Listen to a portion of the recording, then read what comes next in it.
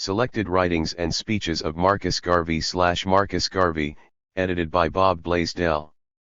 Introduction.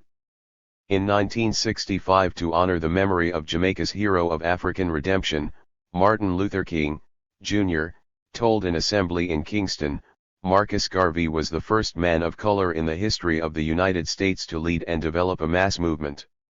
He was the first man, on a mass scale and level, to give millions of Negroes a sense of dignity and destiny, and make the Negro feel that he was somebody. Those who have revered Garvey have similarly expressed themselves.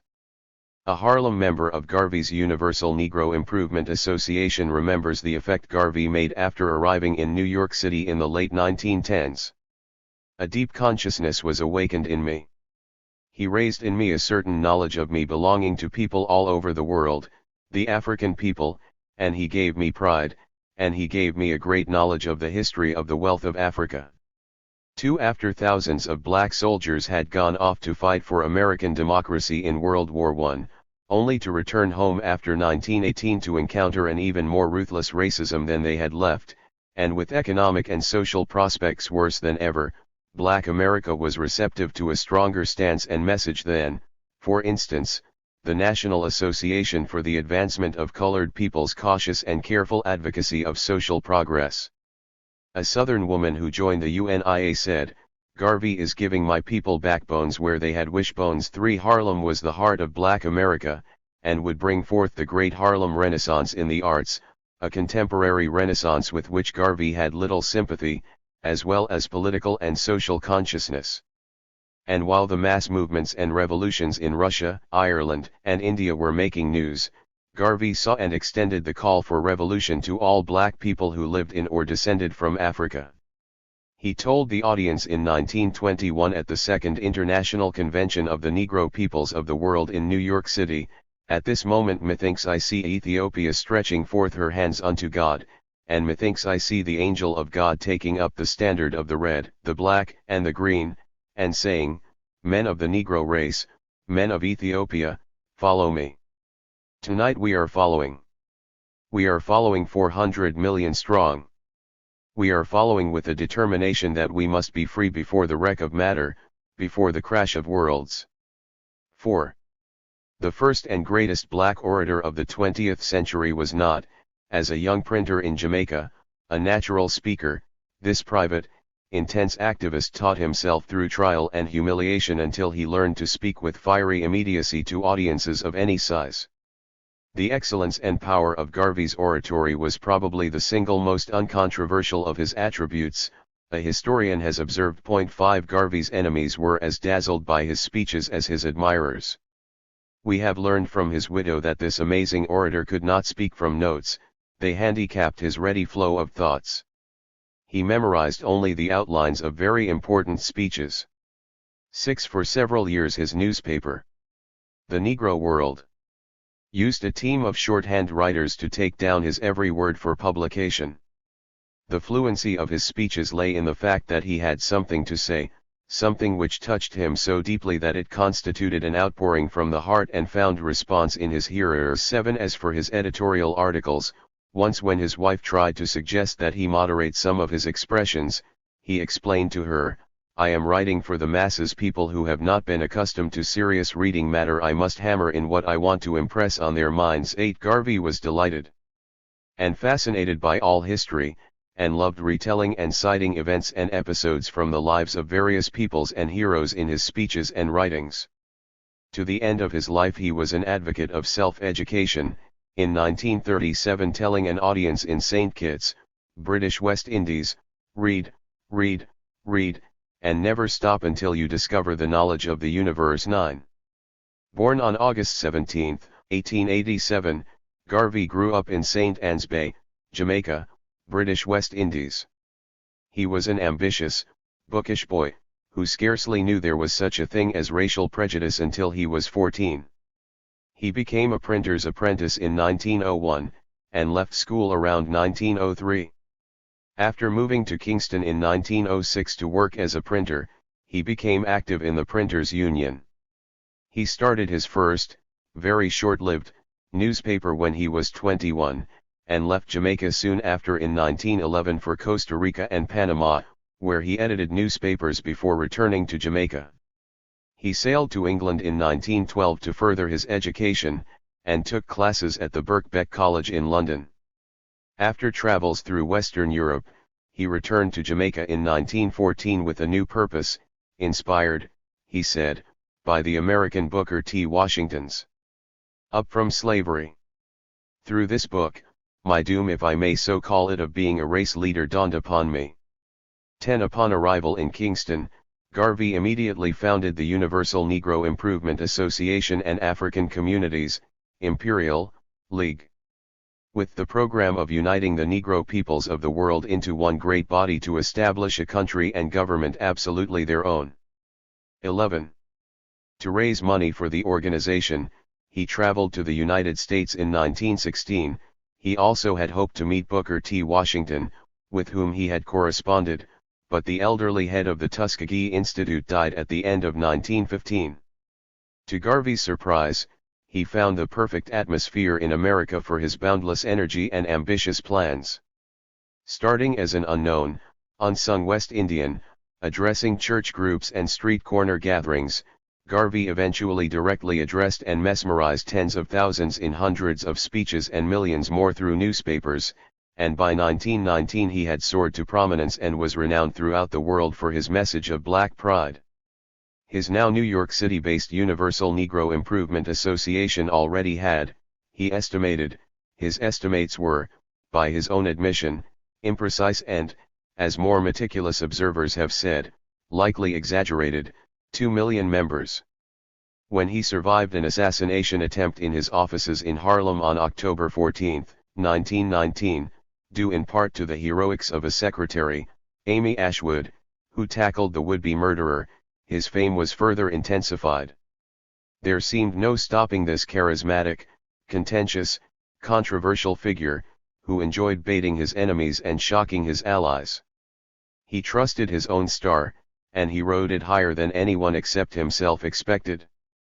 From 1919 the United States Bureau of Investigation, later known as the FBI, began gathering information about Garvey as a radical for the purpose of deporting him. Garvey toured the United States, speaking to audiences north, south, east and west, spurring enrollment in and donations to the UNIA. The center of his movement, however, because he lived and was based there, was Harlem, where he published his pamphlets, magazines, and his resounding weekly newspaper propaganda organ, The Negro World.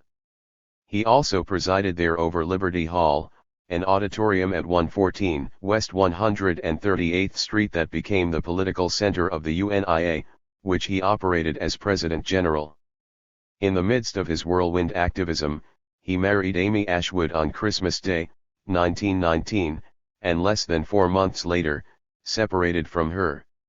In 1920, he organized and the UNIA sponsored the first annual convention of the Negro peoples of the world, in New York City. Garvey's address at his inauguration as Provisional President of Africa in 1920 demonstrated his strong belief in a personal destiny as the liberator of Africa. The signal honor of being Provisional President of Africa is mine, he exulted. It is a political calling for me to redeem Africa. It is like asking Napoleon to take the world. He failed and died at St. Helena. But may I not say that the lessons of Napoleon are but stepping stones by which we shall guide ourselves to African liberation? 12. Because of colonial Africa's fear and mistrust of Garvey, however, he was never allowed into a single African country.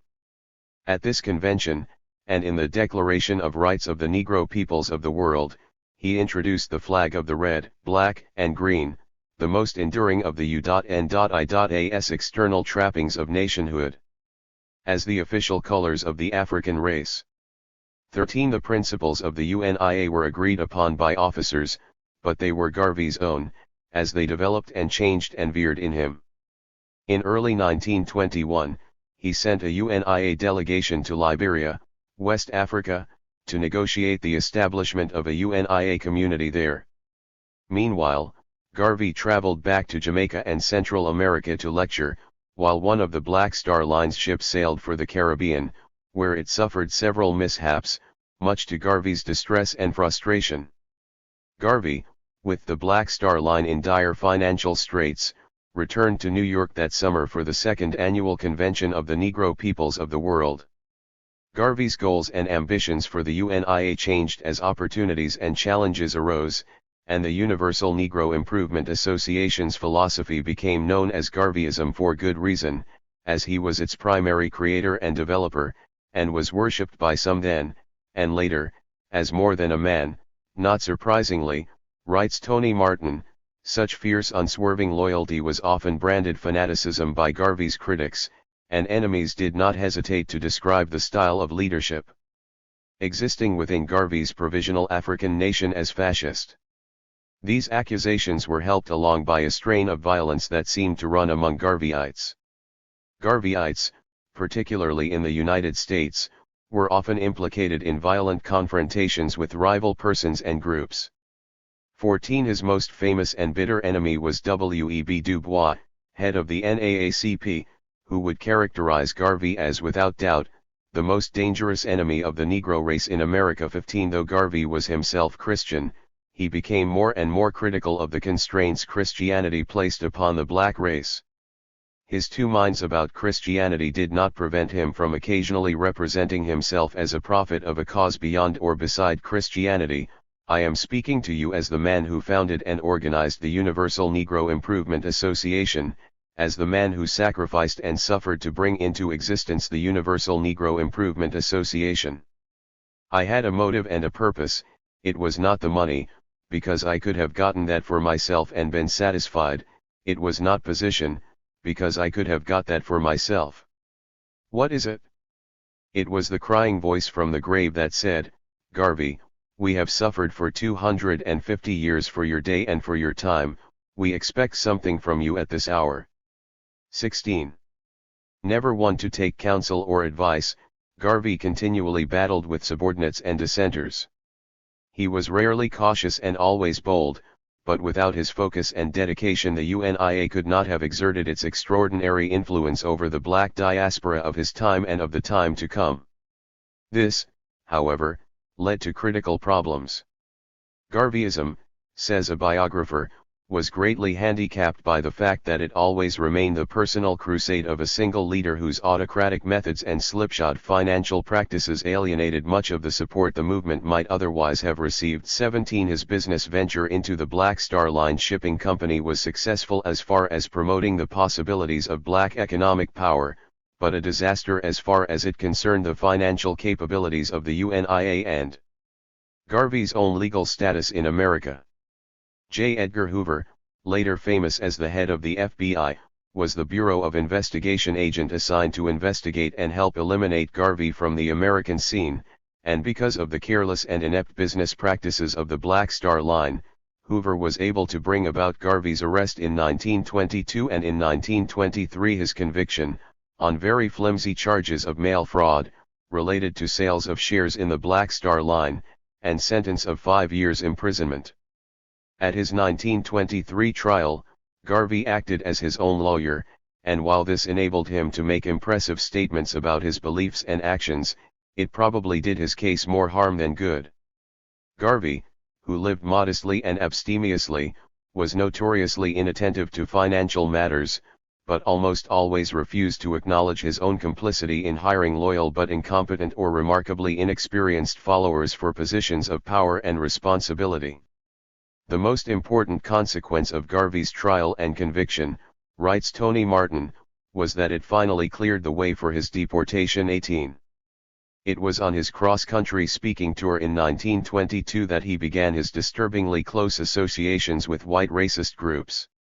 Without apologizing for such dealings, he insisted that white racist organizations were the only honest representatives of American sentiment, and compared the beliefs of the UNIA with those of such groups. The Ku Klux Klan is the invisible government of the United States of America. The Ku Klux Klan expresses to a great extent the feeling of every real white American. The attitude of the Universal Negro Improvement Association is in a way similar to the Ku Klux Klan.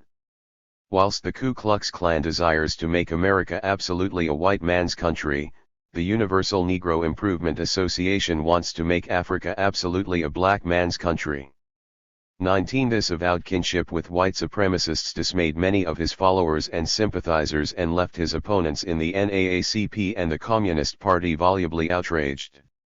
Garvey tried to make his powwows with racists sound simply pragmatic, so you realize that the Universal Negro Improvement Association is carrying out just what the Ku Klux Klan is carrying out, the purity of the white race down south, and we are going to carry out the purity of the black race not only down south, but all through the world. 20. Garvey's stance on miscegenation and racial purity was a position that Garvey's greatest scholar, Robert A. Hill, believes tripped up the momentum of the Universal Negro Improvement Association and kept it from extending beyond what Hill calls the propaganda stage, that is, the disintegration of the UNIA as a radical political force began the moment Garvey resorted to the ideology of racial purity.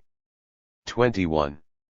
In the summer of 1922, the Black Star Line's on-board and boardroom mismanagement put it out of business, but Garvey, never daunted, would continue over the next 2 years to try to take on various business ventures, including another in shipping.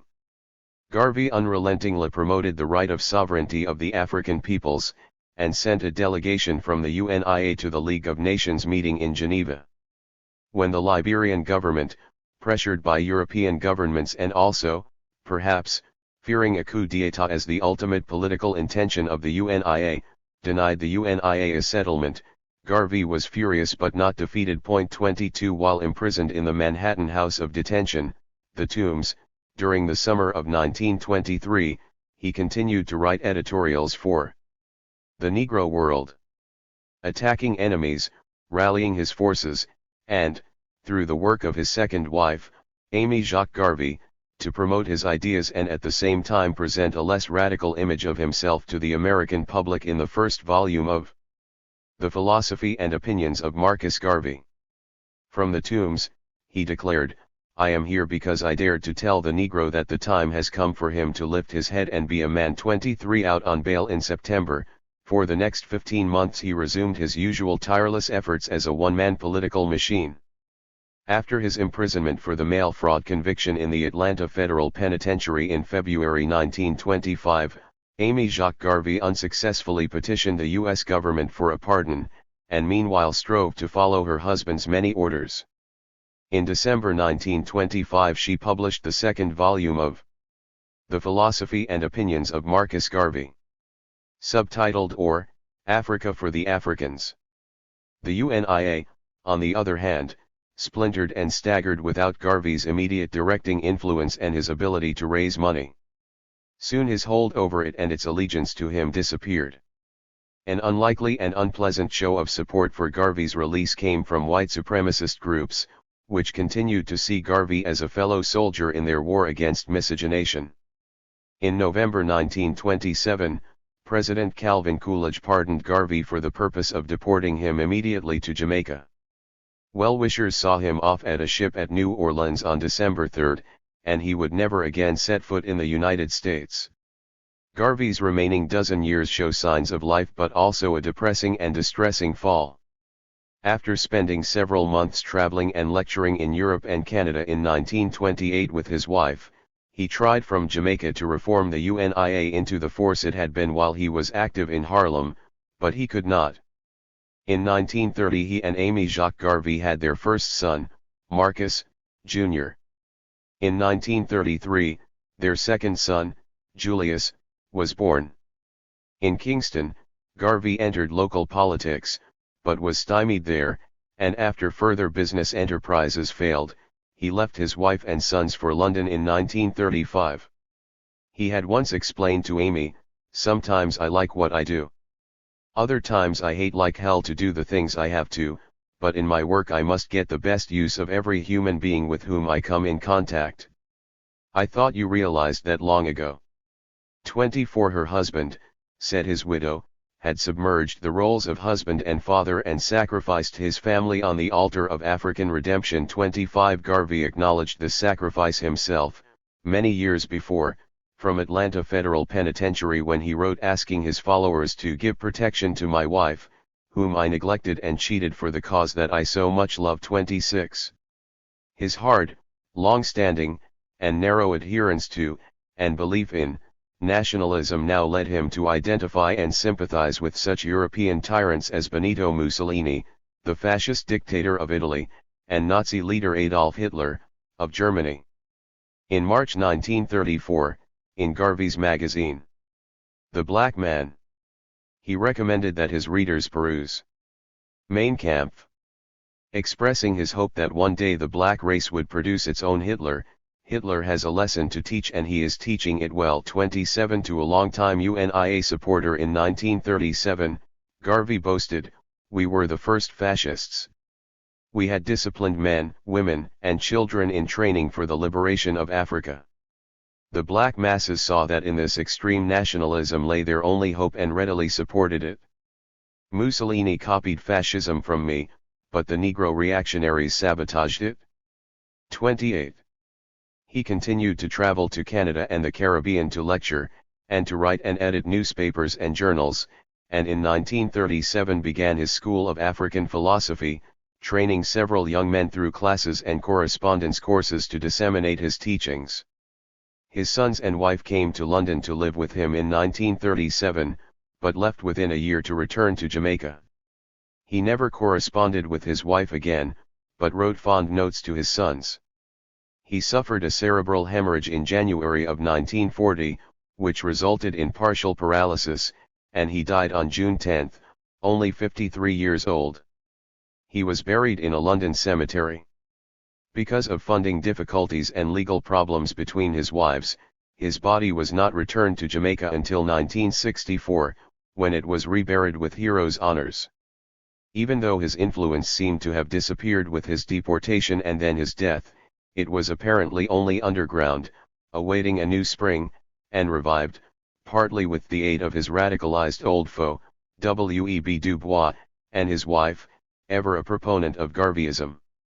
From the 1920s, Garvey influenced the Kenyan Jomo Kenyatta's aspirations for his country's independence as well as Kwame Nkrumah, of Ghana, who said that the philosophy and opinions of Marcus Garvey fired his enthusiasm.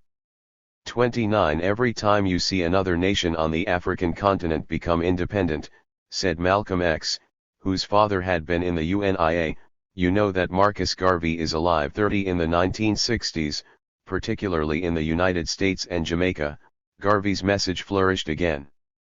Tony Martin concludes his history of Garvey and the UNIA, saying, "It took the Black Power revolution of the 1960s with its revival of Garvey's red, black, and green, his race pride, his self-reliance, his separatism, his anti-imperialism and his revolutionary nationalism to belatedly return to Garvey the recognition he deserves as a major, if not the major black figure of the century." 31. Table of Contents. Title page. Copyright page. Introduction. The Negro's Greatest Enemy. Great Ideals Know No Nationality. I Am a Negro. West Indies in the Mirror of Truth. Declaration of the Rights of the Negro Peoples of the World. Unemployment. Leadership. Negroes will stop at nothing short of redemption of motherland and establishment of African empire. The handwriting is on the wall. Emancipation Day. Statement on Arrest. The Hidden Spirit of America. The Resurrection of the Negro. Africa for the Africans. Hon. Marcus Garvey tells of interview with the Ku Klux Klan. Whether we will accept civilization as it is or put it under a rigid examination to make it what it ought to be as far as our race is concerned. Climbing Upward. The Colored or Negro Press. The Principles of the Universal Negro Improvement Association. W. E. Burghardt Du Bois as a Hater of Dark People. Who and What is a Negro? The World Gone Mad Force Only Argument to Correct Human Ills. Biggest Case in the History of the Negro Race. The Fight for Negro Rights and Liberty Begun in Real Earnest. Last Speech Before Incarceration in the Tombs Prison. An Appeal to the Conscience of the Black Race to See Itself. An Exposé of the Caste System Among Negroes. Statement to press on release on bail pending appeal. First speech after release from the tombs. The sign by which we conquer. An appeal to the soul of white America. What we believe. In honor of the return to America of the delegation sent to Europe and Africa by the UNIA to negotiate for the repatriation of Negroes to a homeland of their own in Africa. The work started. The Negro is dying out. First message to the Negroes of the world from Atlanta prison, the whirlwind speech. African fundamentalism. Message of Marcus Garvey to membership of UNIA from Atlanta prison. Statement of conviction. Dover Thrift Editions. The Negro's greatest enemy. My doom, if I may so call it, of being a race leader dawned upon me. Current History Magazine. September 1923. I was born in the island of Jamaica, British West Indies, on August 17, 1887. My parents were black Negroes. My father was a man of brilliant intellect and dashing courage. He was unafraid of consequences. He took human chances in the course of life, as most bold men do, and he failed at the close of his career. He once had a fortune, he died poor. My mother was a sober and conscientious Christian, too soft and good for the time in which she lived. She was the direct opposite of my father. He was severe, firm, determined, bold, and strong, refusing to yield even to superior forces if he believed he was right. My mother, on the other hand, was always willing to return a smile for a blow, and ever ready to bestow charity upon her enemy. Of this strange combination I was born 36 years ago, and ushered into a world of sin, the flesh, and the devil. I grew up with other black and white boys. I was never whipped by any, but made them all respect the strength of my arms. I got my education from many sources through private tutors, 2 public schools, 2 grammar or high schools, and 2 colleges. My teachers were men and women of varied experiences and abilities. 4 of them were eminent preachers. They studied me and I studied them. With some I became friendly in after years, others and I drifted apart, because as a boy they wanted to whip me, and I simply refused to be whipped. I was not made to be whipped. It annoys me to be defeated, hence to me, to be once defeated is to find cause for an everlasting struggle to reach the top. I became a printer's apprentice at an early age, while still attending school. My apprentice master was a highly educated and alert man. In the affairs of business and the world he had no peer. He taught me many things before I reached 12, and at 14 I had enough intelligence and experience to manage men. I was strong and manly, and I made them respect me. I developed a strong and forceful character, and have maintained it still. To me, at home in my early days, there was no difference between white and black. One of my father's properties, the place where I lived most of the time, was adjoining that of a white man. He had 3 girls and 2 boys, the Wesleyan minister, another white man whose church my parents attended, also had property adjoining ours. He had 3 girls and 1 boy. All of us were playmates. We romped and were happy children, playmates together. The little white girl whom I liked the most knew no better than I did myself. We were 2 innocent fools who never dreamed of a race feeling and problem. As a child, I went to school with white boys and girls, like all other Negroes. We were not called Negroes then. I never heard the term Negro used once until I was about 14. At 14 my little white playmate and I parted. Her parents thought the time had come to separate us and draw the color line.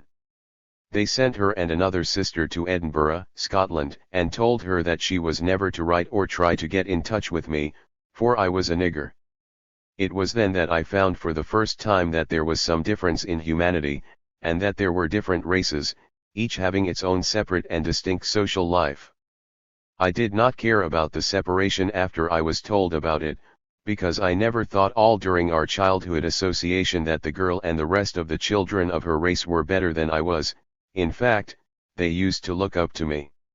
So I simply had no regrets. After my first lesson in race distinction, I never thought of playing with white girls anymore, even if they might be next-door neighbors. At home my sister's company was good enough for me, and at school I made friends with the colored girls next to me. White boys and I used to frolic together.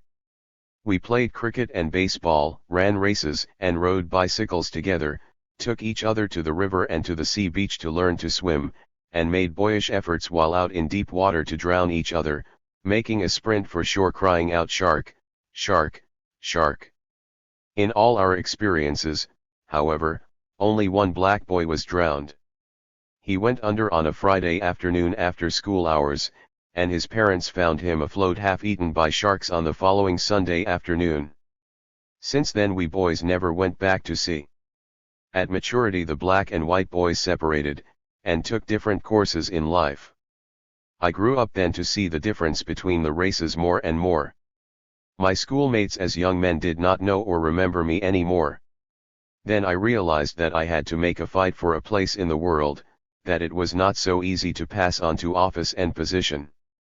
Personally, however, I had not much difficulty in finding and holding a place for myself, for I was aggressive. At 18 I had an excellent position as manager of a large printing establishment, having under my control several men old enough to be my grandfathers. But I got mixed up with public life. I started to take an interest in the politics of my country, and then I saw the injustice done to my race because it was black, and I became dissatisfied on that account.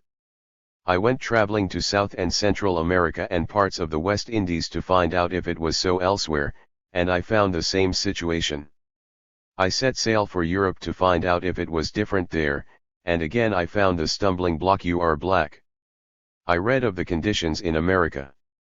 I read Up from Slavery, by Booker T. Washington, and then my doom, if I may so call it, of being a race leader dawned upon me in London after I had traveled through almost half of Europe. I asked, where is the black man's government?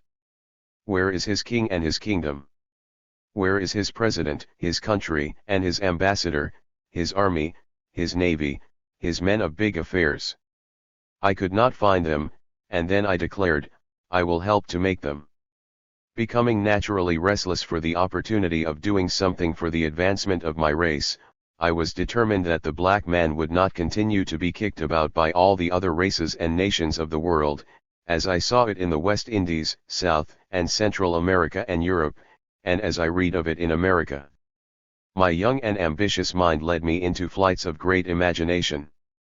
I saw before me then, even as I do now, a new world of black men, not peons, serfs, dogs, and slaves, but a nation of sturdy men making their impress upon civilization and causing a new light to dawn upon the human race. I could not remain in London any more. My brain was afire. There was a world of thought to conquer. I had to start ere it became too late and the work be not done. Immediately I boarded a ship at Southampton for Jamaica, where I arrived on July 15, 1914. The Universal Negro Improvement Association and African Communities, Imperial, League was founded and organized 5 days after my arrival, with the program of uniting all the Negro peoples of the world into one great body to establish a country and government absolutely their own. Where did the name of the organization come from? It was while speaking to a West Indian Negro who was a passenger on the ship with me from Southampton, who was returning home to the West Indies from Basutoland with his Basuto wife, that I further learned of the horrors of native life in Africa. He related to me in conversation such horrible and pitiable tales that my heart bled within me. Retiring from the conversation to my cabin, all day and the following night I pondered over the subject matter of that conversation, and at midnight, lying flat on my back, the vision and thought came to me that I should name the organization the Universal Negro Improvement Association and African Communities, Imperial, League. Such a name I thought would embrace the purpose of all black humanity. Thus to the world a name was born, a movement created, and a man became known. I really never knew there was so much color prejudice in Jamaica, my own native home, until I started the work of the Universal Negro Improvement Association. We started immediately before the war. I had just returned from a successful trip to Europe, which was an exceptional achievement for a black man. The daily papers wrote me up with big headlines and told of my movement. But nobody wanted to be a Negro. Garvey is crazy, he has lost his head, is that the use he is going to make of his experience and intelligence? Such were the criticisms passed upon me. Men and women as black as I, and even more so, had believed themselves white under the West Indian order of society. I was simply an impossible man to use openly the term Negro, yet everyone beneath his breath was calling the black man a Negro. I had to decide whether to please my friends and be one of the black whites of Jamaica, and be reasonably prosperous, or come out openly and defend and help improve and protect the integrity of the black millions and suffer. I decided to do the latter, hence my offense against colored black-white society in the colonies and America.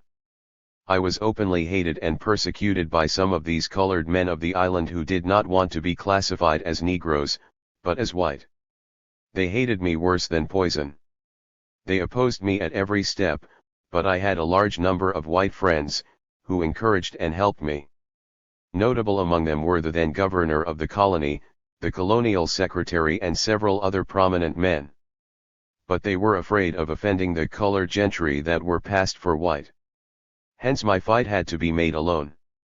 I spent hundreds of pounds, sterling, helping the organization to gain a footing. I also gave up all my time to the promulgation of its ideals. I became a marked man, but I was determined that the work should be done. The war helped a great deal in arousing the consciousness of the colored people to the reasonableness of our program, especially after the British at home had rejected a large number of West Indian colored men who wanted to be officers in the British Army.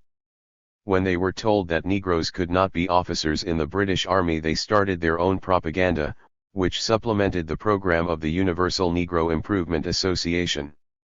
With this and other contributing agencies, a few of the stiff-necked colored people began to see the reasonableness of my program, but they were firm in refusing to be known as Negroes.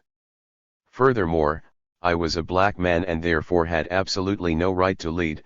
In the opinion of the colored element, leadership should have been in the hands of a yellow or a very light man. On such flimsy prejudices our race has been retarded. There is more bitterness among us Negroes because of the caste of color than there is between any other peoples, not excluding the people of India. I succeeded to a great extent in establishing the association in Jamaica with the assistance of a Catholic bishop, the governor, Sir John Pringle, the Rev. William Graham, a Scottish clergyman, and several other white friends. I got in touch with Booker Washington and told him what I wanted to do.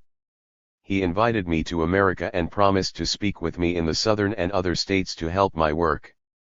Although he died in the fall of 1915, I made my arrangements and arrived in the United States on March 23, 1916. Here I found a new and different problem. I immediately visited some of the then so-called Negro leaders, only to discover, after a close study of them, that they had no program, but were mere opportunists who were living off their so-called leadership while the poor people were groping in the dark. I traveled through 38 states and everywhere found the same condition. I visited Tuskegee and paid my respects to the dead hero, Booker Washington, and then returned to New York, where I organized the New York division of the Universal Negro Improvement Association. After instructing the people in the aims and objects of the association, I intended returning to Jamaica to perfect the Jamaica organization, but when we had enrolled about 800 or 1,000 members in the Harlem district and had elected the officers, a few Negro politicians began trying to turn the movement into a political club. Seeing that these politicians were about to destroy my ideals, I had to fight to get them out of the organization. There it was that I made my first political enemies in Harlem. They fought me until they smashed the first organization and reduced its membership to about 50. I started again, and in 2 months built up a new organization of about 1,500 members. Again the politicians came and divided us into two factions. They took away all the books of the organization, its treasury, and all its belongings. At that time I was only an organizer, for it was not then my intention to remain in America, but to return to Jamaica. The organization had its proper officers elected, and I was not an officer of the New York division, but president of the Jamaica branch. On the second split in Harlem, 13 of the members conferred with me and requested me to become president for a time of the New York organization so as to save them from the politicians. I consented and was elected president. There then sprung up two factions, one led by the politicians with the books and the money, and the other led by me. My faction had no money. I placed at their disposal what money I had, opened an office for them, rented a meeting place, employed 2 women secretaries, went on the streets of Harlem at night to speak for the movement. In 3 weeks more than 2,000 new members joined. By this time I had the association incorporated so as to prevent the other faction using the name, but in 2 weeks the politicians had stolen all the people's money and had smashed up their faction. The organization under my presidency grew by leaps and bounds. I started the Negro World. Being a journalist, I edited this paper free of cost for the association, and worked for them without pay until November, 1920. I traveled all over the country for the association at my own expense, and established branches until in 1919 we had about 30 branches in different cities. By my writings and speeches we were able to build up a large organization of over 2 million by June, 1919, at which time we launched the program of the Black Star Line. To have built up a new organization, which was not purely political, among Negroes in America was a wonderful feat, for the Negro politician does not allow any other kind of organization within his race to thrive. We succeeded, however, in making the Universal Negro Improvement Association so formidable in 1919 that we encountered more trouble from our political brethren. They sought the influence of the District Attorney's Office of the County of New York to put us out of business. Edwin P. Keelrow, at that time an assistant district attorney, on the complaint of the Negro politicians, started to investigate us and the association. Mr. Keelrow would constantly and continuously call me to his office for investigation on extraneous matters without coming to the point. The result was that after the 8th or 9th time I wrote an article in our newspaper, The Negro World, against him. This was interpreted as a criminal libel, for which I was indicted and arrested but subsequently dismissed on retracting what I had written. During my many tilts with Mr. Keelrow, the question of the Black Star Line was discussed. He did not want us to have a line of ships. I told him that even as there was a White Star Line, we would have, irrespective of his wishes, a Black Star Line. On June 27, 1919, we incorporated the Black Star Line of Delaware, and in September we obtained a ship. The following month, October, a man by the name of Tyler came to my office at 56 West 135th Street, New York City, and told me that Mr. Keelrow had sent him to get me, and at once fired 4 shots at me from a .38 caliber revolver. He wounded me in the right leg and the right side of my scalp. I was taken to the Harlem hospital, and he was arrested. The next day it was reported that he committed suicide in jail just before he was to be taken before a city magistrate. The first year of our activities for the Black Star Line added prestige to the Universal Negro Improvement Association.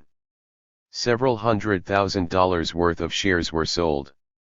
Our first ship, the steamship Yarmouth, had made 2 voyages to the West Indies and Central America. The white press had flashed the news all over the world. I, a young Negro, as president of the corporation, had become famous. My name was discussed on 5 continents. The Universal Negro Improvement Association gained millions of followers all over the world. By August, 1920, over 4 million persons had joined the movement. A convention of all the Negro peoples of the world was called to meet in New York that month. Delegates came from all parts of the known world. Over 25,000 persons packed the Madison Square Garden on August 1 to hear me speak to the first International Convention of Negroes. It was a record-breaking meeting, the first and the biggest of its kind. The name of Garvey had become known as a leader of his race. Such fame among Negroes was too much for other race leaders and politicians to tolerate. My downfall was planned by my enemies. They laid all kinds of traps for me. They scattered their spies among the employees of the Black Star Line and the Universal Negro Improvement Association. Our office records were stolen. Employees started to be openly dishonest. We could get no convictions against them, even if on complaint they were held by a magistrate. They were dismissed by the grand jury. The ship's officers started to pile up thousands of dollars of debts against the company without the knowledge of the officers of the corporation. Our ships were damaged at sea, and there was a general riot of wreck and ruin. Officers of the Universal Negro Improvement Association also began to steal and be openly dishonest. I had to dismiss them. They joined my enemies, and thus I had an endless fight on my hands to save the ideals of the association and carry out our program for the race. My Negro enemies, finding that they alone could not destroy me, resorted to misrepresenting me to the leaders of the white race, several of whom, without proper investigation, also opposed me. With robberies from within and from without, the Black Star Line was forced to suspend active business in December 1921. While I was on a business trip to the West Indies in the spring of 1921, the Black Star Line received the blow from which it was unable to recover. A sum of $25,000 was paid by one of the officers of the corporation to a man to purchase a ship, but the ship was never obtained and the money was never returned. The company was defrauded of a further sum of $11,000. Through such actions on the part of dishonest men in the shipping business, the Black Star Line received its first setback. This resulted in my being indicted for using the United States mails to defraud investors in the company. I was subsequently convicted and sentenced to 5 years in a federal penitentiary. My trial is a matter of history. I know I was not given a square deal, because my indictment was the result of a frame-up among my political and business enemies. I had to conduct my own case in court because of the peculiar position in which I found myself. I had millions of friends and a large number of enemies. I wanted a colored attorney to handle my case, but there was none I could trust. I feel that I have been denied justice because of prejudice. Yet I have an abundance of faith in the courts of America, and I hope yet to obtain justice on my appeal. The temporary ruin of the Black Star Line has in no way affected the larger work of the Universal Negro Improvement Association, which now has 900 branches with an approximate membership of 6 million. This organization has succeeded in organizing the Negroes all over the world, and we now look forward to a renaissance that will create a new people and bring about the restoration of Ethiopia's ancient glory. Being black, I have committed an unpardonable offense against the very light-colored Negroes in America and the West Indies by making myself famous as a Negro leader of millions. In their view, no black man must rise above them, but I still forge ahead determined to give to the world the truth about the new Negro who is determined to make and hold for himself a place in the affairs of men. The Universal Negro Improvement Association has been misrepresented by my enemies. They have tried to make it appear that we are hostile to other races. This is absolutely false. We love all humanity. We are working for the peace of the world, which we believe can only come about when all races are given their due.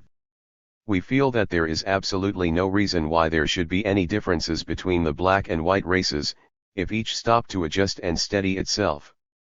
We believe in the purity of both races.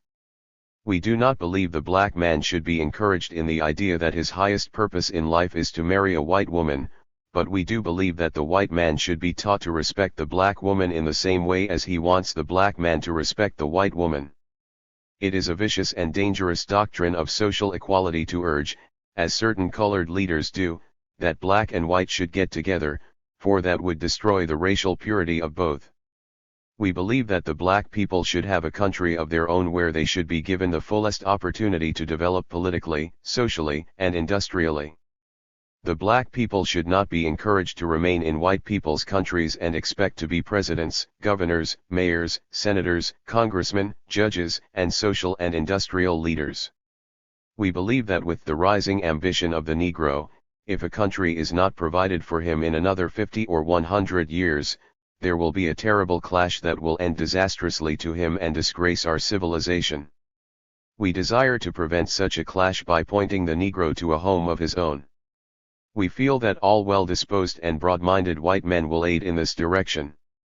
It is because of this belief no doubt that my Negro enemies, so as to prejudice me further in the opinion of the public, wickedly state that I am a member of the Ku Klux Klan, even though I am a black man.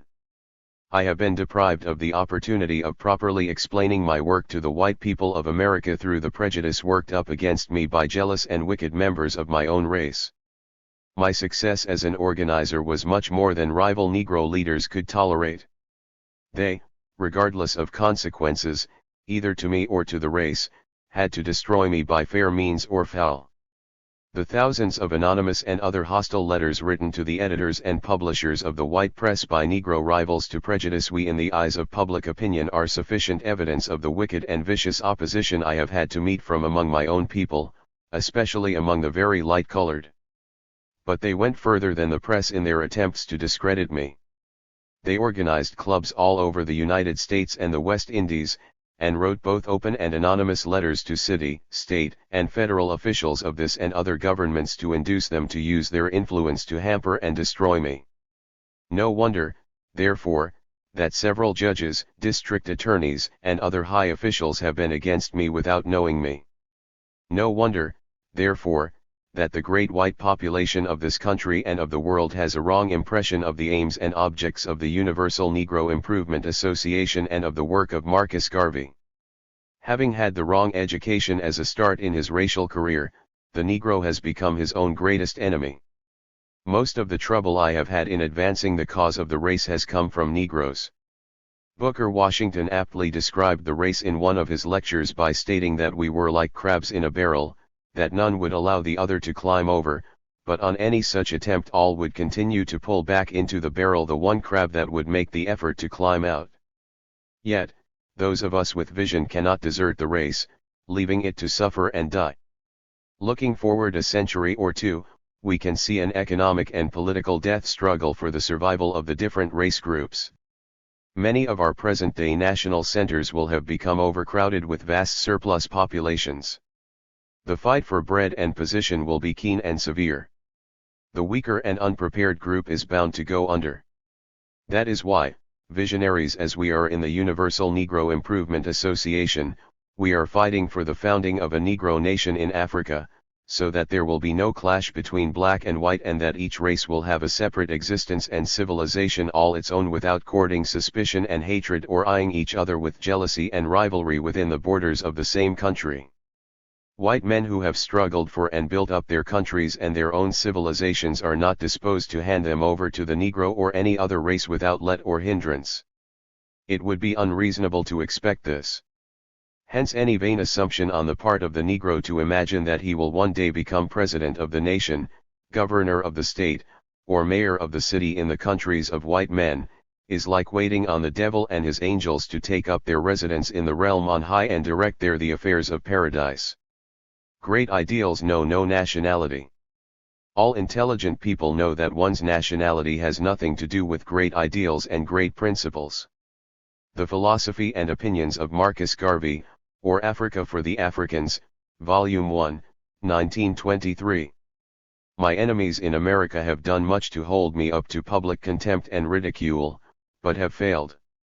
They believe that the only resort is to stir up national prejudice against me, in that I was not born within the borders of the United States of America. I am not in the least concerned about such a propaganda, because I have traveled the length and breadth of America and I have discovered that among the 15 million of my race, only those who have exploited and lived off the ignorance of the masses are concerned with where I was born. The masses of the people are looking for leadership, they desire sincere, honest guidance in racial affairs. As proof of this I may mention, that the largest number of members in the Universal Negro Improvement Association, of which I am President General, are to be found in America, and are native-born Americans. I know these people so well and I love them so well, that I would not for 1 minute think that they would fall for such an insidious propaganda. All intelligent people know that one's nationality has nothing to do with great ideals and great principles. If because I am a Jamaican the Negro should not accept the principle of race rights and liberty, or the ideal of a free and independent race, then you may well say that because Jesus was a Nazarene the outside world should not accept his doctrine of Christianity, because he was an alien. Because Martin Luther was born in Germany, the world should not accept the doctrine of Protestantism. Because Alexander Hamilton and Lafayette were not born in America, Americans should not accept and appreciate the benefits they bestowed upon the nation. Because Marconi was an Italian, we of the New World should not make use of wireless telegraphy. Again I say, great principles, great ideals know no nationality. I know no national boundary where the Negro is concerned. The whole world is my province until Africa is free. I am a Negro. We did not come here of our own free will. We were brought here, and so the question of birth does not enter into the question. From his closing address to the jury at his trial, New York City. June 15, 1923. The Philosophy and Opinions of Marcus Garvey, or Africa for the Africans. Volume 2. I am a Negro. I make absolutely no apology for being a Negro because my God created me to be what I am, and as I am so will I return to my God, for he knows just why he created me as he did. So, gentlemen, you will understand that behind the whole business proposition lies the spirit of the movement. I have no time to go into the work of the Universal Negro Improvement Association, but I say this, I know there are certain people who do not like me because I am black, they don't like me because I am not born here, through no fault of mine. I didn't bring myself into this Western world. You know the history of my race. I was brought here, I was sold to some slave master in the island of Jamaica. Some Irish slave master who subsequently gave my great-grandfather his name. Garvey is not an African name, it is an Irish name, as Johnston is not an African name, Garcia is not an African name, Thompson and Tobias are not African names. Where did we get those names from? We inherited them from our own slave masters, English, French, Irish or Scotch. So, if I was born in Jamaica, it was no fault of mine. It was because that slave ship which took me to Jamaica did not come to American ports. That is how some Negroes of America were not born in the West Indies. We did not come here of our own free will. We were brought here, and so the question of birth does not enter into the question of the Negro. It was a matter of accident. Will you blame me for the accident of being a Jamaican Negro and not an American Negro? Surely you will not. But there is a bigger question involved. It is a question of race. What are you going to do with this question of race? You may sit quietly by, but it is going to be serious later on, and that is why the Universal Negro Improvement Association is endeavoring to assist you in solving the Negro problem by helping the Negro to become enterprising, independent politically, and by having a country of his own. If you follow me down the ages you will see within 100 years you are going to have a terrible race problem in America, when you will have increased and the country will become overpopulated. It will be a fight for existence between two opposite races. The weak will have to go down in defeat before the strong. In the riots of Washington, East St. Louis, Chicago, Tulsa, study the race question and you will find that some serious thinking must be done now to solve this problem, otherwise our children will be confronted with it. Do you know when you want bread and the other fellow wants it, when there is only one loaf what is going to happen? Enmity and pressure is going to spring up and a fight will ensue.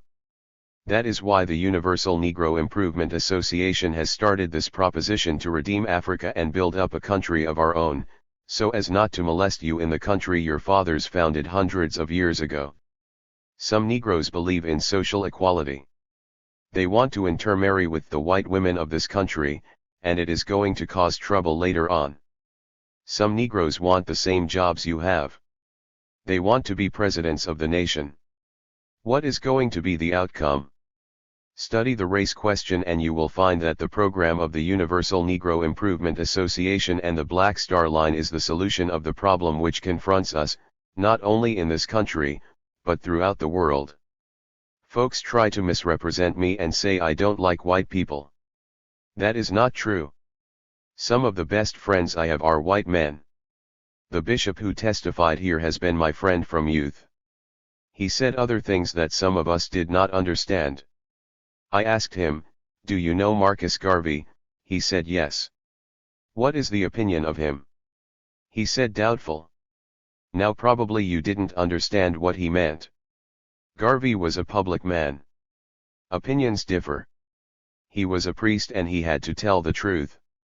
Surely some men are doubtful of Marcus Garvey, and there are some who are not doubtful. He didn't say that Garvey was doubtful. He gives it as it was. When I asked him about his personal opinion, I was not allowed because it was not the proper question, the court ruled. He said, however, Garvey was a worthy man, so I trust you will not have the wrong impression. Now, gentlemen, I will not touch on the other witnesses, I leave it all to you. But, gentlemen, remember this, I assure you that you are all at this time to judge a man, to judge me by the testimony, by what has been brought here, by your judgment of what is right and what is wrong. You condemn the body but not the soul. It is not in your power to condemn a soul, it is only the power of God. You can only condemn the body, but God condemns the soul. Yes, judge me and God will judge you for judging Marcus Garvey. You can believe me, it is satisfactory to Marcus Garvey because some writer says, what greater breastplate than a heart untainted? Thrice is he armed who hath his quarrel just, and he but naked though locked up in steel, whose conscience with injustice is corrupted. I stand before you and the honorable court for your judgment, and I do not regret what I have done for the Universal Negro Improvement Association, for the Negro race, because I did it from the fullness of my soul. I did it with the fear of my God, believing that I was doing the right thing. I am still firm in my belief that I served my race, people, conscience, and God. I further make no apology for what I have done. I ask for no mercy. If you say I am guilty, I go to my God as I feel, a clear conscience and a clean soul, knowing I have not wronged even a child of my race or any member of my family. I love all mankind. I love Jew, Gentile, I love white and black. I have respect for every race. I believe the Irish should be free, they should have a country. I believe the Jew should be free and the Egyptian should be free, and the Indian and the Poles. I believe also that the black man should be free. I would fight for the freedom of the Jew, the Irish, the Poles. I would fight and die for the liberation of 400 million Negroes. I expect from the world for Negroes what the world expects from them. I thank you for your patience, gentlemen, and His Honor for the patience he has exhibited also. There has been some differences, but I have great respect for this court. I respect the Constitution of this great country, the most liberal constitution in the world. This great government, the most liberal in the world. Could I go to Washington without paying my homage and respect to that hero, George Washington, and Abraham Lincoln, the emancipator of our million slaves? Then, how dare anyone accuse me of being disrespectful to the United States or the courts? I feel that my rights are infringed upon. If I differed from the judge, it is but human. I know you are businessmen just as I am. My business has been going to pieces and I know how much yours is going to pieces, but if you were to be tried and I were a juror, I would give you the same consideration as you have given me. Therefore, I leave myself to you, feeling that you should judge me as your God shall judge you, not for friendship, not for satisfying the whims of someone, but because of truth and justice. The district attorney will tell you it is Garvey, Garvey, Garvey, Garvey is the mastermind, Garvey is the genius, Garvey is but a man. Garvey is but human. But Garvey must be destroyed, but in destroying the physical in Garvey, you cannot destroy the soul, and I feel you, gentlemen, will not do anything except that which is prompted by justice, truth, and the law. As you know, the law is but an expression of truth, of justice, and of thought. The law demands truth and justice so that justice can be done. I leave myself to you. I have not denied anything that I know of and have done. West Indies in the mirror of truth. The Negroes of the West Indies have been sleeping for 78 years and are still under the spell of Rip Van Winkle. The Champion Magazine. Chicago, January 1917. I have been in America 8 months. My mission to this country is to lecture and raise funds to help my organization, the Universal Negro Improvement Association of Jamaica, to establish an industrial and educational institute to assist in educating the Negro youth of that island. I am also engaged in the study of Negro life in this country. I must say, at the outset, that the American Negro ought to compliment himself, as well as the early prejudice of the South, for the racial progress made in 50 years, and for the discriminating attitude that had led the race up to the high mark of consciousness, preserving it from extinction. I feel that the Negro who has come in touch with Western civilization is characteristically the same, and but for the environment there would have been no marked difference between those of the scattered race in the Western Hemisphere. The honest prejudice of the South was sufficiently evident to give the Negro of America the real start, with a race consciousness, which I am convinced is responsible for the state of development already reached by the race. A Fred Douglass or a Booker Washington never would have been heard of in American national life if it were not for the consciousness of the race in having its own leaders. In contrast, the West Indies has produced no Fred Douglass or Booker Washington after 78 years of emancipation, simply because the Negro people of that section started out without a race consciousness. I have traveled a good deal through many countries, and from my observations and study, I unhesitatingly and unreservedly say that the American Negro is the peer of all Negroes, the most progressive and the foremost unit in the expansive chain of scattered Ethiopia. Industrially, financially, educationally, and socially, the Negroes of both hemispheres have to defer to the American brother, the fellow who has revolutionized history in race development inasmuch as to be able within 50 years to produce men and women out of the immediate bond of slavery, the latchets of whose shoes many a favored son and daughter has been unable to loose. As I travel through the various cities, I have been observing with pleasure the active part played by Negro men and women in the commercial and industrial life of the nation. In the cities I have already visited, which include New York, Boston, Philadelphia, Pittsburgh, Baltimore, Washington, and Chicago, I have seen commercial enterprises owned and managed by Negro people. I have seen Negro banks in Washington and Chicago, stores, cafes, restaurants, theaters and real estate agencies that fill my heart with joy to realize, in positive truth, and not by sentiment, that at one center of Negrodom, at least, the people of the race have sufficient pride to do things for themselves. The acme of American Negro enterprise is not yet reached. You have still a far way to go. You want more stores, more banks, and bigger enterprises. I hope that your powerful Negro press and the conscientious element among your leaders will continue to inspire you to achieve. I have detected, during my short stay, that even among you there are leaders who are false, who are mere self-seekers, but on the other hand, I am pleased to find good men and, too, those whose fight for the uplift of the race is one of life and death. I have met some personalities who are not prominently in the limelight for whom I have a strong regard as towards their sincerity in the cause of race uplift, and I think more of their people as real disciples working for the good of our race than many of the men whose names have become nationally and internationally known. In New York, I met John E. Bruce, a man for whom I have the strongest regard inasmuch as I have seen in him a true Negro, a man who does not talk simply because he is in a position for which he must say or do something, but who feels honored to be a member. I can also place in this category Dr. R. R. Wright, Jr., Dr. Parks, Vice President of the Baptist Union, and Dr. Triley of the M.E. Church of Philadelphia, the Reverend J. C. Anderson of Quinn Chapel, and Mrs. Ida Wells Barnett of Chicago.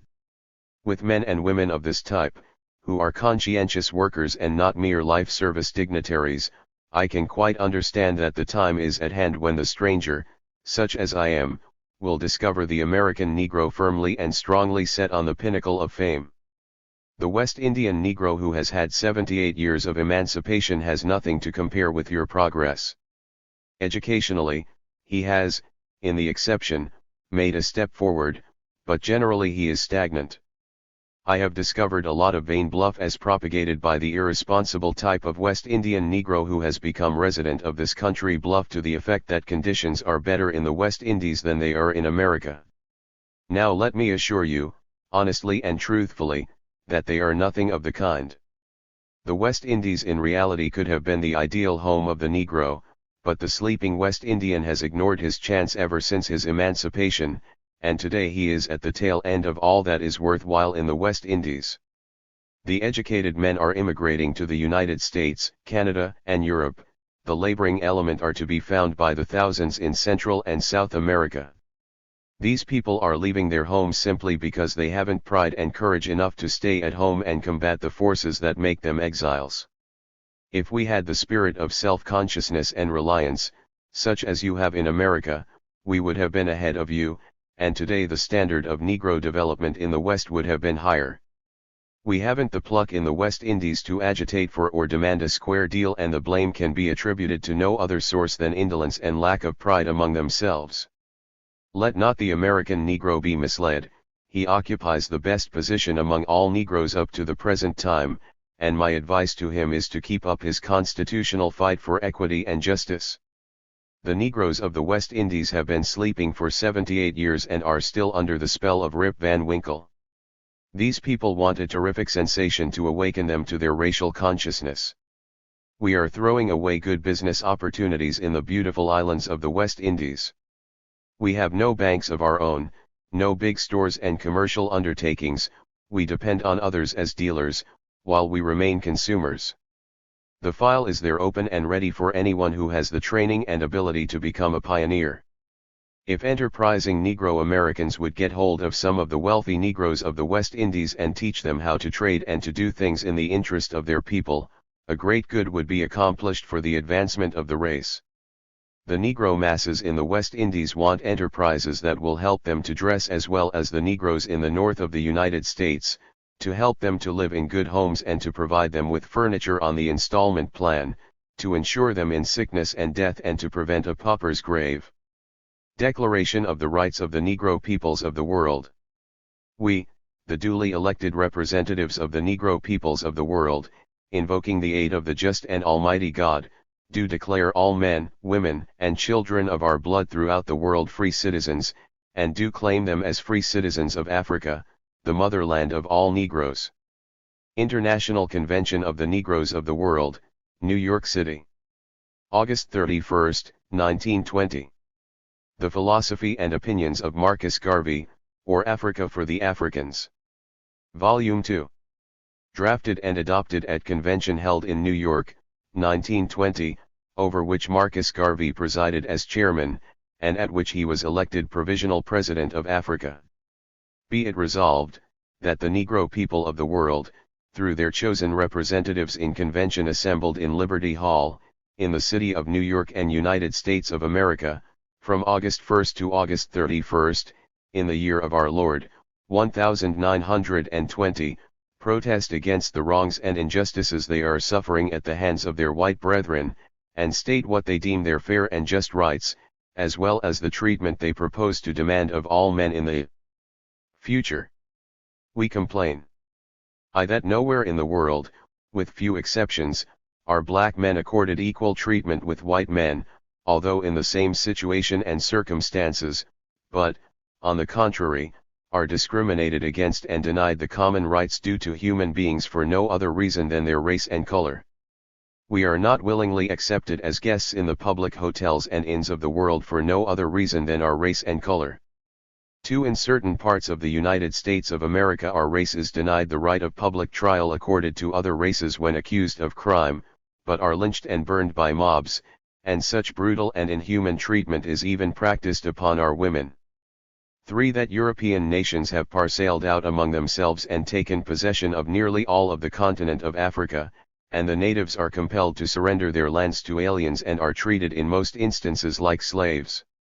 4. In the southern portion of the United States of America, although citizens under the federal Constitution, and in some states almost equal to the whites in population and are qualified landowners and taxpayers, we are, nevertheless, denied all voice in the making and administration of the laws and are taxed without representation by the state governments, and at the same time compelled to do military service in defense of the country.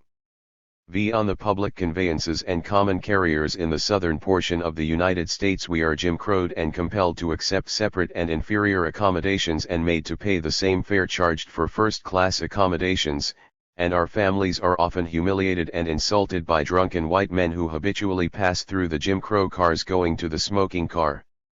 6. The physicians of our race are denied the right to attend their patients while in the public hospitals of the cities and states where they reside in certain parts of the United States. Our children are forced to attend inferior separate schools for shorter terms than white children, and the public school funds are unequally divided between the white and colored schools.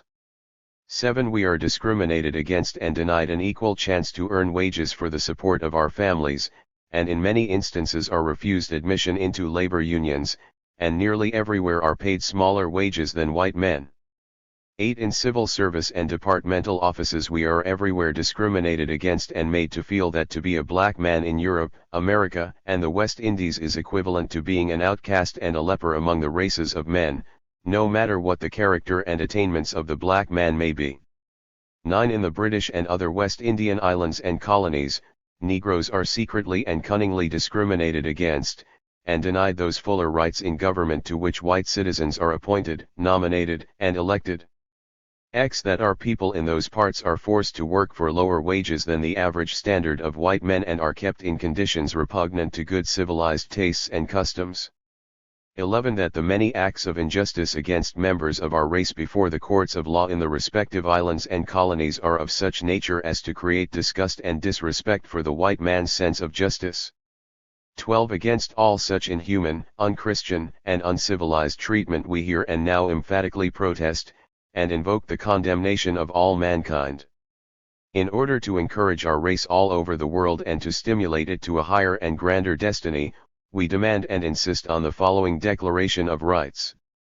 1. Be it known to all men that whereas, all men are created equal and entitled to the rights of life, liberty, and the pursuit of happiness, and because of this we, the duly elected representatives of the Negro peoples of the world, invoking the aid of the just and almighty God, do declare all men, women, and children of our blood throughout the world free citizens, and do claim them as free citizens of Africa, the motherland of all Negroes.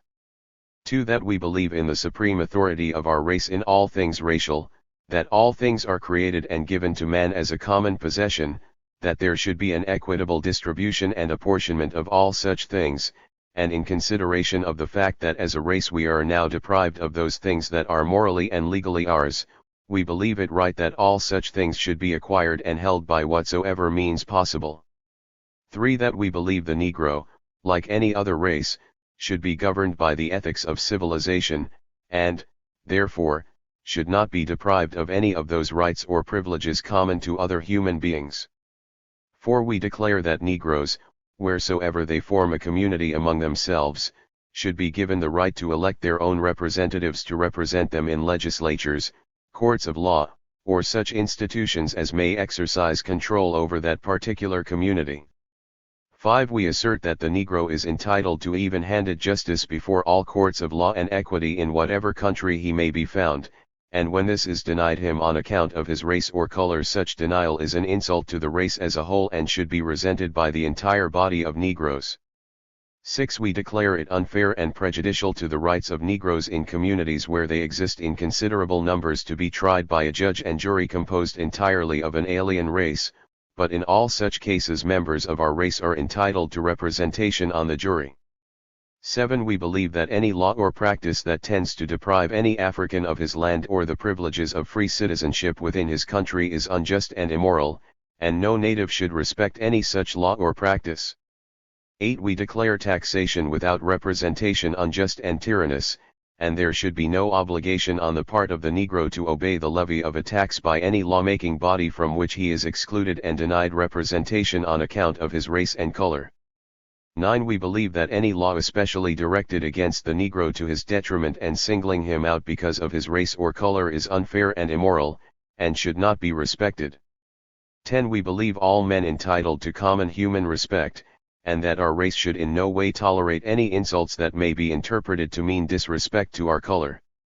11. We deprecate the use of the term nigger as applied to Negroes, and demand that the word Negro be written with a capital N. 12. We believe that the Negro should adopt every means to protect himself against barbarous practices inflicted upon him because of color. 13. We believe in the freedom of Africa for the Negro people of the world, and by the principle of Europe for the Europeans and Asia for the Asiatics. We also demand Africa for the Africans at home and abroad. 14. We believe in the inherent right of the Negro to possess himself of Africa, and that his possession of same shall not be regarded as an infringement on any claim or purchase made by any race or nation. 15. We strongly condemn the cupidity of those nations of the world who, by open aggression or secret schemes, have seized the territories and inexhaustible natural wealth of Africa, and we place on record our most solemn determination to reclaim the treasures and possession of the vast continent of our forefathers. 16. We believe all men should live in peace one with the other, but when races and nations provoke their ire of other races and nations by attempting to infringe upon their rights, war becomes inevitable, and the attempt in any way to free oneself or protect one's rights or heritage becomes justifiable. 17. Whereas, the lynching, by burning, hanging or any other means, of human beings is a barbarous practice, and a shame and disgrace to civilization, we therefore declare any country guilty of such atrocities outside the pale of civilization. 18. We protest against the atrocious crime of whipping, flogging and overworking of the native tribes of Africa and Negroes everywhere. These are methods that should be abolished, and all means should be taken to prevent a continuance of such brutal practices. 19. We protest against the atrocious practice of shaving the heads of Africans, especially of African women or individuals of Negro blood, when placed in prison as a punishment for crime by an alien race. 20. We protest against segregated districts, separate public conveyances, industrial discrimination, lynchings and limitations of political privileges of any Negro citizen in any part of the world on account of race, color, or creed, and will exert our full influence and power against all such.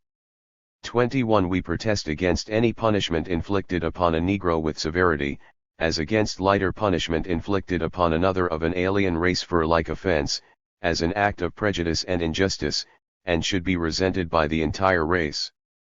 22. We protest against the system of education in any country where Negroes are denied the same privileges and advantages as other races. 23. We declare it inhuman and unfair to boycott Negroes from industries and labor in any part of the world. 24. We believe in the doctrine of the freedom of the press, and we therefore emphatically protest against the suppression of Negro newspapers and periodicals in various parts of the world, and call upon Negroes everywhere to employ all available means to prevent such suppression. 25. We further demand free speech universally for all men. 26. We hereby protest against the publication of scandalous and inflammatory articles by an alien press tending to create racial strife and the exhibition of picture films showing the Negro as a cannibal. 27. We believe in the self-determination of all peoples. 28. We declare for the freedom of religious worship. 29. With the help of Almighty God, we declare ourselves the sworn protectors of the honor and virtue of our women and children, and pledge our lives for their protection and defense everywhere, and under all circumstances from wrongs and outrages. 30. We demand the right of unlimited and unprejudiced education for ourselves and our posterity forever. 31. We declare that the teaching in any school by alien teachers to our boys and girls, that the alien race is superior to the Negro race, is an insult to the Negro people of the world. 32. Where Negroes form a part of the citizenry of any country, and pass the civil service examination of such country, we declare them entitled to the same consideration as other citizens as to appointments in such civil service. 33. We vigorously protest against the increasingly unfair and unjust treatment accorded Negro travelers on land and sea by the agents and employees of railroad and steamship companies, and insist that for equal fare we receive equal privileges with travelers of other races. 34. We declare it unjust for any country, state, or nation to enact laws tending to hinder and obstruct the free immigration of Negroes on account of their race and color. 35. That the right of the Negro to travel unmolested throughout the world be not abridged by any person or persons, and all Negroes are called upon to give aid to a fellow Negro when thus molested. 36. We declare that all Negroes are entitled to the same right to travel over the world as other men. 37 We hereby demand that the governments of the world recognize our leader, and his representatives chosen by the race to look after the welfare of our people under such governments. 38 We demand complete control of our social institutions without interference by any alien race or races. 39 That the colors, red, black, and green, be the colors of the Negro race. 40 Resolved, that the anthem, Ethiopia, thou land of our fathers, etc., shall be the anthem of the Negro race. The Universal Ethiopian Anthem, poem by Benjamin Burrell and UNIA music director Arnold J. Ford. Ethiopia, thou land of our fathers. Thou land where the gods love to be. As storm cloud at night suddenly gathers, our armies come rushing to thee. We must in the fight be victorious, when swords are thrust outward to gleam. For us will the victory be glorious, when led by the red, black, and green. Chorus. Advance, advance to victory. Let Africa be free. Advance to meet the foe, with the might of the red, the black, and the green. 2. Ethiopia, the tyrants falling, who smote thee upon thy knees, and thy children are lustily calling from over the distant seas. Jehovah, the Great One has heard us, has noted our sighs and our tears. With his spirit of love he has stirred us to be one through the coming years. Chorus. Advance, advance, etc. 3. O Jehovah, thou God of the ages, grant unto our sons that lead the wisdom thou gave to thy sages, when Israel was sore in need. Thy voice through the dim past has spoken. Ethiopia shall stretch forth her hand. By thee shall all fetters be broken, and heaven bless our dear fatherland. Chorus. Advance, advance, etc. 41 We believe that any limited liberty which deprives one of the complete rights and prerogatives of full citizenship is but a modified form of slavery. 42 We declare it an injustice to our people and a serious impediment to the health of the race to deny to competent licensed Negro physicians the right to practice in the public hospitals of the communities in which they reside, for no other reason than their race and color.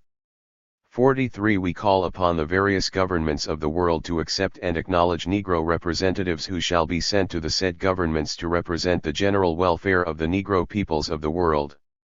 44 We deplore and protest against the practice of confining juvenile prisoners in prisons with adults, and we recommend that such youthful prisoners be taught gainful trades under humane supervision. 45 Be it further resolved, that we as a race of people declare the League of Nations null and void as far as the Negro is concerned, in that it seeks to deprive Negroes of their liberty. 46 We demand of all men to do unto us as we would do unto them, in the name of justice, and we cheerfully accord to all men all the rights we claim herein for ourselves. 47 We declare that no Negro shall engage himself in battle for an alien race without first obtaining the consent of the leader of the Negro people of the world, except in a matter of national self-defense.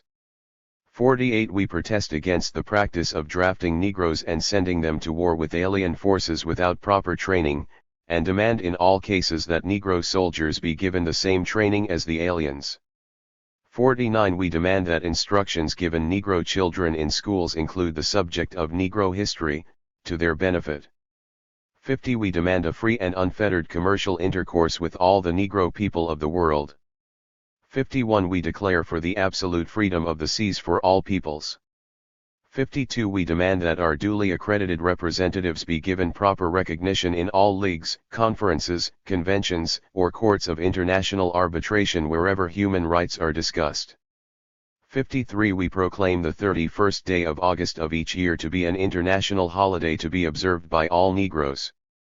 54 We want all men to know we shall maintain and contend for the freedom and equality of every man, woman, and child of our race, with our lives, our fortunes, and our sacred honor. These rights we believe to be justly ours and proper for the protection of the Negro race at large, and because of this belief we, on behalf of the 400 million Negroes of the world, do pledge herein the sacred blood of the race in defense, and we hereby subscribe our names as a guarantee of the truthfulness and faithfulness hereof in the presence of Almighty God, on the 13th day of August, in the year of our Lord 1920. Marcus Garvey, James D. Brooks, James W. H. Eason, Henrietta Vinton Davis, Lionel Winston Greenidge, Adrian Fitzroy Johnson, Rudolph Ethelbert Broussard C. Smith, Charles Augustus Petty and I, Thomas H. N. Simon, Richard Hilton Tobit, George Alexander McGuire, Peter Edward Baston, Reynold R. Felix, Harry Walters Kirby, Sarah Branch, Marie Barrier Houston, George L. O'Brien, F. O. Ogilvy, Arden A. Bryan, Benjamin Diet, Marie Dutch Atterlier, John Philip Hodge, Theophilus H. Saunders, Wilford H. Smith, Gabriel E. Stewart, Arnold Josiah Ford, Lee Crawford, William McCartney, Adina Clem, James, William Musgrave Lamotte, John Sidney DeBarg, Arnold S. Cunning, Vernal J. Williams, Francis Wilcom Elligor, J. Frederick Selkridge, Innes Abel Orford, Cyril A. Cricklow, Samuel McIntyre, John Thomas Wilkins, Mary Thurston, John G. Biffew, William Ware, J. A. Lewis, O. C. Kelly, Venture R. Hamilton, R. H. Hodge, Edward Alfred Taylor, Ellen Wilson, G. W. Wilson, Richard Edward Riley, Nellie Grant Whiting, G. W. Washington, Maldina Miller, Gertrude Davis, James D. Williams, Emily Christmas Kinch, D. D. Lewis, Nettie Clayton, Part Harriet Hills, Janie Jenkins, John C. Simons, Alfonso A. Jones, Alan Hobbs, Reynold Fitzgerald Austin, James Benjamin Yearwood, Frank O. Raines, Shedrick Williams, John Edward Ivy, Frederick Augustus Toot, Philip Hemmings, F. F. Smith, E. J. Jones, Joseph Josiah Cranston, Frederick Samuel Ricketts, Dougald Augustus Wade, E. E. Nellam, Florida Jenkins, Napoleon J. Francis, Joseph D. Gibson, J. P. Jasper, J. W. Montgomery, David Benjamin, J. Gordon, Harry E. Ford, Carrie M. Ashford, Andrew N. Willis, Lucy Sands, Louise Woodson, George D. Crees, W. A. Wallace, Thomas E. Bagley, James Young, Prince Alfred McKinney, John E. Hudson, William E. Ness, Harry R. Watkins, C. L. Halton, J. T. Bailey, Ira Joseph Toussaint Wright, T. H. Golden, Abraham Benjamin Thomas, Richard C. Noble, Walter Green, C. S. Bourne, G. F. Bennett, B. D. Levy, Mary E. Johnson, Lionel Antonio Francis, Carl Roper, E. R. Donowa, Philip Van Putten, I. Brathwaite, Jesse W. Luck, Olivier K., J. W. Hudspeth, C. B. Lovell, William C. Matthews, A. Williams, Redford E. M. Jack, H. Vinton Plummer, Randolph Phillips, A. I. Bailey, duly elected representatives of the Negro people of the world. Sworn before me this 15th day of August, 1920. Legal seal. John G. Bain. Notary Public, New York County. New York County Clerks number 378, New York County Registers number 12102. Commission expires March 30, 1922. Unemployment. Let a man lose his confidence in his people and in a God, and chaos is ushered in and anarchy sweeps the world and human society is destroyed. Liberty Hall, New York City. February 11, 1921. The Negro World. February 26, 1921. I desire to speak to you this evening in a heart-to-heart manner, because just at the time we are facing critical conditions, and it is but right that we should talk to each other, counsel each other, and get to understand each other, so that all of us may be able to work from one common understanding for the good of all. I desire to appeal to the memory of the members of this association. You will remember that in the years immediately preceding the Great War in Europe there was a great industrial stagnation among Negroes in the United States of America, and that we then faced a hard and difficult task industrially, economically, and we saw no hope, and we had none. Then immediately, whilst undergoing our hard and difficult experience, the war broke out in Europe. Germany declared war, and nearly all the European powers were dragged into the bloody conflict. Immediately the war started in Europe, the participants rushed a large number of orders for war supplies and munitions to the United States of America, that was then neutral in the war. By the abnormal demands for the industrials of these United States of America, a great industrial wave swept the country, and untold opportunities were opened up to Negroes everywhere in these United States of America, not only to Negroes, but those untold opportunities were opened up to all races, to peoples within the confines of this country. Factories and mills and industrial plants sprang up everywhere in the great industrial centers, and men who never had employment, men who never had any occupations prior to that time, found opportunities then. Men for years who never had the chance of earning a decent wage, found jobs ranging in weekly salaries or wages from $25 to $100, and some $200 a week. Men everywhere were employed, and even the peons and the serfs of the South broke loose from the South and ran north, where these great industrial opportunities had opened up themselves for each and every one. Men came from the West Indies, men came from all parts of the world to America to enjoy the benefits of the new industrial opportunities offered in America. These opportunities opened up larger and larger, and out of the wealth that was poured out of the Great War, some of the people who enjoyed the distribution of that wealth conserved the portion they got or received, such as the Jews, the Italians, the Irish and the Poles. Their leaders in the pulpits, through periodicals, through magazines, and from platforms and classrooms, taught their respective groups the value of conserving the wealth that was then poured out into their pockets in the form of salaries and wages, to prepare for the rainy day that would come. Negroes, however, in the most loose, the most slack, the most indifferent manner, received their portion of the wealth that was poured out, and they made absolutely no effort to conserve it. They distributed it as quickly as they received it, they paid it out back to the employer, or to his friend, or to his brother, or some of his relatives, as quickly as they received it from him. And just at the time a large number of the leaders of the country said nothing. They had no advice to give. The preachers said nothing, and they gave no advice to the people. Just about that time the Universal Negro Improvement Association came upon the scene, with an active propaganda. It taught preparedness, industrial preparedness among the Negroes then. It warned them, and told them that they should prepare to start industries of their own, to save their money, and to make every effort to protect themselves, because after the war there would be a great industrial dearth, there would be a great industrial stagnation. We taught that doctrine, we preached it, we wrote it in the newspapers, we scattered it near and far, we sent the doctrine everywhere, and everywhere we got the retort that we were crazy, that we were a bunch of lunatics. The man who inspired the movement was a crazy man and a fit subject for the lunatic asylum. They said all manner of things against him, because we dared then, when no others would do so, to teach the doctrine of industrial, economic preparedness. The people, however, could not see, and they believed we were crazy. But we stuck to our doctrine, we adhered to our belief, and we were able to convert 4 million people scattered all over the world to our doctrine and to our belief. But we did not convert the 4 million people at one time, it took us 4 years to convert them. Some became converted immediately, and assumed the burden and responsibility of carrying and conveying the doctrine to others.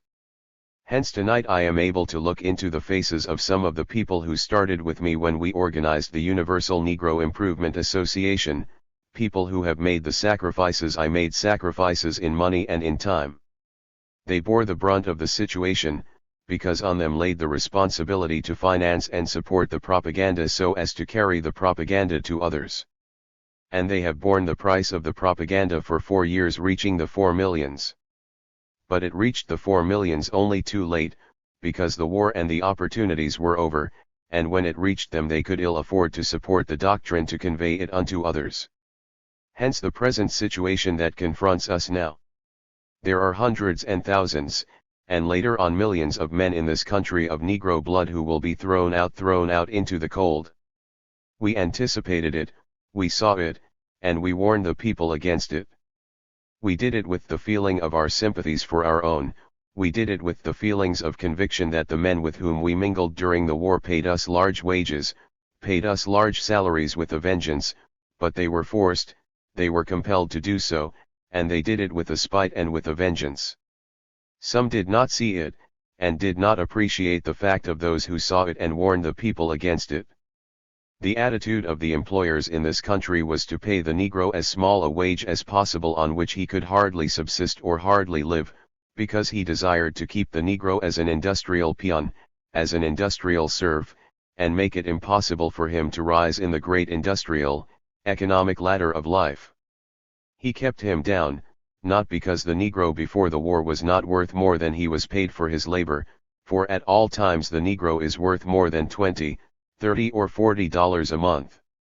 Yet that was all that was paid to us prior to the war, and all of you know it.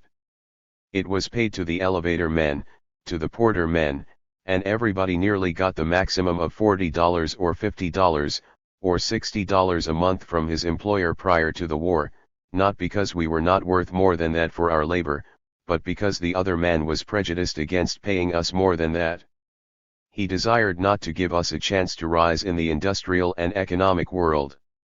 But the war came, and we compelled him by conditions, we forced him by conditions to pay us $100 a week, to pay us $50 a week, to pay us $60 a week, and some of us mechanics forced him to pay us $200 a week, and he paid it, but with a bitter anguish, he paid it with great reluctance, he paid it with a vengeance, and he said, I am going to get even with the Negro. He knew the Negro better than the Negro knew himself. He knew the Negro would spend every dollar, every nickel, every penny he earned which he was compelled to pay him. He laid the plan by which the Negro would spend every nickel, but the Negro hadn't sense sufficient to see it and know it. Now, what was the object and purpose of it? To take back every nickel that he paid him. When he raised the cost of living, when he raised the cost of bread, when he raised the cost of butter and of eggs, and of meat, and of other necessities of life, what did he mean? He meant that we should return to him every penny of that which we got from him, and that the Negro had not sense enough to see it.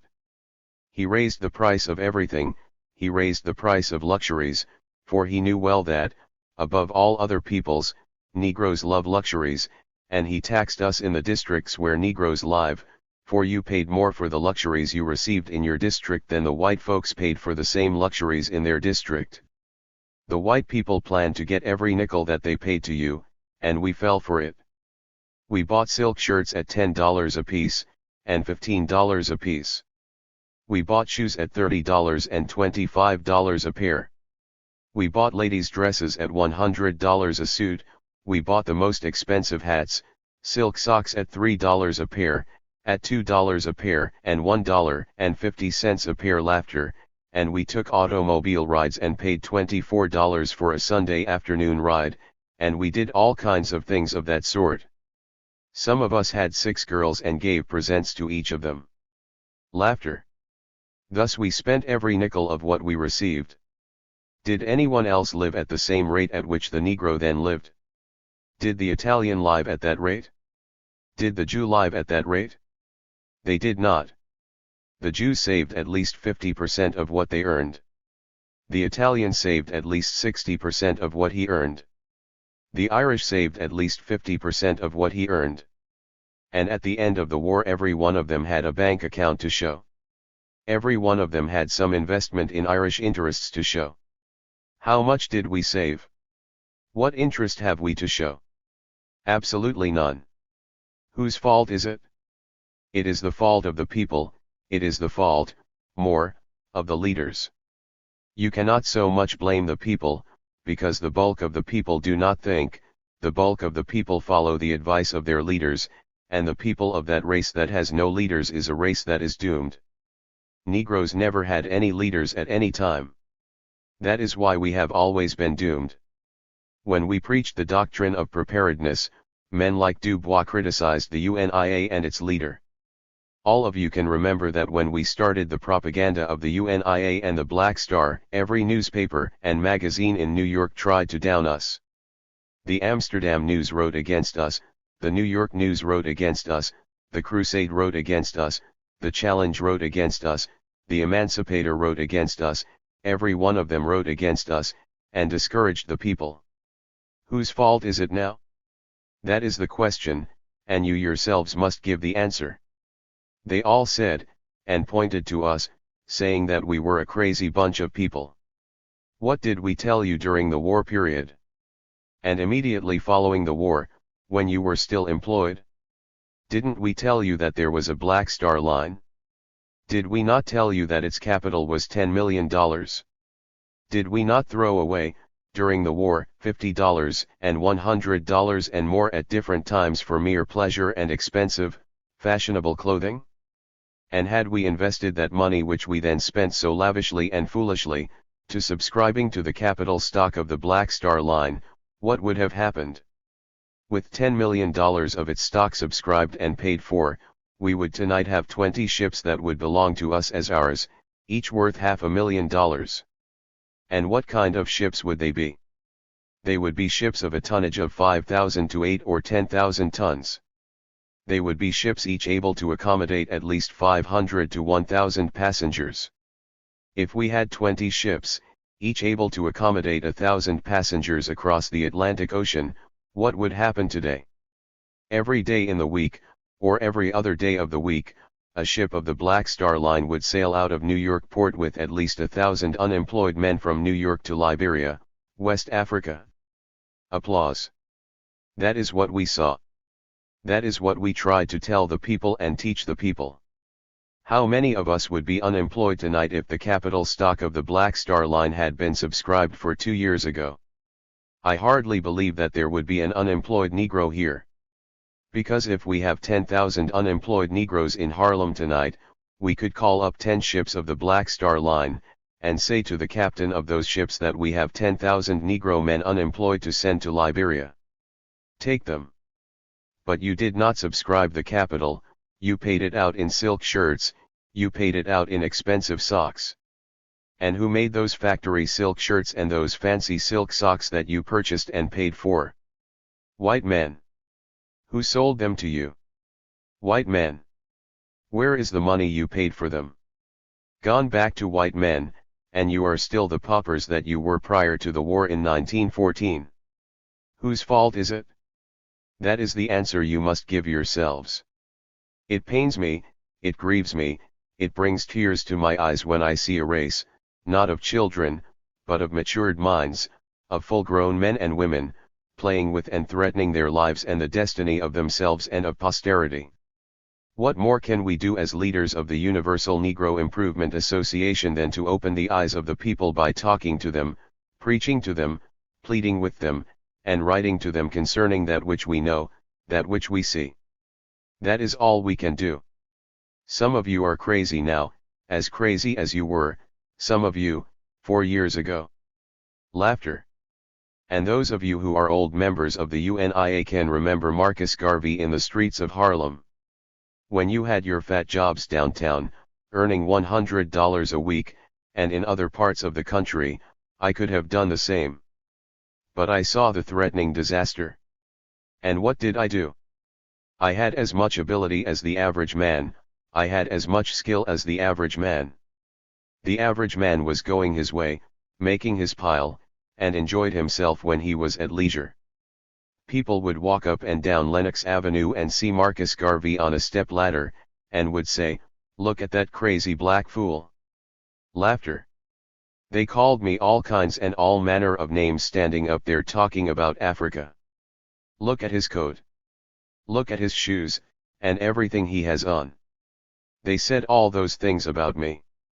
But I saw the future collapse. I saw the results that would follow the then period of prosperity that was only transitory. I saw the day when the very big Negro who then got his pay envelope on a Saturday night of $100 and believed he was the biggest thing in Harlem, I foresaw when he would be the smallest thing in Harlem, that he would be the man without a nickel, because I knew the war would soon be over, and I knew the white man would then throw him aside as soon as hostilities were over and there was a slackening in the demand for the commodities or munitions he was then making and give the preference to white men, and that has been the white man's policy ever since his contact with the Negro. That has been his program, and that will be his program always, so long as Negroes are foolish enough to allow him to use them for what he wants. I am sounding the second warning, and I want you to take it from a man who feels the consciousness of what he says. I am not pretending to be a prophet, I am not pretending to be a sage or a philosopher. I am but an ordinary man with ordinary common sense who can see where the wind blows, and the man who is so foolish as not to be able to see and understand where the wind blows, I am sorry for him, his senses are gone. I can feel, and the man who cannot feel now, I am sorry for his dead sense. I can see where the wind is blowing, and it is because of what I see that I am talking to you like this. There are some Negroes in Harlem who are working and some who save money. They believe they are always going to have jobs, they believe they are always going to have money. You will always have money if you know how to use it. There are some men who have money and then lose all they have because they never know how to use it. There are some men who never had and they get and always have it. Now, I want you to realize this one truth that I am endeavoring to point out to you. There are a large number of unemployed Negroes in New York, and there are hundreds of thousands of unemployed Negroes in different parts of the country. I have been traveling for the last couple of months, and in all of the western states I have seen Negroes out of work by the hundreds in centers like around the western and midwestern states. So that whether we live in New York or somewhere else, conditions are just as bad. So you might as well stay where you are and face the situation. What we want Negroes who are still working and who have money to do is to decide upon some wise plan to save the situation. Negroes do not like to help Negroes anyhow, but perforce we will have to help each other, or otherwise something will happen to surprise us. I told you but recently that when a man is hungry he is the respecter of no person. A hungry man forgets the look of his father. Understand that. There are some Negroes who believe they should not take interest in other Negroes. Now, let me tell you that we are going to face a situation, the most critical ever experienced by this race of ours in these United States of America. I told you some time ago that it is a question of dog eating dog. You know how bad a situation that must be. What I mean by it is just that there are some Negroes who are too big, who are too aristocratic and too dicty 32 to take interest in other Negroes.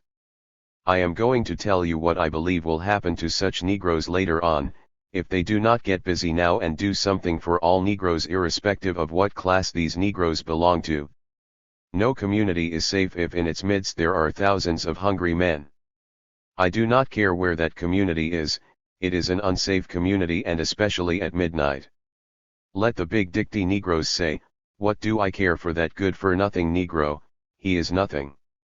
That poor Negro who has never had a square meal for 4 days goes to that big dicty Negro. I am trying to picture the conditions later on. He goes to that big dicty Negro and asks for a quarter or 50 cents, and he drives him away.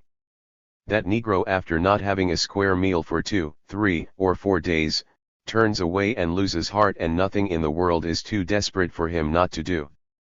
To find bread a man is driven to the farthest extreme, and at midnight or even in the daylight he resorts to violence and cares not what the result be so long as he finds bread to satisfy his hungry heart and soul. I have just come from Chicago, and there I heard of a hungry Negro who never had a square meal for 2 or 3 days. He had begged everybody around town and everybody drove him away. He said, "Why should I die for hunger when somebody can give me bread? Since they have refused me, I will take it," and he goes to the house of a preacher somewhere in the outskirts of Chicago, and he gets into the house where sleeps the lonely preacher, and at midnight what did that hungry Negro do?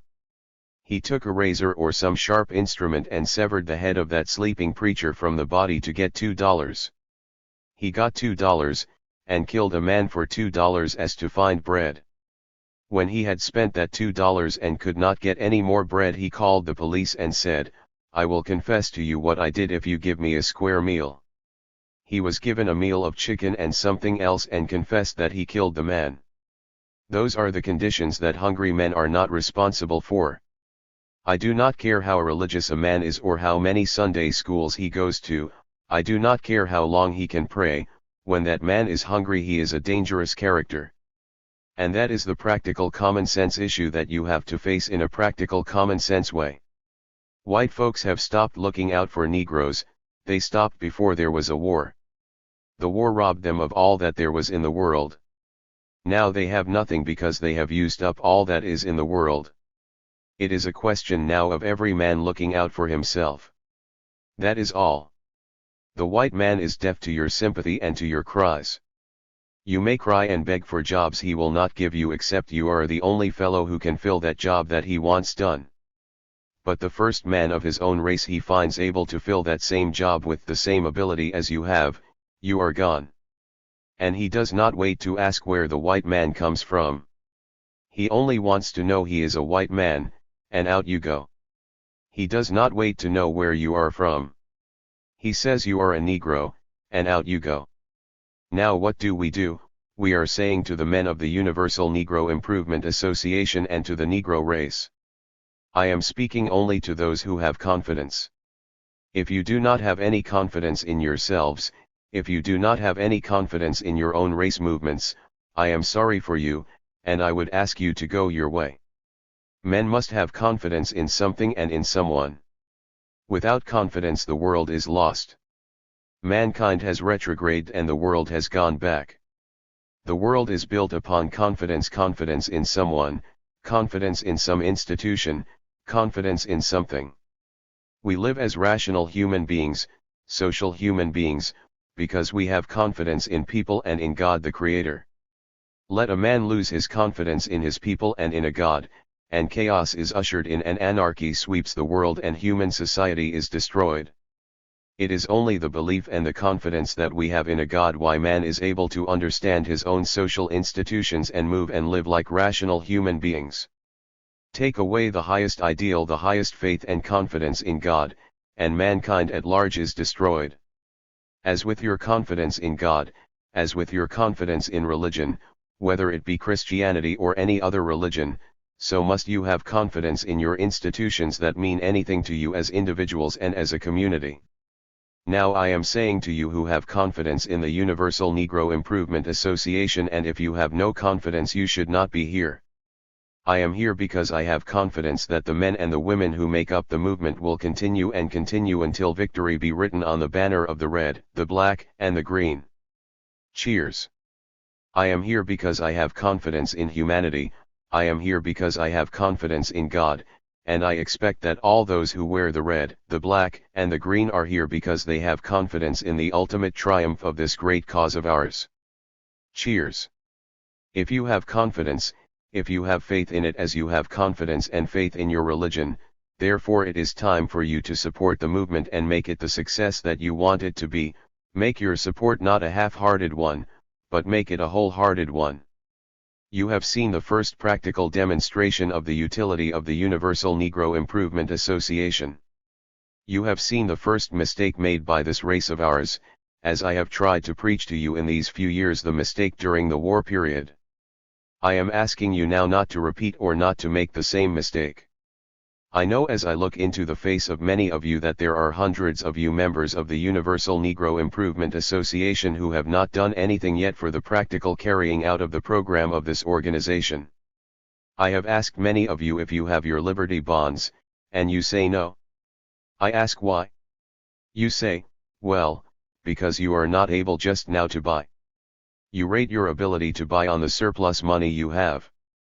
When you bought a share or two in the Black Star Line for $5 or $10 2 years ago, you did it when you were getting a salary of probably $100 or $50 a week, and you said, I will invest $10 in the Black Star Line, because you had your work and so much surplus cash. Now it is not a question of surplus cash, it is a question of duty. It is a question of your own interest. I am saying to the men and women of the Negro race, there is but one salvation for the Negro as I see it now, and that is the building of Liberia, West Africa. The only salvation for Negroes now is opening up industrial and economic opportunities somewhere, and I don't see it around here. You will have to create another war for it, or you will have to get another Kaiser before I will see it around here. I have no objection to seeing another Kaiser, and I feel sure you would have no objection either, whether he comes from Japan or anywhere, but on the second coming I believe you will be better prepared than the first coming. Once bitten, twice shy. But you have to bite Negroes 100 times before they get shy. We have been bitten for 300 years and up to now we are not shy yet. What do I mean? I want you members to act as living missionaries to convince others. There are still Negroes here who can help and buy shares in the Black Star Line. Those of you who have done your duty, I am not speaking to you, but there are thousands who can subscribe to the Liberian construction loan. There is a hungry man, he has not a nickel in his pocket and he is begging bread. There is another man with $1,000. The one man without money to buy bread can neither help himself nor his fellow men. The man with $1,000 cannot only help himself, but he can help dozens of others, but he is too selfish. He, like the other man, has no money, has no job, and he says, I have $1,000, but I have no job. I am just going to hold on to this $1,000. And every day he spends $3, $4, $5 out of it and still has no job. Every day $5 has gone and he is too selfish to think about the other man. He is too selfish to think about anybody else he meets, and every day $5 goes out of his $1,000, and at the end of the year he still has no job. His $1,000 is gone, and he is like the other fellow, without a nickel. Both of them face each other, two hungry men, one cannot help the other, but that man who had the $1,000, if he were a wise man, a man of common, ordinary sense, what would he have done when he finds himself without a job and with $1,000 only left out of his years of earnings? He would say, is there an organization around that is endeavoring to do some good? Are there any other men around who want to do some good? If so, I will go and link up with them and do some good. Yes, he would say, there is an organization over there. What are they trying to do? They are trying among other things to raise $2 million or $10 million to put a line of steamships on the ocean to carry hundreds of men from these ports of the world to Africa, where they are going to build factories, mills, railroads, etc., and find employment for hundreds of men. They are crying for money to put over the scheme. I will find out how far they have gone, and if it is possible that they can carry it through I will put in $500, and if the other fellow who has his 1,000 will also put in $500 and others will do likewise, $10 million will be subscribed to buy ships and $2 million will be subscribed to buy railroad and building materials, and we will be ready to ship men to Africa to work from January to December and open up opportunities immediately. That is what I am trying to get you to understand. $1,000 in your pocket without a job may find you worse off at the end of 6 months. $1,000 or $200 or $100 invested in an organization in which you have confidence may save yourself, your children and posterity. If you have no confidence I cannot advise you because I will do nothing myself except I have confidence in it. A man's confidence is his guide, a man's faith is his guide. I am only speaking to those who have faith in the Universal Negro Improvement Association. If you have faith, if you respect the success that we have made in 3 years when we started without anything and have reached where we are now, if you have faith that we can continue where we are to the greater success to be, I am asking you to support the program of the Universal Negro Improvement Association. I want to find out how many of you have confidence and faith in the Universal Negro Improvement Association.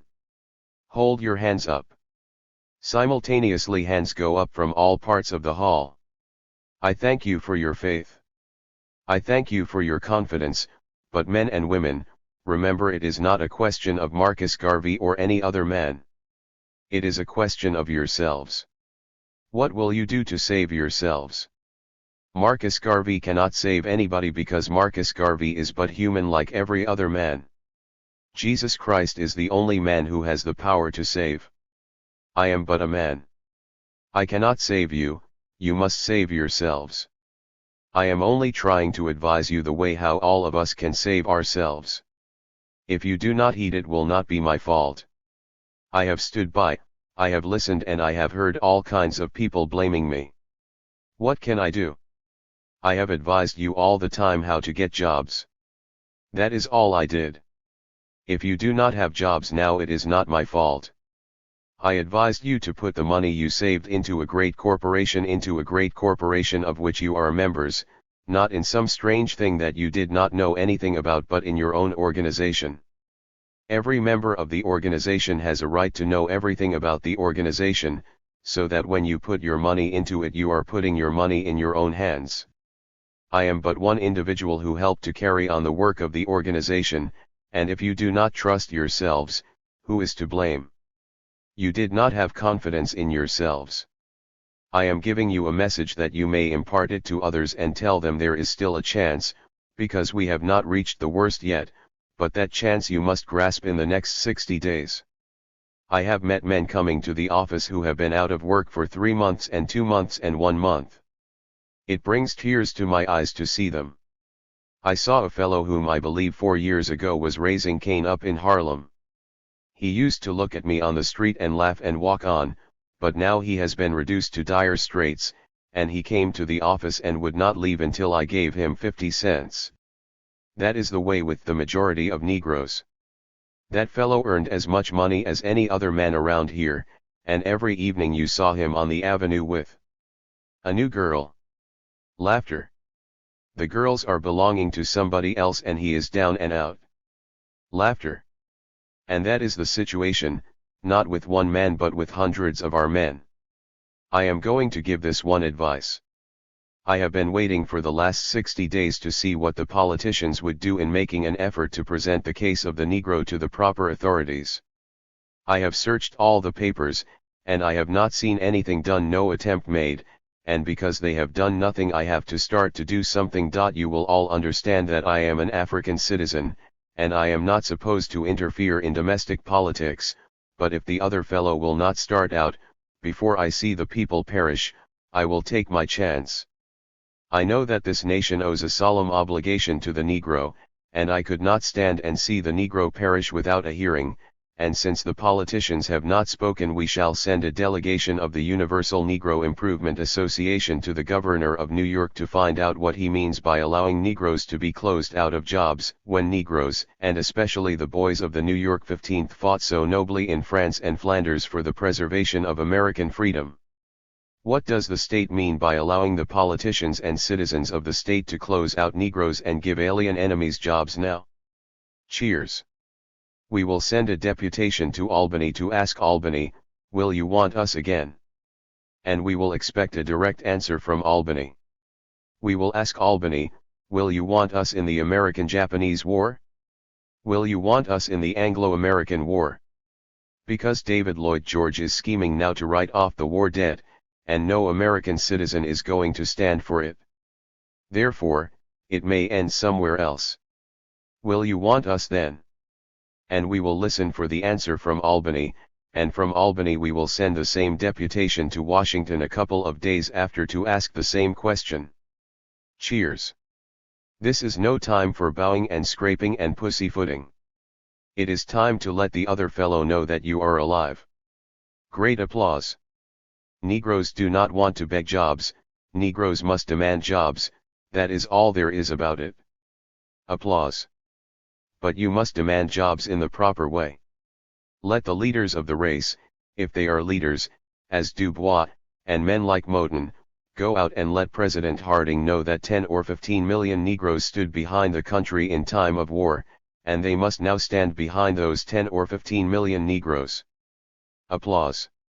If you have any men posing as leaders who are going about among white people bowing and scraping, they will brush you aside. You must have as your leaders and representatives men who will let our high officials and other influential white people know that you are alive, and that you are going to stay alive. I cannot see the philosophy of taking any other stand but this. I cannot see the reason for it that Negroes should be drafted and sent 3,000 miles away to fight and die at the command of their country, to help make conditions and life safe for other people, that Negroes, those whom their government did not send to war, remained at home and engaged in making munitions and other necessities for carrying on the war, so as to win the victory. I repeat, I cannot see wherein Negroes who have made sacrifices such as these for their country, now that the war is over and a condition of business depression exists through the country, should be discriminated against, and in favor of other men who were their country's foes, and who have no other claim to preferential consideration than the color of their skin happens to be white. I cannot see the consistency, the right of it. Your men must not yield up your jobs so easily. You have a right to them, and it is a question what you must make up your minds to do, and that is, to demand what is yours, that is all. If you are too cowardly you will never get anything. It is better to die demanding what is yours than starve getting nothing. That's how I feel, and since they have done nothing, in another 10 or 15 days we will have a delegation up in Albany, and from Albany the delegation will go to Washington and ask what do they mean. We preserve the nation and the nation must preserve us. Men, you have the balance of power in America, and we are the balance of power over the world. Do not let the world bluff you. The American writers themselves acknowledge that the only people they could depend on in America for loyalty to the flag are the 15 million Negroes in America. Applause, because they cannot tell the enemy in that he is white, the German is white, and they have had a hard time finding Germans. But they could tell who were Negroes, and the Kaiser was not from the Negro, either. So they knew the Negro was their friend. When the white man came, they had to ask, who comes there? And he had to answer, friend. But they did not have to ask that when they saw the black man coming, they knew before he came that he was a friend. However, we are going to ask them a question, as I told you a while ago, for since the politicians have not done anything we have got to play a little politics now. But, above all, men, I want you to remember that now is the time for you to support the Universal Liberian Construction Loan. You men who have $50, you men who have $100, you men who have $300 or $200. Now is the time for you to invest part of your money so as to enable us in another couple of weeks to secure the ship which we want to go to Africa. The ship is right down at the foot of 82nd Street now. We can have it under contract this very hour, but the ship has to go for another 26 days, because we haven't the money to sign up the contract. The ship costs $500,000. Oh, some of you think a ship can be bought for $500. Laughter. Ships in these days cost $1 million, $2 million, $500,000, $250,000, and so on. And when you get a ship for $250,000 you have got a cheap ship. We have been negotiating for the ship, the kind of beautiful ship that we want, a ship with everything on it that we want, but we just had to look and wait a while, because Negroes wouldn't subscribe enough to buy it. If we had the money with which to buy the ship we could send 300 men tomorrow morning to Africa. The ship can carry 300 passengers at one time, and the money for it is right here in Harlem. Some of you say we are crazy. I cannot do better than tell you what we are planning, what we are hoping, what we are doing, what lies before us all in the future, and what we should do to attain the destiny that God has mapped out for us. We are hoping that we will realize the money between now and the 19th of March to complete the contract. But God Almighty knows it depends upon the people. If they will not support the Universal Liberian Construction Loan, I cannot work miracles, I cannot take blood out of a stone. Therefore, for this reason I have spoken to you tonight, and I am asking you to advise your friends, those of you who have already subscribed, or who have already invested in the Universal Liberian Construction Loan, to appeal to them and urge them to join in the support of this very necessary and much needed and most worthy object, by subscribing to the loan and investing whatever money they can at this time in the enterprise so that we can put this great program over. I thank you very much for your attention. Good night, all. Great applause. Leadership. The leadership of the past has been a leadership more destructive than constructive, a leadership that misrepresented the true desires, the true hopes of this struggling race of ours. Liberty Hall, New York City. July 23, 1921. The Negro World. July 30, 1921. Right Honorable Members of the Executive Council, members and friends of the Universal Negro Improvement Association, I am pleased to be with you tonight. I desire to speak for a short while from the subject of leadership, that is, as far as that leadership relates to the great movement known as the Universal Negro Improvement Association, and as that leadership affects the Negro race at large. You will realize as a serious group of people that you are living in a serious age, in a serious world, a world without sympathy, a world without charity, a world without love, a selfish, heartless world. This world in which we live is divided up into separate and distinct national groups. It is also divided up into great human groups. Each and every one of these national groups, and each and every one of these many race groups is fighting for its own interests, fighting for those things that are dear to it. This conflict of groups and conflict of nations has called for the best in each group and the best in each nation. If you were to take a survey of humanity, if you were to take a survey of the world politically, you will find every little group of humanity striking out in its own domain, whether it be in England, France, Italy, the United States of America, or in Japan.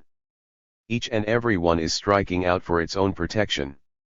Let it be Jew, let it be Anglo-Saxon, let it be Teuton, let it be Chinese or Japanese, each and every group is striking out in its own interest.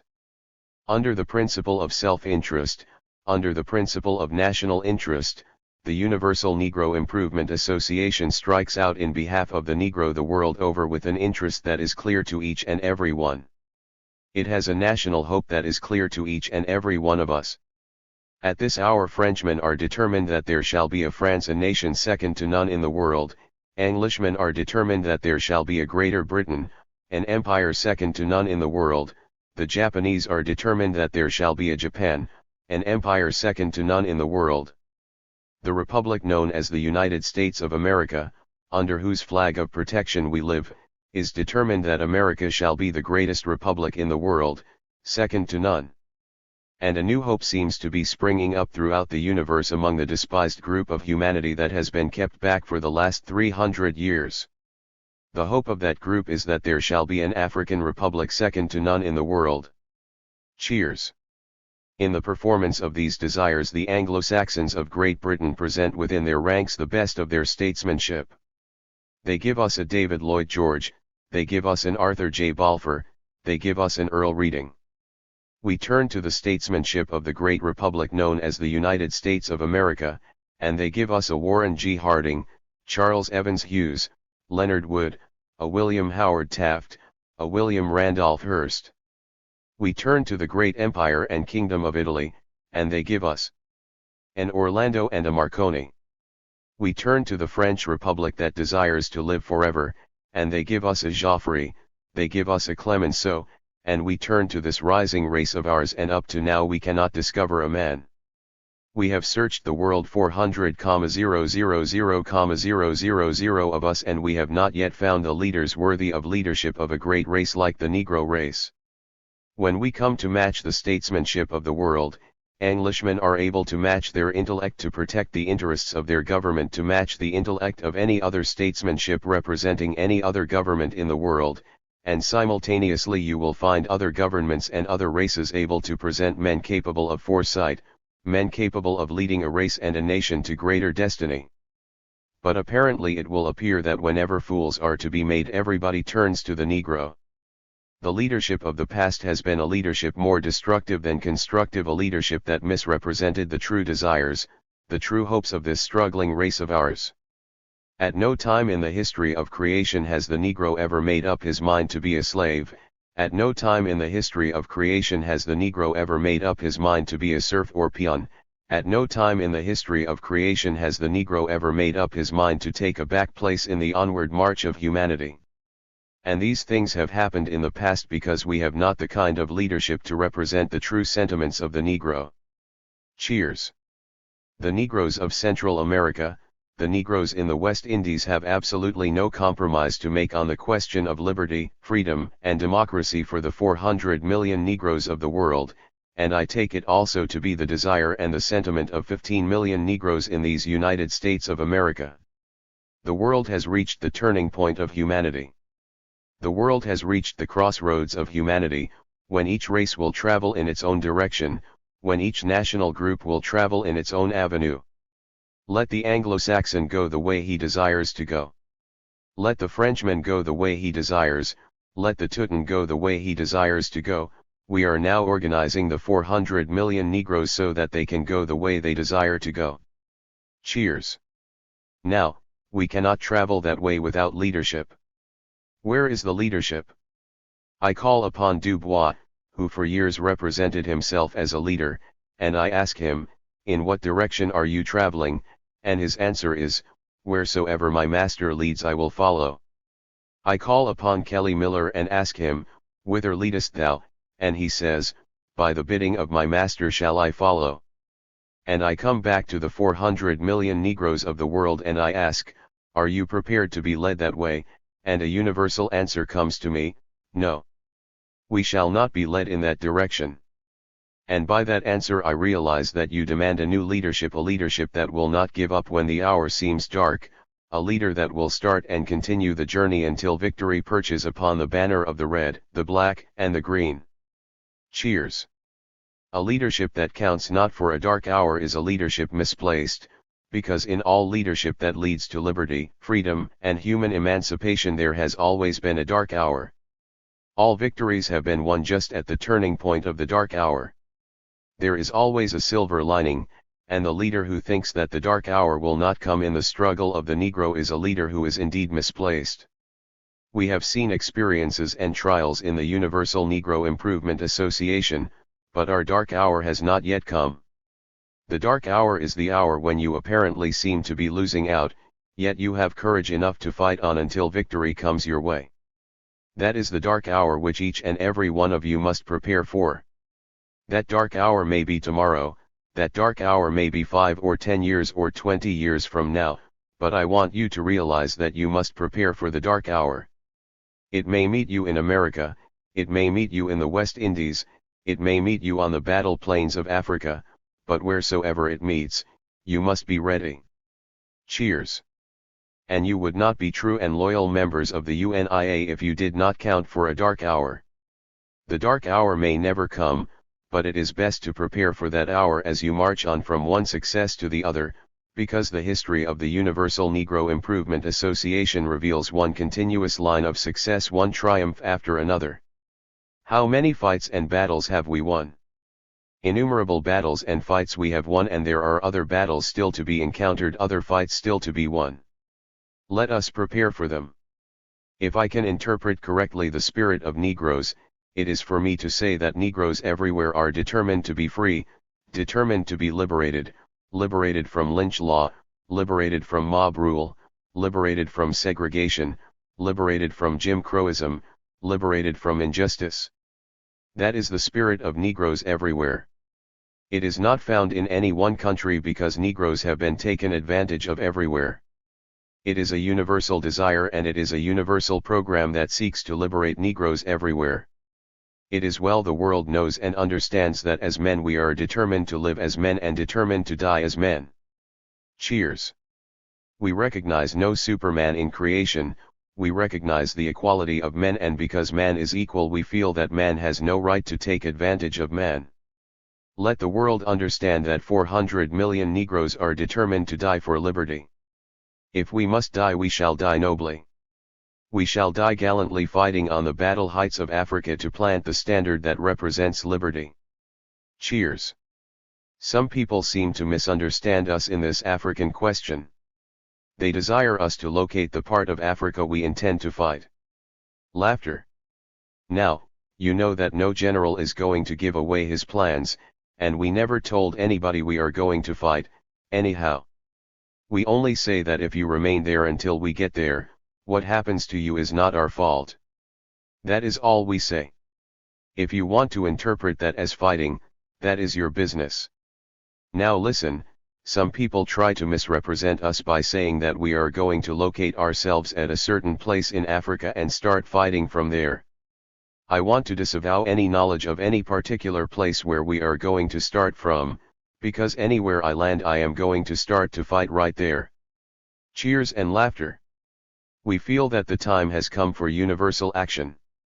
I really would like to have the world understand the Negro so that there can be no blame given to the Negro for hiding his attitude, for suppressing his intention, for stultifying his desires. The old leadership represented us as a race of beggars. The old leadership represented us as wanting only an industrial school and a few churches. The old leadership said we were satisfied to shout, "Give me Jesus and take the world." Laughter. The old leadership represented us as wanting to have no hand in politics, but that we were satisfied to cast our vote for Tom, Dick, and Harry of any other race without trying to exercise it in our own behalf.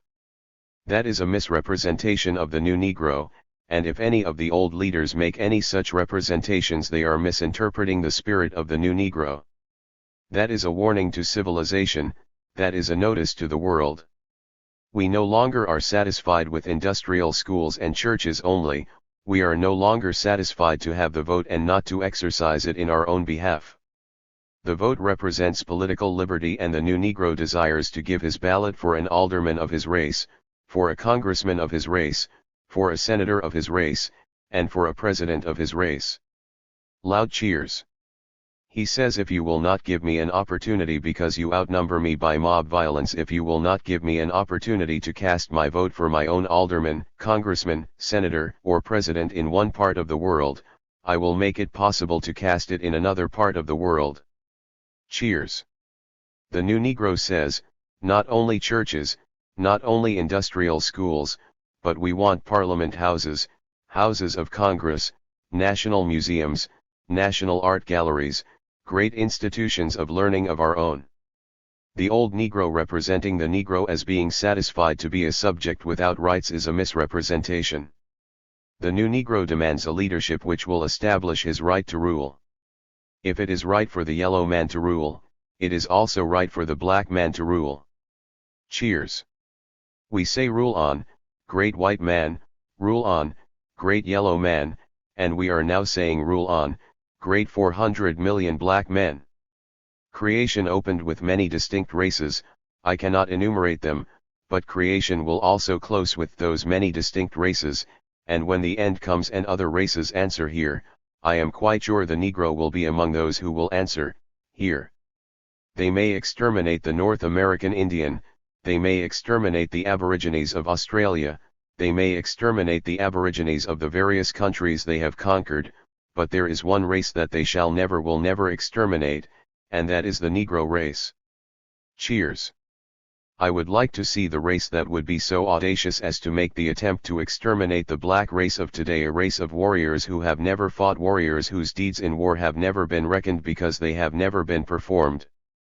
They talk about the New York 15th, that was only an experiment in warfare. Cheers. They talk about the Illinois 8th, that was only a pastime for the boys. They talk about the prowess of the West Indian regiments, those fellows were only having a picnic, it was a gala day.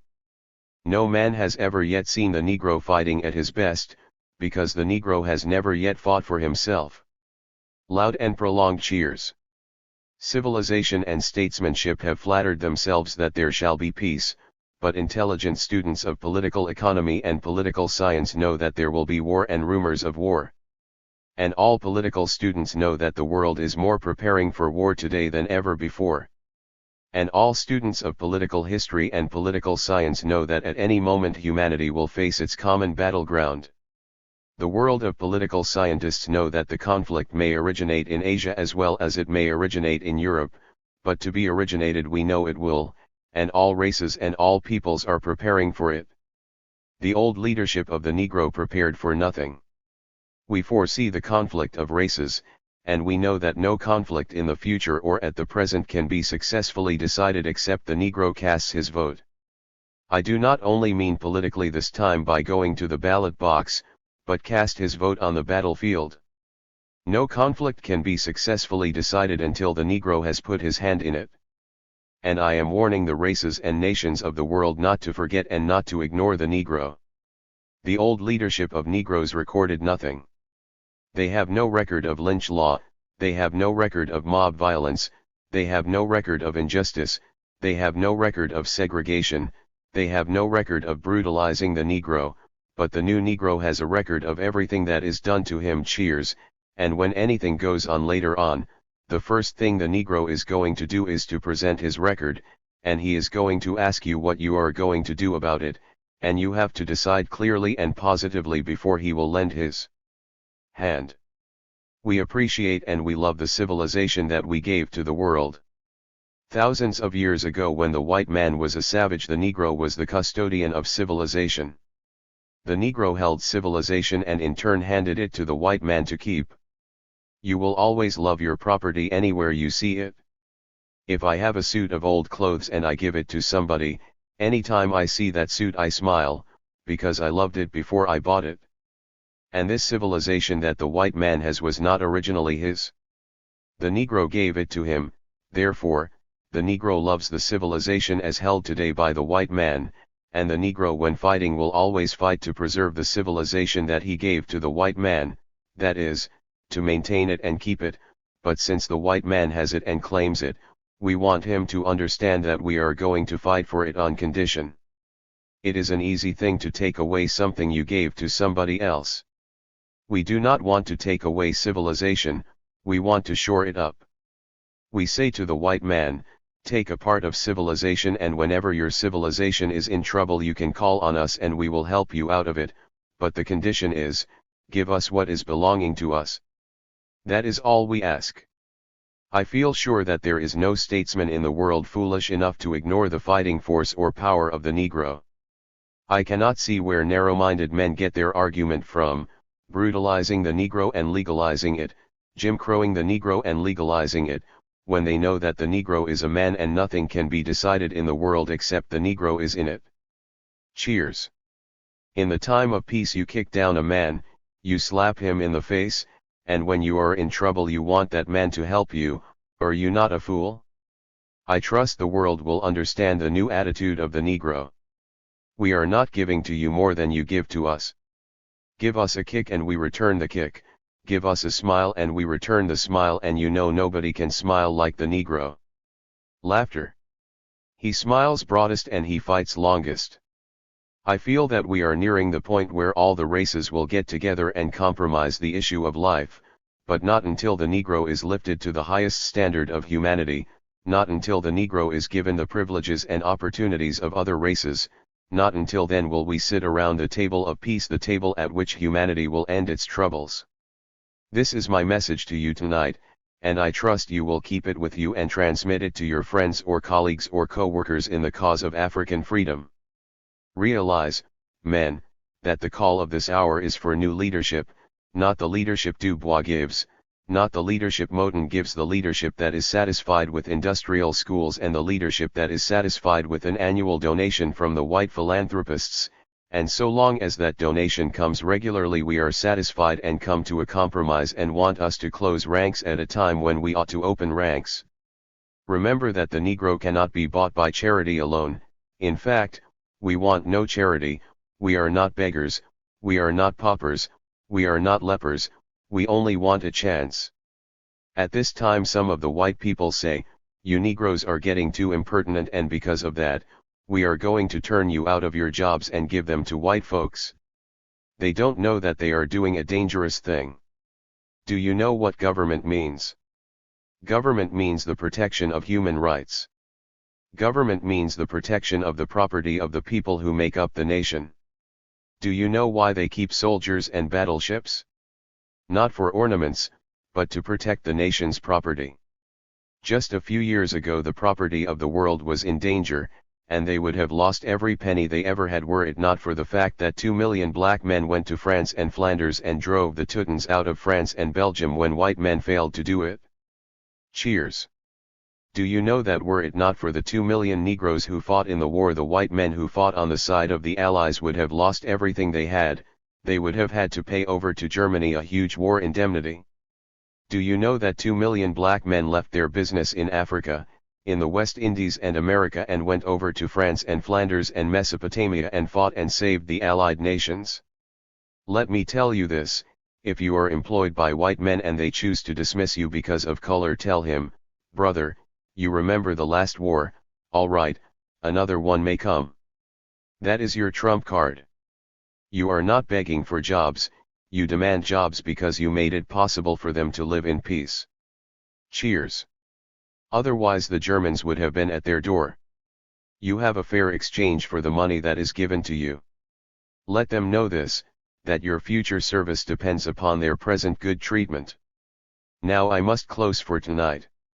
On Monday, the 1st of August, the biggest convention of races will assemble in New York with 50,000 delegates representing the Negro peoples of the world, who will assemble here to sit for 31 days and 31 nights to discuss the problems that confront this race of ours. We are coming to create new legislation for the government of 400 million Negroes, and already some of the delegates are here, and they are coming from all quarters. By next Saturday we will have between 30,000 and 50,000 delegates here in New York.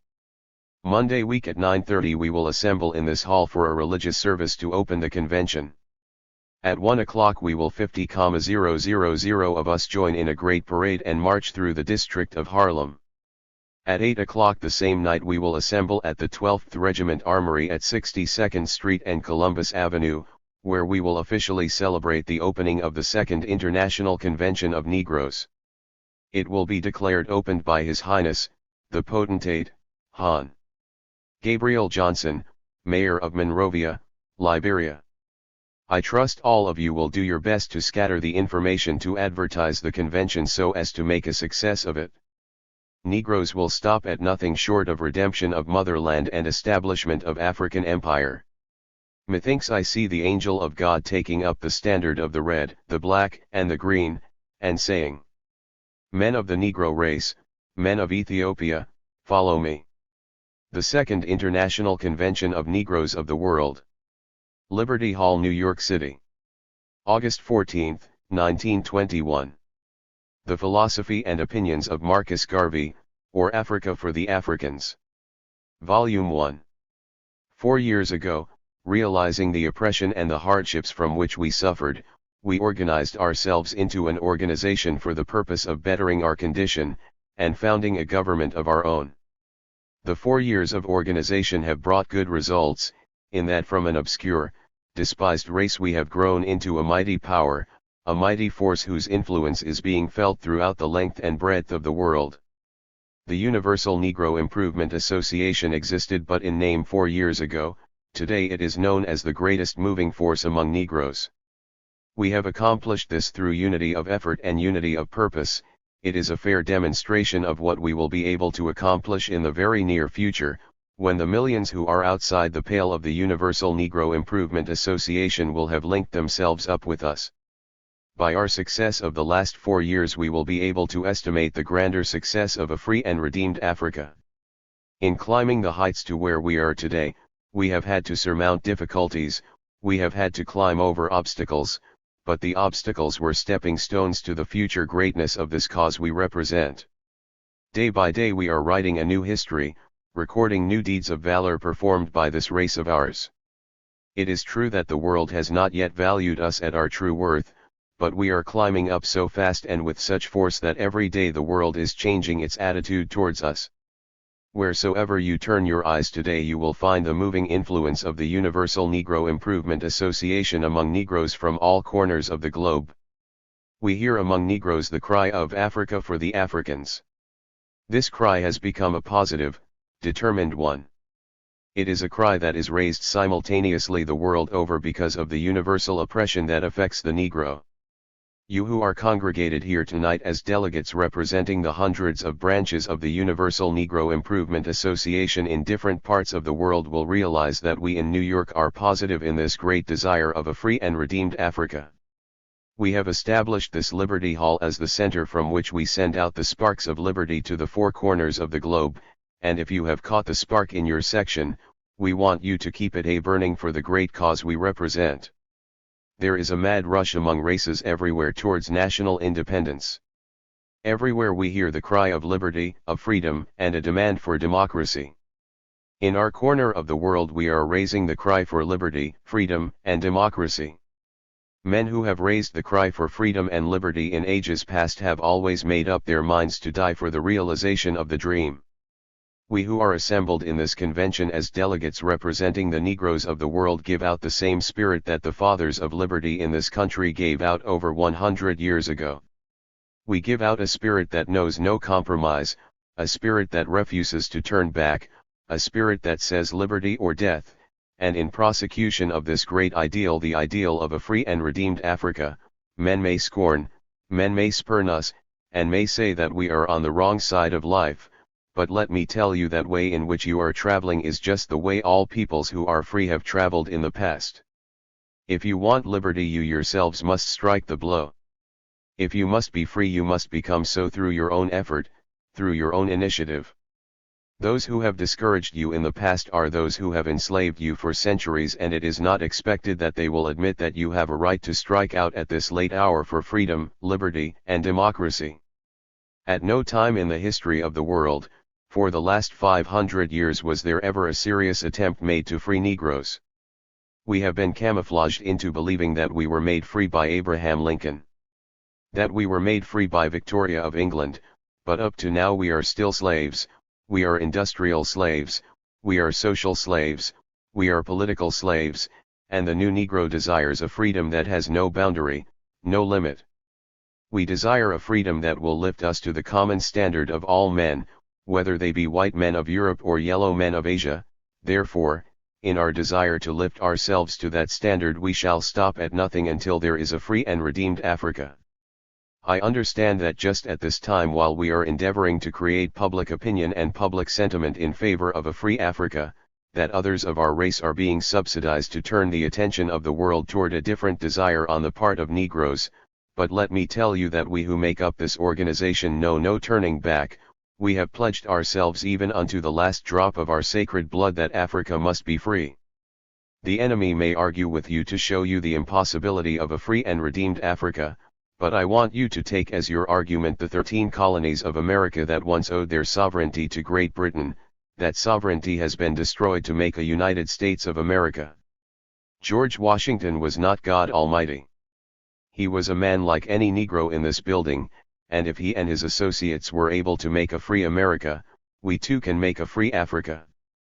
Hampton, Gladstone, Pitt, and Disraeli were not the representatives of God in the person of Jesus Christ. They were but men, but in their time they worked for the expansion of the British Empire, and today they boast of a British Empire upon which the sun never sets. As Pitt and Gladstone were able to work for the expansion of the British Empire, so you and I can work for the expansion of a great African empire. Voltaire and Mirabeau were not Jesus Christs, they were but men like ourselves. They worked and overturned the French monarchy. They worked for the democracy which France now enjoys, and if they were able to do that, we are able to work for a democracy in Africa. Lenin and Trotsky were not Jesus Christs, but they were able to overthrow the despotism of Russia, and today they have given to the world a socialist republic, the first of its kind. If Lenin and Trotsky were able to do that for Russia, you and I can do that for Africa. Therefore, let no man, let no power on earth, turn you from this sacred cause of liberty. I prefer to die at this moment rather than not to work for the freedom of Africa. If liberty is good for certain sets of humanity, it is good for all. Black men, colored men, Negroes have as much right to be free as any other race that God Almighty ever created, and we desire freedom that is unfettered, freedom that is unlimited, freedom that will give us a chance and opportunity to rise to the fullest of our ambition, and that we cannot get in countries where other men rule and dominate. We have reached the time when every minute, every second must count for something done, something achieved in the cause of Africa. We need the freedom of Africa now, therefore, we desire the kind of leadership that will give it to us as quickly as possible. You will realize that not only individuals, but governments are using their influence against us. But what do we care about the unrighteous influence of any government? Our cause is based upon righteousness. And anything that is not righteous we have no respect for, because God Almighty is our leader and Jesus Christ our standard bearer. We rely on them for that kind of leadership that will make us free, for it is the same God who inspired the psalmist to write, "Princes shall come out of Egypt, and Ethiopia shall stretch out her hands unto God." At this moment methinks I see Ethiopia stretching forth her hands unto God, and methinks I see the angel of God taking up the standard of the red, the black, and the green, and saying, Men of the Negro race, men of Ethiopia, follow me. Tonight we are following.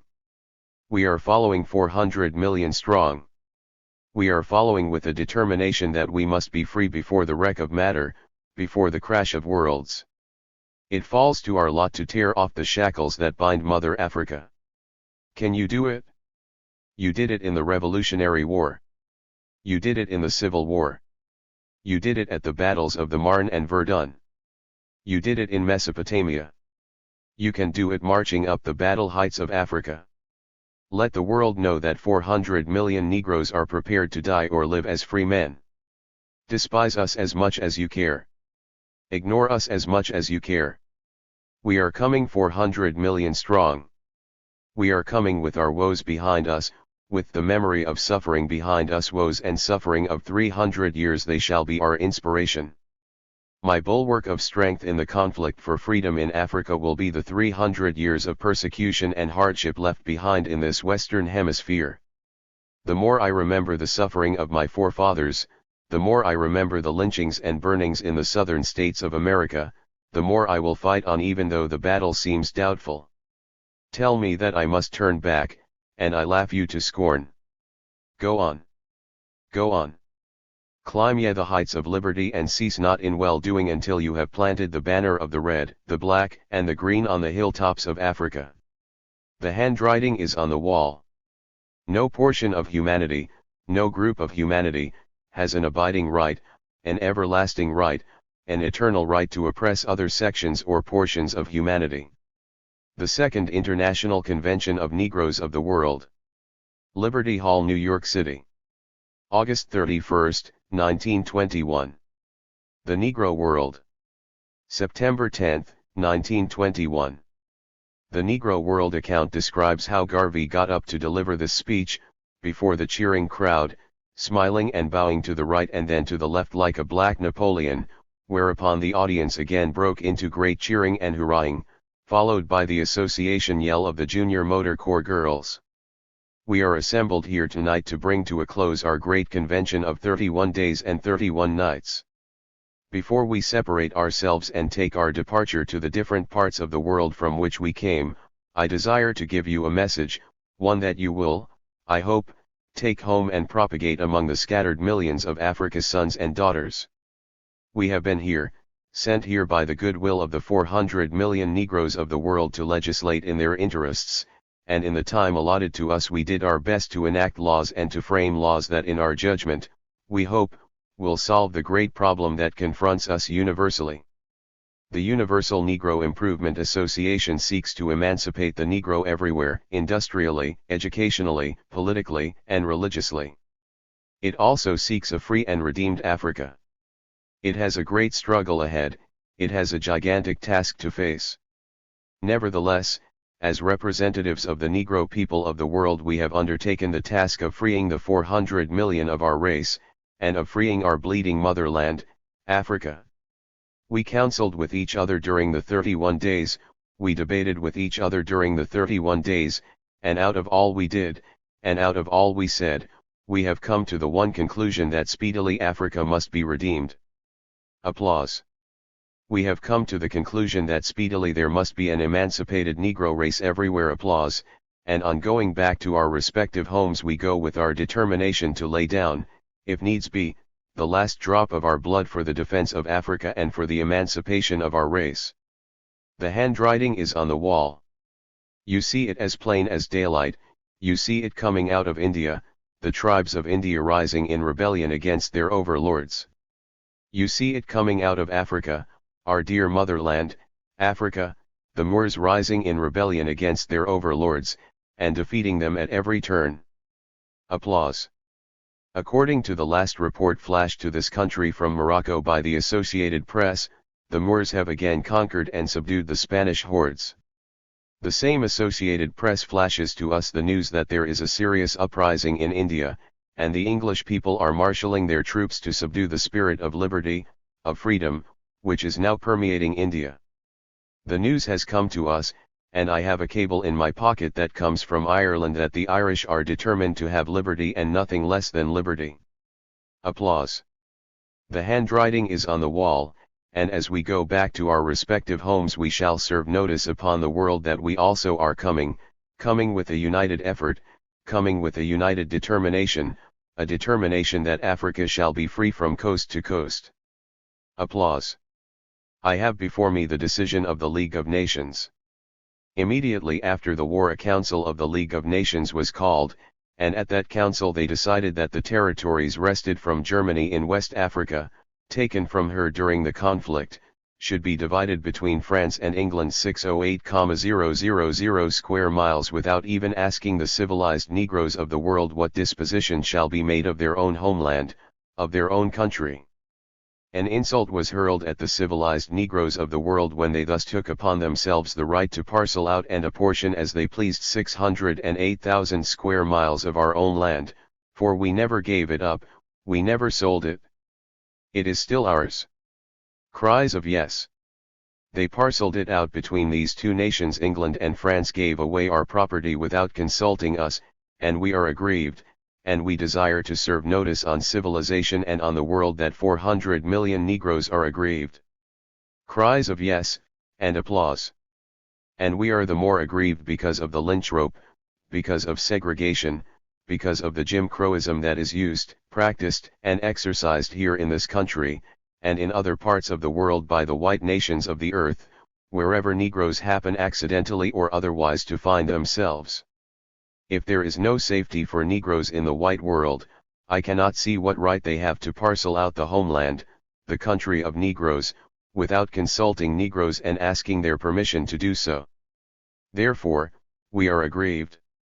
This question of prejudice will be the downfall of civilization. Applause, and I warn the white race of this, and of their doom. I hope they will take heed, because the handwriting is on the wall. Applause.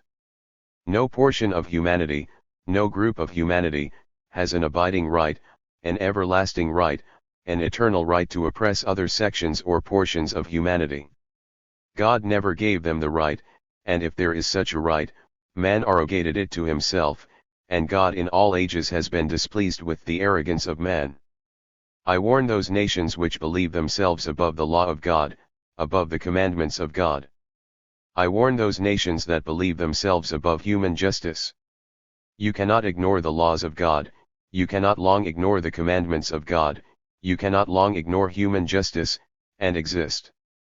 Your arrogance will destroy you, and I warn the races and the nations that have arrogated to themselves the right to oppress, the right to circumscribe, the right to keep down other races.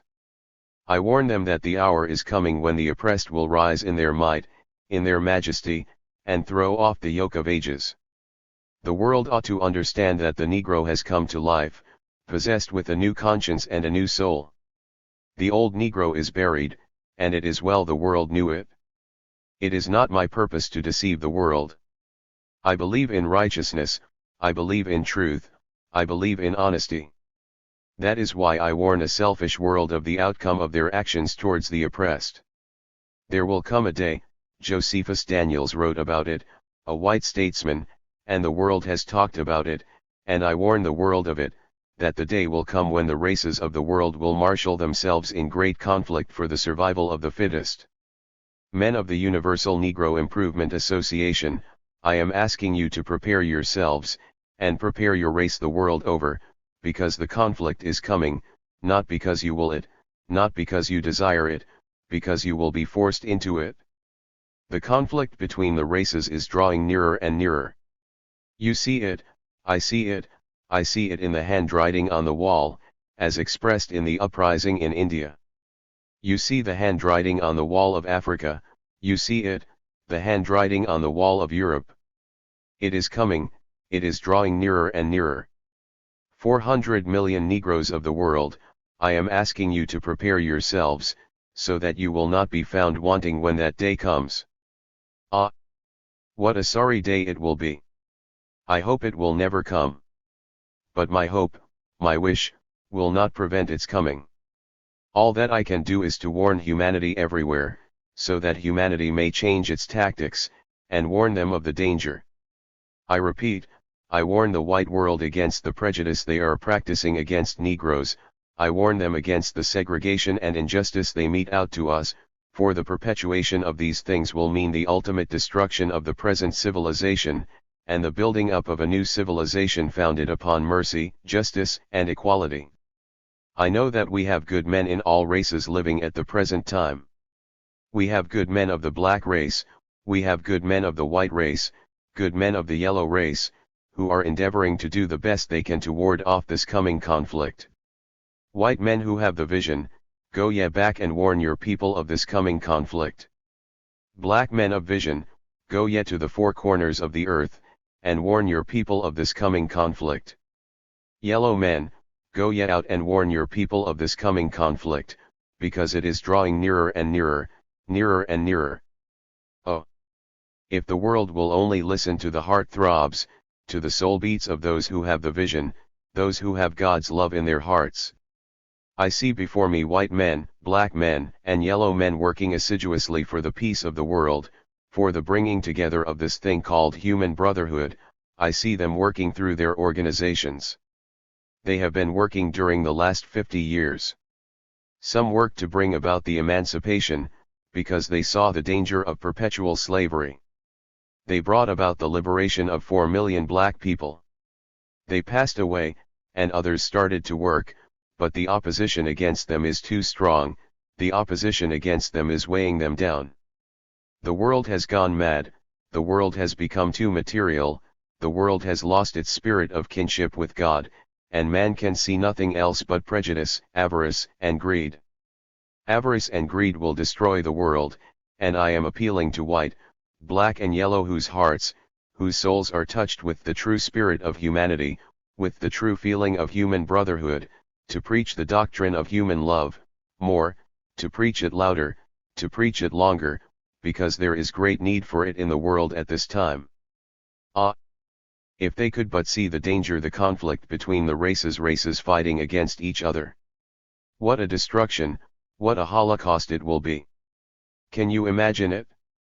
Just take your idea from the last bloody war, wherein a race was pitted against itself, for the whole white races united as one from a common origin, the members of which, on both sides, fought so tenaciously that they killed off each other in frightful, staggering numbers.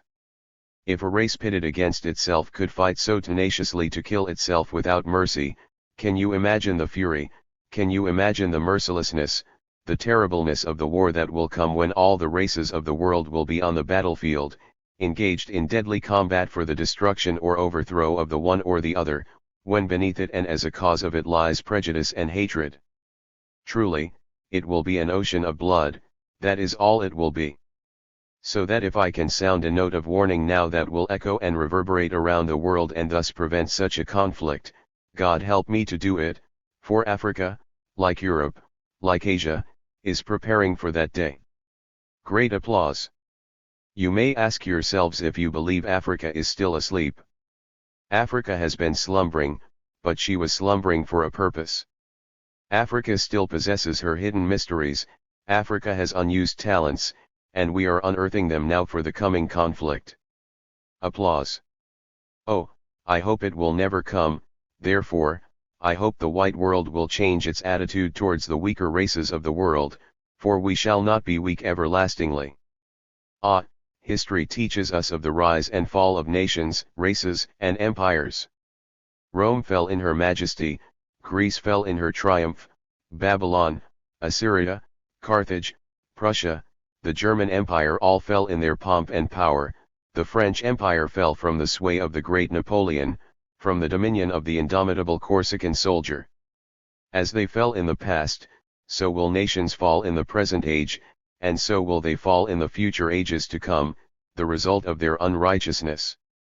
I repeat, I warn the world, and I trust you will receive this warning as you go into the four corners of the earth. The white race should teach humanity. Out there is selfishness in the world. Let the white race teach humanity first, because we have been following the cause of humanity for 300 years, and we have suffered much. If a change must come, it must not come from Negroes, it must come from the white race, for they are the ones who have brought about this estrangement between the races. The Negro never hated. At no time within the last 500 years can they point to one single instance of Negro hatred. The Negro has loved even under the severest punishment. In slavery the Negro loved his master, he protected his master, he safeguarded his master's home. Greater love hath no man than that he should lay down his life for another. We gave not only our services, our unrequited labor, we gave also our souls, we gave our hearts, we gave our all, to our oppressors. But, after all, we are living in a material world, even though it is partly spiritual, and since we have been very spiritual in the past, we are going to take a part of the material now, and will give others the opportunity to practice the spiritual side of life. Therefore, I am not telling you to lead in humanity, I am not telling you to lead in the bringing about of the turning of humanity, because you have been doing that for 300 years, and you have lost. But the compromise must come from the dominant races. We are warning them.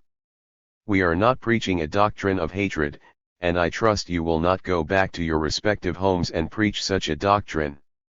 We are preaching, rather, a doctrine of humanity, a doctrine of human love. But we say love begins at home, charity begins at home. We are aggrieved because of this partitioning of Africa, because it seeks to deprive Negroes of the chance of higher national development. No chance, no opportunity, is given us to prove our fitness to govern, to dominate in our own behalf. They impute so many bad things against Haiti and against Liberia, that they themselves circumvented Liberia so as to make it impossible for us to demonstrate our ability for self-government. Why not be honest? Why not be straightforward? Having desired the highest development, as they avowed and professed, of the Negro, why not give him a fair chance, an opportunity to prove his capacity for governing? What better opportunity ever presented itself than the present, when the territories of Germany in Africa were wrested from her control by the Allies in the last war? What better chance ever offered itself for trying out the higher ability of Negroes to govern themselves than to have given those territories to the civilized Negroes, and thus give them a trial to exercise themselves in a proper system of government? Because of their desire to keep us down, because of their desire to keep us apart, they refuse us a chance. The chance that they did give us is the chance that we are going to take. Great applause.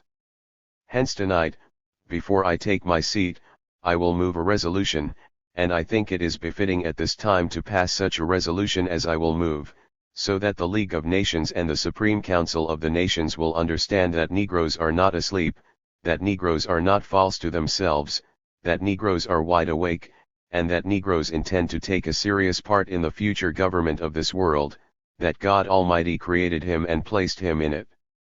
This world owes us a place, and we are going to occupy that place. We have a right to a large part in the political horizon, and I say to you that we are preparing to occupy that part. Go back to your respective corners of the earth and preach the real doctrine of the Universal Negro Improvement Association, the doctrine of universal emancipation for Negroes, the doctrine of a free and a redeemed Africa. 33. Emancipation Day. Knowing the sufferings of my forefathers, I shall give back to Africa that liberty that she once enjoyed hundreds of years ago, before her own sons and daughters were taken from her shores and brought in chains to this Western world. Liberty Hall, New York City. January 1, 1922. The Philosophy and Opinions of Marcus Garvey, or Africa for the Africans. Volume 1. 59 years ago Abraham Lincoln signed the Emancipation Proclamation declaring 4 million Negroes in this country free. Several years prior to that, Queen Victoria of England signed the Emancipation Proclamation that set at liberty hundreds of thousands of West Indian Negro slaves. West Indian Negroes celebrate their emancipation on the first day of August of every year. The American Negroes celebrate their emancipation on the 1st of January of every year. Tonight we are here to celebrate the emancipation of the slaves in this country. We are the descendants of the men and women who suffered in this country for 250 years under that barbarous, that brutal institution known as slavery. You who have not lost trace of your history will recall the fact that over 300 years ago your forebears were taken from the great continent of Africa and brought here for the purpose of using them as slaves. Without mercy, without any sympathy they worked our forebears. They suffered, they bled, they died. But with their sufferings, with their blood, which they shed in their death, they had a hope that one day their posterity would be free, and we are assembled here tonight as the children of their hope. I trust each and every one of you therefore will realize that you have a duty which is incumbent upon you, a duty that you must perform, because our forebears who suffered, who bled, who died had hopes that are not yet completely realized. They hoped that we as their children would be free, but they also hoped that their country from whence they came would also be free to their children, their grandchildren and great-grandchildren at some future time. It is for the freedom of that country, that motherland of ours, that 4.5 million Negroes, as members of the Universal Negro Improvement Association, are laboring today. This race of ours gave civilization, gave art, gave science, gave literature to the world. But it has been the way with races and nations. The one race stands out prominently in the one century or in the one age, and in another century or age it passes off the stage of action, and another race takes its place. The Negro once occupied a high position in the world, scientifically, artistically and commercially, but in the balancing of the great scale of evolution, we lost our place and someone, other than ourselves, occupies the stand we once held.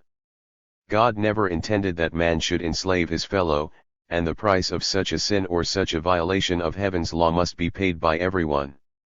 As for me, because of the blessed past, because of the history that I know, so long as there is within me the breath of life and the Spirit of God, I shall struggle on and urge others of our race to struggle on to see that justice is done to the black peoples of the world. Yes, we appreciate the sorrows of the past, and we are going to work in the present that the sorrows of our generation shall not be perpetuated in the future. On the contrary, we shall strive that by our labors, succeeding generations of our own shall call us blessed, even as we call the generation of the past blessed today. And they indeed were blessed. They were blessed with a patience not yet known to man. A patience that enabled them to endure the tortures and the sufferings of slavery for 250 years. Why? Was it because they loved slavery so? No. It was because they loved this generation more. Isn't it wonderful? Transcendent. What then are you going to do to show your appreciation of this love? What gratitude are you going to manifest in return for what they have done for you? As for me, knowing the sufferings of my forefathers, I shall give back to Africa that liberty that she once enjoyed hundreds of years ago, before her own sons and daughters were taken from her shores and brought in chains to this Western world. No better gift can I give in honor of the memory of the love of my foreparents for me, and in gratitude of the sufferings they endured that I might be free. No grander gift can I bear to the sacred memory of the generation past than a free and a redeemed Africa, a monument for all eternity, for all times. As by the action of the world, as by the conduct of all the races and nations, it is apparent that not one of them has the sense of justice, the sense of love, the sense of equity, the sense of charity, that would make men happy, and make God satisfied. It is apparent that it is left to the Negro to play such a part in human affairs, for when we look to the Anglo-Saxon we see him full of greed, avarice, no mercy, no love, no charity. We go from the white man to the yellow man, and we see the same unenviable characteristics in the Japanese. Therefore we must believe that the psalmist had great hopes of this race of ours when he prophesied, "Princes shall come out of Egypt, and Ethiopia shall stretch forth her hands unto God." If humanity is regarded as made up of the children of God and God loves all humanity, we all know that, then God will be more pleased with that race that protects all humanity than with the race that outrages the children of God. And so tonight we celebrate this anniversary of our emancipation. We do it not with regret, on the contrary we do it with an abiding confidence, a hope and faith in ourselves and in our God. And the faith that we have is a faith that will ultimately take us back to that ancient place, that ancient position that we once occupied, when Ethiopia was in her glory. Statement on Arrest 34. Jews, Irish, and reformers of all races have had their troubles and trials with their own people, so I am satisfied to bear the persecution of my own that they might be free. New York City, January 13, 1922. The Philosophy and Opinions of Marcus Garvey, or Africa for the Africans. Volume 1. I believe that true justice is to be found in the conscience of the people, and when one is deprived of it by the machinations and designs of the corrupt, there can be no better tribunal of appeal than that of public opinion, which gives voice to conscience, and that is why I now appeal to the conscience of the American people for justice. I believe that all races have their peculiar characteristics. The Jew fights the Jew, the Irish fights the Irish, the Italian fights the Italian, and so we have the Negro fighting the Negro. As a Negro schooled in the Academy of Adversity, with the majority of my race, I have ever had a whole-souled desire to work for the race's uplift. Recently out of slavery, we have had but a meager chance to rise to the higher heights of human development as a people. At emancipation we were flung upon the civilized world without a program. Unlike the Irish and the Jew, we had no national aspiration of our own. We were left to the tender mercies of philanthropists and humanitarians who helped us to the best of their ability. In the Negro's struggle to get somewhere, every member of the race took a selfish course all his own. There was no group program or group interest. The only cause that held us together as a people was religion. During the days of slavery, religion was the only consolation of the Negro, and then it was given to him by his masters. Immediately after the emancipation, when the Negro was thrown back upon his own resources, the illiterate race preacher took charge of us, and with the eye of selfishness he exploited the zeal of the religious. Our emotions were worked upon by our illiterate preacher leaders of the early days. The masses of us, having found new employment for which we received pay, were able to contribute to the partial upkeep of our own church life, thus making it profitable for the preachers of our race to exploit us in the name of God, without giving us a program by which we could redeem ourselves. After the illiterate preacher leader, came the illiterate race politician, who also had no program for the higher temporal development of the race. He, like the preacher, had his selfish plans of using and feeding upon the emotions of the people. These two illiterate parasites, who extracted all that was worthwhile from the people, traveled hand in hand until we reached the first milestone of higher intelligence. Then the illiterate preacher and politician had to give way to a more intelligent class, who, unfortunately, with only a few exceptions, scattered here and there, followed and are still following in the footsteps of the old preachers and politicians to plunder and exploit the masses, because they had no vision. And now I come to the source of my troubles, in fighting the battles of the masses. I come to the people in the role of the reformer and say to them, awake, the day is upon you, go forth in the name of the race and build yourselves a nation, redeem your country Africa, the land from whence you came, and prove yourselves men worthy of the recognition of others. This is the offense I have committed against the selfish Negro preachers and politicians who have for more than half a century waxed fat at the expense of the people. The shout goes up, we cannot allow Garvey to preach his reformation and expose us to the people. The people will become too wise. We will lose our standing among them and they will not support us. We must get Garvey. We must discredit him before the people. We cannot do it ourselves, because we have no power. We will frame him up, we will lay traps for him, we will state all manner of charges against him to the various departments of government so that the government will prosecute him for us. Such have been the ravings, machinations and designs of a certain class of Negro politicians and preachers against me because of my reform work of 3.5 years among my people that has over 4 million followers. Jews, Irish, and reformers of all races have had their troubles and trials with their own people, so I am satisfied to bear the persecution of my own that they might be free. I trust no one from the people would believe that I could be so mean as to defraud a fellow Negro, either directly or indirectly. I have an ideal that is far above money, and that is to see my people really free. Others of my race oppose me because they fear my influence among the people, and they judge me from their own corrupt, selfish consciences.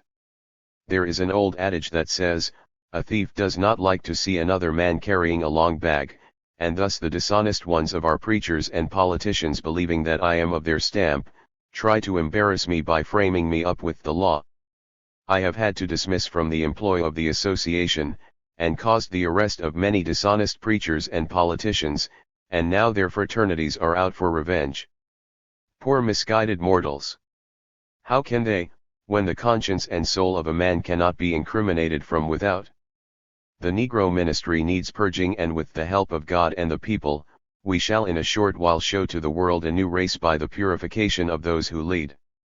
I desire to say that I have a great amount of confidence in several of the preachers and politicians of my race today, but the great majority need purging, because among them we have gamblers, thieves, rogues, vagabonds, and these are the ones who are fighting me at this time. The hidden spirit of America.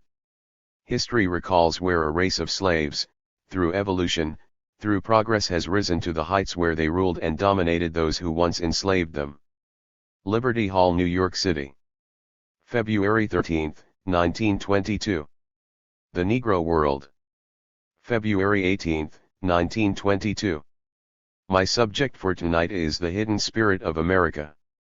Before I speak on the subject, I will read to you a bit of news. It is important because it strikes at the vitals of the great matter of the Negro problem, the solution of it. Those of you who are readers of the Negro World will remember seeing in the paper this week that bit of news that comes from Mississippi, which reads as follows. Jackson, Miss. January 31. Senator McCallum today introduced in the state Senate in session here a concurrent resolution providing for the legislature of Mississippi to memorialize the President of the United States and the National Congress to secure by treaty, by purchase, or other negotiation sufficient territory in Africa to make a suitable and final home for the American Negro, where, under the tutelage of the American government, he can develop for himself a great republic, to become in time a free and sovereign state and take its place at the Council Board of the nations of the world. Senator McCallum proposes to use such part of the Allied war debt as may be necessary to acquire such territorial possessions to the end that America shall become a nation of one blood, as it is in spirit, and, as he says, to give the American Negro opportunity for the development of racial rights under the most advantageous circumstances. The subject, the hidden spirit of America, is brought out forcibly in this bit of news that recounts Senator McCallum's intention for proposing that this nation seek in some way or other to establish for the American Negro a sovereign state of his own, a nation of his own in Africa, because he desires that America shall become a nation of one blood as it is in spirit. I trust you will readily grasp the meaning of that sentence of Senator McCallum's intended resolution. It brings out without any camouflage the very thing that the Universal Negro Improvement Association has been preaching for 4.5 years, that America in spirit at the present time is a white man's country, and it is going to be so in fact, and as far as it will be in fact. That is why Senator McCallum is trying in his way to solve the great problem by having the President and Congress decide that America shall establish for the Negroes of America a sovereign state somewhere in Africa. After all, the Universal Negro Improvement Association is not so crazy in thinking about the possibility of an African nation of Negroes. We find that we have a crazy senator who is trying to get the President and Congress and the whole nation crazy also. So that it would appear that the whole country is going crazy with this idea of an African nation for the Negroes of the world. The same reason why Senator McCallum desires a nation in Africa for the American Negroes is the same reason why other Negroes in other parts of the world who are outside of Africa desire a nation also in Africa, so that we are not only going to have a nation for the American Negroes or a nation for the West Indian Negroes, but we are going to have a nation for all Negroes, and the Universal Negro Improvement Association, I say now without any reserve, is very much in sympathy with Senator McCallum's resolution, because that has been our program for the last 4.5 years. We of the Universal Negro Improvement Association realize that for the Negro to encourage himself in the belief that the future will mean peace and happiness for him in these parts of the world where he is hopelessly outnumbered by another race that is prejudiced towards him, is for him to encourage a vain hope. As we can see it, as the two races continue to live side by side in this Western world, and as competition becomes keener between the two races, industrially and politically, that prejudice that is being demonstrated and acted against us now will increase to such an extent that we will suffer the more and we will die the quicker from the results of the prejudice that I have outlined to you. The thoughtful Negro leader of today will naturally look down the future not only of a day, a week, a month, or a year, but the future of many decades of centuries as touching our condition. The thoughtful leader can come to no other conclusion than that in another 100 years America will be a changed country, quite different to what it is, that America's attitude towards a weaker race, if that race happens to be here, if that race works in competition with the stronger one that will always be here, that it will mean death for the weaker race. The thoughtful leader realizes well that industrial, economic, and political competition among peoples of different races breeds prejudice, hatred and ends generally in massacres, in civil wars, to the detriment of the weaker group. It has been so in all history, it is so now and it will be so in the future. The stronger group of any race living in any country, let it be America, Europe, or anywhere, will not tolerate the keenness of competition industrially or politically with a weaker race within the same bounds. As that stronger race multiplies in numbers, that stronger race will perforce adopt an attitude of hostility toward that weaker race that seeks to compete industrially and politically. America, as I have said, will be a different country as far as the number of inhabitants is concerned in another 100 years. You are going to have probably 3 times as many white people in this country in another 100 years as you have now. It will mean that industrial rivalry and competition among them as a people will be keener then and that they will perforce have to protect their own interests as against the interests of any other competitive group, and whether that group happens to be Negroes, Chinese or Japanese, they are going to fare very badly in that day when competition will force the other people to protect their interests industrially, economically, and politically.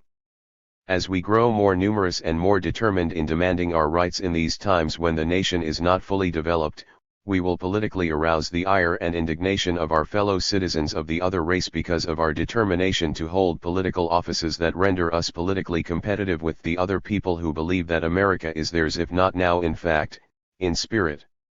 Some of us as leaders flatter ourselves into believing that the problem of black and white will work itself out in America in another few years and that all the Negro has to do is to be humble and submissive and do what he is told to do, and everything will work out well in the sweet by and by.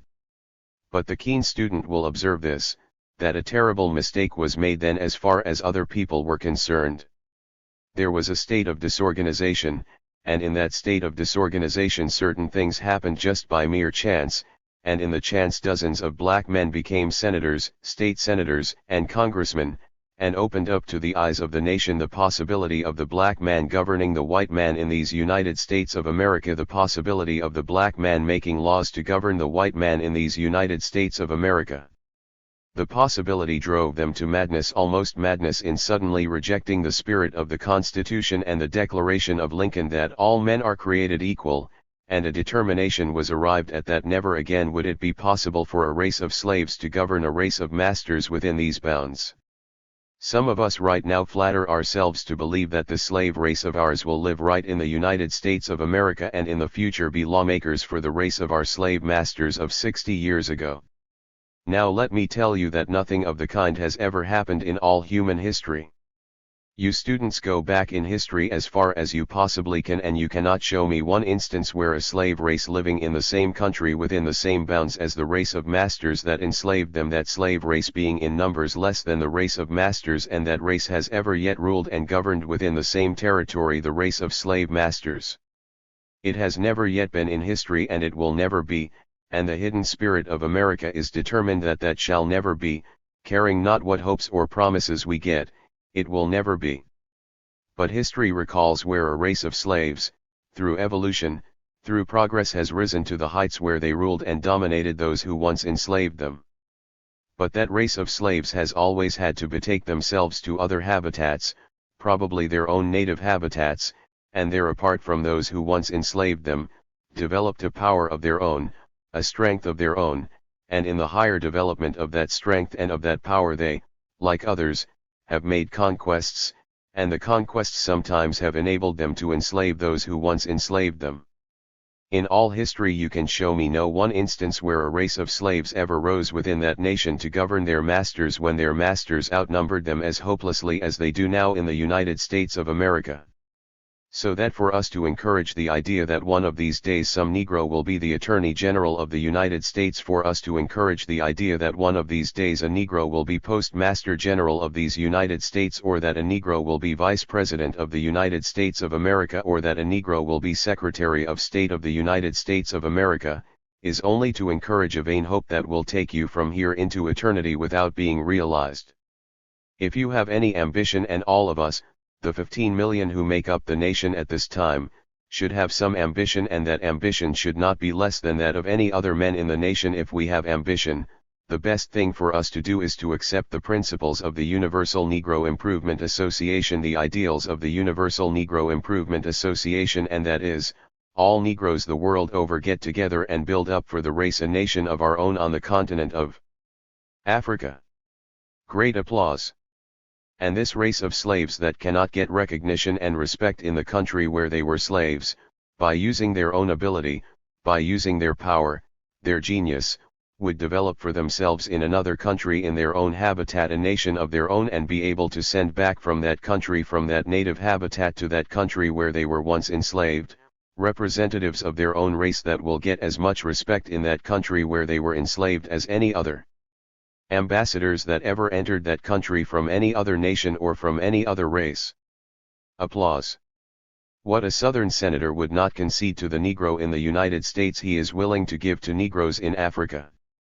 That same Southern senator who moved this resolution that the President of the United States and the National Congress secure by treaty or purchase a home in Africa for the American Negro, where he can develop a free and sovereign state, a nation that will take its place at the Council Board of the Nations of the World. That Southern senator who moved that resolution in the Senate of Mississippi is the same Southern senator who would object and stand behind the objection with his whole life and with the last drop of his blood, for a Negro in the United States of America to dine with the President of the United States at the White House.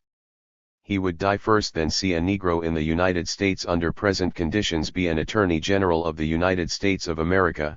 He would die first than stand and see without protesting that a Negro was Vice President of the United States of America. Yet he says that he wants to see the American Negro develop a nation of his own in Africa that would cause him to take his place at the Council Board of the Nations of the world.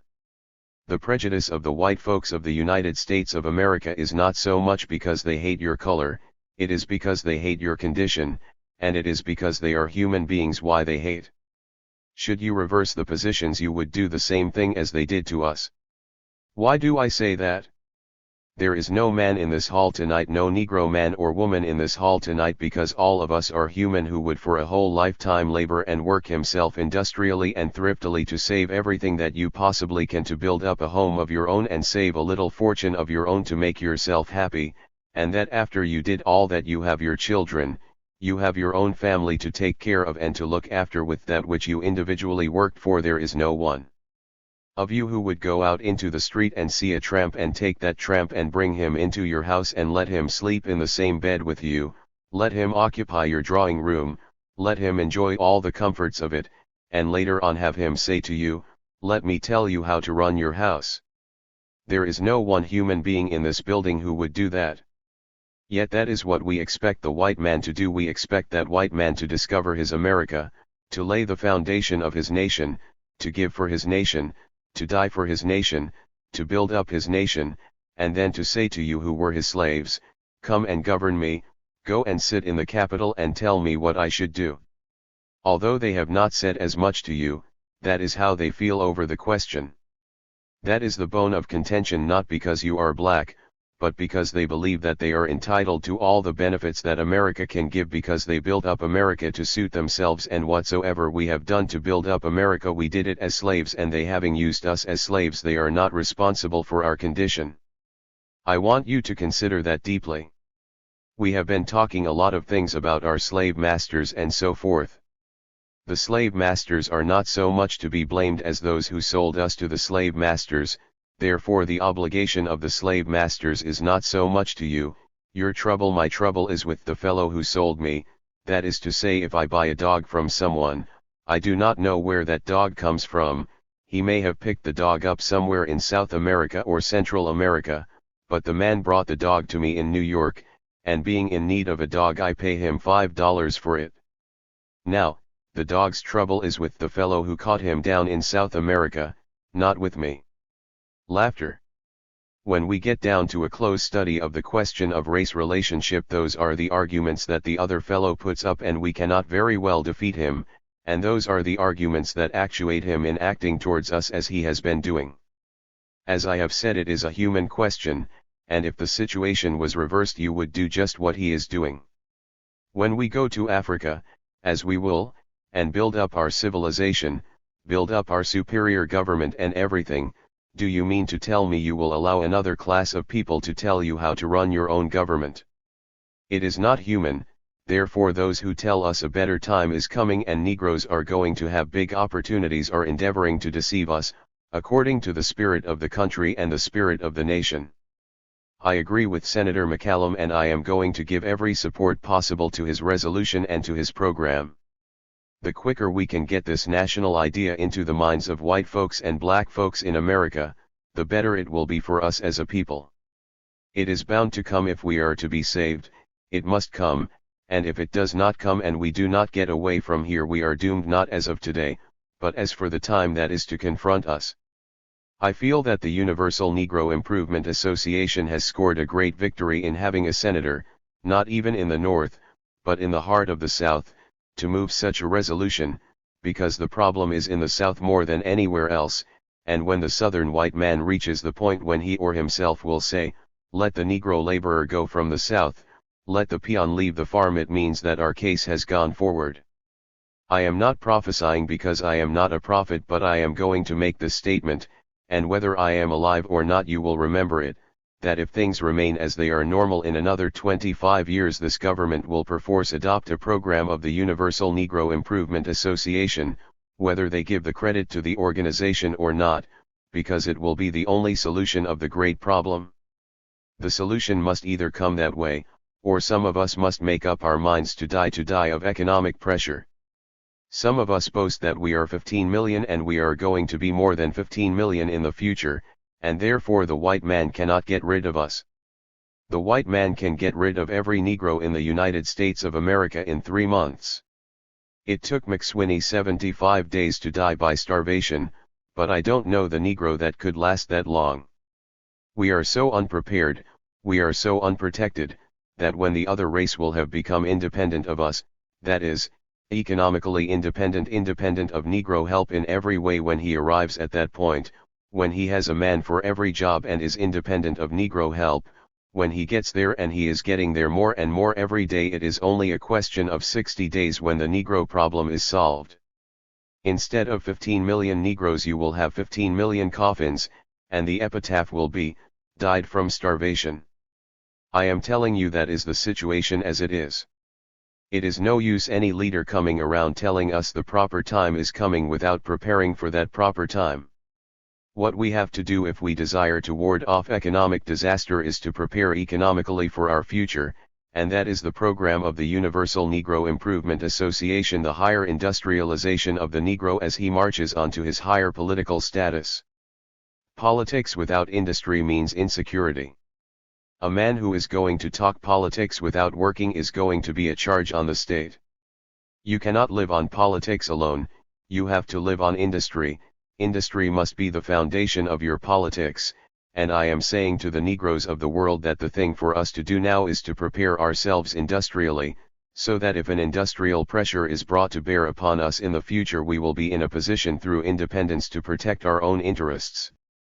Some people do not understand the program of the Universal Negro Improvement Association, why we have so many different branches and why we want to start steamships and factories, etc. Those are essentials to the existence of the Negro. Industry is necessary, and therefore we have to lay out a program by which we can ensure protection to all the people of our race. I am saying to you now that while we are here, let us follow this Universal Negro Improvement Association program, caring not what others say to you about the promise of the future, because you have absolutely no intention and attitude of the future towards you. You cannot expect the other fellow to work for you, to labor for you, to build up a civilization and then hand it over to you. He is not going to do it, because it is not human. The time has come now when we as free men can do for ourselves, and when we start out to do for ourselves, this prejudice against us will cease. Again I repeat, the prejudice against us is not so much because we are black, it is because we have accomplished nothing, and when you, by the encouragement of those who wish to work, go out and do for yourselves, build up a nation, build up a government, you will be as much respected in the country where you were once slaves, because then you will be in your own homes. Many nations of today represented a race of slaves. The great British nation was once a race of slaves. In their own country they were not respected because the Romans went there, brutalized and captured them and took them over to Rome and kept them in slavery. They were not respected in Rome because they were brought as slaves to Rome. What happened? Throughout the world the Britisher is respected today because he went back to his dear Britain and built up a civilization of his own, and by his self-reliance and his initiative he forced the respect of the world, and he maintains it today. Yet he was once a slave, and the position which the Britisher has attained, coming up through slavery, you can attain if you will go out and assiduously work for the development of your race and nation as the Britain has done. That is my message tonight, and I am saying to you, be not weary in well-doing. In carrying out and spreading the propaganda of the Universal Negro Improvement Association, we have waited for 4.5 years to have a Southern senator to take this step. We will wait another 4 years, when the Congress of the United States of America will give its support, and I believe that the time will come, probably within another decade, another 25 years, when this very country, when the white people of this country will help Negroes to found and establish a government of their own in Africa. I believe that because there are many within the nation who wish us well, but they are not going to wish us well if we remain here and compete with them. I am not going to encourage another man to come into my house and boss me, my wife and my children and everybody in there, but I wish him well from a distance.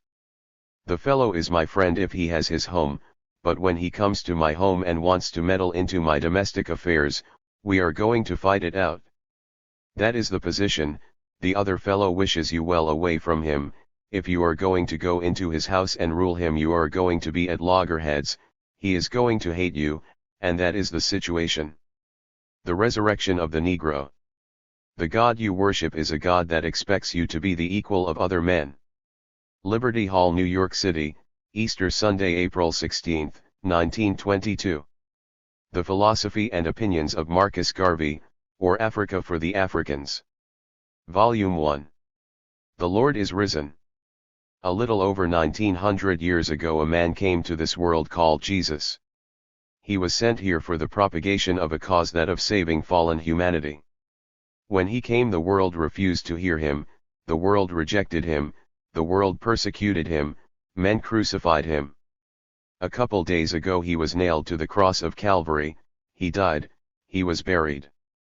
Today he is risen, risen the spiritual leader of creation, risen as the first fruit of them that slept. Today that crucified Lord, that crucified Christ sees the affairs of man from his own spiritual throne on high. After hundreds of years have rolled by, the doctrine he taught has become the accepted religion of hundreds of millions of human beings. He in his resurrection triumphed over death and the grave, he by his resurrection convinced humanity that his cause was spiritual. The world felt the truth about Jesus too late to have accepted his doctrine in his lifetime. But what was done to Jesus in his lifetime is just what is done to all reformers and reform movements. He came to change the spiritual attitude of man toward his brother.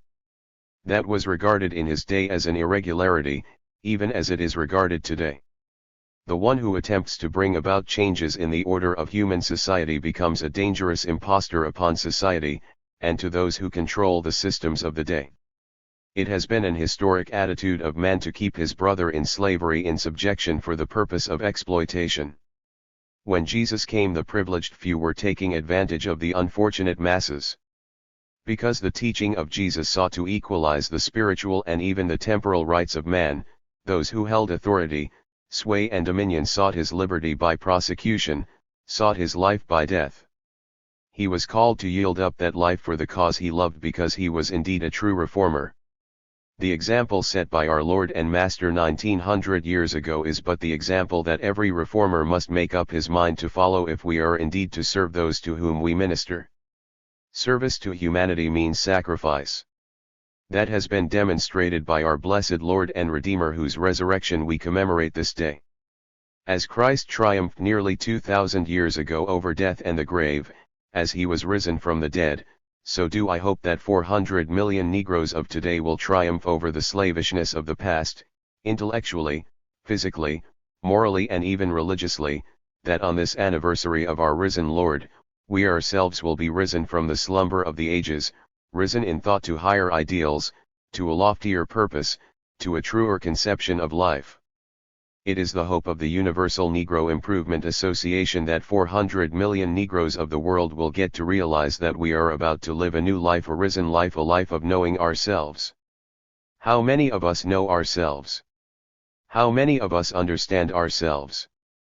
The major number of us for ages have failed to recognize in ourselves the absolute masters of our own destiny, the absolute directors and creators of our own fate. Today, as we think of our risen Lord, may we not also think of the life he gave to us, the life that made us his instruments, his children, the life that he gave to us to make us possessors of the land that he himself created through his Father? How many of us can reach out to that higher life, that higher purpose, that creative world that says to you, you are a man, a sovereign, a Lord of the creation? On this beautiful spring day, may we not realize that God made nature for us, God has given it to us as our province, our dominion? May we not realize that God has created no superior being to us in this world, but himself? May we not know that we are the true lords and creators of our own fate and of our own physical destiny? The work of the Universal Negro Improvement Association for the past 4.5 years has been that of guiding us to realize that there should be a resurrection in us, and if at no other time, I trust that at this Eastertide we will realize that there is a great need for a resurrection from the lethargy of the past, the sleep of the past, from that feeling that made us accept the idea and opinion that God intended that we should occupy an inferior place in the world.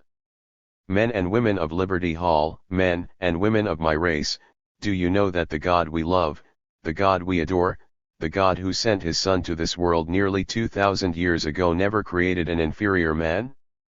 That God we love, that God we worship and adore has created man in his own image, equal in every respect, wheresoever he may be, let him be white, let him be yellow, let him be red, let him be black, God has created him the equal of his brother. He is such a loving God. He is such a merciful God. He is such a God that he is no respecter of persons, that he would not in his great love create a superior race and an inferior one. The God that you worship is a God that expects you to be the equal of other men. The God that I adore is such a God, and he could be no other. Some of us seem to accept the fatalist position, the fatalist attitude, that God accorded to us a certain position and condition, and therefore there is no need trying to be otherwise. The moment you accept such an attitude, the moment you accept such an opinion, the moment you harbor such an idea, you hurl an insult at the great God who created you, because you question him for his love, you question him for his mercy. God has created man, and has placed him in this world as the Lord of the creation, as the sovereign of everything that you see, let it be land, let it be sea, let it be the lakes, rivers, and everything therein.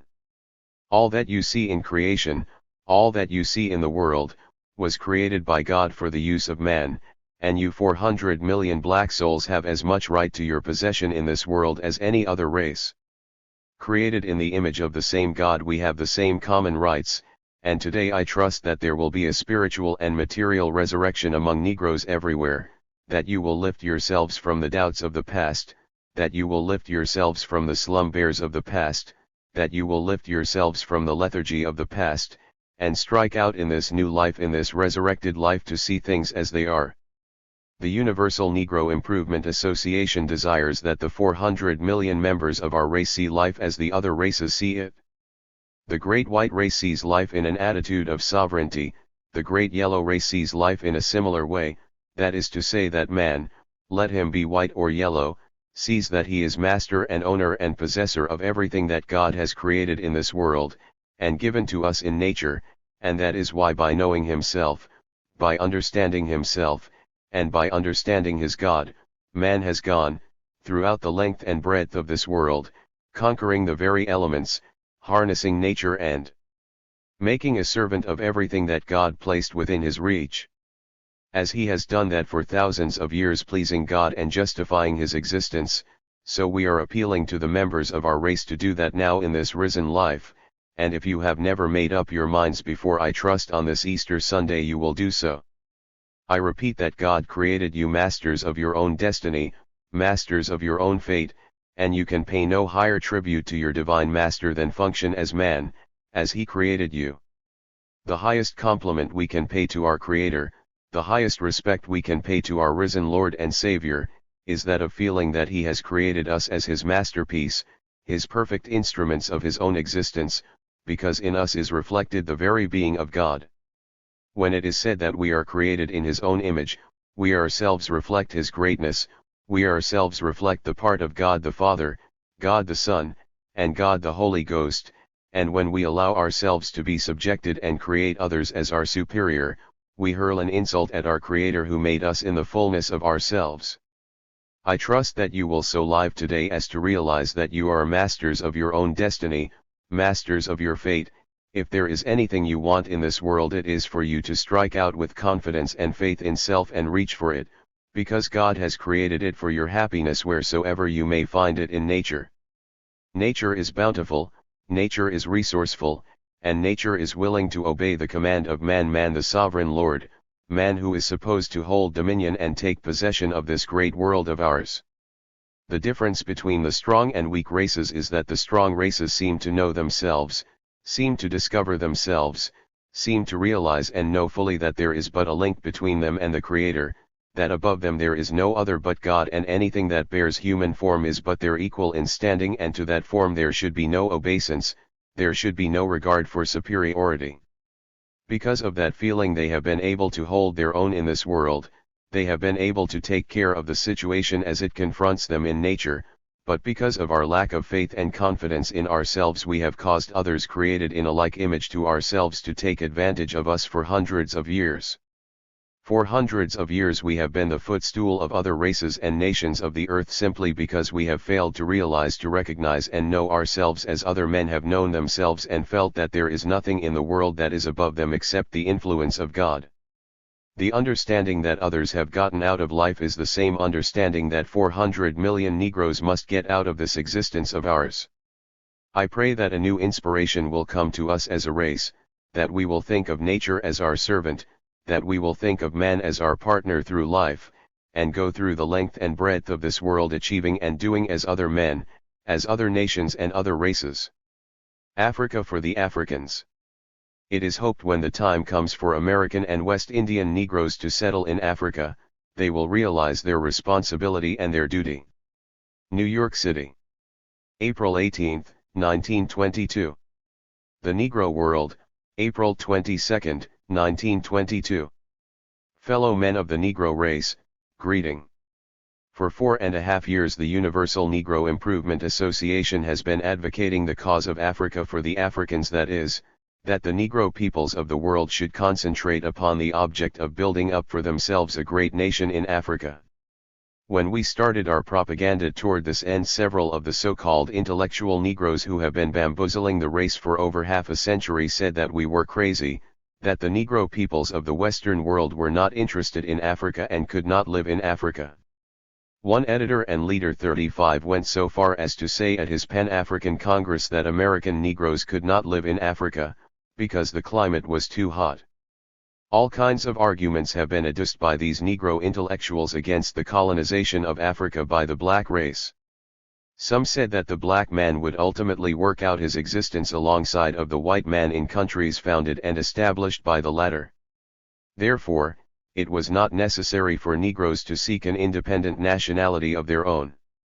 The old-time stories of African fever, African bad climate, African mosquitoes, African savages, have been repeated by these brainless intellectuals of ours as a scare against our people in America and the West Indies taking a kindly interest in the new program of building a racial empire of our own in our motherland.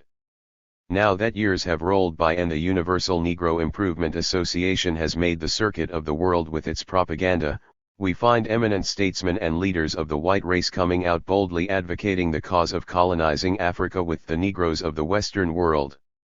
Not more than 2 months ago, Senator McCollum of the Mississippi legislature introduced a resolution in the House for the purpose of petitioning the Congress of the United States of America and the President to use their good influence in securing from the Allies sufficient territory in Africa in liquidation of the war debt, which territory should be used for the establishing of an independent nation for American Negroes.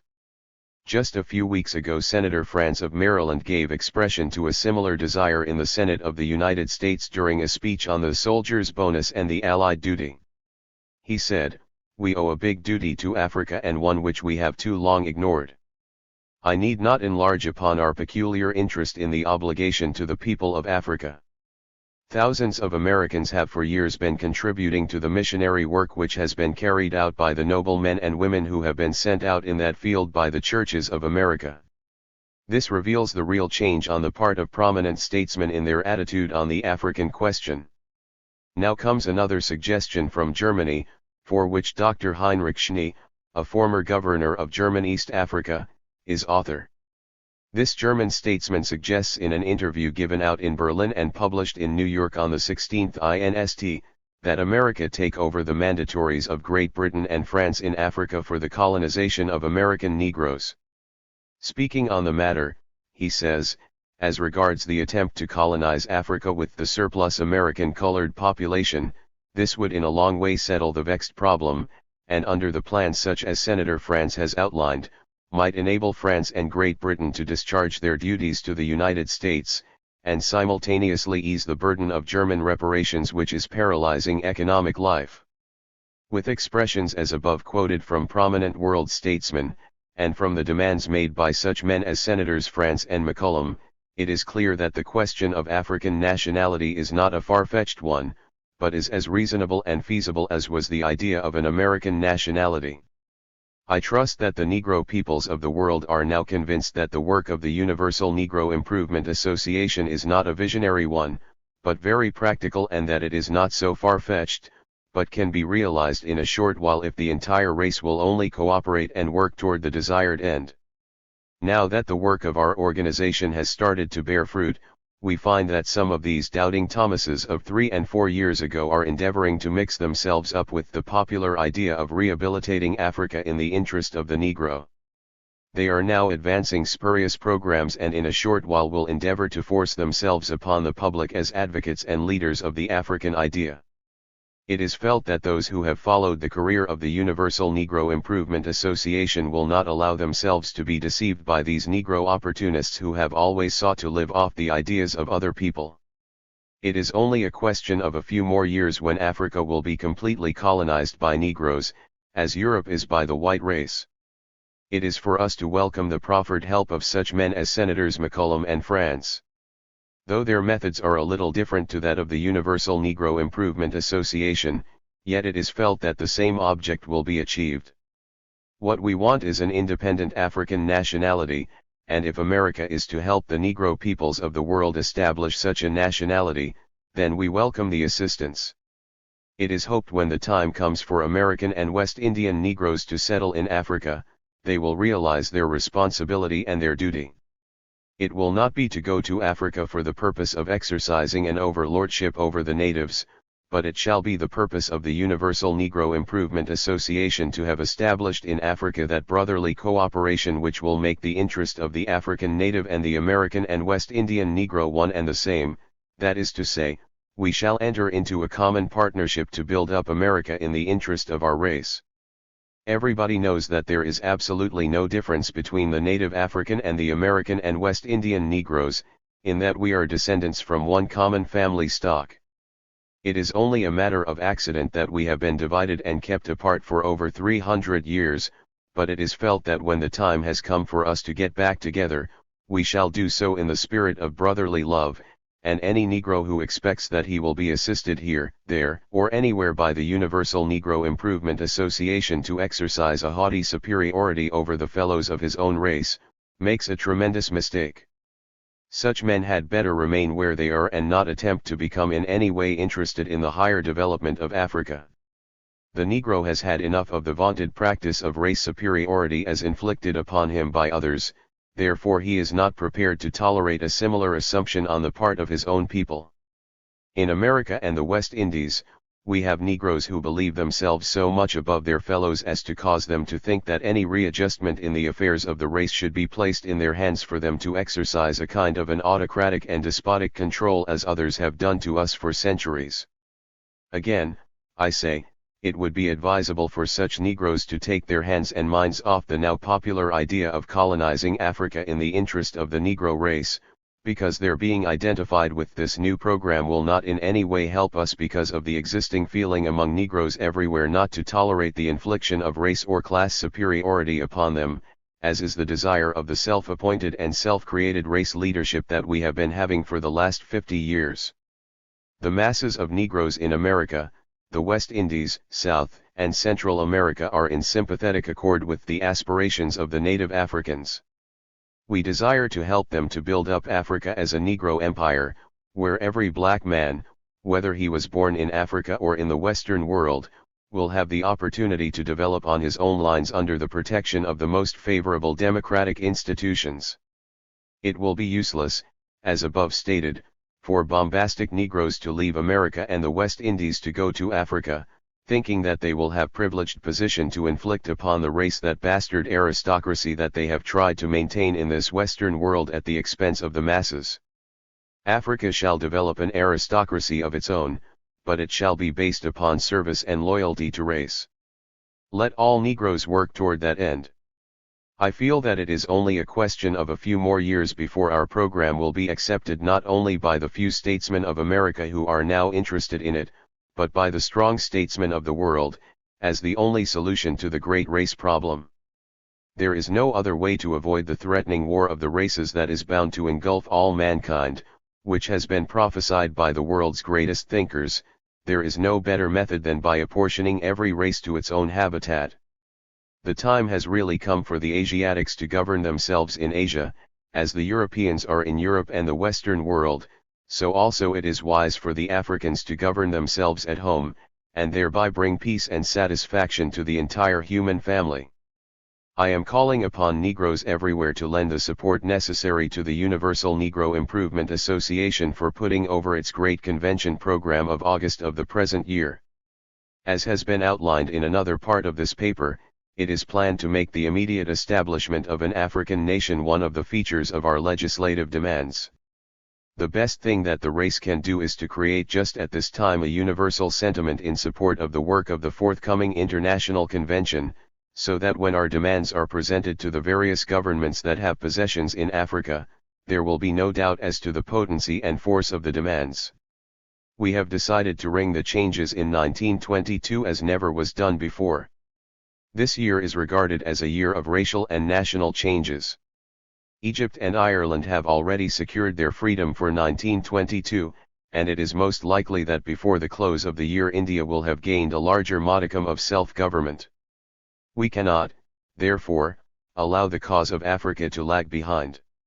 It is for us to force it. Thus the Universal Negro Improvement Association shall leave no stone unturned to win for Africa and the 400 million Negroes of the world a new position in the racial, national, and political affairs of the world. All that is necessary is the moral and financial support of the race everywhere for this great organization. You can contribute your might now to help this great cause. If you have not done so before, and even if you have, it is your duty to send in a donation to the Universal Negro Improvement Association, 56 West 135th Street, New York City, New York, USA, to help this great work for the redemption of Africa and the emancipation of the race. With very best wishes for your success, I have the honor to be your obedient servant, Marcus Garvey, President General, Universal Negro Improvement Association. Han. Marcus Garvey tells of interview with the Ku Klux Klan. The Ku Klux Klan is the invisible government of the United States of America. Liberty Hall, New York City. July 9, 1922. The Negro World, July 15, 1922. In keeping with my duties as leader of a large movement, as one of the advocates of Negro rights and Negro liberty, as an officer of the largest Negro organization in the world, I became interested in the activities of an organization known as the Ku Klux Klan, not because I wanted to be a member of the Klan, but because I wanted to know the truth about the Klan's attitude toward the race I represent. For that reason a conference was arranged between the acting imperial wizard of the Ku Klux Klan and myself, which took place in Atlanta, GA, on the 25th of June. The interview or the report of the conference is to be published in the Negro World, the official organ of the Universal Negro Improvement Association, and I believe it will also be published in the Searchlight, the official organ of the Ku Klux Klan. 36 Unfortunately, because of the pressure of business, I have been unable to read the interview as held to send a copy back to the Imperial Wizard for his correction as well as for my own, in that it was arranged that the interview would be handed to each party concerned for his approval or correction before it was made public. Up to now the corrections have not been made, and I am to speak tonight not so much from the reported matter of the interview as from my impression of the Ku Klux Klan as gained through contact with the leaders of the Klan.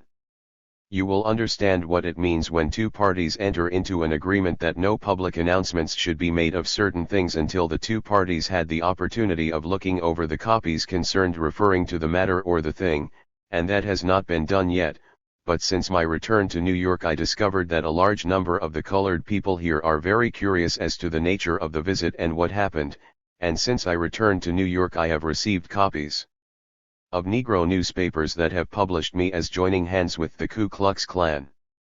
I know and you know the attitude of the Negro press in America is senseless, ignorant attitude, an attitude that does not tend to help educationally in the development of this race of ours in America, especially to a young, growing race as ours. From my impressions, from my observations, from my understanding, the Ku Klux Klan is a mighty white organization in the United States of America, organized for the purpose of upholding white supremacy in this country, organized for the purpose of making America a white man's country, pure and simple.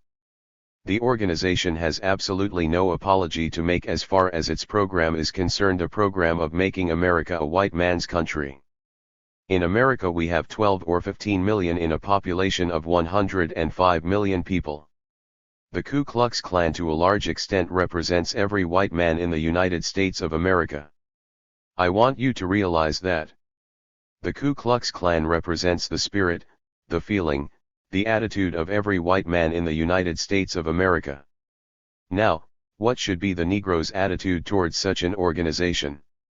The Negro's attitude towards such an organization should not be to stand off, not knowing its program, not understanding it and saying and writing all kinds of things against it with the intention of aggravating its program and its attitude toward the race, but the duty of the leadership of the Negro race, finding itself in such an unenviable position, is to study the thing, to understand the thing and get as much information as possible about the thing in your own interests.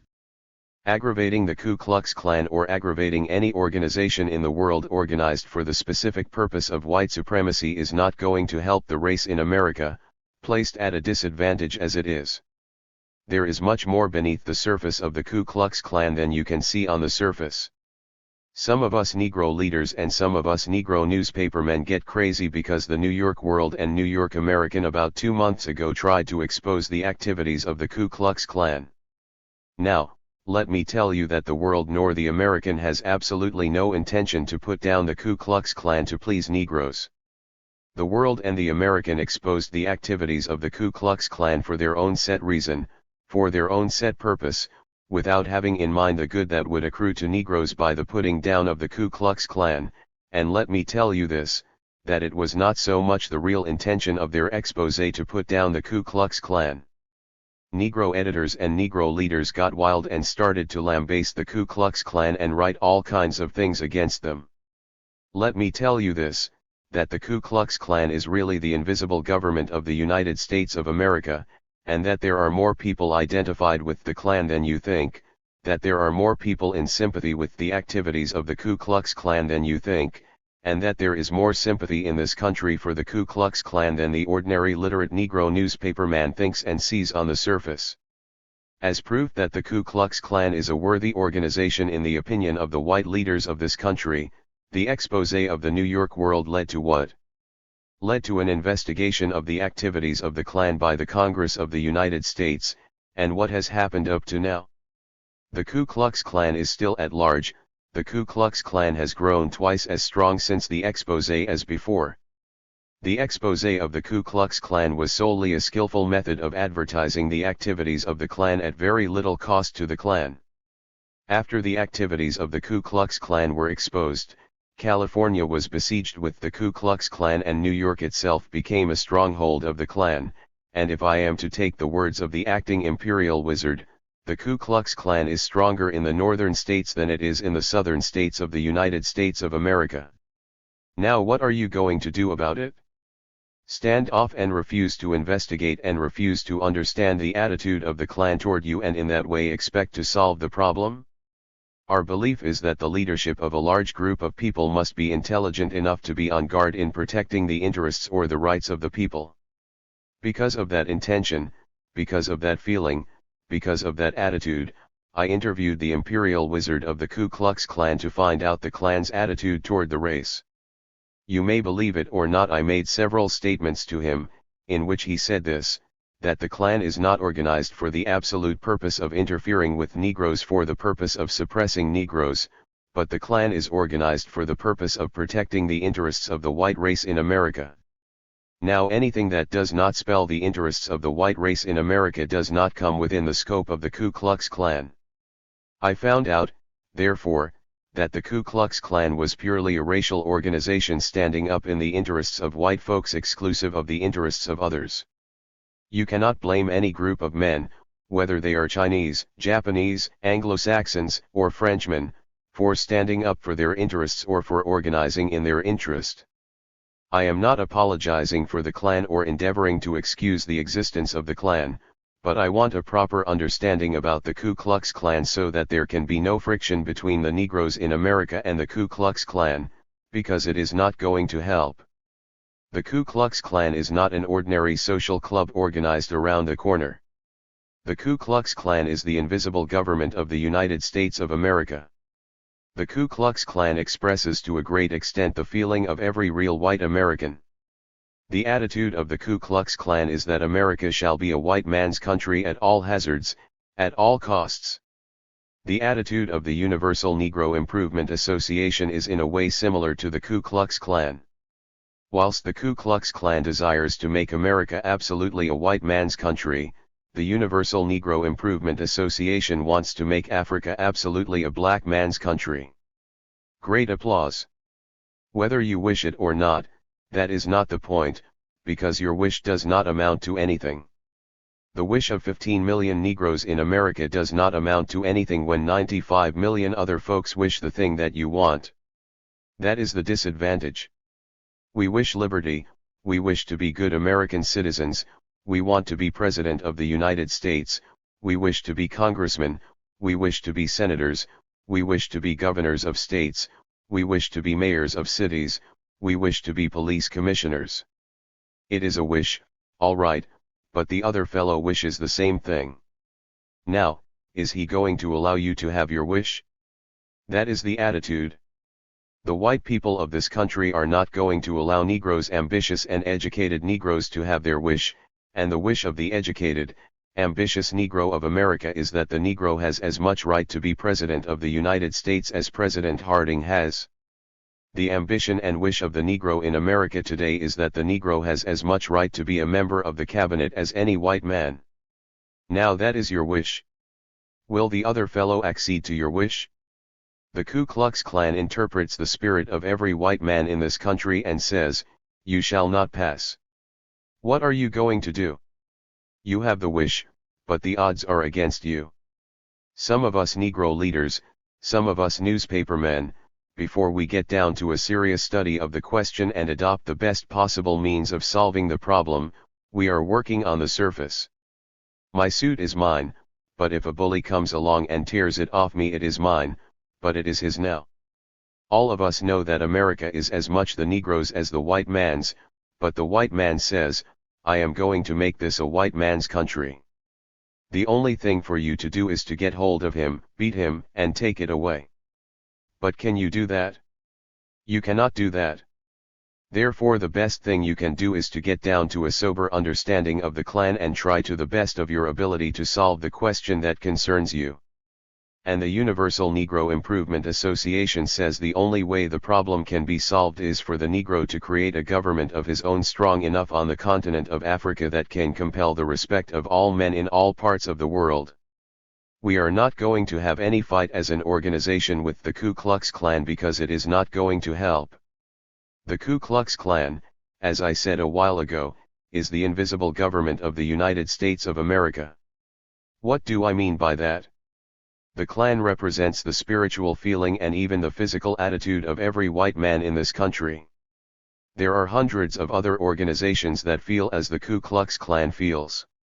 There are millions of individuals in America who feel as the Ku Klux Klan feels, but those individuals, those organizations are not honest enough to make the confession that the Ku Klux Klan makes. I prefer and have a higher regard for the man who intends to take my life, who will warn me and say, "Garvey, I am going to take your life," so as to give me time to prepare my soul for my God, rather than the man who will pretend to be my friend, and as I turn my back he ushers me into eternity without even giving me a chance to say my Lord's Prayer. The Ku Klux Klan comes out openly and says this: "Negroes, we are going to make this country a white man's country. So long as there is a white man in America, a Negro shall not be President of the United States. So long as there is a white man in America, a Negro shall never be a member of the cabinet. So long as there is a white man in America, a Negro shall never again be a congressman or senator. So long as there is a white man in America, a Negro shall never again be a governor or a lieutenant governor of a state." Now the man that says that gives you enough information about yourself and about him as to enable you to make some plans to help yourself one way or the other, but the other fellow who comes and says nothing to you, but, on the other hand, flatters you and says, "I am your friend," and have the same feeling or attitude toward you as the other fellow who told you which is the better friend, the one who tells you or the one who keeps the information from you but means the same thing. I asked the acting imperial wizard of the Ku Klux Klan whether he was interpreting the spirit of just a few people who make up his organization or not, and he said, "No, we are interpreting the spirit of every true white American, but we are honest enough to say certain things that others do not care to say." Now in a nutshell you have the situation. What is the use of staying outside, not understanding the attitude and lambasting those people who are in power? Sentiment cannot put down the Ku Klux Klan, newspaper writings cannot put down the Ku Klux Klan. The Ku Klux Klan is expressing the feeling of over 95 million people. No law can put down the prejudice of a race. You may legislate between now and eternity. If I hate you, no law in the world can make me love you. If I am prejudiced against you for reasons, no law, no constitution in the world can make me change my attitude toward you. The Ku Klux Klan is therefore expressing the feeling and the sentiment of a large number of people in this country towards us as a race, the attitude of refusing to allow the Negro to enjoy political, economic, and social equality. The Ku Klux Klan made me to understand that their attitude is based on the assumption that this country was discovered by white men, this country was first peopled and colonized by white men, that this country's existence was brought about by white men fighting, suffering, and dying to create a government of their own, and because of the suffering of white men in the past to bequeath to their children of today a country of their own, the children of today are not disposed to give up their rights racially to any other race, whether it be Negro, Japanese, or any other race on the face of the globe. Now what are you going to do? This is their attitude. Are lambasting them and publishing all kinds of things without studying them will not help the situation. A lot of Negro leaders are to be found up north who write a lot of stuff, but have not the nerve to go south to give expression to the same sentiments. Applause. The largest number of Negroes in the United States of America live below the Mason and Dixon line, where the Ku Klux Klan rules. It is all right for the fellow up north who does not live under the influence of the Klan to say things about the Klan, but who is going to pay the price of it? The poor unfortunate fellow who lives next door to the Klan and comes in contact with him every day. The Universal Negro Improvement Association realizes that therefore, and while some of us stand up and say all kinds of things criticizing the Klan, millions of our brothers are suffering because of this criticism up north. We desire to prevent that suffering, and it is for that reason we went down to the South to have a proper understanding, to see if we could diplomatically at least help the Negro to throw off the suffering, to throw off this yoke without causing anyone to suffer. That is really the attitude of the organization. That is the reason I interviewed the Imperial Wizard of the Ku Klux Klan. He told me this when I put these pointed questions to him. I asked him, Mr. Clark, you will understand that the Negro of today is quite different to the Negro of 60 years ago. 60 years ago the Negro was a slave, untutored, unintelligent, uncivilized, so to speak, knew nothing about civilized culture or about civilization, and he was satisfied to be a farmer's help, to be a laborer, even to be a slave. Today we have a cultured, civilized Negro, an educated man, a graduate of the best universities in the country and the world.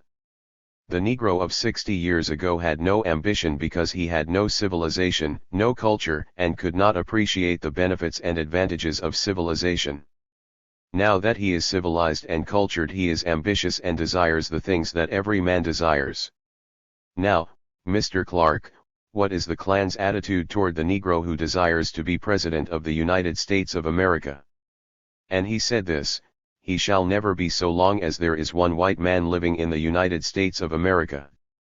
I said, Mr. Clark, what is the attitude of the Klan towards the Negro who wants to be governor of a state? And he gave the same answer: not so long as there is one white man in the United States of America. Again I asked him, Mr. Clark, does your organization represent only the group of men in it or the sentiment of your race? The answer was this: this organization represents the sentiments of the entire white race. Mr. Clark did not tell me anything new.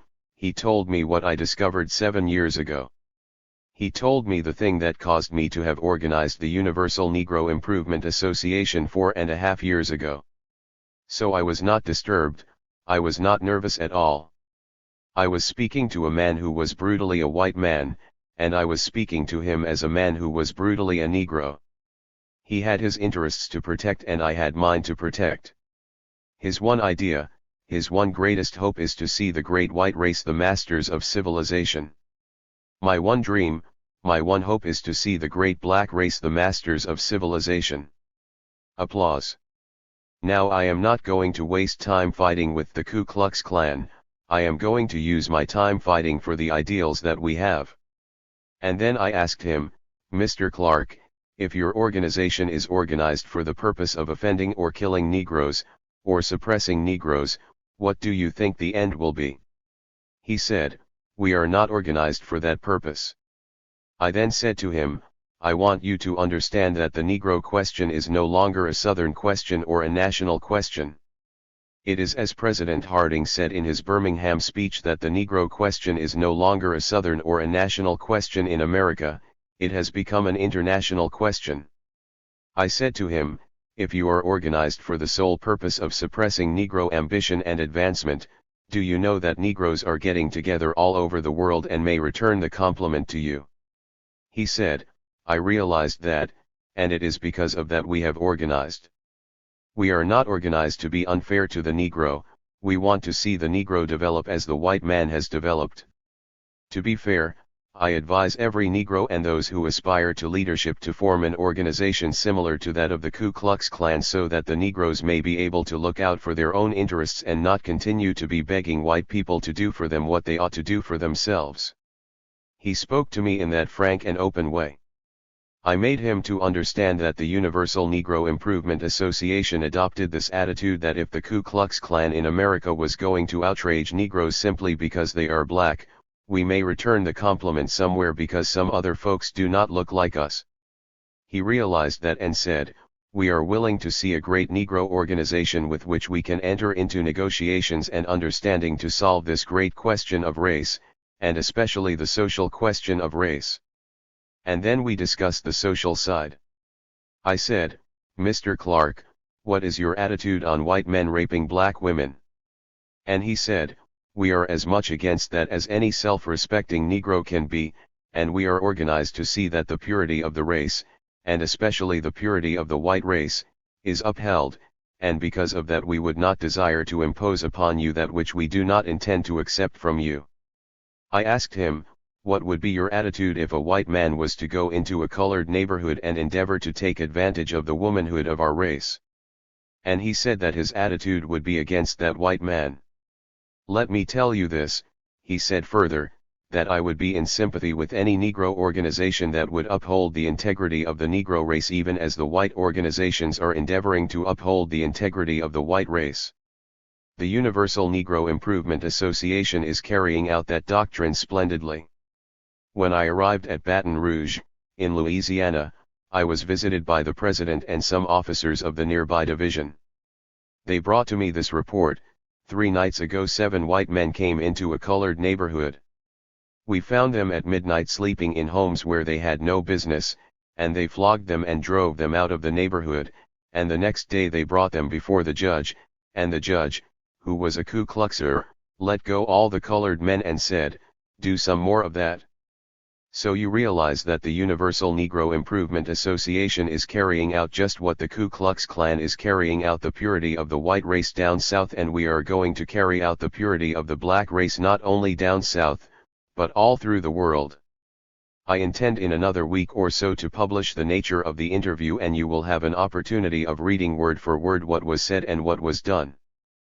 But before you pass judgment on the Klan, before you go out of your way to criticize any white organization, just find out first how much you will be benefited by the criticism you make.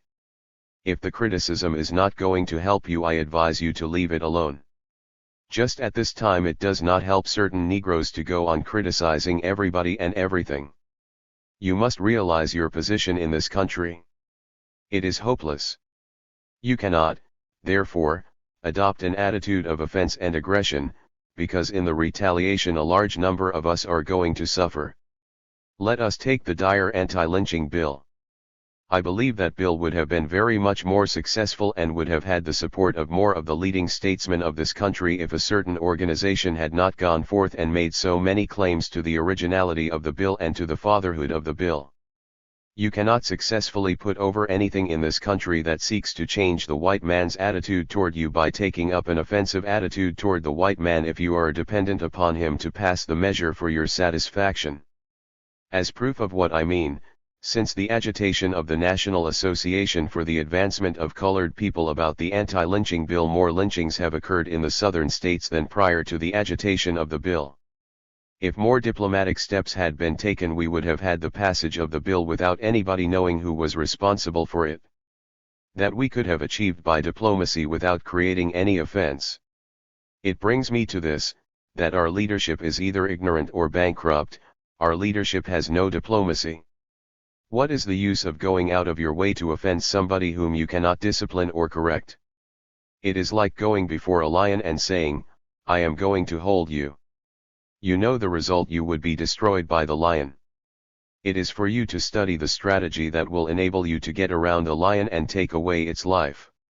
That is my subject to you tonight on the Ku Klux Klan. Do not take it as final, because the interview will be published, as I said in the earlier part of my address. Whether we will accept civilization as it is or put it under a rigid examination to make it what it ought to be as far as our race is concerned. To free Africa, we must first free ourselves mentally, spiritually, and politically. Third Annual International Convention of the Negro Peoples of the World. 71st Regiment Armory, New York City. August 1, 1922. The Negro World. August 5, 1922. Deputies, delegates, ladies and gentlemen. We are assembled here tonight celebrating the opening of the Third Annual International Convention of the Negro Peoples of the World. We have come from the four corners of the world to meet in conference over the great problems that confront our race. It is pleasing to learn that we have representatives from Africa, Australia, Europe, Asia, South and Central America, the West Indies and Canada, and from the 48 states of the American Union. Such a representation as you present tonight will give to this convention the aspect of world importance. We are here as citizens and subjects of the different white governments of the world, but within us is that new spirit that makes each and every one of us an African citizen. We are proud of our racial lineage because out of Africa has come the civilization of the 20th century. It is true that 20th century civilization is corrupt and about to destroy itself, nevertheless the good that is to be found in it can be traced back to the time when our ancestors held up the torch of science, of art, and of literature when the outer world was groping in darkness and the rest of the human race within the grip of barbarism. Yet, when the great white race of today had no civilization of its own, when white men lived in caves and were counted as savages, this race of ours boasted of a wonderful civilization on the banks of the Nile, but evolution brings us changes that sometimes make us fail to recognize ourselves even after a lapse of centuries. Today the average Negro fails to understand his own possibilities and potentialities. He lacks confidence and courage, believing that nature never intended him to do for himself. But the Universal Negro Improvement Association that has brought us together in this third annual international convention is determined to bring to the race a new hope. Applause. We are determined to point the race to a brighter future, a future that may yet restore to us the ancient glory of our fathers. Africa is looking up, and you, her sons and daughters, are assembled here to give to the race a program and a policy. Great applause. The program, to be explained in a few words, is that of universal industrial, educational, religious, social, and political freedom. The stranger will ask, why should you want political freedom when Victoria of England gave it to you 84 years ago, and Lincoln of America, 57 years ago? I am tempted to answer for you, and to say that the present-day Negro does not believe in hypocrisy and camouflage. He believes in truth, in honesty, in justice. The freedom that Lincoln gave us means that half of the population of our race in America is still voteless and voiceless. All of the population of the race in America is deprived of that higher right of citizenship that makes each and every one an equal under the Constitution. Religiously, we are still slaves to the doctrine of an alien race.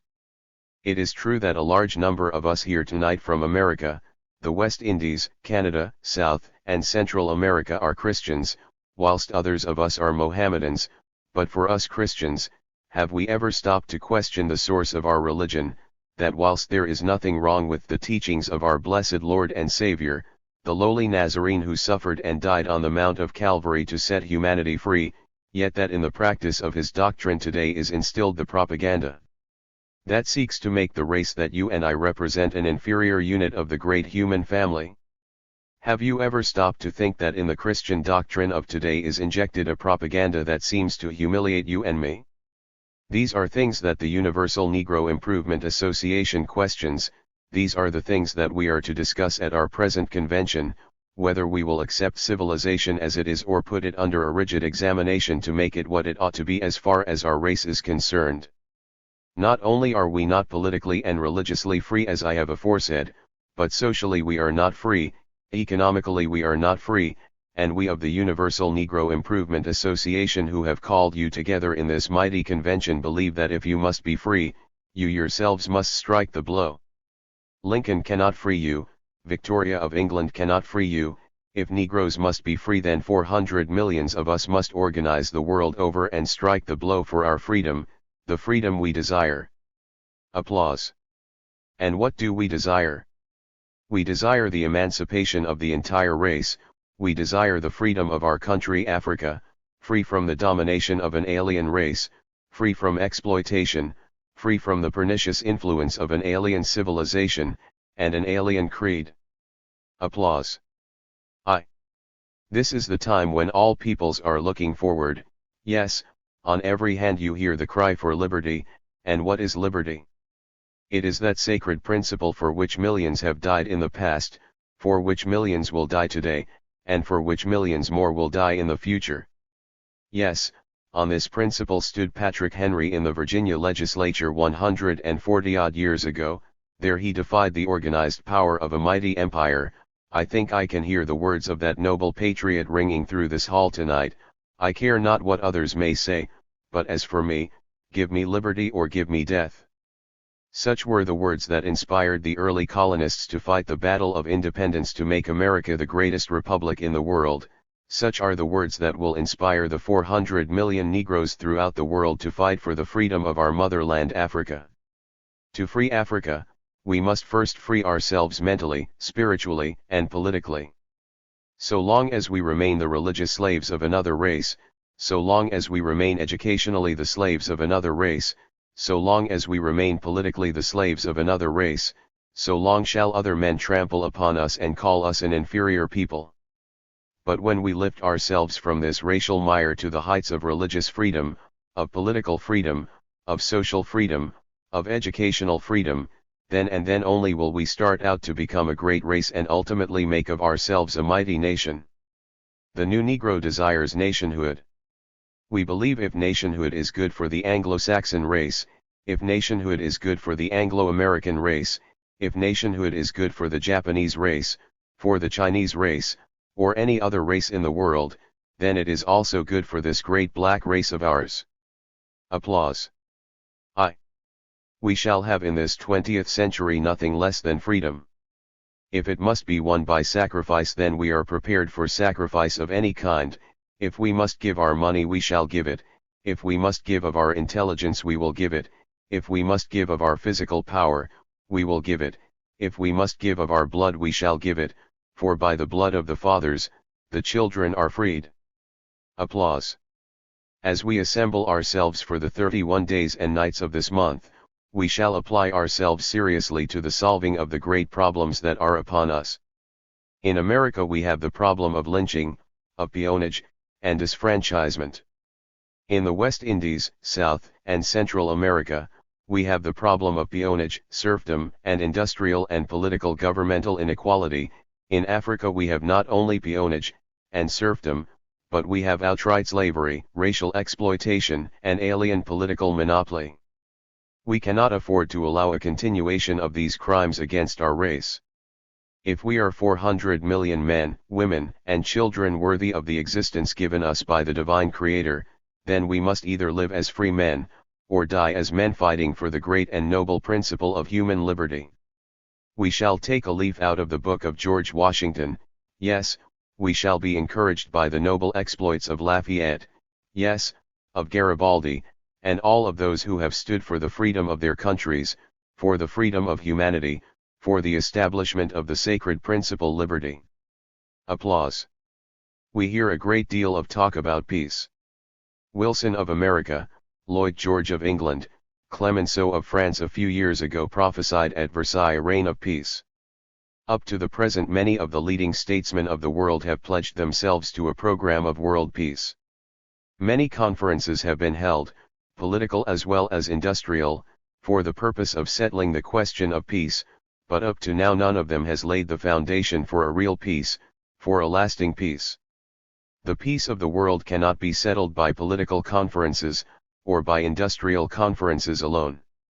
If we are to have a world peace, it will only come when a great interracial conference is called, when Jew will meet Gentile, when Anglo-Saxon will meet Teuton, when the great Caucasian family will meet the Mongolian, and when all will meet the Negro, and then and there straighten out the differences that have kept us apart for hundreds of years and will continue to keep us apart until doomsday if something is not done to create better racial understanding. If white men are going to continue to exploit yellow men, if white men are going to continue to exploit black and brown men, if yellow men are going to exploit brown men and black men, then all we can look forward to is a reign of wars and rumors of wars. So long as Anglo-Saxons oppress Indians, so long as the French race exploits the black race, so long as the Russian murders the Jew, so long will the cause for war be found, and so long will man continue to fight and kill his brother. If England wants peace, if France wants peace, if Italy wants peace, I suggest to them that they pack their bag and baggage and clear out of Africa, because Africa in the future will be to them what Europe has been for the last 300 years.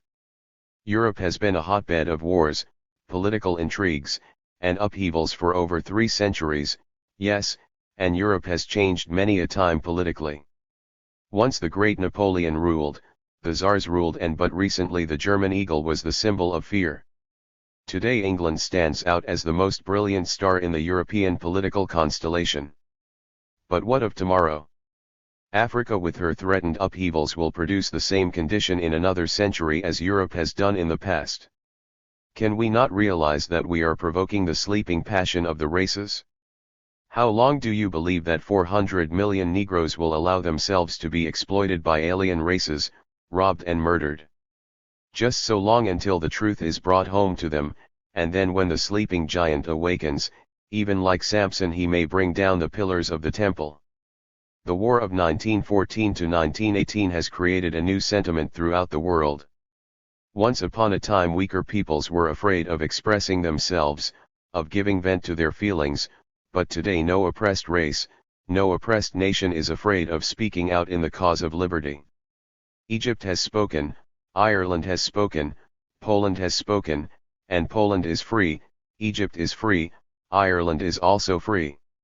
Africa is now speaking, and if for 750 years Irishmen found perseverance enough to have carried the cause of freedom on and on until they won, then 400 million Negroes are prepared to carry on the fight for African liberty even if it takes us to the seat of the Most High. Yes, if it takes us until Judgment Day, we shall fight the cause on and on without relenting. The world may scoff at us, the world may deride us, but there have been many surprises for the world before, and there will be many more.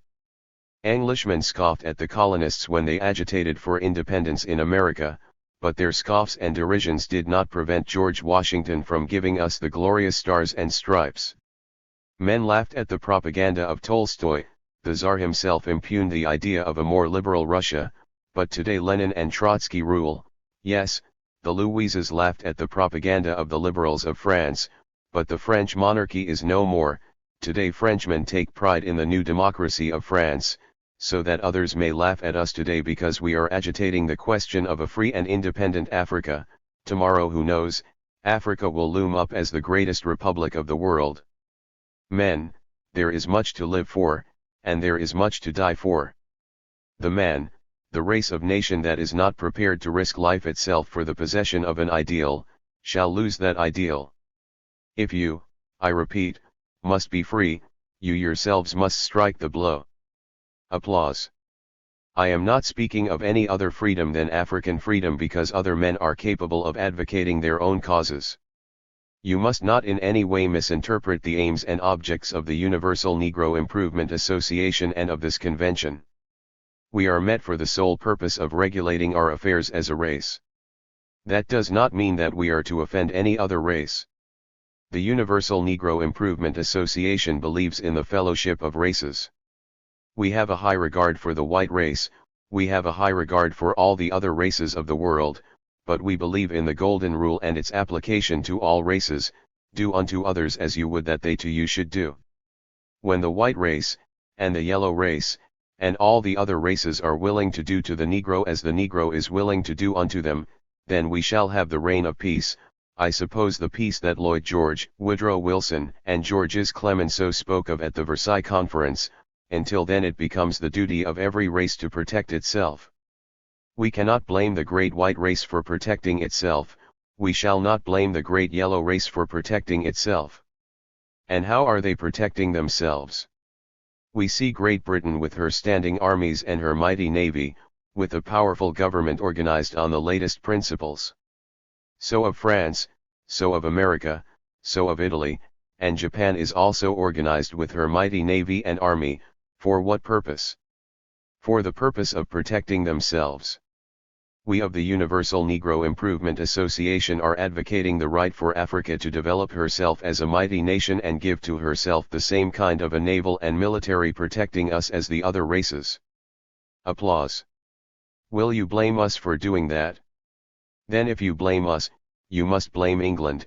If you blame us, then you must blame France, you must blame Italy, you must blame Japan, you must blame all the other civilized peoples and nations of the world, in that we believe if government is good for one race, government is also good for the other race.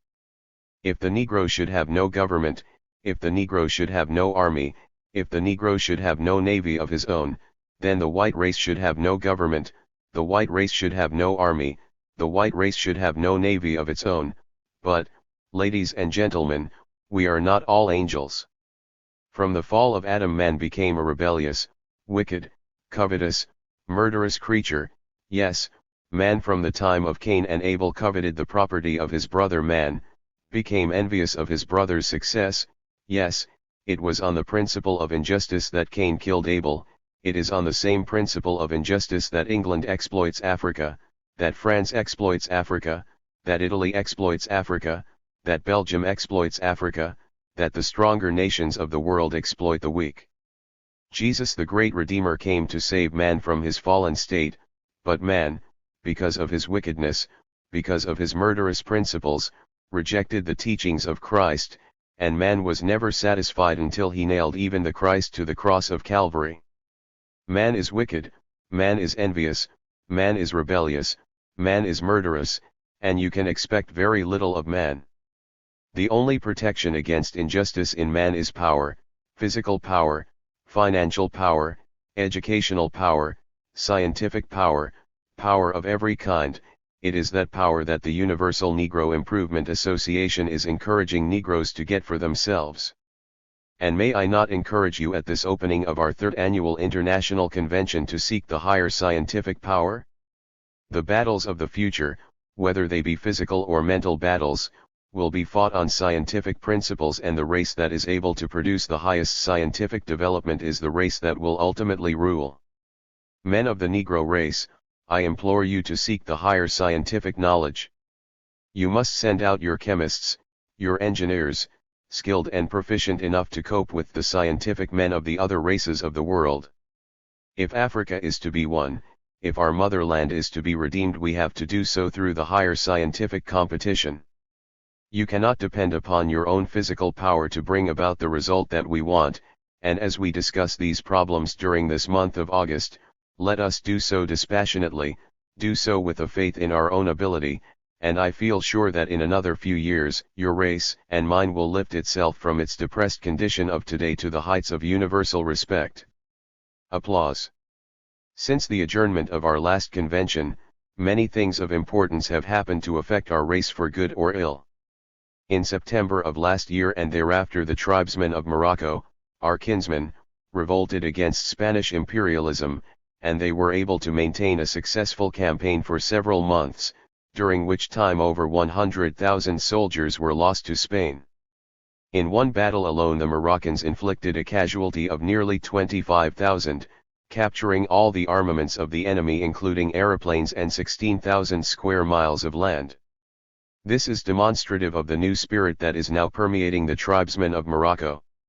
It is true that the Moroccans met with many reverses, but when it is considered that the Spaniards had had the advantage of a higher civilization for hundreds of years, you will readily admit that the Moroccans did splendidly against dreadful odds. The Associated Press reported in January that Reuters had given out the information that a great Pan-African spirit was sweeping all over Africa, and that the propaganda was traveling so fast as to have reached nearly every nook and corner of the Black Continent. Great stress was laid on the strength of the propaganda in the Union of South Africa, French Equatorial Africa, Uganda, Nyasaland, Belgian Congo, Abyssinia, and Kenya, East Africa. Reports during the year informed us of a native uprising in Kenya, where the natives, by the pressure of injustice imposed upon them by their alien masters, rioted, fighting their enemies with wooden spears and leather shields, whilst the enemies charged them with modern artillery, and bombed them from the air in aeroplanes. The uprising was subsequently quelled, and the natives forced to accept the continuation of the iron rule of their foreign alien overlords. In December of last year, a great surprise was sprung upon the race in the award to René Marin of the Edmond de Goncourt Prize for the best literary production of the year in France. The volume that won for Marin the prize was Bataala, a book in which the author attacked the colonial system of government in Africa, further proving the universality of the dissatisfaction that now exists among far-seeing, self-respecting Negroes, over the misgovernment and exploitation that is carried on in Africa by the so-called colonizing and civilizing governments of the world. Another matter of great interest during the year was the speech of the Honorable Warren G. Harding, President of the United States of America, delivered at Birmingham, Alabama, on the 26th of October, in which he made a plea for race equality, industrially and politically, but suggested that the black and white races maintain a separate and distinct social life. President Harding impressed upon his hearers the fact that the race problem of the South was not only of the South, or of the nation, but that it had become an international question. In the speech, President Harding avowed himself a true friend of the Negro race, even though he has been most senselessly and brutally criticized by a few self-appointed Negro leaders and sycophants. It was also reported in October that the Kenya colony of East Africa was raided by Abyssinian troops. This suggests a political move of great significance. In November and December a disarmament conference was held in Washington in which several of the first-rate nations of the world took part. Many questions affecting armaments and war in general were discussed at the conference. The Negro was not represented at this conference, neither was he taken into consideration as one of the great possible forces of the future. The conference terminated in a treaty between the United States and the British Empire and Japan and France. Among the items agreed upon were: 1. The high contracting parties agree as between themselves to respect their rights in relation to their insular possessions and insular dominions in the region of the Pacific Ocean. If there should develop between any of the high contracting parties a controversy arising out of any Pacific question, and involving their said rights, which is not satisfactorily settled by diplomacy and is likely to affect the harmonious accord now happily subsisting between them, they shall invite the other high contracting parties to a joint conference to which the whole subject will be referred for consideration and adjustment. 2. If the said rights are threatened by the aggressive action of any other power, the high contracting parties shall communicate with one another fully and frankly in order to arrive at an understanding as to the most efficient measures to be taken, jointly or separately, to meet the exigencies of the particular situation. 3. This agreement shall remain in force for 10 years from the time it shall take effect, and after the expiration of said period it shall continue to be in force subject to the right of any of the high contracting parties to terminate it upon 12 months' notice. This agreement was subsequently ratified. Several other conferences have been held since the adjournment of the Disarmament Conference in Washington, at which many other vital issues have been discussed to the exclusion of the Negro. We are still waiting to see when the other races will recognize us as an integral part of the human family. During the month of July of the present year, the Council of the League of Nations met in London and decided among themselves the apportionment of the late German African colonies. They distributed among themselves the African spoils of war, without taking into consideration the aspirations and feelings of the native Africans and of the Negro race that rendered such signal service during the conflict of 1914 to 1918. The Council apportioned parts of the Cameroon to England, and other parts to France. Togoland was also given to France, and East Africa was given to England. The high-handed attitude of the members of the League is demonstrative of the spirit of peace. How these statesmen can expect to have permanent peace after such acts of injustice, you and I are unable to tell. We are hoping, however, that one day they will awake to their true sense and realize that peace can only be maintained when humanity universally is satisfied. I am pleased to report that during the year, Egypt was given her independence, and Ireland was declared a free state. All of us feel glad that the Irish people, after a struggle of over 700 years, have won at last a large modicum of self-government. We must congratulate the Egyptians for the splendid step forward. It is unfortunate that I have to report the arrest of our friend and co-worker Mahatma Gandhi. Gandhi was arrested by the British authorities in India in March, and sentenced to imprisonment for 6 years. The incarceration of Gandhi, however, will not affect the non-cooperationist movement of India. New India is marching forward, and with New Africa we hope in a short while there will be a great union of the darker races of the world in self-protection. America, the hereditary friend of the Negro, has, during the year, through the kind services of President Harding, and Secretary Hughes, extended a loan of $5 million to Liberia, which is highly appreciated by the thoughtful members of our race. President Harding's government has also brought to a close the American occupation of Santo Domingo, making that Negro country once more free and independent. During the year we were also surprised with the friendly suggestion and effort of Senator McCallum of Mississippi in introducing into the legislature of his state a bill asking that the government of America take steps to create for the Negro race in Africa a racial national government. The effort of Senator McCallum was supported by the state Senate, but was subsequently defeated in the House of Representatives. Senator Franz of Maryland also advocated a similar act on the part of the national government, thereby proving to us that we have many good friends among the white race in America, confined not only to the North but also to be found in the South. The past year has been a successful one for the work of the Universal Negro Improvement Association, although the enemies within our race have done so much to retard our progress. Many have been the misrepresentations against the organization for the year, made by jealous and unprincipled Negroes. Those who have indulged in the misrepresentation have been men heretofore regarded as leaders of the race. Despite all that has been said and done, our organization has carried on most successfully since the adjournment of the last convention. Our work has expanded so in Africa, especially in the French colonies, that the French government has become alarmed, believing that the natives are becoming uncontrollable and undisciplined. Why France should act in this manner I am unable to say, because it has always been the belief of a large number of us that France was friendly disposed toward the higher development of the Negro race, but recent happenings have proved to us that France is no better than the other colonial powers that have ravished and exploited Africa for hundreds of years.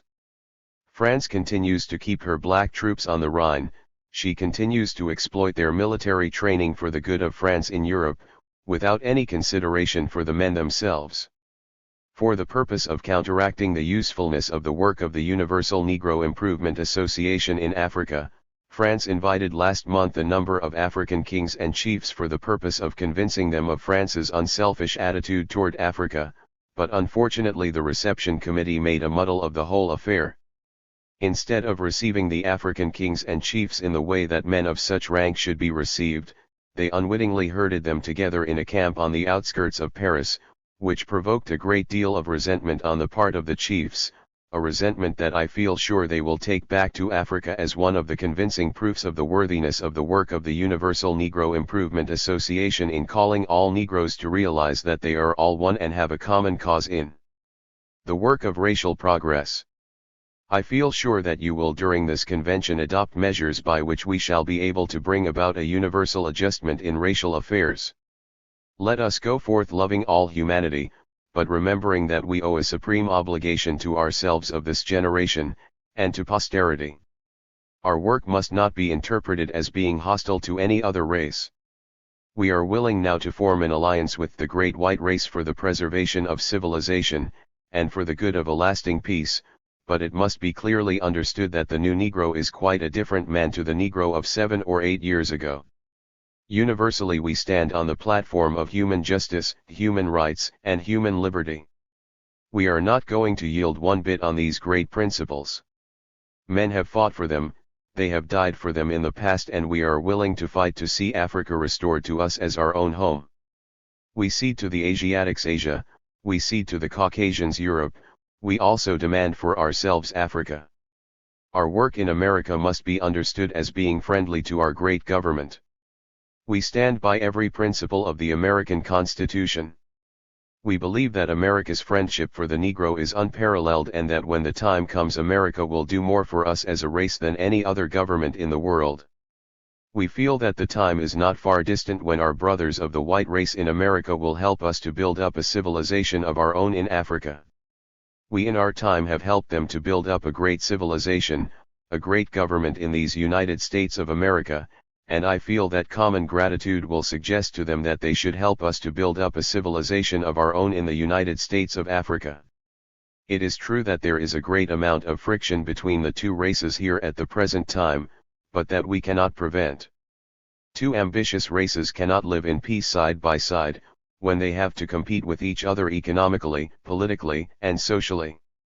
It has never been so in all human history, and it is unreasonable for us to expect it so in America, unless we are going to have a change of the human heart, and that is not likely. Those of us who lead the Universal Negro Improvement Association can interpret the signs of the times.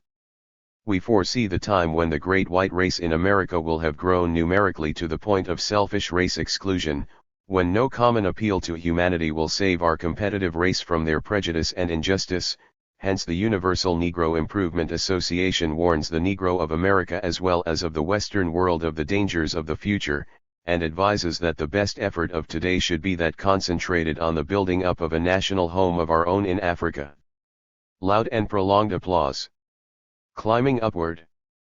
How, in the name of God, with history before you, do you expect to redeem Africa without preparing yourselves, some of us, to die? Third Annual International Convention of the Negro Peoples of the World. Liberty Hall, New York City. August 13, 1922. The Negro World. August 19, 1922. There is a great deal of commotion at this time over the activities of the UNIA. We have been hearing a great deal said against the UNIA and against me personally. Some members are disposed to take the talkers seriously. We who lead the UNIA in all seriousness have laid down a policy long ago, and that policy we have maintained. It is to pay no attention to the man who criticizes unless he is doing something better than what he criticizes. Applause. We hear a lot of criticism, and most of it from irresponsible individuals about the UNIA. Criticism is very cheap. It does not take an exceptional man, it does not take an abnormal mind, it does not take an intelligent mind to criticize. Even the fool can criticize, and generally it is the fool who criticizes. And at this time we have a large number of fools around New York criticizing the UNIA. Some of them state that they are solidly against the Back to Africa movement, that they are not concerned with Africa, and that they have nothing to do with Africa. And some of them are as black as Africa. That is the sad part of it. On some of them, you see Africa written all around them. Applause. And yet they can tell us they have nothing in common with Africa simply because someone who is disposed to continue his disposition, as far as we are concerned, about Africa, leads them into what they are thinking. It suits certain people in the world today to speak disparagingly of Africa, as they have been doing for many centuries. This propaganda of disassociating Western Negroes from Africa is not a new one. It is an old one. For hundreds of years the white propagandists have been printing millions of tons of literature to impress the minds of scattered Ethiopia, especially that part within civilization, the idea that Africa is a despised place where no civilized person should go. That Africa is inhabited by a race of cannibals, a race of savages, and that it would be unsafe for civilized human beings to think about settling in Africa, especially black civilized human beings. This propaganda is not new. It is as old as yourselves. It is as old as the hills. But this propaganda is one that is promulgated for the cause that is being realized today. That cause is colonial expansion for those who have waged the propaganda. The Africa that they have taught us of 50 years ago, of 80 years ago, 100 years ago, as being a hideous place to live in, a place to be avoided, is the Africa that has been parceled out from north, south, east and west. It is the Africa that caused the bloody war of 1914, and it is the Africa that is going to cause another bloody war. Applause. And they have by this propaganda been able to inoculate some of us with the belief that Africa is really a place to be despised, and we are so inoculated that even the blackest son of Africa is now assisting them in carrying out the propaganda that he has nothing in Africa and that he has lost nothing in Africa. I am speaking of William Pickens. Now, everybody who knows Pickens knows that he is as black as anybody in this house, and when any black man in his sober senses gets up anywhere and talks that he has lost nothing in Africa and that he is not going back to Africa, why, he becomes a huge joke to the world. This fellow they call Dean, I wonder what he really means by speaking and writing so disparagingly about Africa. Is it that he has lost his senses? Is it that he has lost his manhood? Is it that he has lost knowledge of himself? You know, some of us lose knowledge of ourselves sometimes. In the tropics, where I come from, you will find every well-to-do Negro losing knowledge of himself. That is, the moment a white man smiles with him, shakes his hand, pats him on the shoulder and invites him to dinner for once, he loses knowledge of himself, and starts to believe that he is a white man. I wonder if anybody has patted Pickens on the shoulder, I wonder if anybody has taken Pickens by the hand, I wonder if anybody has invited Pickens to dinner, and I would not doubt that he has been invited to dinner, because I have seen him recently very much in the company of white folks, and any time a Negro gets into the company of white folks he becomes a dangerous Negro, yes, because he loses knowledge of himself, and whenever you hear a Negro talking about not going back to Africa because he has lost nothing in Africa, believe me, he has lost all trace of racial consciousness and knowledge of himself, and I would not be surprised that this dean of ours has lost knowledge of himself. But let me tell Brother Pickens that he is still as black as I am, and if he has lost knowledge of himself, we have not lost our vision, and we can see him just as he has always been. Now, if these blacks will take our advice, they will throw down this white man's propaganda. I am surprised that men calling themselves deans and college graduates still have no better sense and judgment than to be continuing the propaganda of these vicious villains who for ages have prepared this propaganda to deceive us so as to be able to rob from us our own heritage. Everybody knows that there is one part of the world that the Negro lays claim to. Everybody knows that the Negro has no moral nor legal claim to anywhere else outside of Africa. The question of the age is that of political freedom, political liberty, and political emancipation for all people. If we are to accept and believe the divine injunction, we must realize that the time is coming when every man and every race must return to its own vine and fig tree. Where in America will Pickens find his own vine and fig tree when everyone starts to look for his? Later on he will tell us he is an Indian or he has Indian cross blood. So many of us find so many excuses to get out of the race because we are led to believe that the race is unworthy, that it has not accomplished anything, cowards that we are. Any Negro who deserts his race simply because that race has not made good to take its place alongside of the other races of the world can be dubbed nothing else than a coward. The time when we test men, the time when we test the loyalty of individuals is the time when the race or nation is in trouble. And what do we find? At this time when the Negro is in trouble, is endeavoring to lift itself from this condition in which we find ourselves, we find so many desiring to desert the ranks and get out of the race by the statements they have made. By their actions they indicate to us that they are slaves and are not with us in the struggle upwards.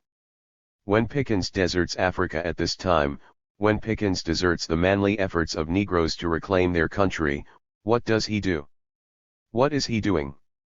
He is doing that which amounts to treason, because every soldier knows that his nation expects him, if at no other time, at the time when the command is given to march, to be loyal and true to his colors. When the general gives the command to march out, if the soldier breaks the line, you know what happens. And here it is, the command is given, because of our conditions, because of our environments, the command is given to go forward for the reclamation of Africa, and whilst we are on the march, here steps out one of the soldiers of the mighty host, telling us that he has lost nothing, that he is not concerned about the objective and is willing to compromise the issue of African redemption by being a traitor to the cause of liberty. We hear them tell us that we are on a fool's errand, because Africa cannot be redeemed in that England, France, and the other great powers control Africa, hence there will be no opportunity for the UNIA to ultimately reclaim Africa and redeem the continent of our forefathers.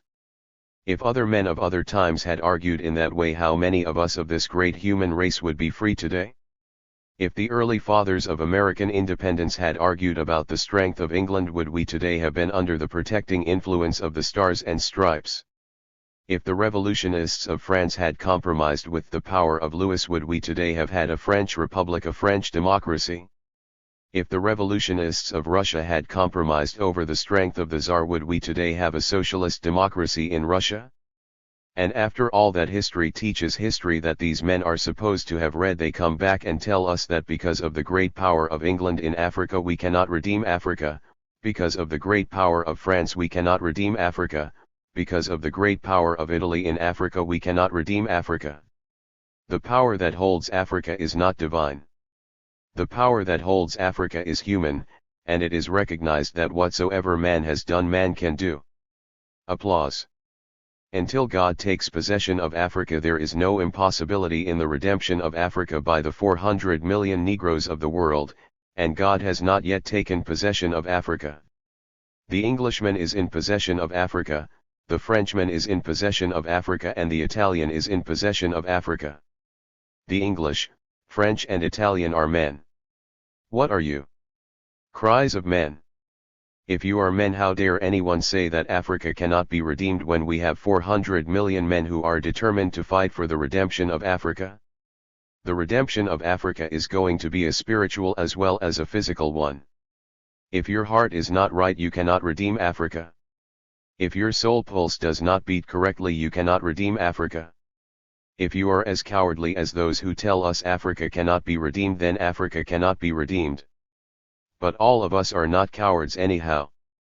We have buried so many cowards and we have resurrected so many bold men who are determined to do or die in the cause of African freedom, we of the UNIA, that we feel, unlike Pickens and his crowd, that Africa can be redeemed.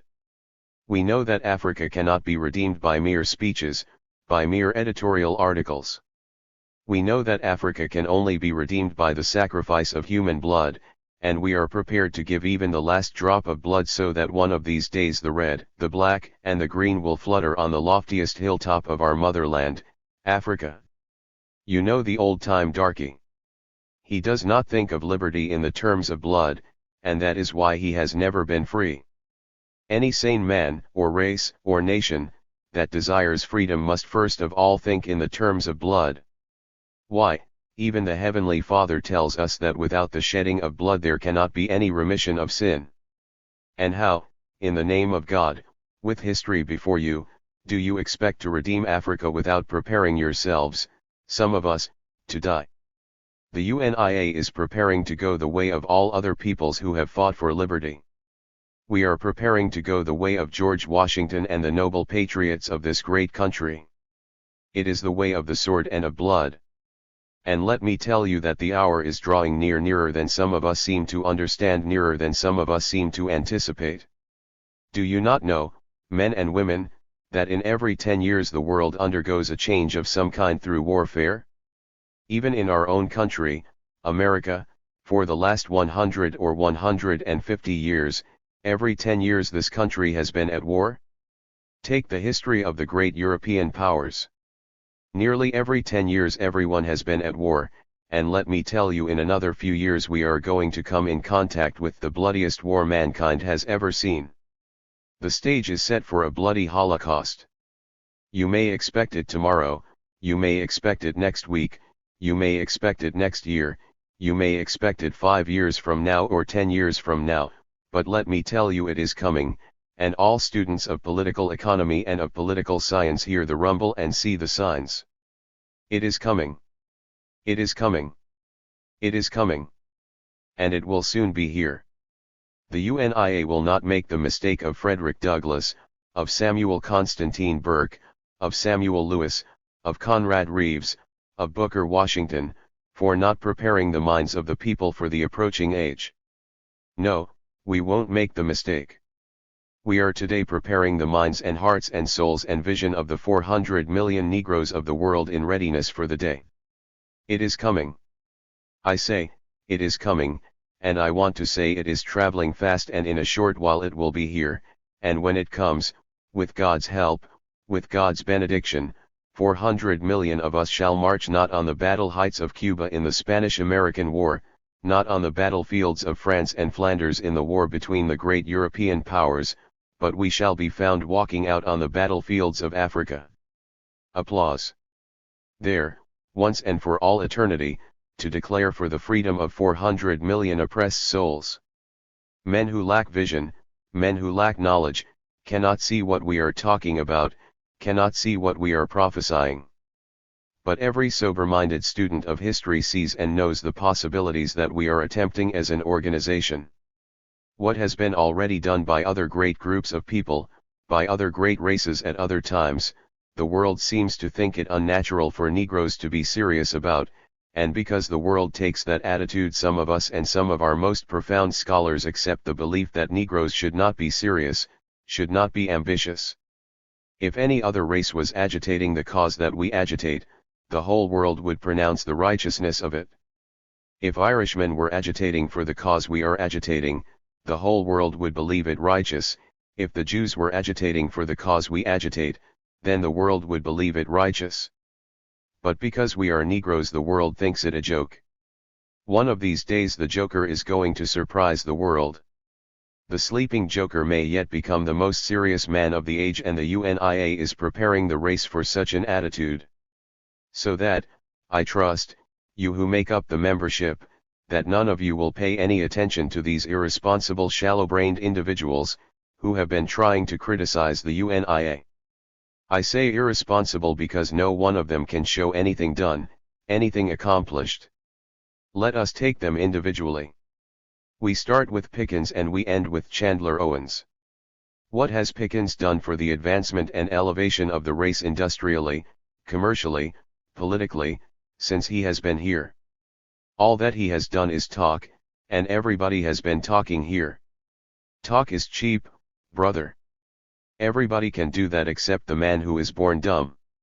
And the things that Pickens is speaking about for the last 40 years that he has been here are the things that even a Negro child today is speaking about. So after all, he is no more use than the smallest child. He is no better use to the community than a child, and you know how much use a child is to the community. Any irresponsible idiot can get up in this hall and say that President Harding is no good, that he is not a statesman, that he does not know how to run the American government. Any idiot can get up here and say that Woodrow Wilson was a fool for declaring war against Germany, but that does not make him so. So that I want you to realize that what Pickens has said and is saying any fool can. The thing is not what you say, but what you do. Applause. Now I am willing to be classified as the greatest fool in the world. I am willing to be classified as the greatest idiot in America. I am willing to be classified as an impossible man if, after we have compared the work of Marcus Garvey with W.E. Du Bois and Weldon Johnson, with Pickens and Chandler Owen, and with Randolph, Garvey cannot show accomplishment for accomplishment on a par with the achievement of the other men. Let us ask what they have done. We have all lived in New York for the last 5 years. Du Bois lived at first out in Brooklyn, and now he lives at Edgecombe Avenue. Johnson has been living here for the last 5 years. Now I am willing to stand comparison in the way of achievement with these gentlemen this minute or tomorrow morning. Let us ask Du Bois what he has done for the Negro people in his immediate vicinity. Let us ask Johnson what he has done for the Negro people in his own community.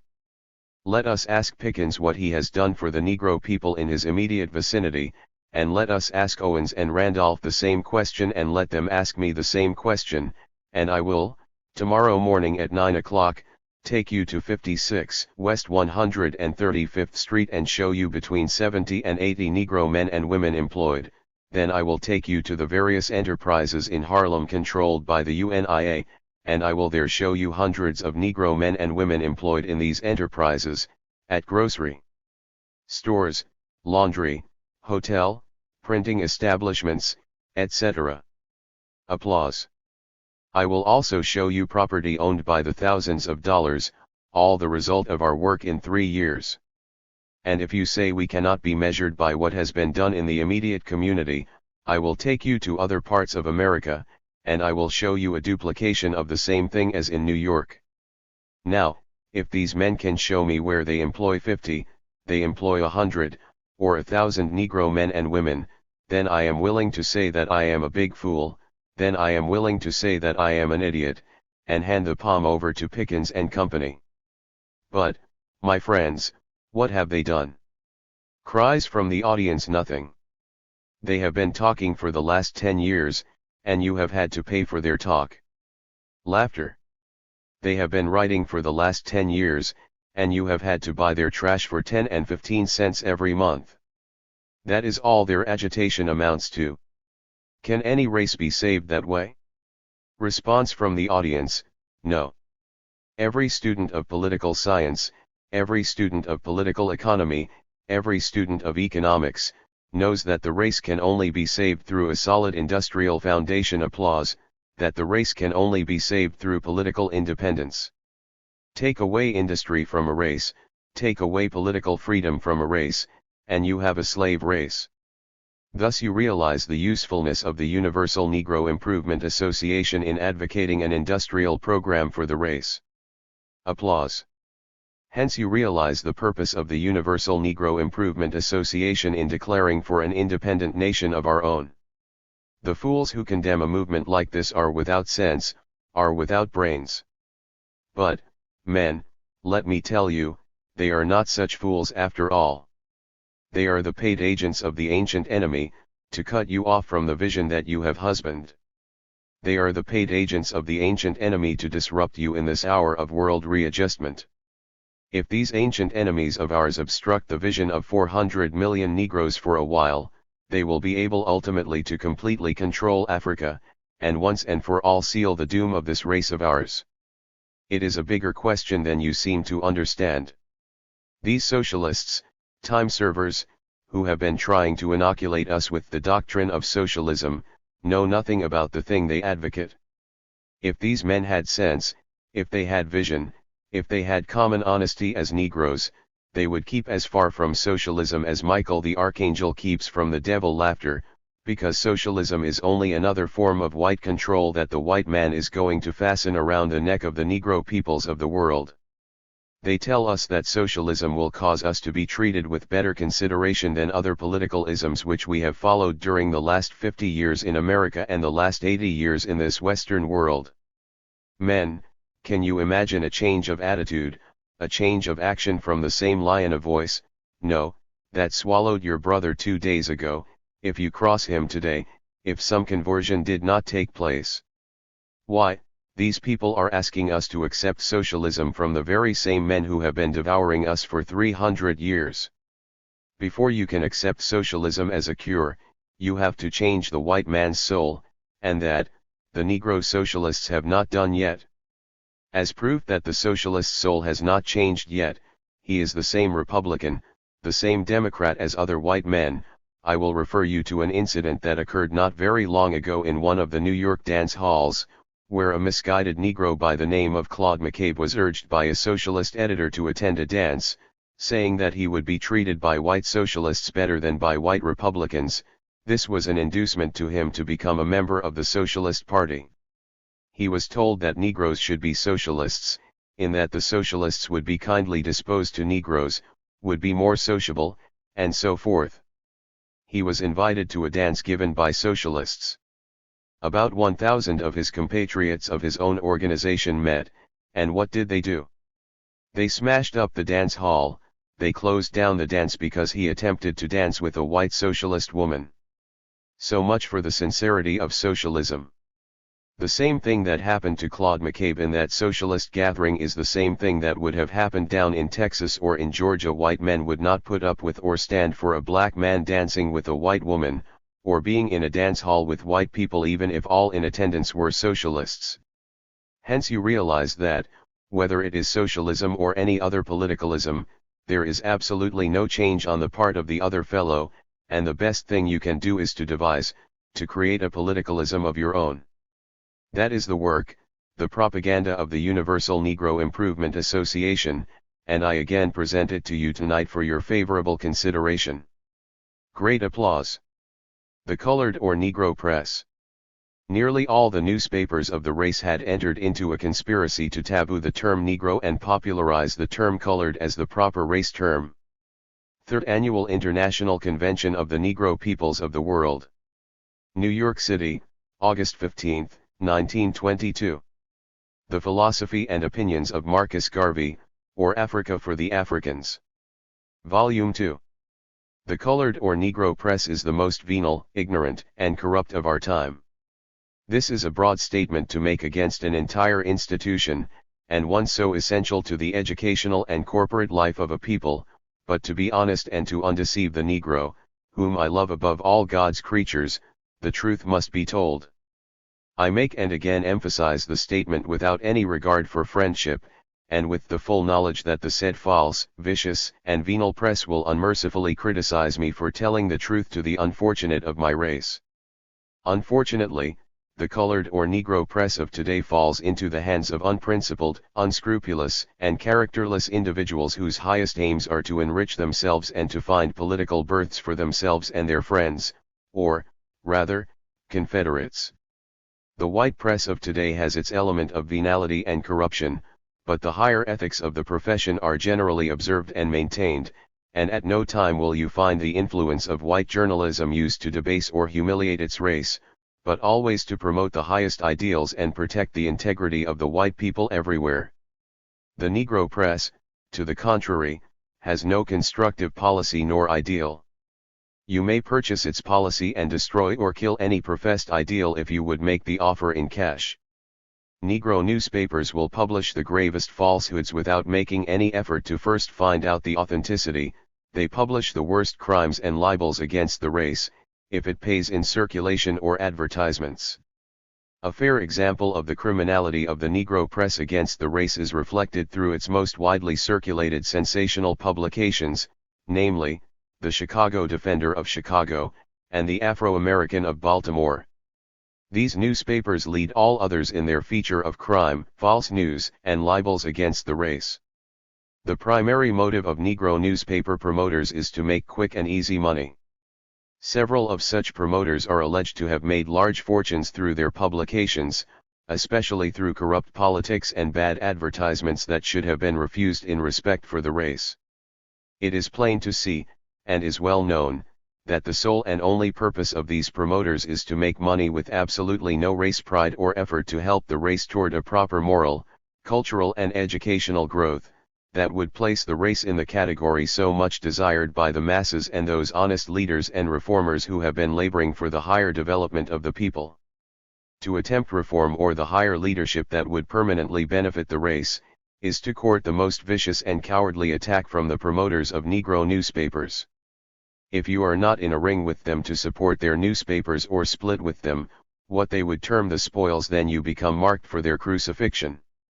All the Negro leaders or organizations that escape the merciless criticism and condemnation of the Negro press are those who stoop to feed their graft or who, as fellows of the same fold, scratch each other's backs. To be honest and upright is to bring down upon your head the heavy hammer of condemnation, as such an attitude would spoil the game of the gang to enrich itself off the ignorance of the masses who are generally led by these newspapers, their editors, and friends.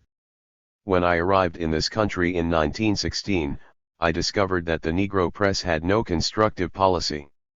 The news published were all of the kind that reflected the worst of the race's character in murder, adultery, robbery, etc. These crimes were announced in the papers on front pages by glaring and catchy headlines. Other features played up by the papers were dancing and parlor socials of questionable intent, and long columns of what is generally called social or society news of Mrs. Mary Jones entertained at lunch last evening, Mr. So-and-so and Mr. and Mrs. John Brown had the pleasure of entertaining last evening at their elaborate apartment Miss Minnie Baker, after which she met a party of friends. Miss Minnie Baker probably was some octoroon of questionable morals, but made a fuss of because of her color, and thus runs the kind of material that made up the average Negro newspaper until the Negro World arrived on the scene. The Chicago Defender, that has become my arch enemy in the newspaper field, is so, because in 1918 to 1919 I started the Negro World to preserve the term Negro to the race as against the desperate desire of other newspapermen to substitute the term colored for the race. Nearly all the newspapers of the race had entered into a conspiracy to taboo the term Negro and popularize the term colored as the proper race term. To augment this, they also fostered the propaganda of bleaching out black skins to light complexions, and straightening out kinky or curly hair to meet the standard of the new society that was being promoted. I severely criticized the Chicago Defender for publishing humiliating and vicious advertisements against the pride and integrity of the race. At that time the Defender was publishing full-page advertisements about bleaching the skin and straightening the hair. One of these advertisements was from the Plow Manufacturing Company of Tennessee. There were many degrading exhortations to the race to change its black complexion as an entrant to society. There were pictures of two women, one black and the other very bright, and under the picture of the black woman appeared these words, "Lighten your black skin, indicating perfection to be reached by bleaching white like the light woman. There were other advertisements such as bleach your dark skin, take the black out of your face, if you want to be in society lighten your black skin, have a light complexion and be in society, light skin beauty overnight, amazing bleach works under skin, the only harmless way to bleach the skin white, the most wonderful skin whitener, straighten your kinky hair, take the kink out of your hair and be in society, knock the kink out, straighten hair in 5 days, etc. These advertisements could also be found in any of the Negro papers published all over the country, influencing the poor, unthinking masses to be dissatisfied with their race and color, and to aspire to look white so as to be in society. I attacked this vicious propaganda and brought down upon my head the damnation of the leaders who sought to make a new race and a monkey out of the Negro. 37. The Negro world has rendered a wonderful service to Negro journalism in the United States.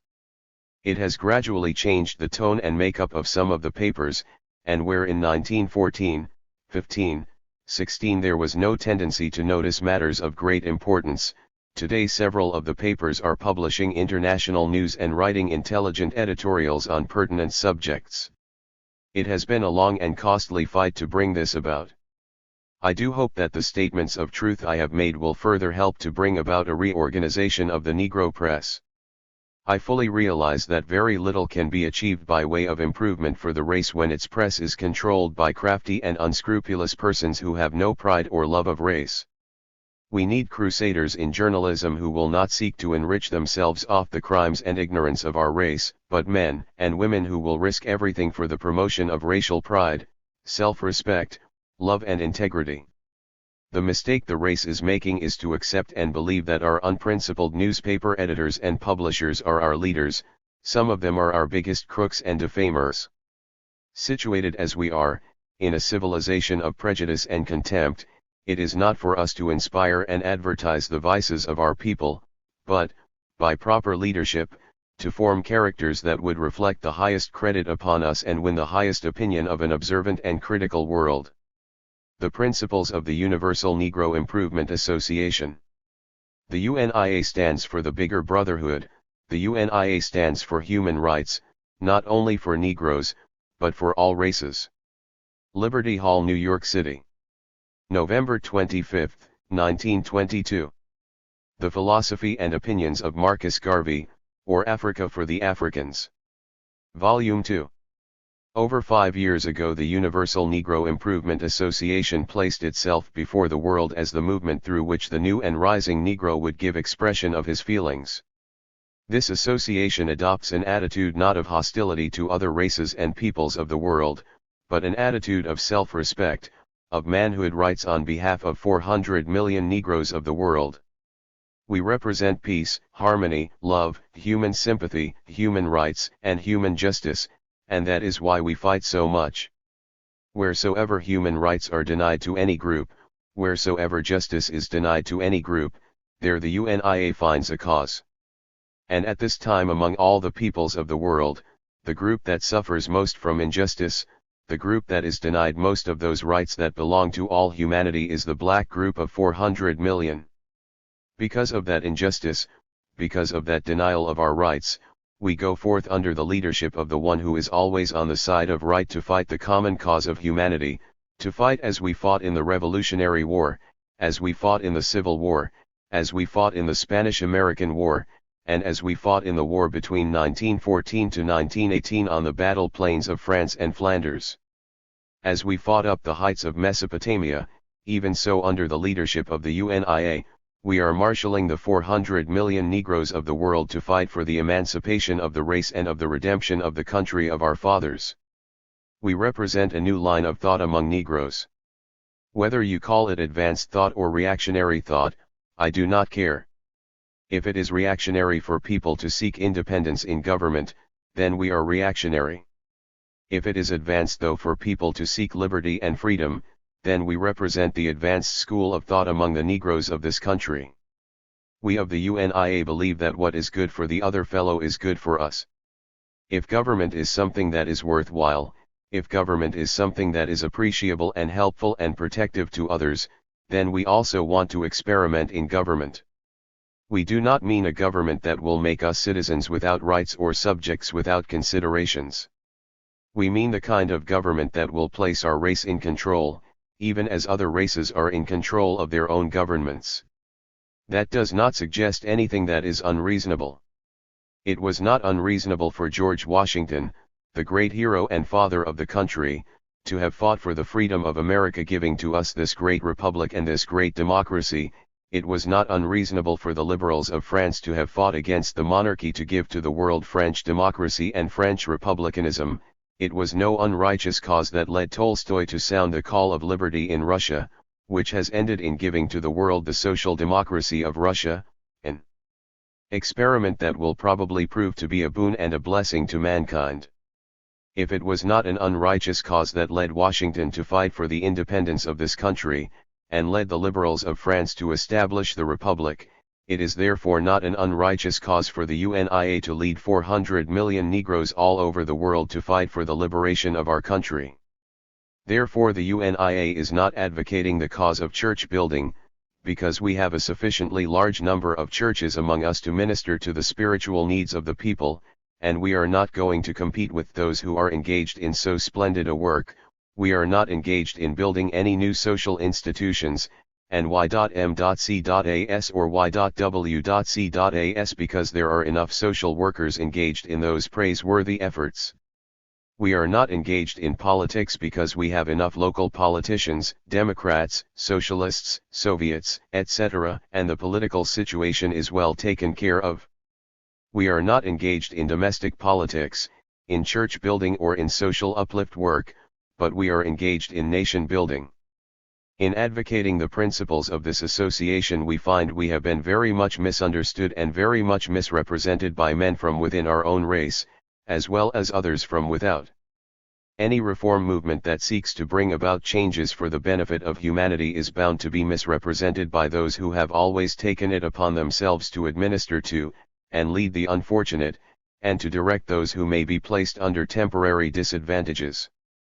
It has been so in all other movements, whether social or political. Hence those of us in the Universal Negro Improvement Association who lead do not feel in any way embarrassed about this misrepresentation, about this misunderstanding as far as the aims and objects of the Negro Improvement Association go.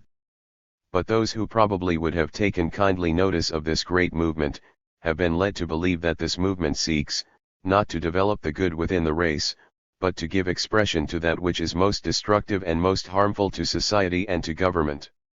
I desire to remove the misunderstanding that has been created in the minds of millions of peoples throughout the world in their relationship to the organization.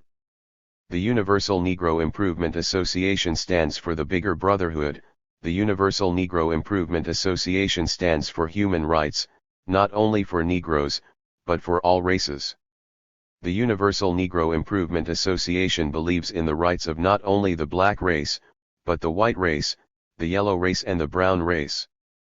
The Universal Negro Improvement Association believes that the white man has as much right to be considered, the yellow man has as much right to be considered, the brown man has as much right to be considered as well as the black man of Africa. In view of the fact that the black man of Africa has contributed as much to the world as the white man of Europe, and the brown man and yellow man of Asia, we of the Universal Negro Improvement Association demand that the white, yellow, and brown races give to the black man his place in the civilization of the world. We ask for nothing more than the rights of 400 million Negroes.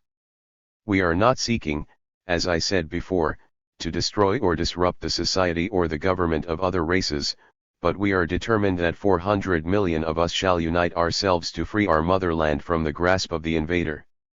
We of the Universal Negro Improvement Association are determined to unite 400 million Negroes for their own industrial, political, social and religious emancipation. We of the Universal Negro Improvement Association are determined to unite the 400 million Negroes of the world to give expression to their own feeling. We are determined to unite the 400 million Negroes of the world for the purpose of building a civilization of their own.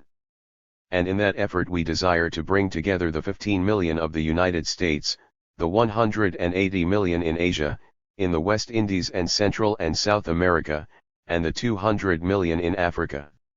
We are looking toward political freedom on the continent of Africa, the land of our fathers. The Universal Negro Improvement Association is not seeking to build up another government within the bounds or borders of the United States of America. The Universal Negro Improvement Association is not seeking to disrupt any organized system of government, but the association is determined to bring Negroes together for the building up of a nation of their own. And why? Because we have been forced to it.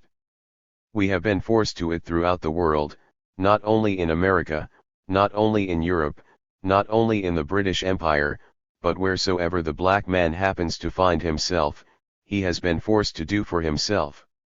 To talk about government is a little more than some of our people can appreciate just at this time. The average man does not think that way, just because he finds himself a citizen or a subject of some country. He seems to say, why should there be need for any other government? We are French, English or American. But we of the UNIA have studied seriously this question of nationality among Negroes, this American nationality, this British nationality, this French, Italian or Spanish nationality, and have discovered that it counts for naught when that nationality comes in conflict with the racial idealism of the group that rules. When our interests clash with those of the ruling faction, then we find that we have absolutely no rights.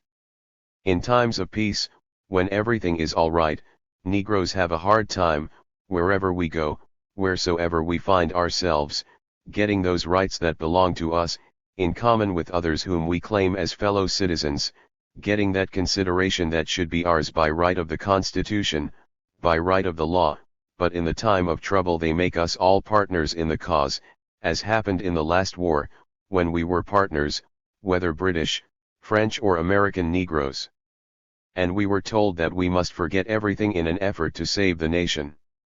We have saved many nations in this manner, and we have lost our lives doing that before. Hundreds of thousands, nay, millions of black men, lie buried under the ground due to that old-time camouflage of saving the nation. We saved the British Empire, we saved the French Empire, we saved this glorious country more than once, and all that we have received for our sacrifices, all that we have received for what we have done, even in giving up our lives, is just what you are receiving now, just what I am receiving now. You and I fare no better in America, in the British Empire, or in any other part of the white world, we fare no better than any black man wheresoever he shows his head. And why?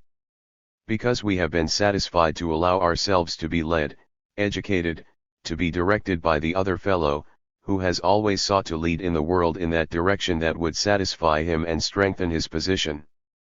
We have allowed ourselves for the last 500 years to be a race of followers, following every race that has led in the direction that would make them more secure. The UNIA is reversing the old-time order of things. We refuse to be followers anymore. We are leading ourselves.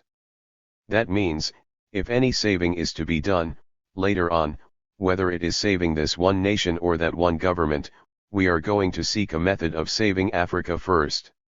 Why? And why Africa? Because Africa has become the grand prize of the nations. Africa has become the big game of the nation hunters. Today Africa looms as the greatest commercial, industrial and political prize in the world. The difference between the Universal Negro Improvement Association and the other movements of this country, and probably the world, is that the Universal Negro Improvement Association seeks independence of government, while the other organizations seek to make the Negro a secondary part of existing governments. We differ from the organizations in America because they seek to subordinate the Negro as a secondary consideration in a great civilization, knowing that in America the Negro will never reach his highest ambition, knowing that the Negro in America will never get his constitutional rights. All those organizations which are fostering the improvement of Negroes in the British Empire know that the Negro in the British Empire will never reach the highest of his constitutional rights. What do I mean by constitutional rights in America? If the black man is to reach the height of his ambition in this country, if the black man is to get all of his constitutional rights in America, then the black man should have the same chance in the nation as any other man to become president of the nation, or a street cleaner in New York. If the black man in the British Empire is to have all his constitutional rights, it means that the Negro in the British Empire should have at least the same right to become Premier of Great Britain as he has to become a street cleaner in the City of London. Are they prepared to give us such political equality? You and I can live in the United States of America for 100 or more years, and our generations may live for 200 years or for 5,000 more years, and so long as there is a black and white population, when the majority is on the side of the white race, you and I will never get political justice or get political equality in this country. Then why should a black man with rising ambition, after preparing himself in every possible way to give expression to that highest ambition, allow himself to be kept down by racial prejudice within a country? If I am as educated as the next man, if I am as prepared as the next man, if I have passed through the best schools and colleges and universities as the other fellow, why should I not have a fair chance to compete with the other fellow for the biggest position in the nation? I have feelings, I have blood, I have senses like the other fellow, I have ambition, I have hope. Why should he, because of some racial prejudice, keep me down, and why should I concede to him the right to rise above me, and to establish himself as my permanent master? That is where the UNIA differs from other organizations. I refuse to stultify my ambition, and every true Negro refuses to stultify his ambition to suit anyone, and therefore the UNIA decides if America is not big enough for 2 presidents, if England is not big enough for 2 kings, then we are not going to quarrel over the matter. We will leave 1 president in America, we will leave 1 king in England, we will leave 1 president in France, and we will have 1 president in Africa. Hence, the Universal Negro Improvement Association does not seek to interfere with the social and political systems of France, but by the arrangement of things today the UNIA refuses to recognize any political or social system in Africa except that which we are about to establish for ourselves.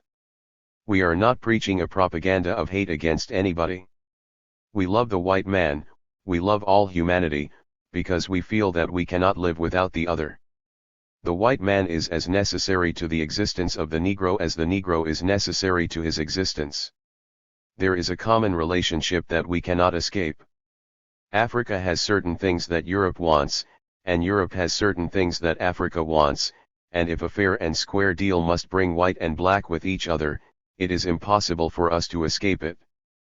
Africa has oil, diamonds, copper, gold, and rubber, and all the minerals that Europe wants, and there must be some kind of relationship between Africa and Europe for a fair exchange, so we cannot afford to hate anybody.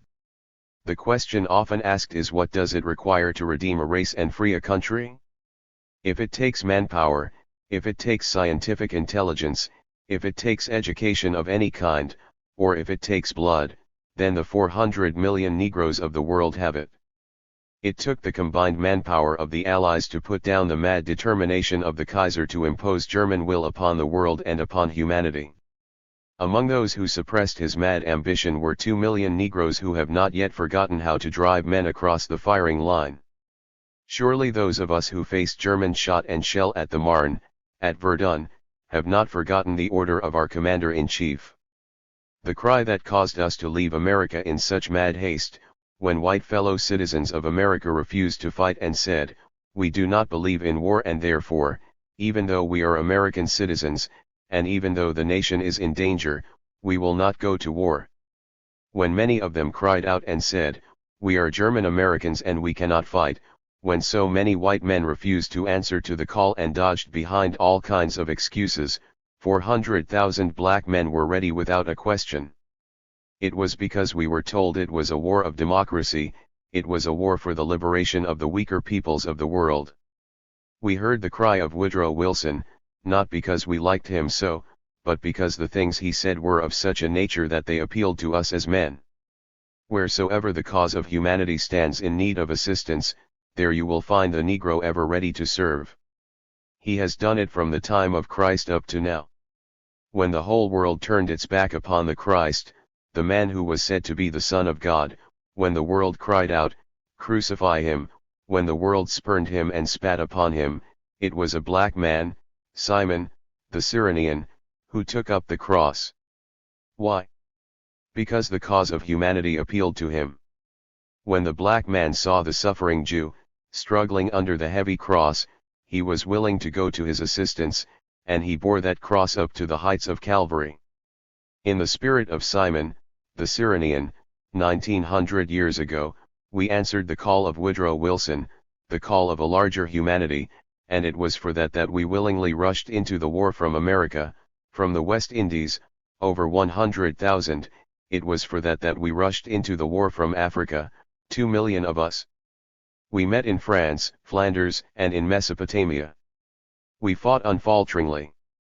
When the white men faltered and fell back on their battle lines, at the Marne and at Verdun, when they ran away from the charge of the German hordes, the black hell fighters stood before the cannonade, stood before the charge, and again they shouted, "There will be a hot time in the old town tonight." We made it so hot a few months after our appearance in France and on the various battle fronts, we succeeded in driving the German hordes across the Rhine, and driving the Kaiser out of Germany, and out of Potsdam into Holland. We have not forgotten the prowess of war. If we have been liberal-minded enough to give our life's blood in France, in Mesopotamia, and elsewhere, fighting for the white man, whom we have always assisted, surely we have not forgotten to fight for ourselves, and when the time comes that the world will again give Africa an opportunity for freedom, surely 400 million black men will march out on the battle plains of Africa, under the colors of the red, the black, and the green. We shall march out, yes, as black American citizens, as black British subjects, as black French citizens, as black Italians or as black Spaniards, but we shall march out with a greater loyalty, the loyalty of race. We shall march out in answer to the cry of our fathers, who cry out to us for the redemption of our own country, our motherland, Africa. We shall march out, not forgetting the blessings of America. We shall march out, not forgetting the blessings of civilization. We shall march out with a history of peace before and behind us, and surely that history shall be our breastplate, for how can man fight better than knowing that the cause for which he fights is righteous? How can man fight more gloriously than by knowing that behind him is a history of slavery, a history of bloody carnage and massacre inflicted upon a race because of its inability to protect itself and fight? Shall we not fight for the glorious opportunity of protecting and forevermore establishing ourselves as a mighty race and nation, never more to be disrespected by men? Glorious shall be the battle when the time comes to fight for our people and our race. We should say to the millions who are in Africa to hold the fort, for we are coming 400 million strong. W. E. Burghardt Du Bois, as a hater of dark people, calls own race black and ugly, judging from the white man's standard of beauty, trick of National Association for the Advancement of Colored People to solve problem by assimilation and color distinction. New York City, February 13, 1923. The Philosophy and Opinions of Marcus Garvey, or Africa for the Africans. Volume 2. W. E. Burghardt Du Bois, the Negro Misleader, who is editor of The Crisis, the official organ of the National Association for the Advancement of Certain Colored People, situated at 70 Fifth Avenue, New York City, has again appeared in print. This time he appears as author of an article in the February issue of the Century magazine under the caption, "Back to Africa," in which he makes the effort to criticize Marcus Garvey, the Universal Negro Improvement Association and the Black Star Line. This unfortunate mulatto, who bewails every day the drop of Negro blood in his veins, being sorry that he is not Dutch or French, has taken upon himself the responsibility of criticizing and condemning other people while holding himself up as the social unapproachable and the great I am of the Negro race. But we will see who Mr. Du Bois is, in that he invites his own characterization.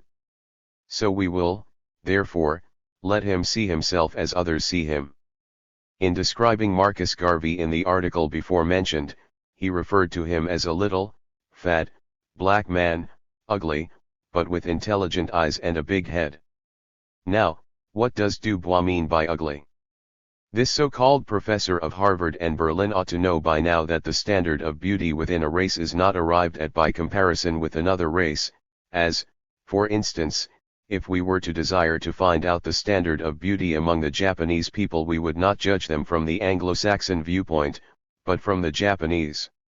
How he arrives at his conclusion that Marcus Garvey is ugly, being a Negro, is impossible to determine, in that if there is any ugliness in the Negro race it would be reflected more through Dubois than Marcus Garvey, in that he himself tells us that he is a little Dutch, a little French, and a little Negro.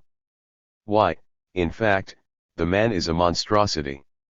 So, if there is any ugliness it is on the part of Dubois and not on the part of the little fat, black man with the big head, because all this description is typical of the African.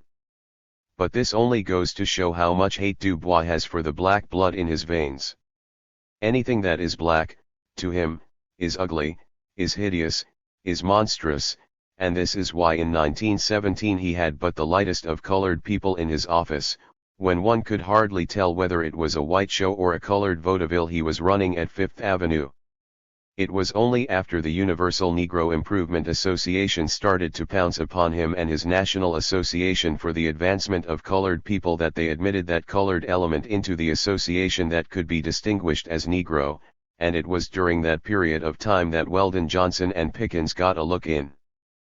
But even Pickens must have been ugly for Dubois, for they made it so warm for him up to a few months ago that he had to go hunting for another job, the time when Marcus Garvey was willing to welcome him into the Universal Negro Improvement Association. It is no wonder that Dubois seeks the company of white people, because he hates black as being ugly. That is why he likes to dance with white people, and dine with them, and sometimes sleep with them, because from his way of seeing things all that is black is ugly, and all that is white is beautiful. Yet this professor, who sees ugliness in being black, essays to be a leader of the Negro people and has been trying for over 14 years to deceive them through his connection with the National Association for the Advancement of Colored People. Now what does he mean by advancing colored people if he hates black so much? In what direction must we expect his advancement? We can conclude in no other way than that it is in the direction of losing our black identity and becoming, as nearly as possible, the lowest whites by assimilation and miscegenation. This probably is accountable for the bleaching processes and the hair straightening escapades of some of the people who are identified with the National Association for the Advancement of Colored People in their mad desire of approach to the white race, in which they see beauty as advocated by the professor from Harvard and Berlin. It is no wonder some of these individuals use the lipstick, and it is no wonder that the erudite doctor keeps a French beard. Surely that is not typical of Africa, it is typical of that blood which he loves so well and which he bewails in not having more in his veins French. In referring to the effort of Marcus Garvey and the Universal Negro Improvement Association to establish a building in Harlem, he says in the article, there was a long, low, unfinished church basement roofed over. It was designed as the beginning of a church long ago, but abandoned. Marcus Garvey roofed it over, and out of this squat and dirty old Liberty Hall he screams his propaganda. As compared with the homes, the business, and church, Garvey's basement represents nothing in accomplishment and only waste in attempt.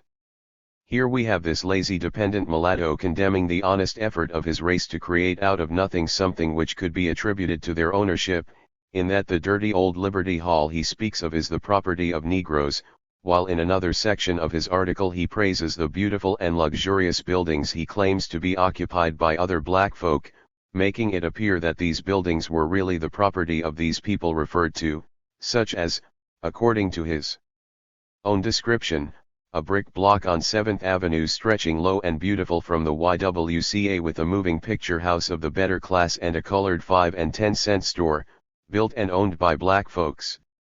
Dubois knows he lies when he says that the premises herein referred to were built and are owned by black folks. They are the property of industrious Jews who have sought an outlet for their surplus cash in the colored district. The YWCA is a donation from the good white people, but he continues by saying down beyond on 138th Street the sun burns the rising spire of an Abyssinian church, a fine structure built by Negroes who for 100 years have supported the organization, and are now moving to their luxurious home of soft carpets, stained windows and swelling organ. He also knows that this building has been subscribed to by the Church Extension Society, which is white, and therefore the building is not entirely owned by the members of the Abyssinian Church. Finally, he says, the dying rays hit a low, rambling basement of brick and rough stone. This in reference to Liberty Hall. Liberty Hall represents the only independent Negro structure referred to in the classification of Du Bois about buildings up in Harlem, but he calls this independent effort dirty and old, but that which has been contributed by white people he refers to in the highest terms. This shows the character of the man. He has absolutely no respect and regard for independent Negro effort but that which is supported by white charity and philanthropy, and why so? Because he himself was educated by charity and kept by philanthropy. He got his education by charity, and now he is occupying a position in the National Association for the Advancement of Colored People, and it is felt that his salary is also paid by the funds that are gathered in from the charity and philanthropy of white people. This soft carpet idea is going to be the undoing of W.E.B. Du Bois. He likes too much the luxurious home and soft carpets, and that is why he is naturally attracted to white folks, because they have a lot of this, but if he were in Georgia or Alabama he would now be stepping on the carpets of paradise, but that is not all of the man, as far as this is concerned. He ridicules the idea that the Universal Negro Improvement Association should hold a social function in Liberty Hall on the 10th of August, 1922, at which certain social honors were bestowed upon a number of colored gentlemen, such as knighthood and the creation of the peerage. In referring to the matter, he says in the article, many American Negroes and some others were scandalized by something which they could but regard as a simple child's play. It seemed to them sinister. This enthronement of a demagogue, a blatant boaster, who with monkey shines was deluding the people, and taking their hard-earned dollars, and in High Harlem there arose an insistent cry, Garvey must go. Indeed Du Bois was scandalized by the creation of a peerage and knighthood by Negroes, and in truth the person who is responsible for the creation of such a thing should go, because Du Bois and those who think like him can see and regard honor conferred only by their white masters. If Du Bois was created a knight commander of the Bath by the British King, or awarded a similar honor by some white potentate, he would have advertised it from cover to cover of the Crisis, and he would have written a book and told us how he was recognized above his fellows by such a potentate, but it was not done that way. This was an enthronement of Negroes, in which Du Bois could see nothing worthwhile. He was behind the Garvey must go program started in Harlem immediately after the enthronement, because he realized that Garvey and the Universal Negro Improvement Association were usurping the right he had arrogated to himself as being the highest social dignitary, not only in Harlem but throughout the country. In the 7th paragraph of his article Du Bois has the following to say, let us note the facts. Marcus Garvey was born on the northern coast of Jamaica in 1887. He was a poor black boy, his father dying in the almshouse. He received a little training in the Church of England Grammar School, and then learned the trade of printing, working for years as foreman of a printing plant. Then he went to Europe and wandered about England and France working and observing until he finally returned to Jamaica. He found himself facing a stone wall. He was poor, he was black, he had no chance for a university education, he had no likely chance for preferment in any line, but could work as an artisan at small wage for the rest of his life. Now let us consider Marcus Garvey in comparison with Du Bois. W.E.B. Du Bois was born in Great Barrington, Massachusetts, in 1868. Some wealthy white people became interested in him and assisted in his education. They sent him to Fisk University, from Fisk to Harvard, where he graduated as a commencement orator. He raised part of the money for his later education by giving recitals in white summer hotels. Where he was born, that is, in Great Barrington, Massachusetts, he had early association with white surroundings. He was brought up with white boys and girls of the better type and more aristocratic class as found in rural towns. He had no love for the poor, even the poor whites in his neighborhood, although he was but a poor, penniless, and humble Negro. As proof of that he wrote the following on the 10th page of his book known as Dark Water, I greatly despised the poor Irish and South Germans who slaved in the mills, that is, the mills of the town in which he was born, and I annexed myself with the rich and well-to-do as my natural companions. Marcus Garvey's father, who was also named Marcus Garvey, was one of the best-known men in the parish in which he was born, St. Ann, Jamaica. For a number of years he held prominent positions in the parish and was regarded as one of the most independent black men on the island, owning property that ran into thousands of pounds. Through his own recklessness he lost his property and became poor. His poverty did not in any way affect Marcus Garvey, Jr., in that the mother of the latter assumed the responsibility that the father failed to assume, and he therefore got an early education, not through charity, as did Dubois, but through the support of a loving mother. Marcus Garvey, Jr., never knew the consideration of a father, because at the time when he was born his father had already lost all he had, and had shifted his obligation to his children onto the shoulders of their mother. With the assistance Marcus Garvey got from his mother he educated himself, not only in Jamaica but traveled throughout South and Central America, the West Indies and Europe, where for several years he studied in completing the education that he had already laid the foundation for in his native home. All that was not done by the charity of anyone, but by Marcus Garvey himself, and the support he got from his mother. While, on the other hand, Dubois, starting even from the elementary stage of his education up to his graduation from Harvard and his passing through Berlin, got all that through the charity and philanthropy of good white people. Admitting that Marcus Garvey was born poor, he never encouraged a hatred for the people of his kind or class, but to the contrary devoted his life to the improvement and higher development of that class within the race which has been struggling under the disadvantage that Dubois himself portrays in his article. Marcus Garvey was born in 1887, Dubois was born in 1868. That shows that Dubois is old enough to be Marcus Garvey's father. But what has happened? Within the 55 years of Dubois' life we find him still living on the patronage of good white people, and with the 36 years of Marcus Garvey's, who was born poor and whose father, according to Dubois, died in a poorhouse, he is able to at least pass over the charity of white people and develop an independent program originally financed by himself to the extent of thousands of dollars, now taken up by the Negro peoples themselves. Now which of the two is poorer in character and in manhood? The older man, who had all these opportunities and still elects to be a parasite, living off the goodwill of another race, or the younger man, who had sufficient self-respect to make an effort to do for himself, even though in his effort he constructs a dirty brick building from which he can send out his propaganda on race self-reliance and self-respect. To go back to the motive of Dubois in the advocacy of the National Association for the Advancement of Colored People is to expose him for what he is. The National Association for the Advancement of Colored People executives have not been honest enough to explain to the people of the Negro race their real solution for the Negro problem, because they are afraid that they would be turned down in their intention. They would make it appear that they are interested in the advancement of the Negro people of America, when, in truth, they are but interested in the subjugation of certain types of the Negro race and the assimilation of as many of the race as possible into the white race. As proof of the intention underlying the National Association for the Advancement of Colored People we will quote from Dubois himself. He states in his article, "We think of our problem here as the Negro problem, but we know more or less clearly that the problem of the American Negro is very different from the problem of the South African Negro or the problem of the Nigerian Negro or the problem of the South American Negro.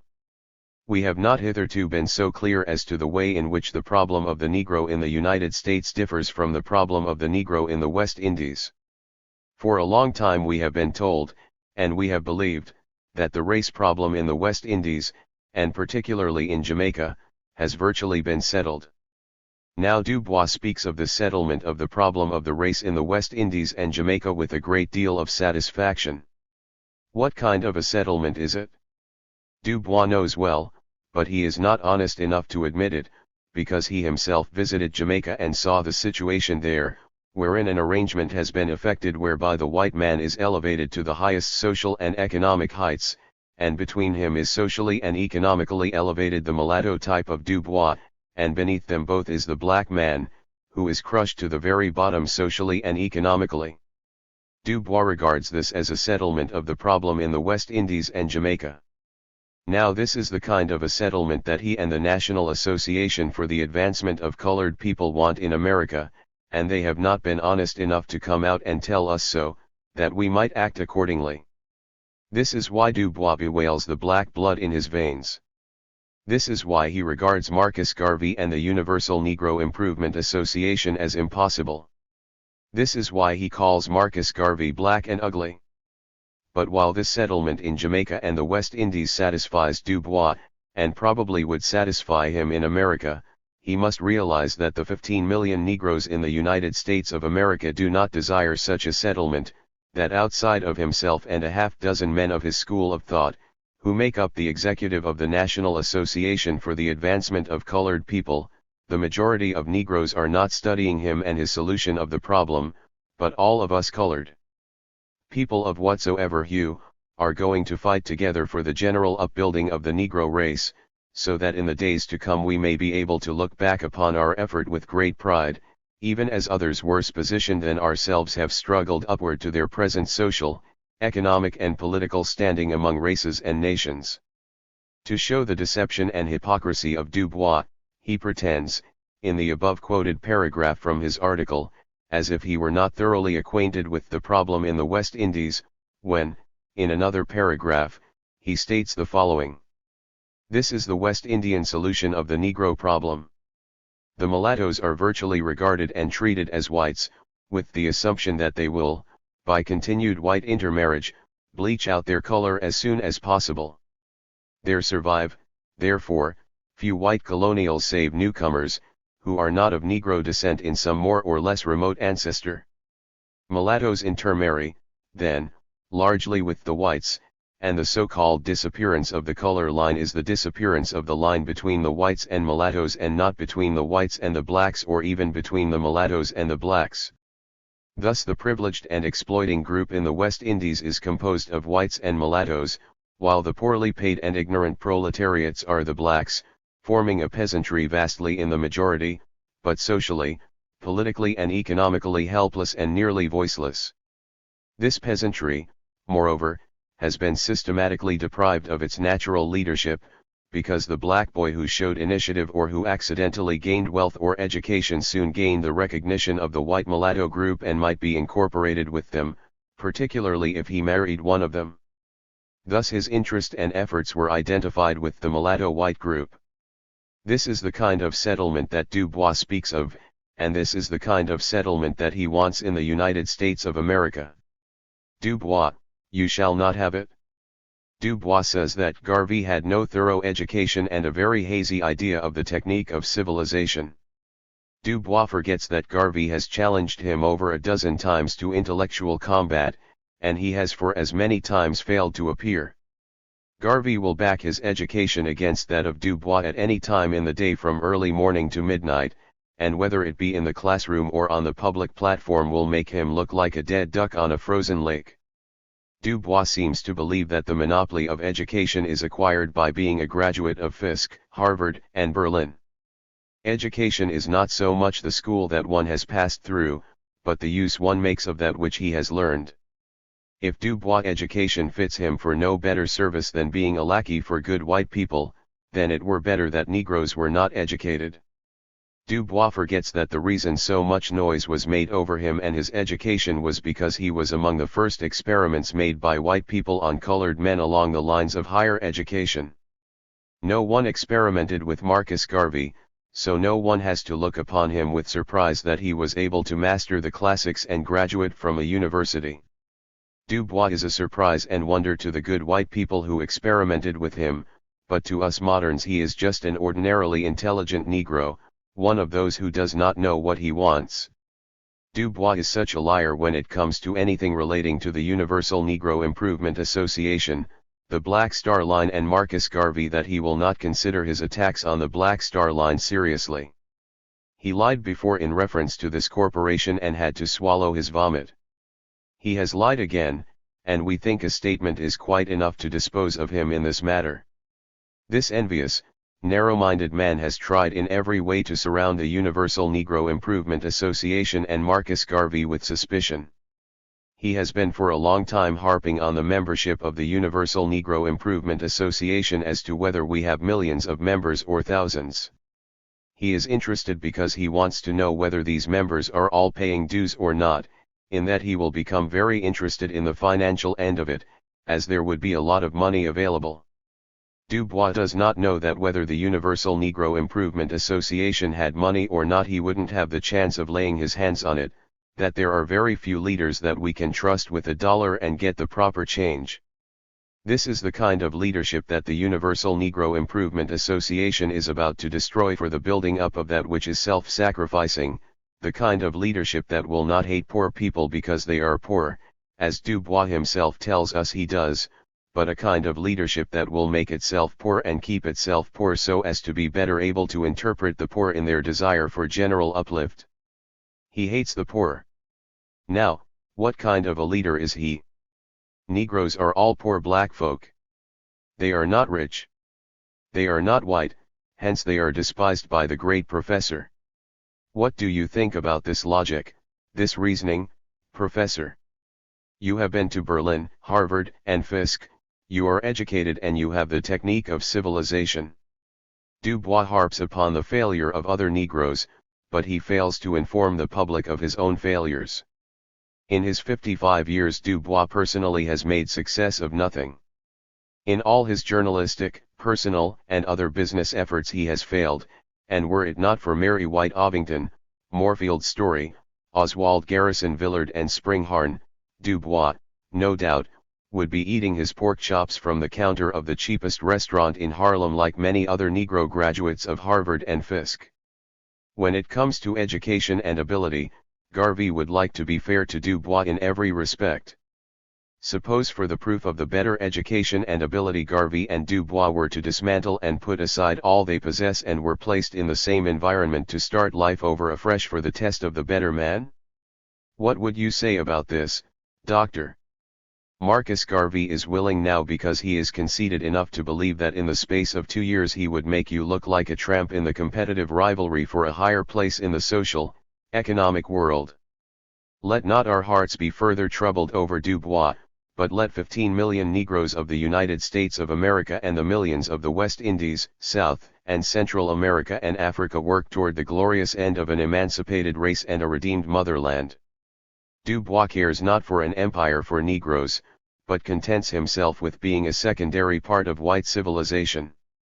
We of the Universal Negro Improvement Association feel that the greatest service the Negro can render to the world and himself at this time is to make his independent contribution to civilization. For this the millions of members of the Universal Negro Improvement Association are working, and it is only a question of time when colored men and women everywhere will hearken to the voice in the wilderness, even though a Du Bois impugns the idea of Negro liberation. Who and what is a Negro? Some white men, whether they be professors or what not, certainly have a wide stretch of imagination. New York City. April 23, 1923. The Philosophy and Opinions of Marcus Garvey, or Africa for the Africans. Volume 2. The New York World under date of January 15, 1923, published a statement of Drs. Clark Whistler and Franz Boas, the latter a professor of anthropology at Columbia University, confirming the statement of the French that Moroccan and Algerian troops used in the invasion of Germany were not to be classified as Negroes, because they were not of that race. How the French and these gentlemen arrive at such a conclusion is marvelous to understand, but I feel it is the old-time method of depriving the Negro of anything that would tend to make him recognized in any useful occupation or activity. The custom of these anthropologists is, whenever a black man, whether he be Moroccan, Algerian, Senegalese or what not, accomplishes anything of importance, he is no longer a Negro. The question, therefore, suggests itself, who and what is a Negro? The answer is, a Negro is a person of dark complexion or race, who has not accomplished anything and to whom others are not obligated for any useful service.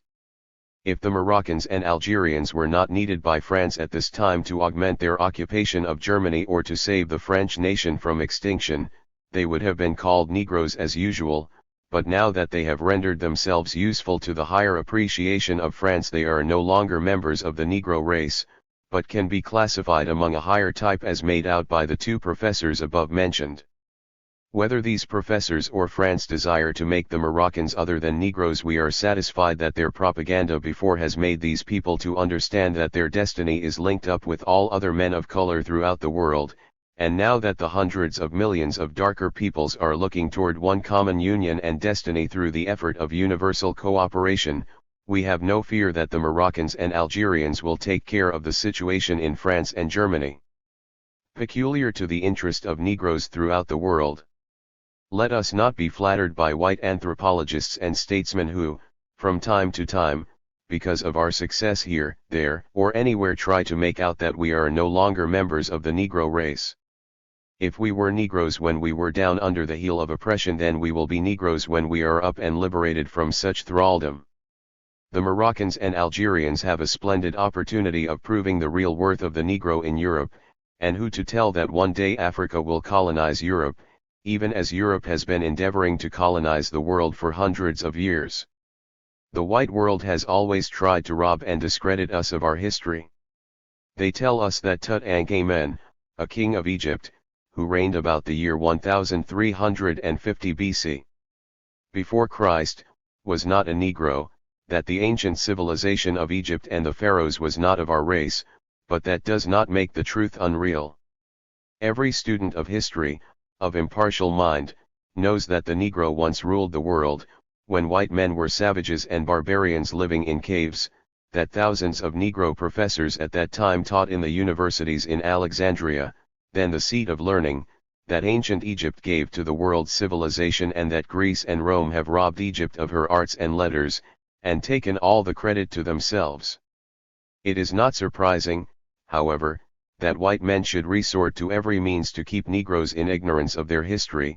It would be a great shock to their pride to admit to the world today that 3,000 years ago black men excelled in government and were the founders and teachers of art, science, and literature. The power and sway we once held passed away, but now in the 20th century we are about to see a return of it in the rebuilding of Africa. Yes, a new civilization, a new culture, shall spring up from among our people, and the Nile shall once more flow through the land of science, of art, and of literature, wherein will live black men of the highest learning and the highest accomplishments. Professor George A. Kirsner, head of the Harvard-Boston expedition to the Egyptian Sudan, returned to America early in 1923, and, after describing the genius of the Ethiopians and their high culture during the period of 750 BC to 350 AD in Middle Africa, he declared the Ethiopians were not African Negroes. He described them as dark-colored races, showing a mixture of black blood. Imagine a dark-colored man in Middle Africa being anything else but a Negro. Some white men, whether they be professors or whatnot, certainly have a wide stretch of imagination. The above statements of the professors support my contention at all times that the prejudice against us as Negroes is not because of color, but because of our condition. If black men throughout the world as a race will render themselves so independent and useful as to be sought out by other race groups, it will simply mean that all the problems of race will be smashed to pieces and the Negro would be regarded like anybody else, a man to be respected and admired. More than a year ago the natives of South Africa started to press the limited white population to the wall in the demand of Africa for the Africans. The prejudiced Boers and others were willing then to let down the color bar and admit to their ranks, socially and otherwise, the half-breed colored people whom they once classified as impossible hybrids, to be despised by both whites and natives.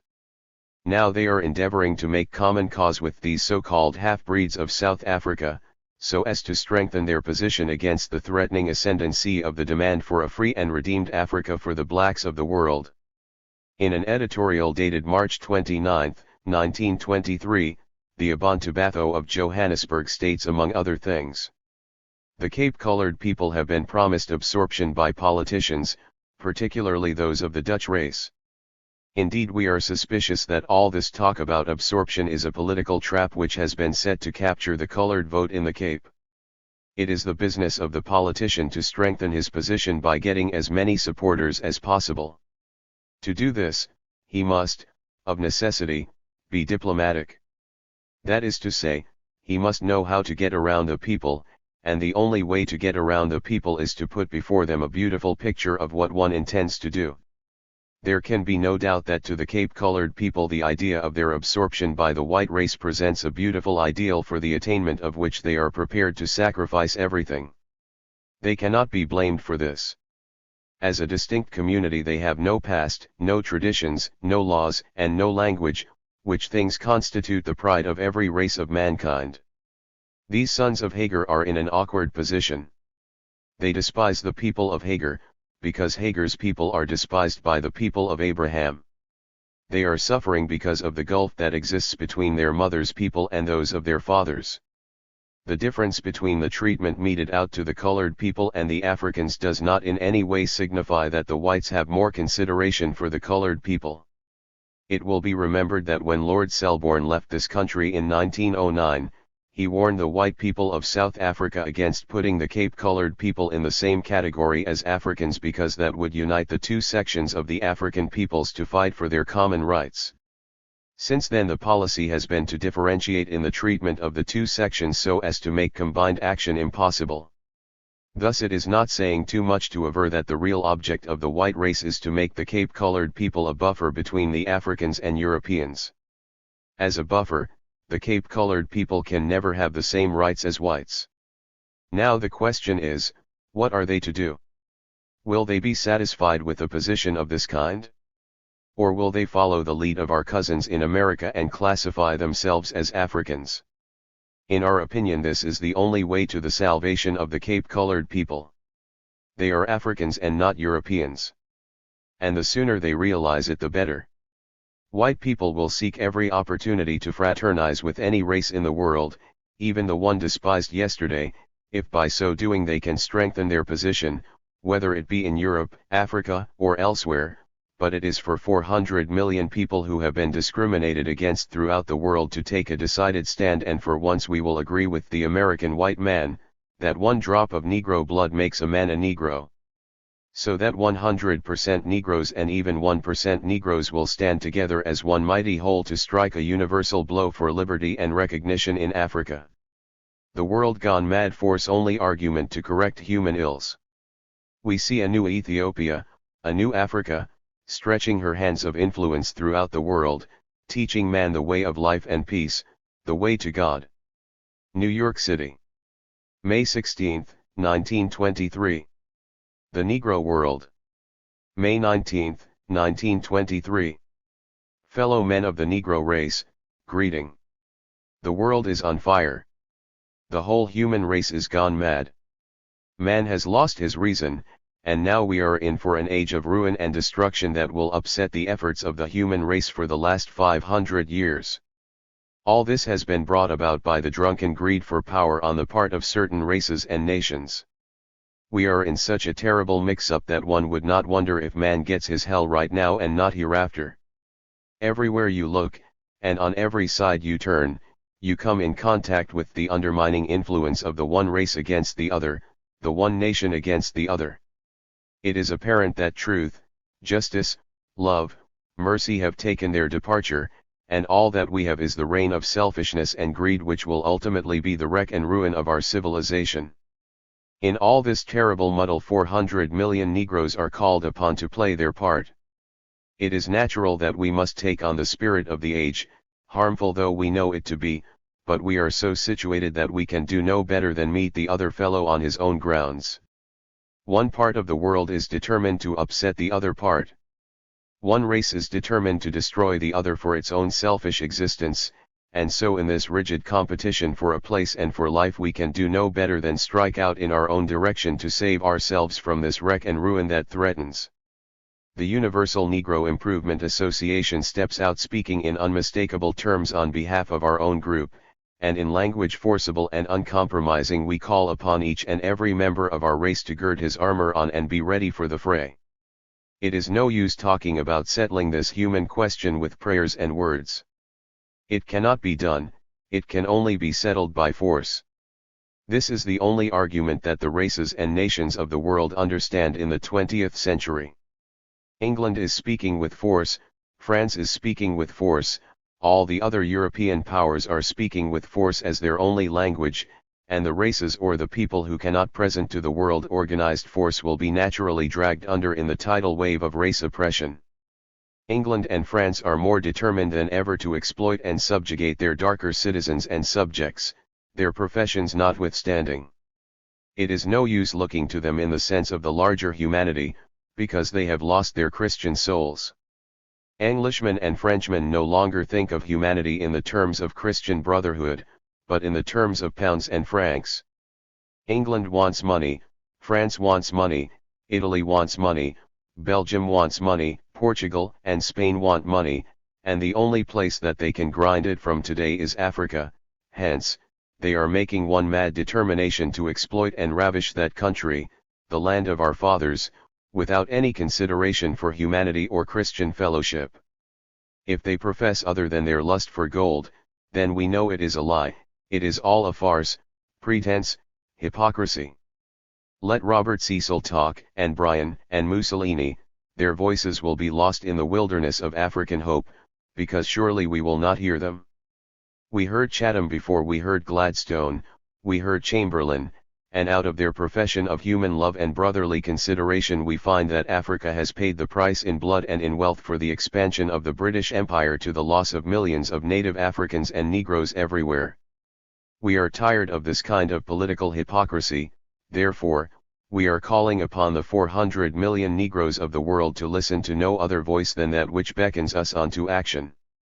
The voice that commands us to go forward in the name of an emancipated race and African redemption, the voice that says, march on with the hope of a brighter future, with the throwing off of the influences of the past. We have come to the turning and parting of the ways. The black race needs look no longer to any other race for succor, for advice, or for political help. We must naturally look to ourselves. More and more we become disappointed in all our hopes, disappointed in all our ambitions, depending as we have been upon others. In America we are gradually being thrown off politically and disappointed socially and economically. Within the British Empire we are only the scapegoats of a sober and seasoned diplomacy. In France we are only made the dupes of a crafty statesmanship that hopes to profit by the ignorance of those whom they deceive. How, therefore, can we depend upon others? Doing so will mean nothing else but our present and future ruin, such as has been in the past. The days of slavery are not gone forever. Slavery is threatened for every race and nation that remains weak and refuses to organize its strength for its own protection. Slavery has no day and no time.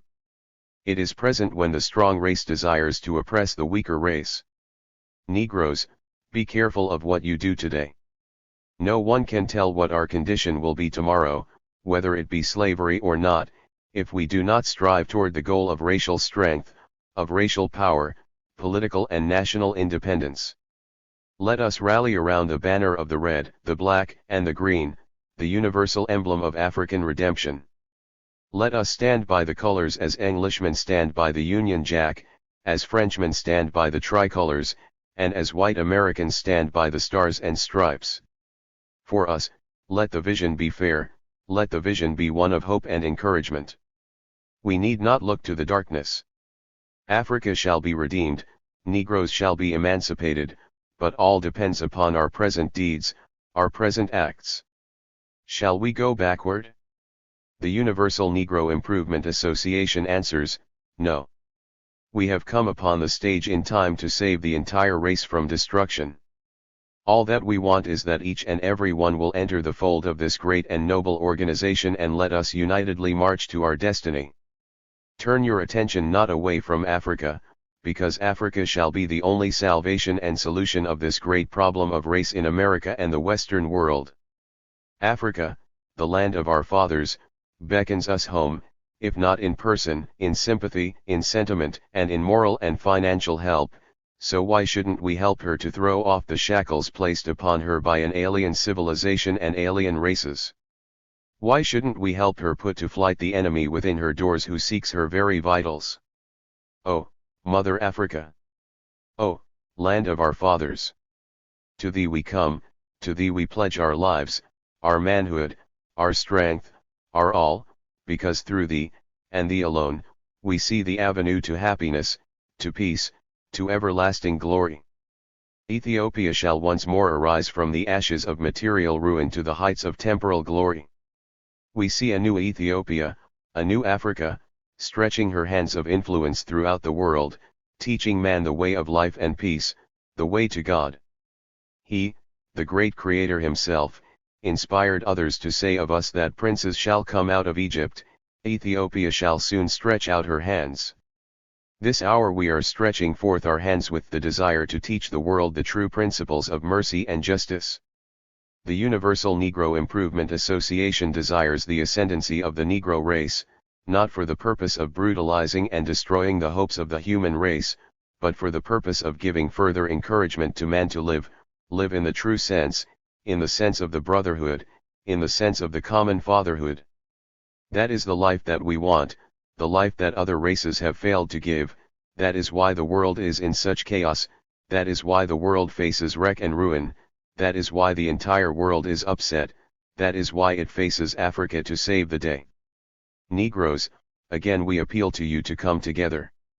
Come together in America, the West Indies, South and Central America, and let 400 million of us march forward to the sacred duty that falls upon us, that of saving humanity, that of salvaging a sinful world.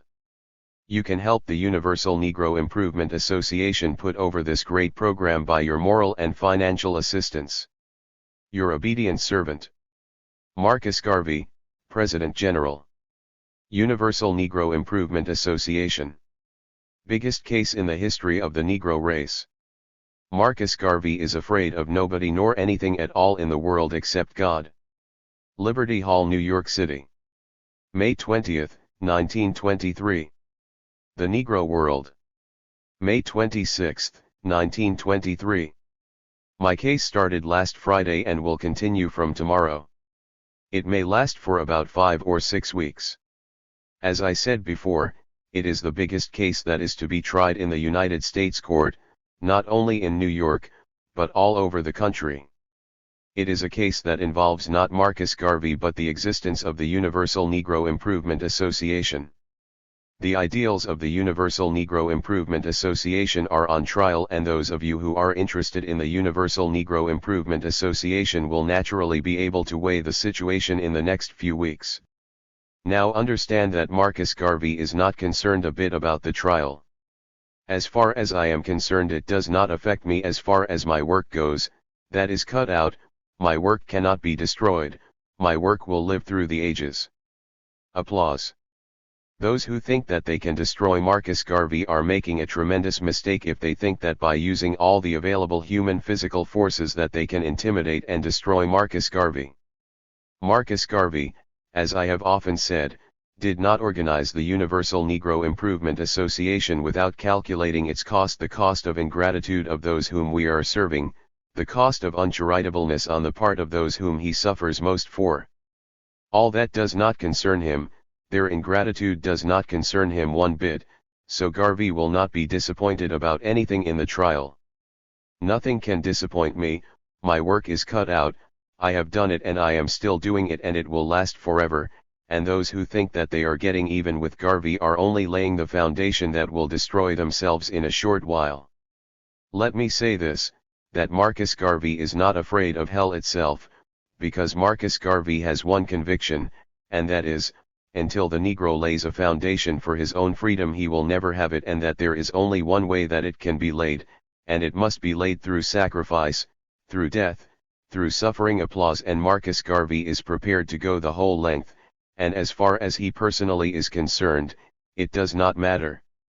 I am saying to those who think they are getting even with Garvey, when Garvey dies a million other Garveys will rise up, not in America or not in the West Indies, for where the Negro has lived under the white man's civilization you can hardly make any use of him in this generation, but Marcus Garvey is satisfied that he has stirred Africa from corner to corner and Africa will take care of herself. Applause. Garvey goes to court like a man. Garvey had no cause to be in court for Garvey. Garvey could be one of the most successful and prosperous Negroes of the 20th century. I am not going to court because of Garvey, but because of service to the people. Garvey calculated for that and is not surprised. So don't be disturbed and don't be afraid about Garvey. Garvey knew the consequences and, like a man, he is going to face it. Marcus Garvey has been the target, believing that if they can destroy Garvey they can subsequently destroy the Universal Negro Improvement Association. They may destroy the Universal Negro Improvement Association in America, they may destroy the Universal Negro Improvement Association in the West Indies. If Garvey should die or if Garvey should be imprisoned, let them know it will be only the beginning of the work in Africa. The Negro is in no mood to be tampered with now. The Negro who died on Flanders Field, the Negro who died in Mesopotamia, is the same who is willing to do his part towards his race if it means dying in the attempt to put the program over. So I want the whole world to understand that, like Robert Emmet, Garvey faces the worst, like Roger Casement, Garvey will face the arrows of hell for the principles of the Universal Negro Improvement Association. Applause. You who skin the teeth of ingratitude do not disappoint me one bit. You cannot harm Marcus Garvey, do your worst and Garvey is not affected, nor is he concerned about you. Garvey is concerned about the principles, the sacred principles for which men have died in the past and for which real men will die in the future and for which 400 million Negroes are prepared to die. Applause. We do not go pussyfooting about this program, we do not go camouflaging and compromising and apologizing. The Universal Negro Improvement Association has not started its real work yet, we have only touched the surface of the great work of the Universal Negro Improvement Association, and any few Negroes or white men who think that they can destroy the great principles of a rising race are flattering themselves and making the greatest mistake and blunder of the age.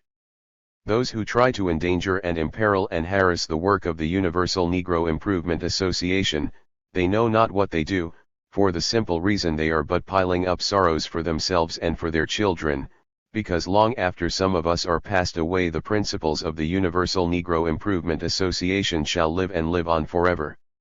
What are you going to do? Can you kill the souls of men? You can destroy the physical body but you cannot destroy the souls of men, you cannot even destroy the mind of man.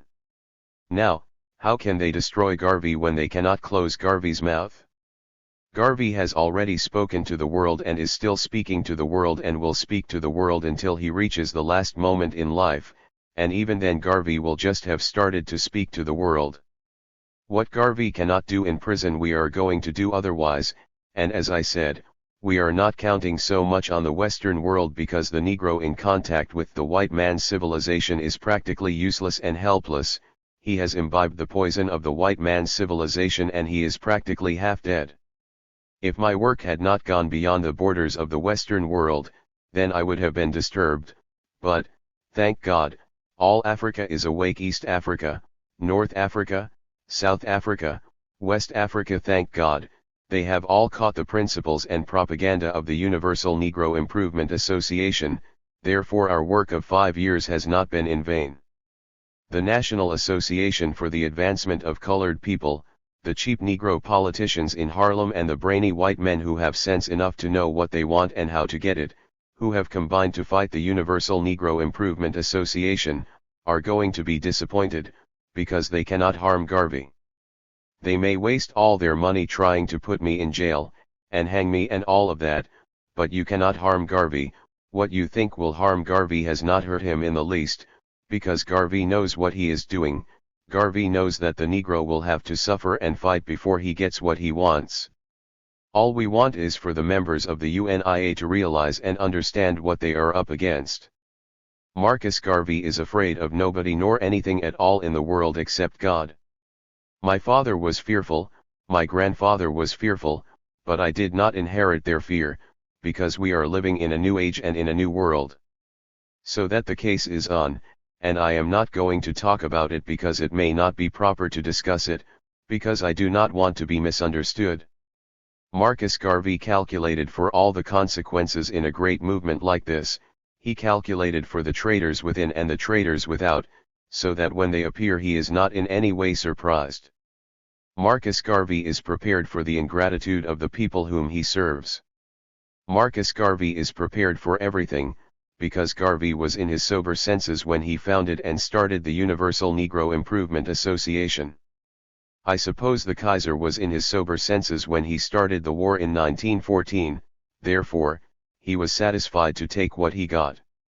Garvey started to seek the emancipation of 400 million Negroes and the redemption of their country, and anything he gets in the way he is prepared for it, but it is going to react on somebody someday, if not today, at some other time. But remember this, that the principles of the Universal Negro Improvement Association will live forever. The history of the movement is now being written. Do you know what history means? History is the guidepost of a race, is the inspiration for succeeding generations either to go forward or to stand still, either to revenge or be revenged. Marcus Garvey, when he dies, will not die alone. When Marcus Garvey dies for the principles of the Universal Negro Improvement Association, mark well. Before Garvey goes, Garvey shall have laid a foundation for other Garveys who will be more deadly in their sting than the one who passes off. So the enemies and traitors are crazy if they think they can damage the Universal Negro Improvement Association. I am speaking to you as the man who founded and organized the Universal Negro Improvement Association, as the man who sacrificed and suffered to bring into existence the Universal Negro Improvement Association. I had a motive and a purpose. It was not the money, because I could have gotten that for myself and been satisfied. It was not position, because I could have got that for myself. What is it? It was the crying voice from the grave that said, Garvey, we have suffered for 250 years for your day and for your time, we expect something from you at this hour. Let the world understand that Garvey hears the wail and the cry of millions of our forebears crying from the grave for what? I will not tell you, probably another Garvey will tell you. So let those who fight the UNIA beware, for some day they will have to reckon with 400 million Negroes, for Garvey is but laying the cornerstone for the incoming of the new Africa, the new Ethiopia that shall stretch forth her hands unto God, the new day when princes shall come out of Egypt.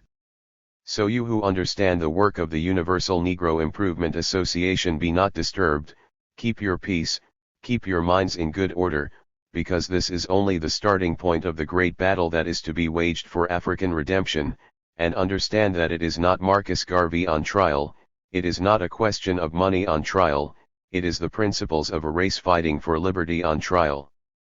When you attack Garvey you do not awaken anything in Garvey, but when you attack the principles of the Universal Negro Improvement Association, Garvey goes to war and shall remain on the firing line until he passes away or until victory perches on the banner. So you will understand that for the first time probably in the history of the Negro you will see a real Negro fight, a real battle for racial liberation. Applause. The fight for Negro rights and liberty begun in real earnest. If the enemy could only know that Marcus Garvey is but a John the Baptist in the wilderness. New York City. May 22, 1923. The Negro World. May 26, 1923. Fellow men of the Negro race, greeting. There comes a time in the history of every race and nation when the supreme effort must be made to save that race or nation from its enemies, those within as well as those without. Such a time has come in the history of the Universal Negro Improvement Association in the fight for Negro liberty and African redemption. For over 3 years the enemies of Negro progress laid their plans by which they hoped they would ultimately destroy the new effort on the part of Negroes for the realization of a freer economic, social, educational, and political life. When the Universal Negro Improvement Association aggressively started its program in America 5 years ago, following up its activities in the West Indies 4 years prior, the enemies of Negro freedom within the race, as well as without the race, started to lay the foundation of an opposition which they calculated they could have used for successfully destroying the great program of this organization and dash back forever the hopes of a rising race. They calculated that out of the activities of this great organization they would have been able to so undermine our efforts as to make them appear as failures, and thereby strike back at the movement with what they would think to be irrefutable arguments of the organization's unworthiness.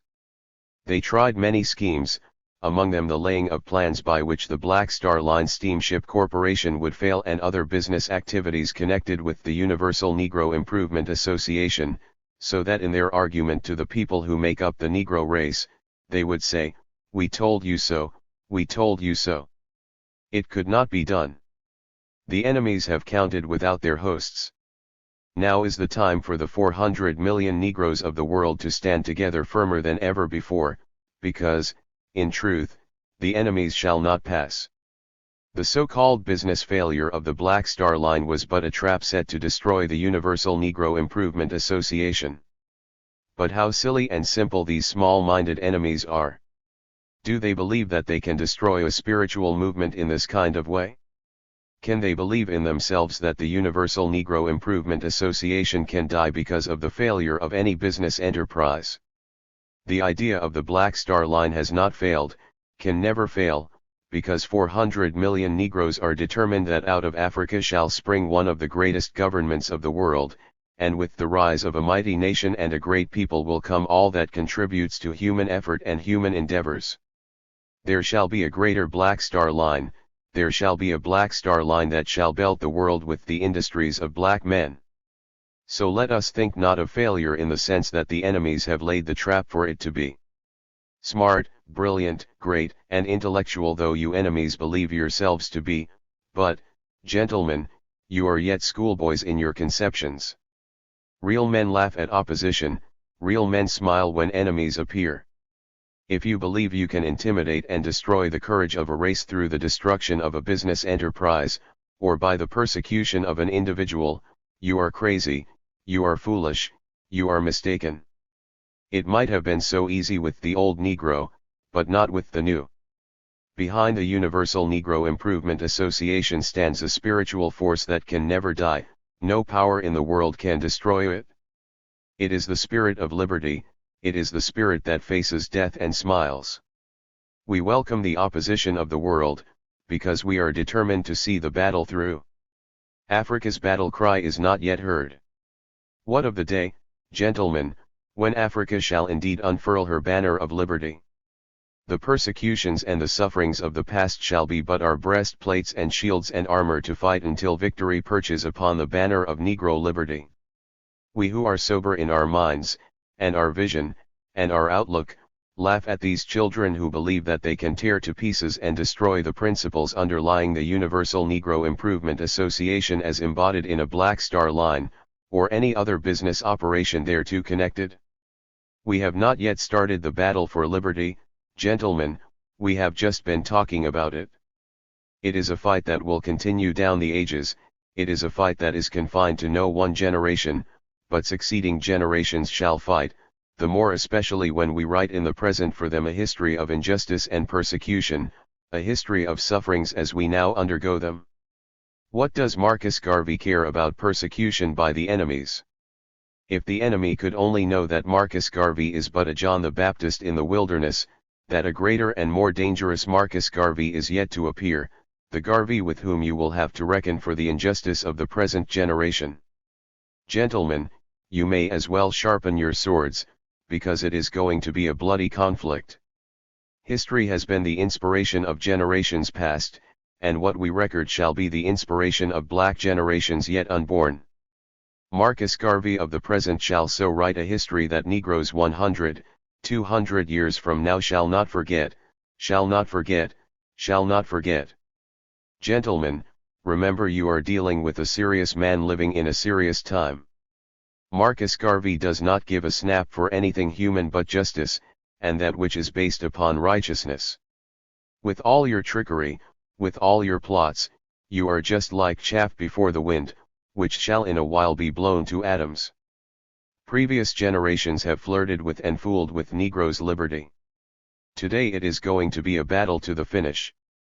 We have no apologies, we have no compromises, we are not begging the issue, we are just determined we are going to live free men or die free men. So let the whole world of Negroes realize that the hour is approaching when black men shall be called upon to take their stand, to play their part, and play it well. Let the members of the Universal Negro Improvement Association all over the world realize that now is the hour for the manifestation of loyalty and devotion to the cause that we love so well. The enemies think that they are at our door, some of us feel that they are there, now let us get ready to dislodge them. The enemies are not so much from without as from within the race. In the final reckoning, when Ethiopia shall have written her name on the new scroll of empires, when princes shall come out of Egypt, and Africa takes her stand in a new civilization, we will then reckon with the generations of vipers whose names and their children's shall go down to undying posterity. Fight on, enemies, fight on, it is a battle of the centuries. It is not of Garvey today, it shall be of all times. How long, how long, how long? Answer that for yourselves. Some men believe themselves smart, some believe themselves wonderfully keen. But, there is no sage who hath not a master. You who think that your small schemes and your secret propaganda to destroy the Universal Negro Improvement Association through its own members can be accomplished make a big mistake. We see that your ambition is to get Garvey out of the way and everything will follow. You said, we will get Garvey out of the way if we destroy the Black Star Line. Well, Garvey did not go then. We will get Garvey another way, we will undermine all his business enterprises, and try to make them failures and then tell the people, oh, you see what has happened, then Garvey is bound to go after that. Well, Garvey did not go. Well, they said, what is the matter? Let us attack him in person, then let our slogan be, Garvey must go. But Garvey did not go. Well, we will try to get him otherwise, because this Universal Negro Improvement Association idea must be throttled. But Garvey is here, and both of them shall go down the ages. If Garvey dies, Garvey lives, if the Universal Negro Improvement Association is embarrassed, a greater Universal Negro Improvement Association arises. Gentlemen, what are you going to do? You must first destroy the souls of black men before you can destroy Garvey, and destroy the Universal Negro Improvement Association, and you will have of a time doing that. Garvey cannot die, the Universal Negro Improvement Association cannot die, because, gentlemen, the thing is not only physical, the individual is not only physical, but there is a spiritual motive, there is a spiritual force back of it that cannot be destroyed. Great ideals, great principles, great truths never die. Individuals die, the Christ died. Mohammed died, but you did not destroy Christianity or Mohammedanism. Garvey in the flesh can die, and he is ready to die at any time, but, gentlemen, the greater force will live on, one, I repeat, that will go down the ages to tell the story of the traitors, tell the story of those who tried to block the passage of the rising Ethiopia, of the new Africa. What shall be your defense before the bar of African redemption, gentlemen? Will you plead innocence, will you plead not knowing better? Ignorance will be no excuse. Our history of the traitors shall go down the ages and shall be written in the black book of time, and even the angel of eternity shall lay it before the judgment seat of God. The traitors are working hard, the enemies are doing their worst, but we smile in their faces. There are combinations of forces working against the Universal Negro Improvement Association, against which it is written by these enemies, that association and Garvey must be destroyed. They have been using men once placed in positions of trust in this association to help destroy the movement. These traitors we have had to dismiss. Today they, with the rest of our enemies, are determined to tear down the structure that we have built. They have all entered into a conspiracy to sue and embarrass the Universal Negro Improvement Association. The fools, they know no better. Survive we must, go forward we must, so long as there is a God, so long as there is a world, so long as there is a human race.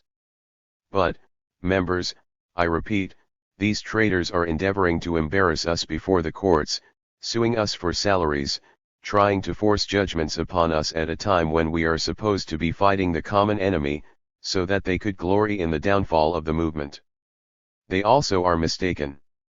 Members and friends, let us pay these traitors, let us pay them off in their bits of silver. Therefore, I appeal to each and every member of the Universal Negro Improvement Association to do this bit of service now.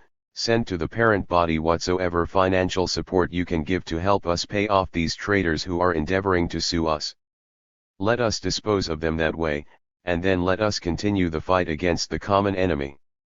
These bits of silver shall bring them tears in the years to come. Let us hand them over now, the 30 pieces of silver. That which Judas received did not help him very long, he was willing to return it, but nobody would receive it. These enemies, these traitors, may yet rue the day when they turn their backs upon the Universal Negro Improvement Association, the organization that made them. Did we not make them? We picked some of them up from the lowest and poorest of the race and made gentlemen of them, because we believed that by their sufferings they would be able to appreciate the service to which they were called. It takes a slave to appreciate liberty, it takes a man who suffers to understand freedom, and that was why we thought that in taking these men and making them gentlemen that we were rendering a service to the race. We made a terrible mistake. It is true, all of us make mistakes. Some of these Negroes who never earned more than $25 per week, because of their intelligence we thought we could give them a chance to make good and make something of themselves. We gave them grand and noble positions. We tried to make statesmen of them, but they fell by the wayside. Yes, you know that, and you will see them drift back to the condition they were in before they came into the Universal Negro Improvement Association. Our generation and posterity may yet smile in their faces, but let us pay them. And you can do it now by sending your contributions to the Bit of Silver Fund to the Secretary General, Universal Negro Improvement Association, 56 West 135th Street, New York City, USA. With very best wishes, I have the honor to be your obedient servant, Marcus Garvey, President General, Universal Negro Improvement Association. Last speech before incarceration in the Tombs Prison 38. We are not fighting America, we are fighting hypocrisy and lies, and that we are going to fight to the bitter end. Liberty Hall, New York City. June 17, 1923. The Philosophy and Opinions of Marcus Garvey, or Africa for the Africans. Volume 2. Among the many names by which I have been called, I was dubbed by another name a couple of days ago. The district attorney, with whom I have been contesting the case for my liberty and for the existence of the Universal Negro Improvement Association, in his fervid appeal, in his passionate appeal, to the gentlemen of the jury last Friday cried out, "Gentlemen, will you let the tiger loose?" The tiger is already loose, and he has been at large for so long that it is no longer one tiger, but there are many tigers. The spirit of the Universal Negro Improvement Association has, fortunately for us, made a circuit of the world, to the extent that harm or injury done to anyone, will in no way affect the great membership of this association or retard its great program. The world is ignorant of the purpose of this association. The world is ignorant of the scope of this great movement, when it thinks that by laying low any one individual it can permanently silence this great spiritual wave that has taken hold of the souls and the hearts and minds of 400 million Negroes throughout the world. We have only started, we are just on our way, we have just made the first lap in the great race for existence, and for a place in the political and economic sun of men. Those of you who have been observing events for the last 4 or 5 weeks with keen eyes and keen perceptions will come to no other conclusion than this, that through the effort to strangle the Universal Negro Improvement Association, through the effort to silence Marcus Garvey, there is a mad desire, there is a great plan to permanently lay the Negro low in this civilization and in future civilizations.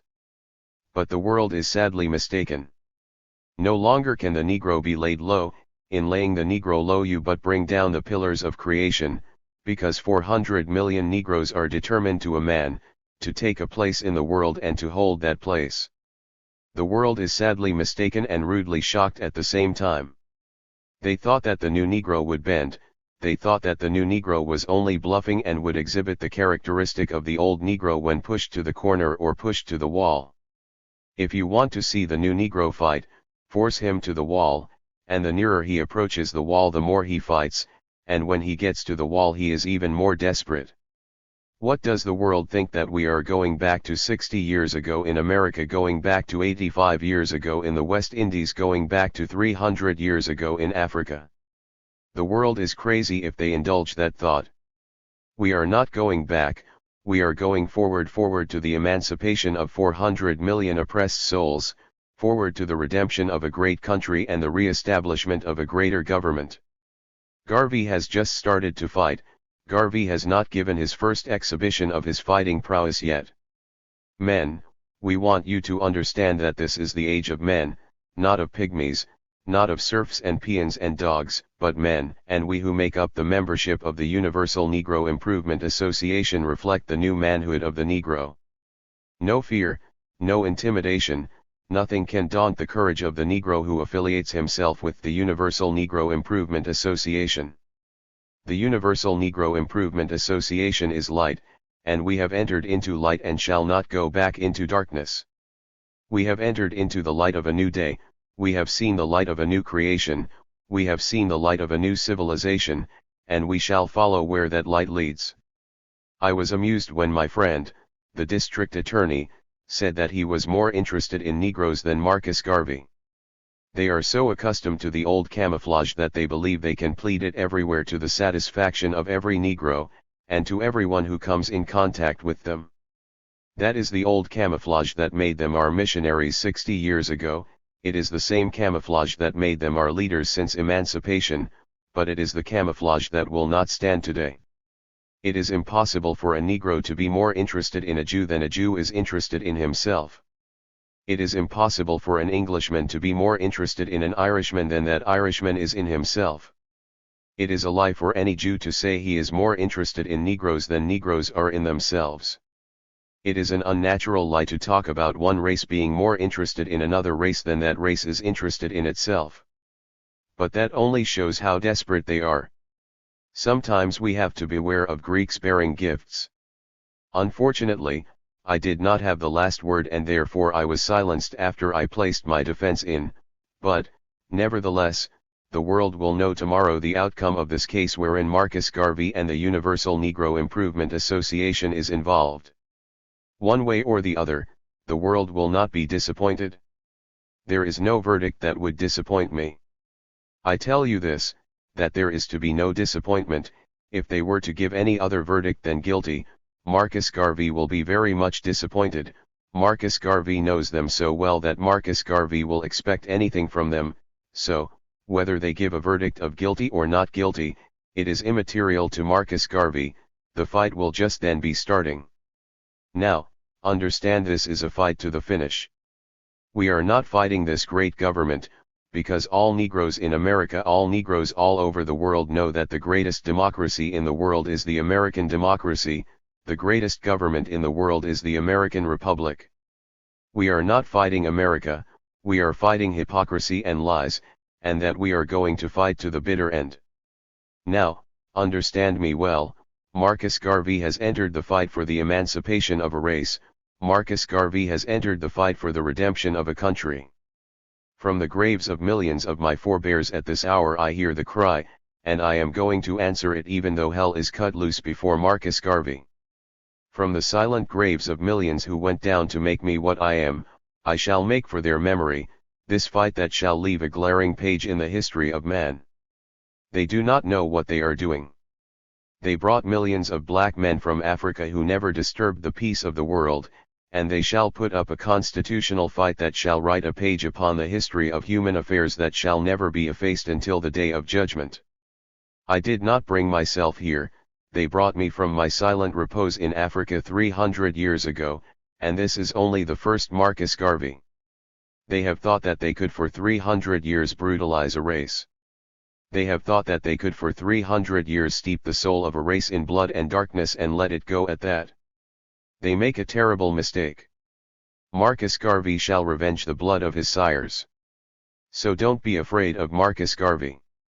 When Marcus Garvey goes to jail, the world of Negroes will know they have come at the wrong time. I appreciate the splendid way in which you have behaved and conducted yourselves during the trial. We shall observe to the letter the laws of this great country, but Africa shall tell the tale. Marcus Garvey has no fear about going to jail. Like Max Winey or like Carson, like Roger Casement, like those who have led the fight for Irish freedom, so Marcus Garvey shall lead the fight for African freedom. I repeat that if they think they can stamp out the souls of 400 million black men, they make a tremendous and terrible mistake. We are no longer dogs, we are no longer peons, we are no longer serfs, we are men.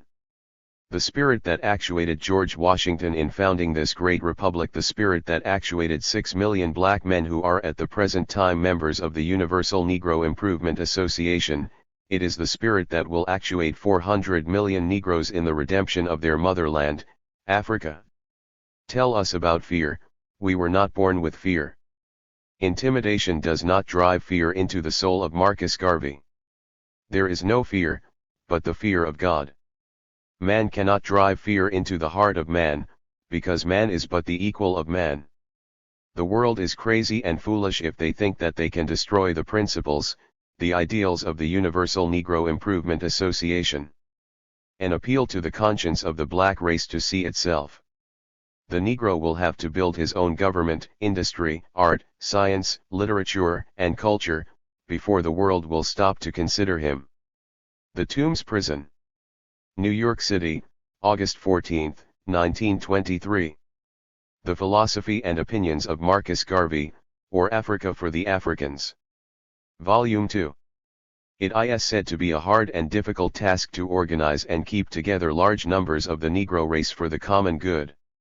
Many have tried to congregate us, but have failed, the reason being that our characteristics are such as to keep us more apart than together. The evil of internal division is wrecking our existence as a people, and if we do not seriously and quickly move in the direction of a readjustment, it simply means that our doom becomes imminently conclusive. For years the Universal Negro Improvement Association has been working for the unification of our race, not on domestic national lines only, but universally. The success which we have met in the course of our effort is rather encouraging, considering the time consumed and the environment surrounding the object of our concern. It seems that the whole world of sentiment is against the Negro, and the difficulty of our generation is to extricate ourselves from the prejudice that hides itself beneath, as well as above, the action of an international environment. Prejudice is conditional on many reasons, and it is apparent that the Negro supplies, consciously or unconsciously, all the reasons by which the world seems to ignore and avoid him. No one cares for a leper, for lepers are infectious persons, and all are afraid of the disease, so, because the Negro keeps himself poor, helpless, and undemonstrative, it is natural also that no one wants to be of him or with him. Progress is the attraction that moves humanity, and to whatever people or race this modern virtue attaches itself, there will you find the splendor of pride and self-esteem that never fail to win the respect and admiration of all. It is the progress of the Anglo-Saxons that singles them out for the respect of all the world. When their race had no progress or achievement to its credit, then, like all other inferior peoples, they paid the price in slavery, bondage, as well as through prejudice. We cannot forget the time when even the ancient Britain was regarded as being too dull to make a good Roman slave, yet today the influence of that race rules the world. It is the industrial and commercial progress of America that causes Europe and the rest of the world to think appreciatively of the Anglo-American race.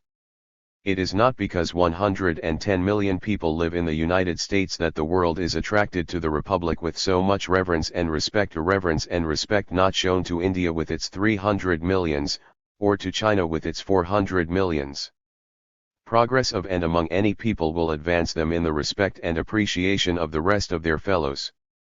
It is such a progress that the Negro must attach to himself if he is to rise above the prejudice of the world. The reliance of our race upon the progress and achievements of others for a consideration in sympathy, justice, and rights is like a dependence upon a broken stick, resting upon which will eventually consign you to the ground. The Universal Negro Improvement Association teaches our race self-help and self-reliance, not only in one essential, but in all those things that contribute to human happiness and well-being. The disposition of the many to depend upon the other races for a kindly and sympathetic consideration of their needs, without making the effort to do for themselves, has been the race's standing disgrace by which we have been judged and through which we have created the strongest prejudice against ourselves. There is no force like success, and that is why the individual makes all efforts to surround himself throughout life with the evidence of it. As of the individual, so should it be of the race and nation. The glittering success of Rockefeller makes him a power in the American nation, the success of Henry Ford suggests him as an object of universal respect, but no one knows and cares about the bum or hobo who is Rockefeller's or Ford's neighbor. So, also, is the world attracted by the glittering success of races and nations, and pays absolutely no attention to the bum or hobo race that lingers by the wayside. The Negro must be up and doing if he will break down the prejudice of the rest of the world. Prayer alone is not going to improve our condition, nor the policy of watchful waiting. We must strike out for ourselves in the course of material achievement, and by our own effort and energy present to the world those forces by which the progress of man is judged. The Negro needs a nation and a country of his own, where he can best show evidence of his own ability in the art of human progress.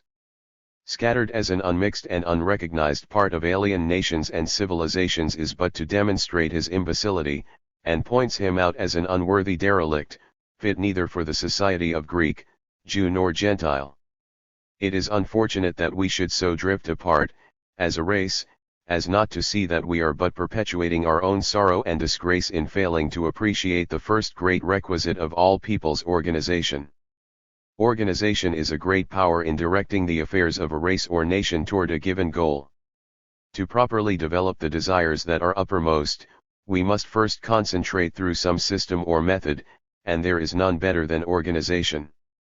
Hence, the Universal Negro Improvement Association appeals to each and every Negro to throw in his lot with those of us who, through organization, are working for the universal emancipation of our race and the redemption of our common country, Africa.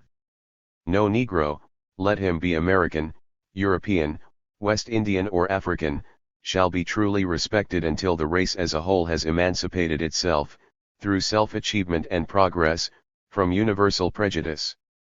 The Negro will have to build his own government, industry, art, science, literature, and culture, before the world will stop to consider him. Until then, we are but wards of a superior race and civilization, and the outcasts of a standard social system. The race needs workers at this time, not plagiarists, copyists and mere imitators, but men and women who are able to create, to originate, and improve, and thus make an independent racial contribution to the world and civilization. The unfortunate thing about us is that we take the monkey apings of our so-called leading men for progress. There is no progress in Negroes aping white people and telling us that they represent the best in the race, for in that respect any dressed monkey would represent the best of its species, irrespective of the creative matter of the monkey instinct. The best in a race is not reflected through or by the action of its apes, but by its ability to create of and by itself. It is such a creation that the Universal Negro Improvement Association seeks. Let us not try to be the best or worst of others, but let us make the effort to be the best of ourselves. Our own racial critics criticize us as dreamers and fanatics, and call us benighted and ignorant, because they lack racial backbone. They are unable to see themselves creators of their own needs. The slave instinct has not yet departed from them. They still believe that they can only live or exist through the good graces of their masters. The good slaves have not yet thrown off their shackles, thus, to them, the Universal Negro Improvement Association is an impossibility. It is the slave spirit of dependence that causes our so-called leading men, apes, to seek the shelter, leadership, protection, and patronage of the master in their organization and so-called advancement work.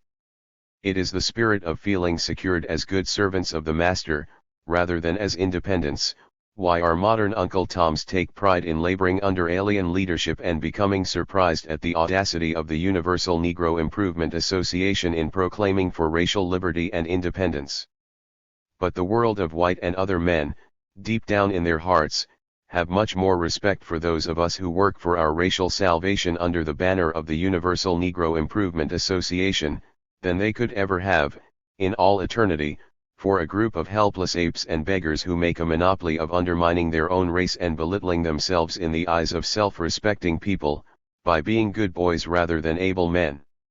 Surely there can be no goodwill between apes, seasoned beggars and independent-minded Negroes who will at least make an effort to do for themselves. Surely, the dependents and wards, and may I not say racial imbeciles, will rave against and plan the destruction of movements like the Universal Negro Improvement Association that expose them to the liberal white minds of the world as not being representative of the best in the Negro, but, to the contrary, the worst. The best of a race does not live on the patronage and philanthropy of others, but makes an effort to do for itself.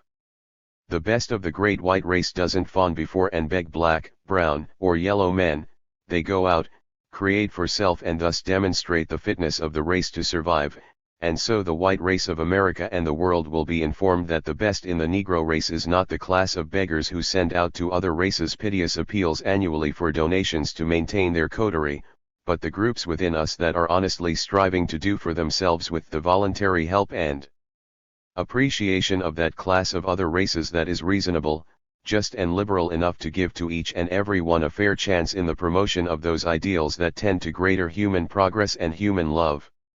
The work of the Universal Negro Improvement Association is clear and clean-cut. It is that of inspiring an unfortunate race with pride in self and with the determination of going ahead in the creation of those ideals that will lift them to the unprejudiced company of races and nations. There is no desire for hate or malice, but every wish to see all mankind linked into a common fraternity of progress and achievement that will wipe away the odor of prejudice, and elevate the human race to the height of real godly love and satisfaction. An exposé of the caste system among Negroes. Du Bois represents a group that hates the Negro blood in its veins, and has been working subtly to build up a caste aristocracy. The Tombs Prison. New York City, August 31, 1923. The Philosophy and Opinions of Marcus Garvey, or Africa for the Africans.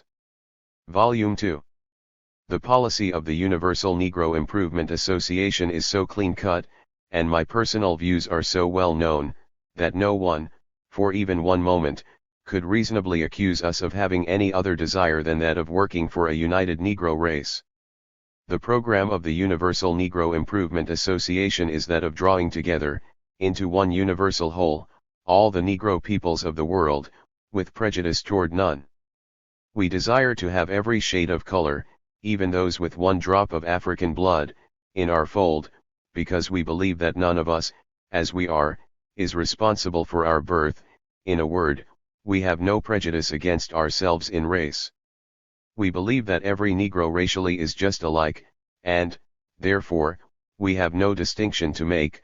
Hence wherever you see the Universal Negro Improvement Association you will find us giving every member of the race an equal chance and opportunity to make good.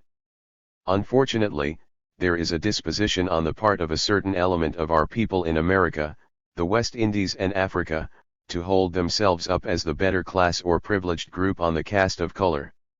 This subject is such a delicate one that no one is honest enough to broach it, yet the evil of it is working great harm to our racial solidarity, and I personally feel it my duty to right now bring it to the attention of all concerned. The Universal Negro Improvement Association is founded on truth, and, therefore, anything that would menace or retard the race must be gotten out of the way, hence our stand in this direction. During the early days of slavery our people were wrested from the bosom of our native land Africa and brought into these climes. For centuries, against their will, our mothers were subjected to the most cruel and unfair treatment, the result of which has created among us a diversity of colors and types, to the end that we have become the most mixed race in the world. The abuse of our race was, up to 85 years ago in the West Indies and 57 years ago in America, beyond our control, because we were then but chattel slaves of our masters, but since emancipation we have had full control of our own moral social life and cannot, therefore, complain against anyone other than ourselves, for any social or moral wrongs inflicted upon us. The Universal Negro Improvement Association realizes that it is now our duty to socially and morally steady ourselves, hence our desire to bring about a united race should not be blamable to our generation, but to the abuse and advantage taken of us in the past, but that should not be reason for us to further open ourselves to a continuation of this abuse and thereby wreck our racial pride and self-respect. The Universal Negro Improvement Association believes that the time has come for us to call a halt, and thus steady ourselves on the basis of race and not be allowed to drift along in the world as the outcasts or lepers or society, to be laughed at by every other race beneath their social breath. Some of us in America, the West Indies and Africa believe that the nearer we approach the white man in color the greater our social standing and privilege, and that we should build up an aristocracy based upon caste of color and not achievement in race. It is well known, although no one is honest enough to admit it, that we have been, for the past 30 years at least, but more so now than ever, grading ourselves for social honor and distinction on the basis of color. That the average success in the race has been regulated by color and not by ability and merit, that we have been trying to get away from the pride of race into the atmosphere of color worship, to the damaging extent that the whole world has made us its laughing stock. There is no doubt that a race that doesn't respect itself forfeits the respect of others, and we are in the moral social position now of losing the respect of the whole world. There is a subtle and underhand propaganda fostered by a few men of color in America, the West Indies and Africa to destroy the self-respect and pride of the Negro race by building up what is commonly known to us as a blue vein aristocracy and to foster same as the social and moral standard of the race. The success of this effort is very much marked in the West Indies, and coming into immediate recognition in South Africa, and is now gaining much headway in America under the skillful leadership of the National Association for the Advancement of Colored People and their silent but scattered agents. The observant members of our race must have noticed within recent years a great hostility between the National Association for the Advancement of Colored People and the Universal Negro Improvement Association, and must have wondered why Du Bois writes so bitterly against Garvey and vice versa.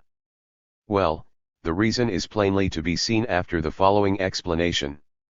Du Bois represents a group that hates the Negro blood in its veins, and has been working subtly to build up a caste aristocracy that would socially divide the race into two groups, one the superior because of color caste, and the other the inferior, hence the pretentious work of the National Association for the Advancement of Colored People.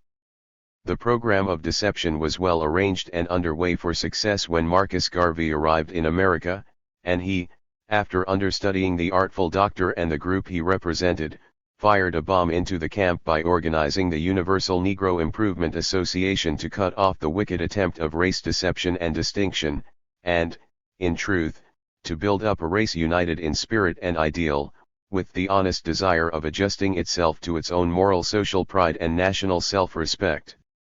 When Garvey arrived in America and visited the office of the National Association for the Advancement of Colored People to interview Du Bois, who was regarded as a leader of the Negro people, and who had recently visited the West Indies, he was dumbfounded on approach to the office to find that but for Mr. Dill, Du Bois, himself and the office boy, he could not tell whether he was in a white office of that of the National Association for the Advancement of Colored People.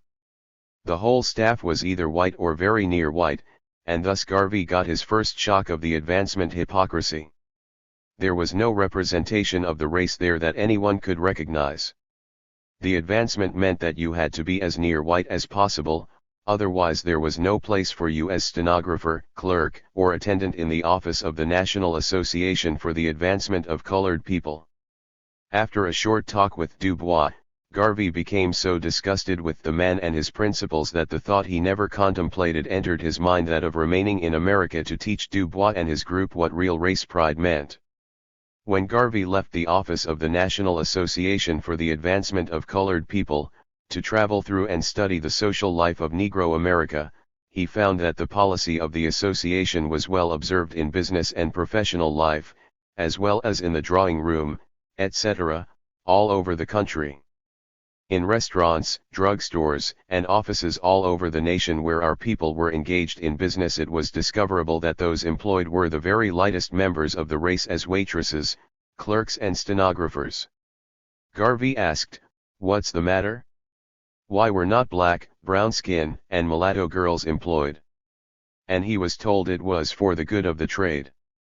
That to have trade it was necessary and incumbent to have light faces, as near white as possible. But the shock did not stop there. In New York, Boston, Washington, and Detroit, Garvey further discovered the activities of the Blue Vein Society and the Colonial Club. The West Indian Lights formed the Colonial Club and the American Lights the Blue Vein Society. The Colonial Club would give annual balls beside regular or monthly soirees, and no one less than a quadroon would be admitted, and gentlemen below that complexion were only admitted if they were lawyers, doctors, or very successful businessmen with plenty of cash, who were known to uphold the caste aristocracy. At St. Philip's Church, New York, where the very Rev. Dr. Daniels held sway and dominion, the society had things so arranged that even though this man was a brown-skinned clergyman, and his rector a very near white gentleman, he had to draw the line and give the best seats in the church and the places of honor to the Blue Veins, and the others would have a look in when they, by fawning before and humbling themselves and by giving lavishly to the church, admitted the superiority of caste. By the way, Dr. Daniels was also an executive officer or director of the National Association for the Advancement of Colored People. In Washington one or two of the churches did the same thing, but in Detroit the very Rev. Bob Bagnall, now director of branches of the National Association for the Advancement of Colored People, held sway. In his church no dark person could have a seat in the front, and, to test the truthfulness of it after being told, Garvey, incognito, one Sunday night attempted to occupy one of the empty seats, not so very near the front, and the effort nearly spoiled the whole service, as Brother Bob, who was then ascending the pulpit, nearly lost his balance to see such a face so near the Holy of Holies. Brother Bob was also an officer of the National Association for the Advancement of Colored People. On Garvey's return to New York he made, incognito, a similar test at St. Philip's Church one Sunday, and the Rev. Daniels was nearly ready to fight. Now, what does all this mean? It is to relate the hidden program and motive of the National Association for the Advancement of Colored People and to warn Negro America of not being deceived by a group of men who have as much love for the Negro blood in their veins as the devil has for holy water. The National Association for the Advancement of Colored People is a scheme to destroy the Negro race, and the leaders of it hate Marcus Garvey, because he has discovered them at their game and because the Universal Negro Improvement Association, without any prejudice to color or caste, is making headway in bringing all the people together for their common good. They hate Garvey because the Universal Negro Improvement Association and the Black Star Line employed every shade of color in the race, according to ability and merit, and put the NAACP to shame for employing only the lightest of the race. They hate Garvey because he forced them to fill Shalade's place with a Negro. They hate Garvey because they had to employ black pickings to cover up their scheme after Garvey had discovered it. They hate Garvey because they have had to employ brown-skinned Bob Bagnall to make a showing to the people that they were doing the right thing by them. They hate Garvey because he has broken up the pink tea set. They hate Garvey because they had been forced to recognize mulatto, brown and black talent in the association equally with the lighter element. They hate Garvey because he is teaching the unity of race, without color superiority or prejudice. The gang thought that they would have been able to build up in America a buffer class between whites and Negroes, and thus in another 50 years join with the powerful race and crush the blood of their mothers, as is being done in South Africa and the West Indies. The imprisonment of Garvey is more than appears on the surface, and the National Association for the Advancement of Colored People knows it. Du Bois and those who lead the association are skillful enough to be using the old method of getting the other fellow to destroy himself, hence the activities of Brownskin Bagnall and Black Pickens. Walter White, whom we can hardly tell from a Southern gentleman who lives with a white family in Brooklyn, is kept in the background, but Dark Bagnall, Pickens, and Du Bois are pushed to the front to make the attack. so that there would be no suspicion of the motive. They are to drive hard and hot, and then the silent influence would bring up the rear, hence the slogan, Garvey must go, and the vicious attacks in the different magazines by Pickens, Dubois and Bagnall. Gentlemen, you are very smart, but Garvey has caught your tune.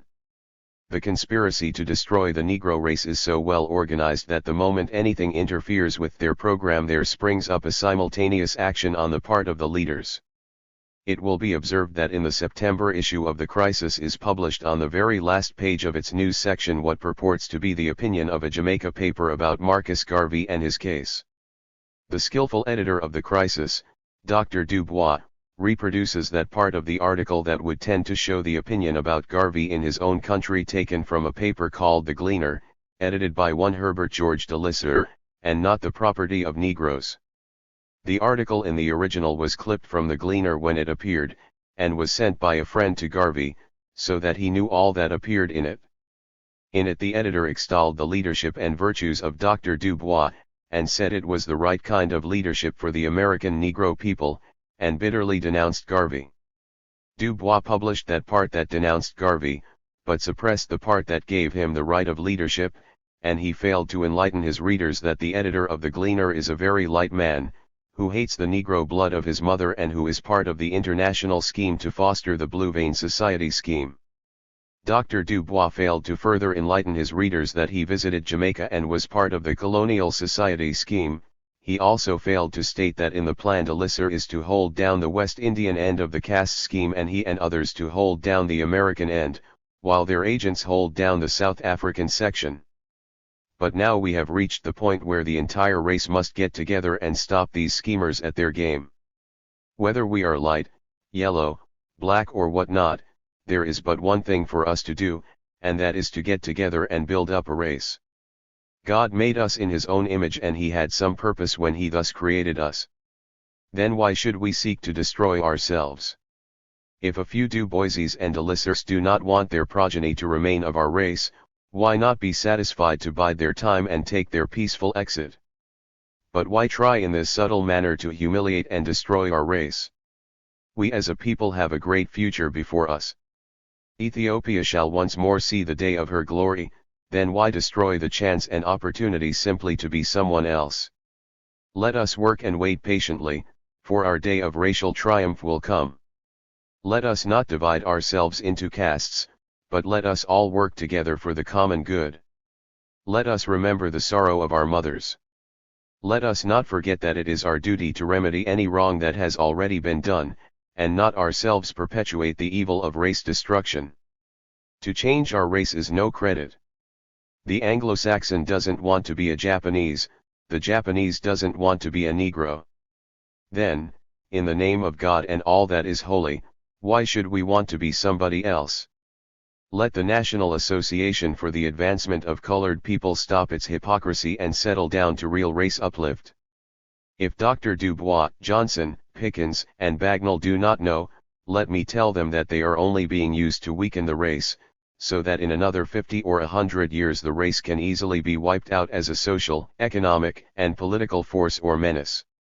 The people who are directing the affairs of the National Association for the Advancement of Colored People are keen observers. It takes more than ordinary intelligence to penetrate their motive, hence you are now warned. All the gas about anti-lynching and social equality will not amount to a row of pins. In fact, it is only a ruse to raise money to capitalize the scheme and hide the real motive. Negroes, watch your step and save yourselves from deception and subsequent extermination. Statement to press on release on bail pending appeal. My imprisonment of 3 months has but steeled me for greater service to the people I love so much and who love me. New York City. September 10, 1923. The Philosophy and Opinions of Marcus Garvey, or Africa for the Africans. Volume 2. My detention in jail pending the appeal of my case has in no way affected my vision of justice. To those who are conscious of themselves there can be no incrimination from without, it must be from within.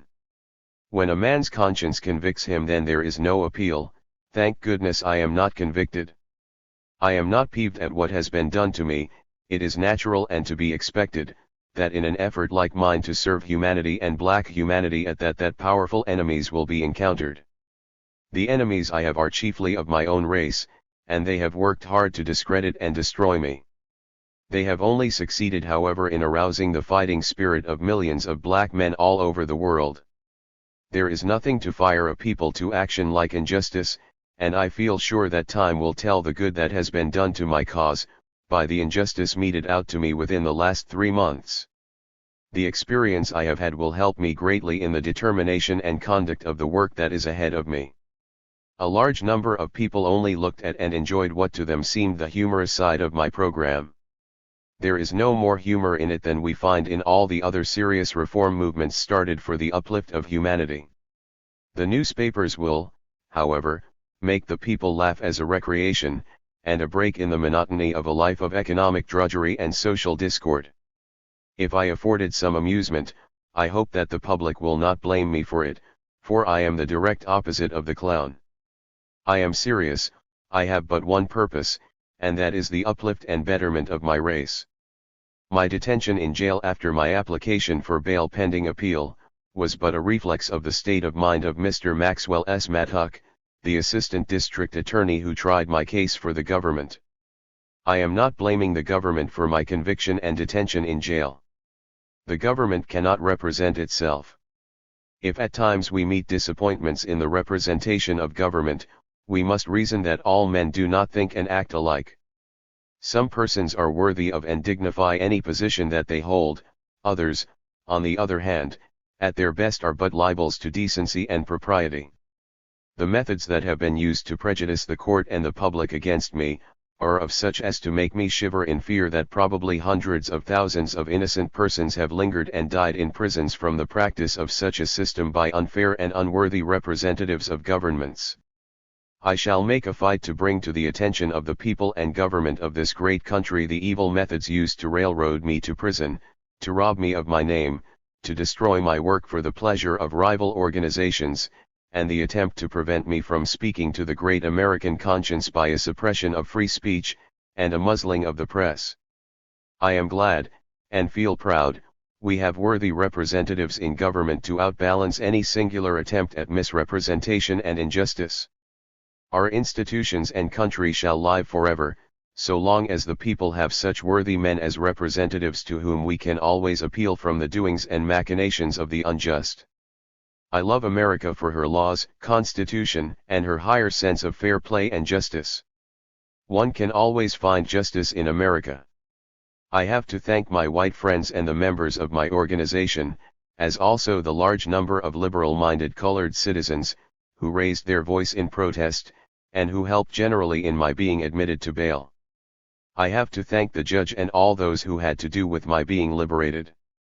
The few unfair white persons who have acted against us were misinformed, therefore I have no blame for them. They, like the majority, do not understand the Negro, but I hope they will now make a closer study of the tale-bearers of our race who fabricate against their own for special favors. My imprisonment of nearly 3 months has but steeled me for greater service to the people I love so much and who love me. I had no money before I was indicted. I had none when I was tried, and none when I was convicted and sentenced, because I gave all to the movement, but the people whom I served, and who know me, did not desert me. They stuck by me and paid for my defense, and subscribed for my bail. These are the people whom my enemies accuse me of defrauding. Those who hounded me haven't lost a penny in the ventures of our organization. They never placed a penny in it, yet they are so aggrieved. I feel sure that white America will, when properly informed, agree with us that the only solution of the Negro problem is to give the Negro a country of his own in Africa, and for this I am working without any apologies. I was kindly treated by the warden and prison officials. I shall ever remember the kindly and sympathetic attitude of those worthy representatives of our government. I am also glad to state that not one of my white fellow prisoners believed me guilty of the crime charged against me. It is amazing, but the prisoners seem to keep a tab on all that is going on in the courts. My case was well known to them, so that when I arrived at the jail, they were all surprised and disgusted at the results. They had a kind word of sympathy for me. Some of the prisoners I met were honest enough to admit their guilt for whatever crimes they were charged, but I believe that there are others who are also innocent victims of circumstances. Several liberal-minded white friends visited me in jail, and did their best for me in the cause of justice. I am not asking for mercy or sympathy, I am asking for justice, and I have confidence in our Constitution to know that it will not be denied me. First speech after release from the tombs. I was convicted, not because anyone was defrauded in the temporary failure of the Black Star Line brought about by others, but because I represented, even as I do now, a movement for the real emancipation of my race. Liberty Hall, New York City, September 11, 192,339. The Philosophy and Opinions of Marcus Garvey, or Africa for the Africans. Volume 2. Ladies and gentlemen, it is needless for me to say that the pleasure of meeting you in Liberty Hall, the shrine of Negro inspiration, after an enforced absence of 3 months, is beyond my ability to express. The news of the trial of the celebrated case of fraud and my so-called conviction have made the circuit of the world, and black humanity everywhere, even to the remotest parts of our homeland, Africa, have formed their opinion of Western 20th century civilization and justice, as controlled and administered by the white man. My absence from you did not leave me despondent, nor desolate, for in the daily silence of the passing hours in my cell I thought of you, the warriors of true liberty, who were working for the consummation of our ideal of free and redeemed Africa, and my meditations led me into greater flights of hope that shall strengthen me for the noble work of self-sacrifice for the cause that we represent. The amusing part of my trial is that I was indicted along with others for conspiracy to use the United States mails to defraud in the promotion of the Black Star Line Steamship Company, yet my conviction was void of conspiracy, in that I alone was convicted, and, if I understand my conviction clearly, I was convicted for selling stock in the Black Star Line after I knew it to be insolvent. The difference between us and the trial court is that they wanted a conviction, caring not how it came about, and they had it to suit themselves, to the extent that all the others, who had more to do with the actual selling of stock than I, went free, because they were not wanted, while I received the fullest penalty that the law could impose: 5 years in the penitentiary, the maximum fine of $1,000 as provided by law, and the entire cost of the case, a condition not generally imposed but, maybe, once in 25 years. Our point of view is that we cannot defraud ourselves in the sense of promoting the Black Star Line, for the idea of a line of steamships operated by Negroes for the promotion of their industrial, commercial, fraternal, and material well-being can never be insolvent or bankrupt, for, as long as the race lasts, and as long as humanity indulges in the pursuit of progress and achievements, the new Negro will be found doing his part to hold a place in the affairs of the world.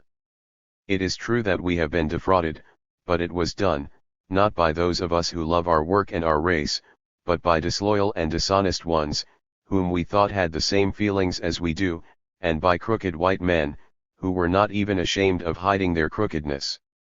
One white man said in court that he sold us a ship when he knew it was not worth the money paid for it.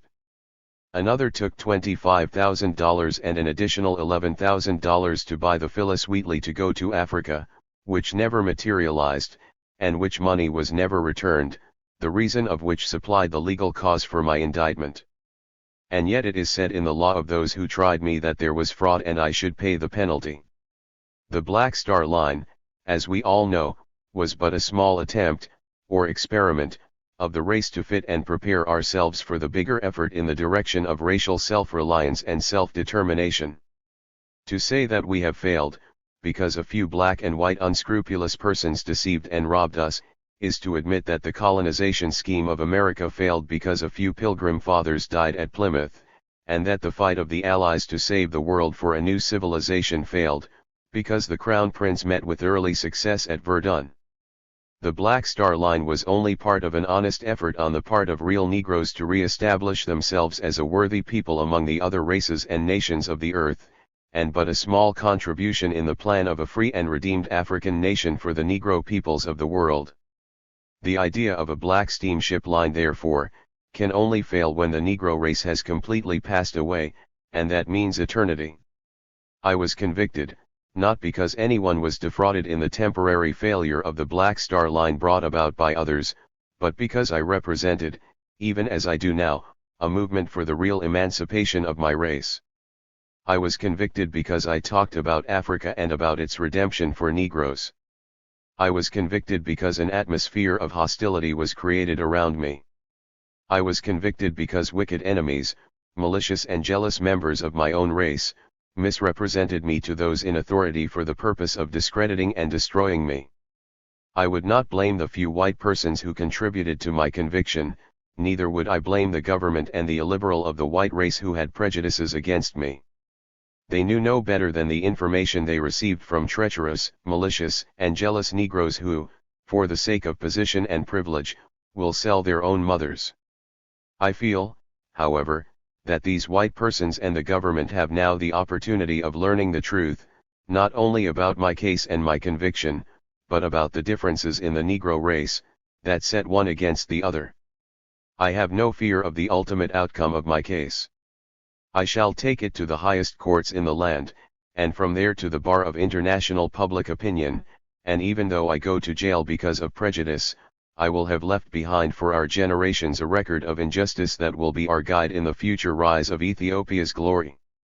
Nevertheless, I believe that the higher courts of this country will not mingle prejudice with justice and condemn a man simply because he is black and attempts to do good for his race and his fellow men.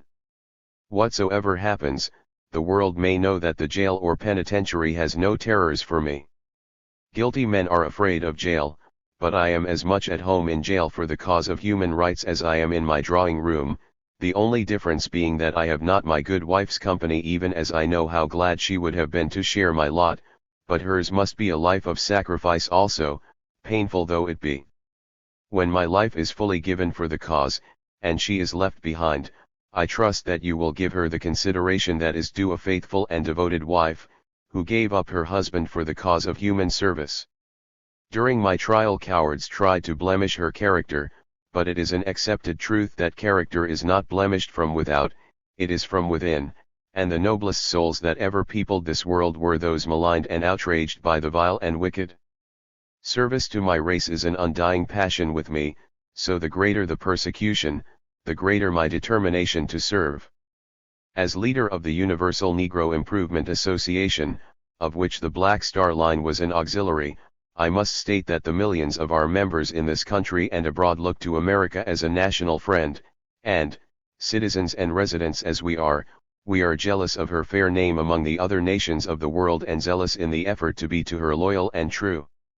The Universal Negro Improvement Association seeks to do for Africa similarly what the Pilgrims and later, George Washington sought to do for America. We Negroes want a government of our own in Africa, so that we can be nationally, if not industrially and commercially, removed from competition in race, a condition that will make both races better friends, with malice toward none, but respect and appreciation for each. Our greatest trouble, however, is with our own people. There are some in the race who are not in sympathy with an independent Negro nation. To them they have lost nothing in Africa. They believe in the amalgamation of races for the production of new racial and national types, hence their doctrine of social equality and the creating of a new American race. Feeling as they do, divides us into two separate and distinct schools of thought, and, apparently, we are now at war with each other, and they have gained the first victory in having me, through their misrepresentation, indicted and convicted for the purpose of rendering me hors de combat.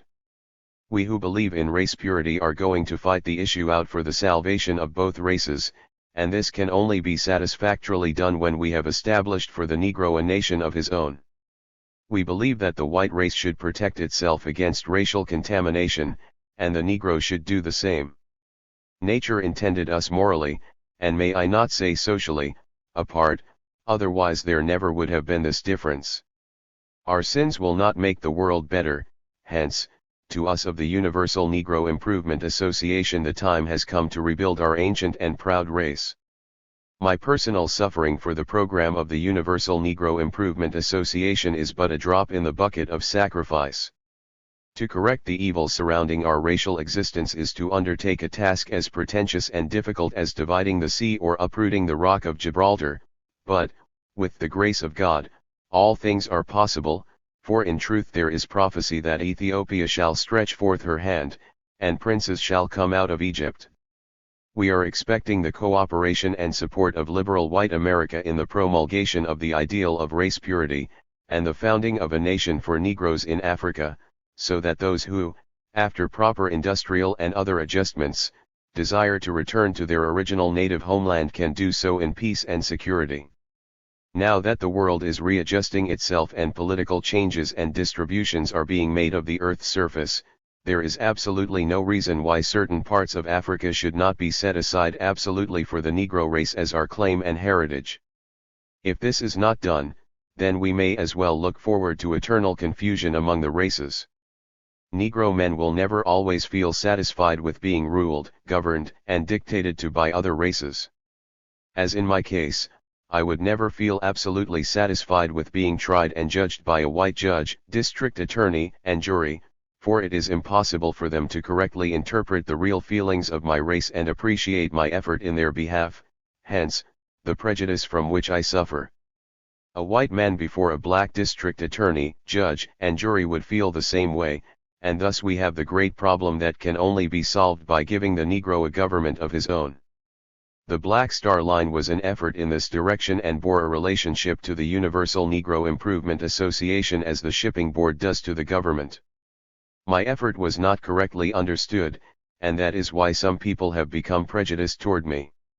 Yet in the final presentation of truth the fair-minded is bound to come to the conclusion that the program of the Universal Negro Improvement Association is reasonable and proper for the solution of the vexed question of races. The sign by which we conquer. There is no doubt about it that the man who is doing right is never fearful of anything. Liberty Hall, New York City. September 16, 1923. The Negro World. September 22, 1923. My subject for tonight is the sign by which we conquer. Perseverance and determination on the part of any people lead ultimately to the goal which they seek. That you are here this evening and hundreds of thousands and millions probably of Negroes are so assembled in different parts of the world in mass meetings tonight carrying out the exercises of the Universal Negro Improvement Association is proof that perseverance and determination will ultimately bring about success for any people. When we started our movement a few years ago with just a few, the world of other men spurned us, laughed at us, and said that we were wasting time because we could not impress the world. Today that opinion has changed. It has been changed because of the perseverance of the few and the determination of the few. They persevered long enough until they were able to impress not only their immediate community but attract the entire world. And tonight the organization that a few founded 4.5 years or 5 years ago has become the talk of the world and has made such an impress on the world that statesmen everywhere, not only in America but throughout civilization, are worried as to the outcome. We are conscious ourselves what the outcome will be. The outcome for us will be nothing more and nothing less than an independent government for Negroes. Applause. It was that vision that attracted us 5 years ago when just 13 or a few more of us founded this organization. It is the same vision that attracts us now that we are 6 million organized. It is the same vision that will attract us until we have completely brought into the fold, if not in active labor, with sentiment and sympathy, the 400 million Negroes of our race. Applause. My imprisonment for 3 months was one of the avenues through which we would get our program presented to the world, and I was not sorry one bit to contribute in that direction to at least impress the world some more about the seriousness of the Universal Negro Improvement Association. That impression of seriousness, the compliment of it is for you, not for me, in that I was placed in a position that I could not help myself more than to write to the world, but that could not move men. The impress that was made upon the world for the last 3 months was made by you, by your perseverance and by your determination. The world knows that human achievements and human movements are carried on not by everybody but by the direction of those who lead, and the strategy of a few people has always sought to remove the leaders of movements, and if successfully cornered they calculate they would destroy the movement. Well, they were experimenting with me. They put me in jail to try out if they could destroy the Universal Negro Improvement Association, and then they found a greater Universal Negro Improvement Association. Applause. Now I suppose they will change their tactics. Nevertheless, the 3 months has convinced me everywhere that the new Negro is here. Now, what they did to me for 3 months with the intention of destroying the movement represented by me would have succeeded in another age, and another time prior to this. 10 years ago, 25 years ago, if anyone attempted to start a movement as big probably as the Universal Negro Improvement Association, and they did what they did to me, naturally, as from the attitude of the Negro himself, they would have destroyed the movement, but that was the time of the old Negro. They had the plan all right, but they worked the plan in the wrong time. If they had worked that plan 10 years ago or 15 years ago, they would have succeeded, but they cannot crush the rising spirit of the Negro in the 20th century by sending him to jail. They cannot crush the rising spirit of the Negro of the 20th century by holding a club over his head. You cannot crush the rising spirit of the 20th century Negro by drawing his blood. The more you do these things, the more he will fight. Applause. And the Universal Negro Improvement Association has not started yet. Now I am one of those in the association that know what we are doing, because I happen to be one of the leaders, and we have not started anything yet. We have not done anything yet. Up to now we are just good Sabbath school children, and if acting like good Sabbath school children we create an unrest among other folks, what will happen when we start to behave like men? Laughter and applause. There is no doubt about it that the man who is doing right is never fearful of anything. I do not see why the world should be worried about the Universal Negro Improvement Association and worried about Marcus Garvey. If the world has not done anything to Negroes, why should it be worried about the activity of Negroes? The world must know that we as a people are not seeking to create any disturbance to affect the peace of communities and the harmony of races. We are not disposed that way. We are too appreciative of other people's rights to go out of our way to offend them. We are too considerate of other people's happiness to go out of our way to create disturbance. Therefore the world of honest people need not be afraid of us. But if there are any dishonest people in the world who have held or are holding what is belonging to other folks, if they have anything belonging to Negroes, naturally they will be disturbed because Negroes are going after those things. We are living in America, but I am speaking not only to you who live in America. As I speak from Liberty Hall, I am speaking to Negroes all over the world. America claims she has nothing for us, and England says she has nothing for us, France says so, and the different European governments say they have nothing for us, and we hear some talk now that they have nothing for us in these parts, but we have decided that we have something for ourselves, that we possess something of ourselves, and we have understood that somebody has been keeping it for us. Now we are just about thanking them for being so good in keeping that which was belonging to us, and we are just asking them to cease their kindness for a while and hand over to us what is belonging to us. If somebody gave you something to keep for me and you are honest, when I approach you, you will give it to me. They said we were heathens, we were pagans, we were savages and did not know how to take care of ourselves, that we did not have any religion, we did not have any culture, we did not have any civilization for all those centuries, and that is why they had to be our guardians. Well, we are satisfied that they were our guardians for all this while, because we did not have the civilization, we did not have the culture, we did not have the Christianity. But thank God we have them all now, as we are asking that you hand back to us our own civilization, hand back to us that which you have robbed and exploited us of in the name of God and Christianity for the last 500 years. We are asking England to hand it back, we are asking France to hand it back, we are asking Italy to hand it back, we are asking Belgium to hand it back, we are asking Portugal to hand it back, we are asking Spain to hand it back, and by God, the Moroccans made them hand it back. Great applause.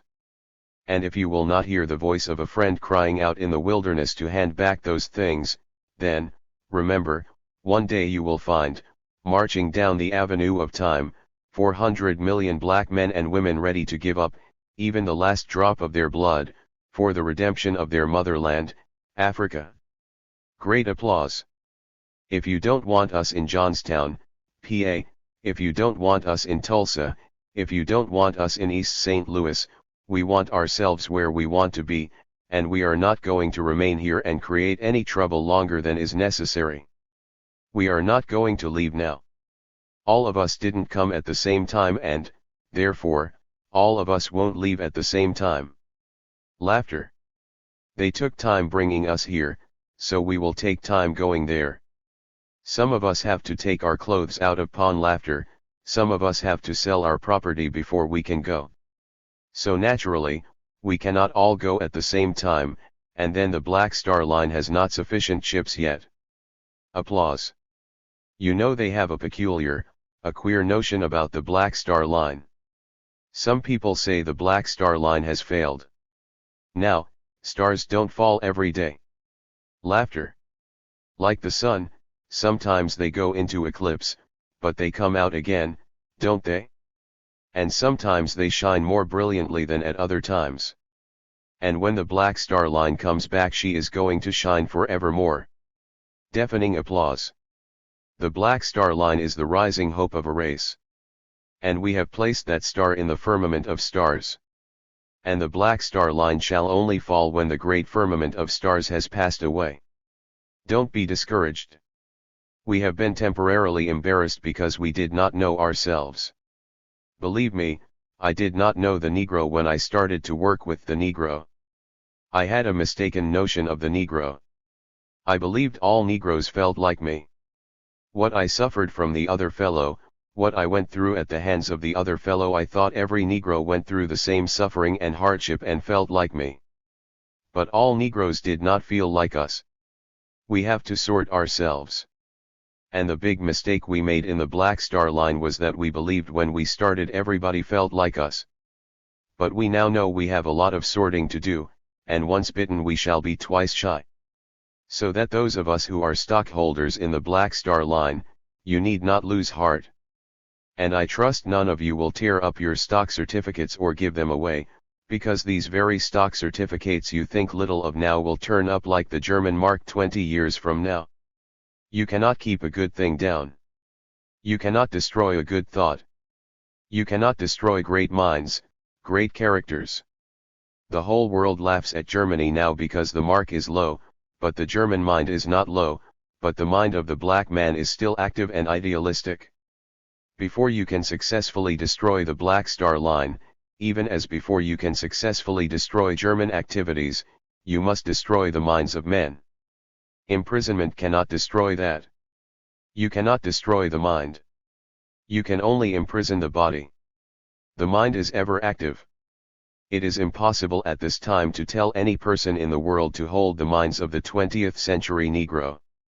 They may as well keep us out of jail as in jail. The thing has gotten away from them. You know, we told them, the more you look, the less you see, and they were looking in one direction and not in the other. They thought Garvey was the whole show. Laughter. But they did not seem to know that we have some Garveys scattered all around, and all of them are not in America either. The most of them are now in Africa and raising hell down there. Loud applause. The thing has gotten away from them, and even if Garvey wanted to call it back, it cannot come back. Laughter. Can't come back. It has gone too far. But, men, remember this. You at this time can only be destroyed by yourselves, from within and not from without. You have reached the point where the victory is to be won from within and can only be lost from within. The time has come when we have, as I said a while ago, to sort ourselves. I have been placed recently in a very embarrassing position. I have no secrets to keep from you or anybody. I like frankness, honesty of expression of thought and deed. I calculated when I started this movement that we would have worked together and kept our own counsel as a race of people without mixing much with other folks, without going to other folks, and I was successful in keeping to that policy up to 3 months ago. I calculated that not until the proper time had we to approach the other fellow and tell him what we wanted. That time naturally would come. We could not do everything on this side of the Atlantic without ultimately telling the white man what we want. But I believed the time had not come yet. I do not believe in doing anything prematurely, and I calculated we would have just worked among ourselves until we were ready and then gone to the other fellow and said, we are ready, and we are asking you to let us come to terms and get this thing done. But, apparently, some of our folks are forcing us to talk with the other fellow before the time comes. You know we are in a white man's country, not a black man's country. That is our disadvantage, and you can't very well move around the other fellow's country without telling him what you are doing. He becomes suspicious. And we have been moving around for all these years not even paying the other fellow the compliment of letting him know what we are doing.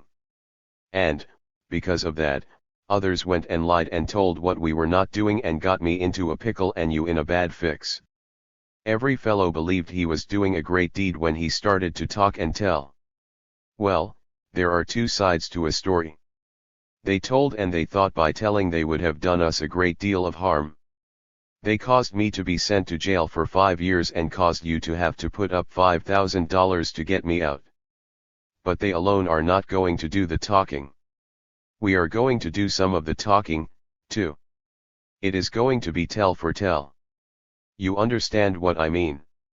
Our people are so wicked to themselves that they are not satisfied until they are telling the enemy something about themselves.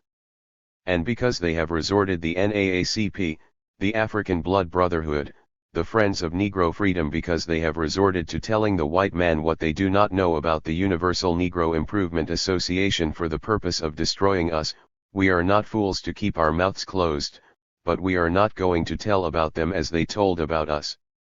We are only forced to approach the white man quicker than we anticipated. We were only going to approach him when we were fully organized, but we cannot wait until that time, because, if we do, the enemy will destroy us. So if you see me talking to white folks now, you will know what for. I am not going to let Dubois, Weldon Johnson, or Pickens, or Randolph or Owen lie the Universal Negro Improvement Association out of its purpose of emancipating a race, redeeming a motherland. That means, we are going to play politics, too. And I am going to ask something of you. I did not intend to ask you so early, because I felt the time had not come yet. I was hoping in 2, 3, 4, 5, or 6 years, politically, we would go to the President of the nation and to the different parties, the Republican and the Democratic, and say, our program is 6 million of us want to go back to Africa. We want you to make it a plank in your platform. We wanted to do that in 6 years' time. But they are forcing it on us now. I am saying to you now, get registered wherever you are. If you are not citizens, for your own convenience and for the convenience of carrying on the program, you must get naturalized. It won't do you any harm. It will do you a great deal of good, because when the final time comes, we are not going to beg this question, we are going to force it. And if the NAACP feels they can play politics with 200,000, we can play politics with 200 million. If they can get one man in jail with 200,000, we can get a dozen men in jail with 2 million. So now you quite understand. If you see us talking to white folks and bringing them here, you know what we are up to. It is because the other fellow is trying to undermine the cause. And, remember, we are in a white man's country. That is why we have to play this game. We are hoping the time will come when we will be able to deal with our folks other than through the white man. I may not be living then, but my son may be a judge. Laughter. My son may be a warden of the tombs someday, and he may lock the tombs and throw away the key. Laughter. I thank you for this good humor, and I have to thank you for your deep and sincere interest in me. I have no doubt about that. I was in no way doubtful during the 3 months I remained in the tombs, because you expressed that interest in me day by day. I must thank you for the loans you made to raise my bail bond so that I could be with you tonight and will be with you always. We are still in the fight. Be satisfied, however, that if one general goes down in the fight, other generals will rise. It is a fight that must be carried on, not for a day, not for a limited time, but for all time, and I feel sure that you appreciate the suffering of those who give themselves up for the cause that all of us do love.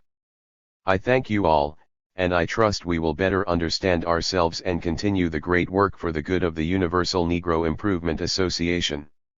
Loud applause. An appeal to the soul of white America. The Negro must have a country and a nation of his own. Youngstown, Ohio. October 2, 1923. The Philosophy and Opinions of Marcus Garvey, or Africa for the Africans. Volume 2. Surely the soul of liberal, philanthropic, liberty-loving, white America is not dead.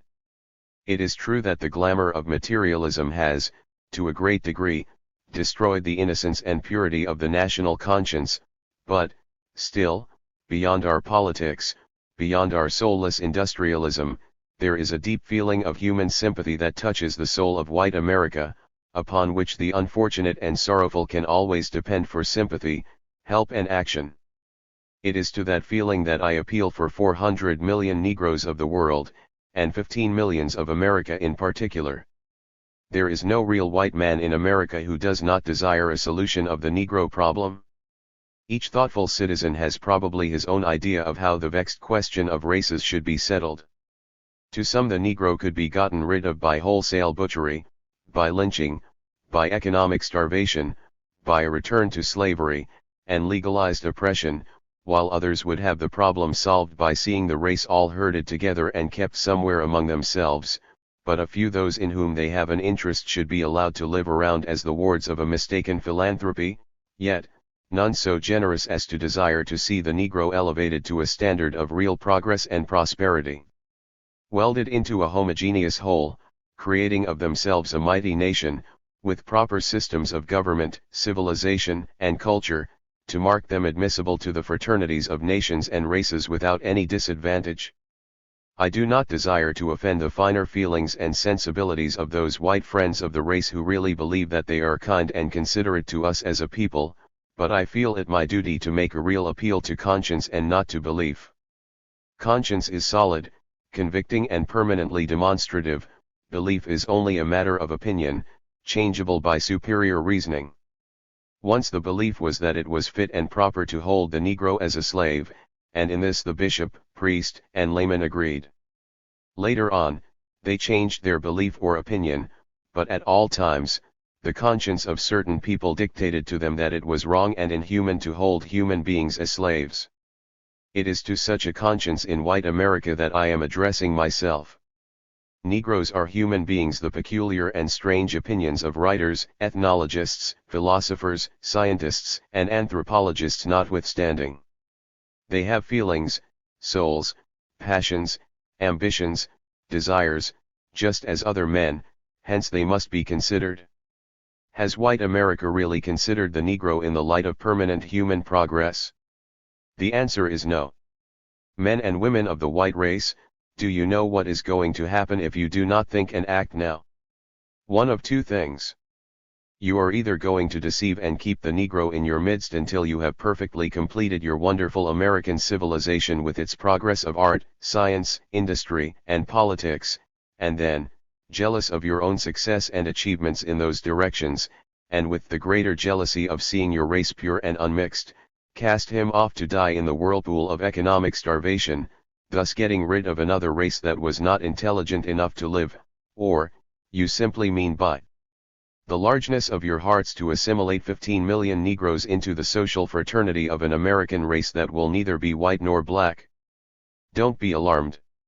We must prevent both consequences. No real race-loving white man wants to destroy the purity of his race, and no real Negro conscious of himself wants to die, hence there is room for an understanding, and an adjustment. And that is just what we seek.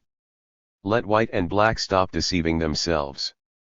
Let the white race stop thinking that all black men are dogs and not to be considered as human beings. Let foolish Negro agitators and so-called reformers, encouraged by deceptive or unthinking white associates, stop preaching and advocating the doctrine of social equality, meaning thereby the social intermingling of both races, intermarriages, and general social co-relationship. The two extremes will get us nowhere, other than breeding hate, and encouraging discord, which will eventually end disastrously to the weaker race. Some Negroes, in the quest of position and honor, have been admitted to the full enjoyment of their constitutional rights. Thus we have some of our men filling high and responsible government positions, others, on their own account, have established themselves in the professions, commerce, and industry. This, the casual onlooker, and even the men themselves, will say carries a guarantee and hope of social equality, and permanent racial progress. But this is the mistake. There is no progress of the Negro in America that is permanent, so long as we have with us the monster evil prejudice. Prejudice we shall always have between black and white, so long as the latter believes that the former is intruding upon their rights. So long as white laborers believe that black laborers are taking and holding their jobs, so long as white artisans believe that black artisans are performing the work that they should do, so long as white men and women believe that black men and women are filling the positions that they covet, so long as white political leaders and statesmen believe that black politicians and statesmen are seeking the same positions in the nation's government, so long as white men believe that black men want to associate with and marry white women, then we will ever have prejudice, and not only prejudice, but riots, lynchings, burnings, and God to tell what next will follow. It is this danger that drives me mad. It must be prevented. We cannot allow white and black to drift along unthinkingly toward this great gulf and danger that is nationally ahead of us. It is because of this that I speak, and now call upon the soul of great white America to help. It is no use putting off. The work must be done, and it must be started now. Some people have misunderstood me. Some don't want to understand me. But I must explain myself for the good of the world and humanity. Those of the Negro race who preach social equality and who are working for an American race that will, in complexion, be neither white nor black, have tried to misinterpret me to the white public, and create prejudice against my work. The white public, not stopping to analyze and question the motive behind criticisms and attacks, aimed against new leaders and their movements, condemn without even giving a chance to the criticized, to be heard.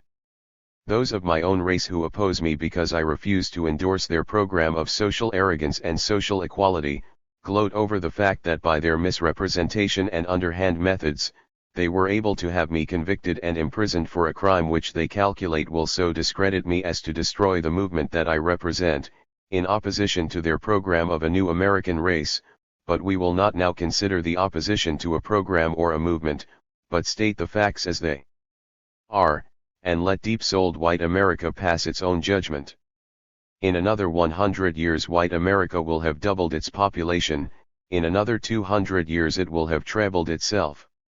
The keen student must realize that the centuries ahead will bring us an overcrowded country. Opportunities, as the population grows larger, will be fewer. The competition for bread between the people of their own class will become keener, and so much more so will there be no room for two competitive races, the one strong and the other weak. To imagine Negroes as district attorneys, judges, senators, congressmen, assemblymen, aldermen, government clerks and officials, artisans and laborers at work, while millions of white men starve, is to have before you the bloody picture of wholesale mob violence that I fear, and against which I am working. No preaching, no praying, no presidential edict will control the passion of hungry unreasoning men of prejudice when the hour comes. It will not come, I pray, in our generation, but it is of the future that I think and for which I work. A generation of ambitious Negro men and women, out from the best colleges, universities, and institutions, capable of filling the highest and best positions in the nation, in industry, commerce, society, and politics. Can you keep them back? If you do so, they will agitate and throw your constitution in your faces. Can you stand before civilization and deny the truth of your constitution? What are you going to do then? You who are just will open the door of opportunity and say to all and sundry, enter in. But, ladies and gentlemen, what about the mob, that starving crowd of your own race? Will they stand by, suffer and starve, and allow an opposite, competitive race to prosper in the midst of their distress? If you can conjure these things up in your mind, then you have the vision of the race problem of the future in America. there is but one solution, and that is to provide an outlet for Negro energy, ambition, and passion, away from the attractions of white opportunity and surround the race with opportunities of its own. If this is not done, and if the foundation for same is not laid now, then the consequence will be sorrowful for the weaker race, and disgraceful to our ideals of justice, and shocking to our civilization. The Negro must have a country and a nation of his own. If you laugh at the idea, then you are selfish and wicked, for you and your children do not intend that the Negro shall discommode you in yours. If you do not want him to have a country and a nation of his own, if you do not intend to give him equal opportunities in yours, then it is plain to see that you mean that he must die, even as the Indian, to make room for your generations. Why should the Negro die? Has he not served America and the world? Has he not borne the burden of civilization in this Western world for 300 years? Has he not contributed of his best to America? Surely all this stands to his credit. But there will not be enough room, and the one answer is find a place. We have found a place, it is Africa, and as black men for 3 centuries have helped white men build America, surely generous and grateful white men will help black men build Africa. And why shouldn't Africa and America travel down the ages as protectors of human rights and guardians of democracy? Why shouldn't black men help white men secure and establish universal peace? We can only have peace when we are just to all mankind, and for that peace, and for the reign of universal love, I now appeal to the soul of white America. Let the Negroes have a government of their own. Don't encourage them to believe that they will become social equals and leaders of the whites in America, without first on their own account proving to the world that they are capable of evolving a civilization of their own.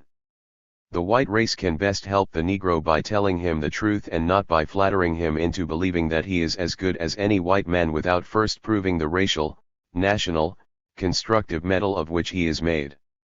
Stop flattering the Negro about social equality, and tell him to go to work and build for himself.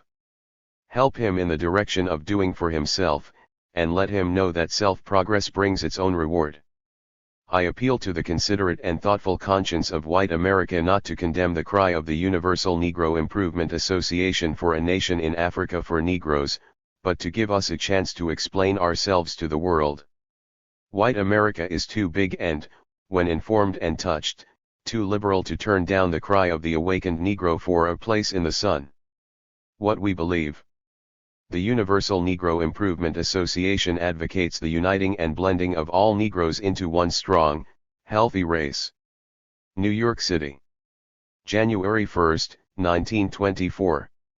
The Philosophy and Opinions of Marcus Garvey, or Africa for the Africans. Volume 2. The Universal Negro Improvement Association advocates the uniting and blending of all Negroes into one strong, healthy race. It is against miscegenation and race suicide. It believes that the Negro race is as good as any other, and therefore should be as proud of itself as others are.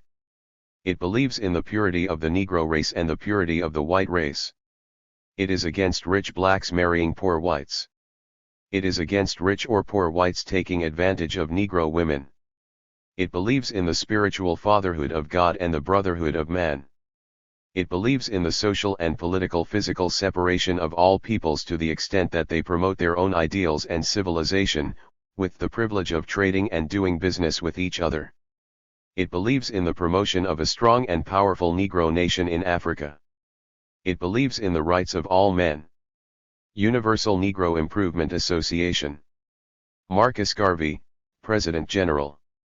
In honor of the return to America of the delegation sent to Europe and Africa by the UNIA to negotiate for the repatriation of Negroes to a homeland of their own in Africa. Africa is the legitimate, moral, and righteous home of all Negroes, and the time is coming for all to assemble under their own vine and fig tree. Madison Square Garden. New York City, March 16, 1924. The Philosophy and Opinions of Marcus Garvey, or Africa for the Africans. Volume 2. Fellow citizens. The coming together, all over this country, of fully 6 million people of Negro blood, to work for the creation of a nation of their own in their motherland, Africa, is no joke. There is now a world revival of thought and action, which is causing peoples everywhere to bestir themselves towards their own security, through which we hear the cry of Ireland for the Irish, Palestine for the Jew, Egypt for the Egyptian, Asia for the Asiatic, and thus we Negroes raise the cry of Africa for the Africans, those at home and those abroad. Some people are not disposed to give us credit for having feelings, passions, ambitions, and desires like other races. They are satisfied to relegate us to the back heap of human aspirations, but this is a mistake. The Almighty Creator made us men, not unlike others, but in His own image. Hence, as a race, we feel that we, too, are entitled to the rights that are common to humanity. The cry and desire for liberty is justifiable, and is made holy everywhere. It is sacred and holy to the Anglo-Saxon, Teuton, and Latin. To the Anglo-American it precedes that of all religions, and now come the Irish, the Jew, the Egyptian, the Hindu, and, last but not least, the Negro, clamoring for their share as well as their right to be free. All men should be free to work out their own salvation. Free to create their own destinies. Free to nationally build up themselves for the upbringing and rearing of a culture and civilization of their own. Jewish culture is different from Irish culture. Anglo-Saxon culture is unlike Teutonic culture. Asiatic culture differs greatly from European culture, and, in the same way, the world should be liberal enough to allow the Negro latitude to develop a culture of his own. Why should the Negro be lost among the other races and nations of the world and to himself? Did nature not make of him a son of the soil? Did the Creator not fashion him out of the dust of the earth, out of that rich soil to which he bears such a wonderful resemblance, a resemblance that changes not, even though the ages have flown? No, the Ethiopian cannot change his skin, and so we appeal to the conscience of the white world to yield us a place of national freedom among the creatures of present-day temporal materialism. We Negroes are not asking the white man to turn Europe and America over to us. We are not asking the Asiatic to turn Asia over for the accommodation of the blacks. But we are asking a just and righteous world to restore Africa to her scattered and abused children. We believe in justice and human love. If our rights are to be respected, then, we, too, must respect the rights of all mankind. Hence, we are ever ready and willing to yield to the white man the things that are his, and we feel that he, too, when his conscience is touched, will yield to us the things that are ours. We should like to see a peaceful, prosperous, and progressive white race in America and Europe, a peaceful, prosperous, and progressive yellow race in Asia, and, in like manner, we want, and we demand, a peaceful, prosperous and progressive black race in Africa. Is that asking too much? Surely not. Humanity, without any immediate human hope of racial oneness, has drifted apart, and is now divided into separate and distinct groups, each with its own ideals and aspirations. Thus, we cannot expect any one race to hold a monopoly of creation and be able to keep the rest satisfied. From our distinct racial group idealism we feel that no black man is good enough to govern the white man, and no white man good enough to rule the black man, and so of all races and peoples. No one feels that the other, alien in race, is good enough to govern or rule to the exclusion of native racial rights. We may as well, therefore, face the question of superior and inferior races. In 20th century civilization there are no inferior or superior races. There are backward peoples, but that does not make them inferior. As far as humanity goes, all men are equal, and especially where peoples are intelligent enough to know what they want. At this time all peoples know what they want, it is liberty. When a people have sense enough to know that they ought to be free, then they naturally become the equal of all in the higher calling of man to know and direct himself. It is true that economically and scientifically certain races are more progressive than others, but that does not imply superiority. For the Anglo-Saxon to say that he is superior because he introduced submarines to destroy life, or the Teuton because he compounded liquid gas to outdo in the art of killing, and that the Negro is inferior because he is backward in that direction is to leave oneself open to the retort "thou shalt not kill," as being the divine law that sets the moral standard of the real man. There is no superiority in the one race economically monopolizing and holding all that would tend to the sustenance of life, and thus cause unhappiness and distress to others, for our highest purpose should be to love and care for each other, and share with each other the things that our Heavenly Father has placed at our common disposal, and even in this, the African is unsurpassed, in that he feeds his brother and shares with him the product of the land. The idea of race superiority is questionable. Nevertheless, we must admit that, from the white man's standard, he is far superior to the rest of us, but that kind of superiority is too inhuman and dangerous to be permanently helpful. Such a superiority was shared and indulged in by other races before, and even by our own, when we boasted of a wonderful civilization on the banks of the Nile, when others were still groping in darkness, but because of our unrighteousness it failed, as all such will. Civilization can only last when we have reached the point where we will be our brother's keeper. That is to say, when we feel it righteous to live and let live. Let no black man feel that he has the exclusive right to the world, and other men none, and let no white man feel that way, either. The world is the property of all mankind, and each and every group is entitled to a portion. The black man now wants his, and in terms uncompromising he is asking for it. The Universal Negro Improvement Association represents the hopes and aspirations of the awakened Negro.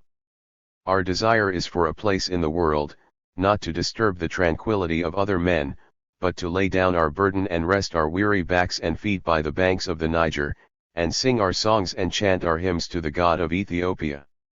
Yes, we want rest from the toil of centuries, rest of political freedom, rest of economic and industrial liberty, rest to be socially free and unmolested, rest from lynching and burning, rest from discrimination of all kinds. Out of slavery we have come with our tears and sorrows, and we now lay them at the feet of American white civilization. We cry to the considerate white people for help, because in their midst we can scarce help ourselves. We are strangers in a strange land. We cannot sing, we cannot play on our harps, for our hearts are sad. We are sad because of the tears of our mothers and the cry of our fathers. Have you not heard the plaintive wail? It is your father and my father burning at stake, but, thank God, there is a larger humanity growing among the good and considerate white people of this country, and they are going to help. They will help us to recover our souls. As children of captivity we look forward to a new day and a new, yet ever old, land of our fathers, the land of refuge, the land of the prophets, the land of the saints, and the land of God's crowning glory.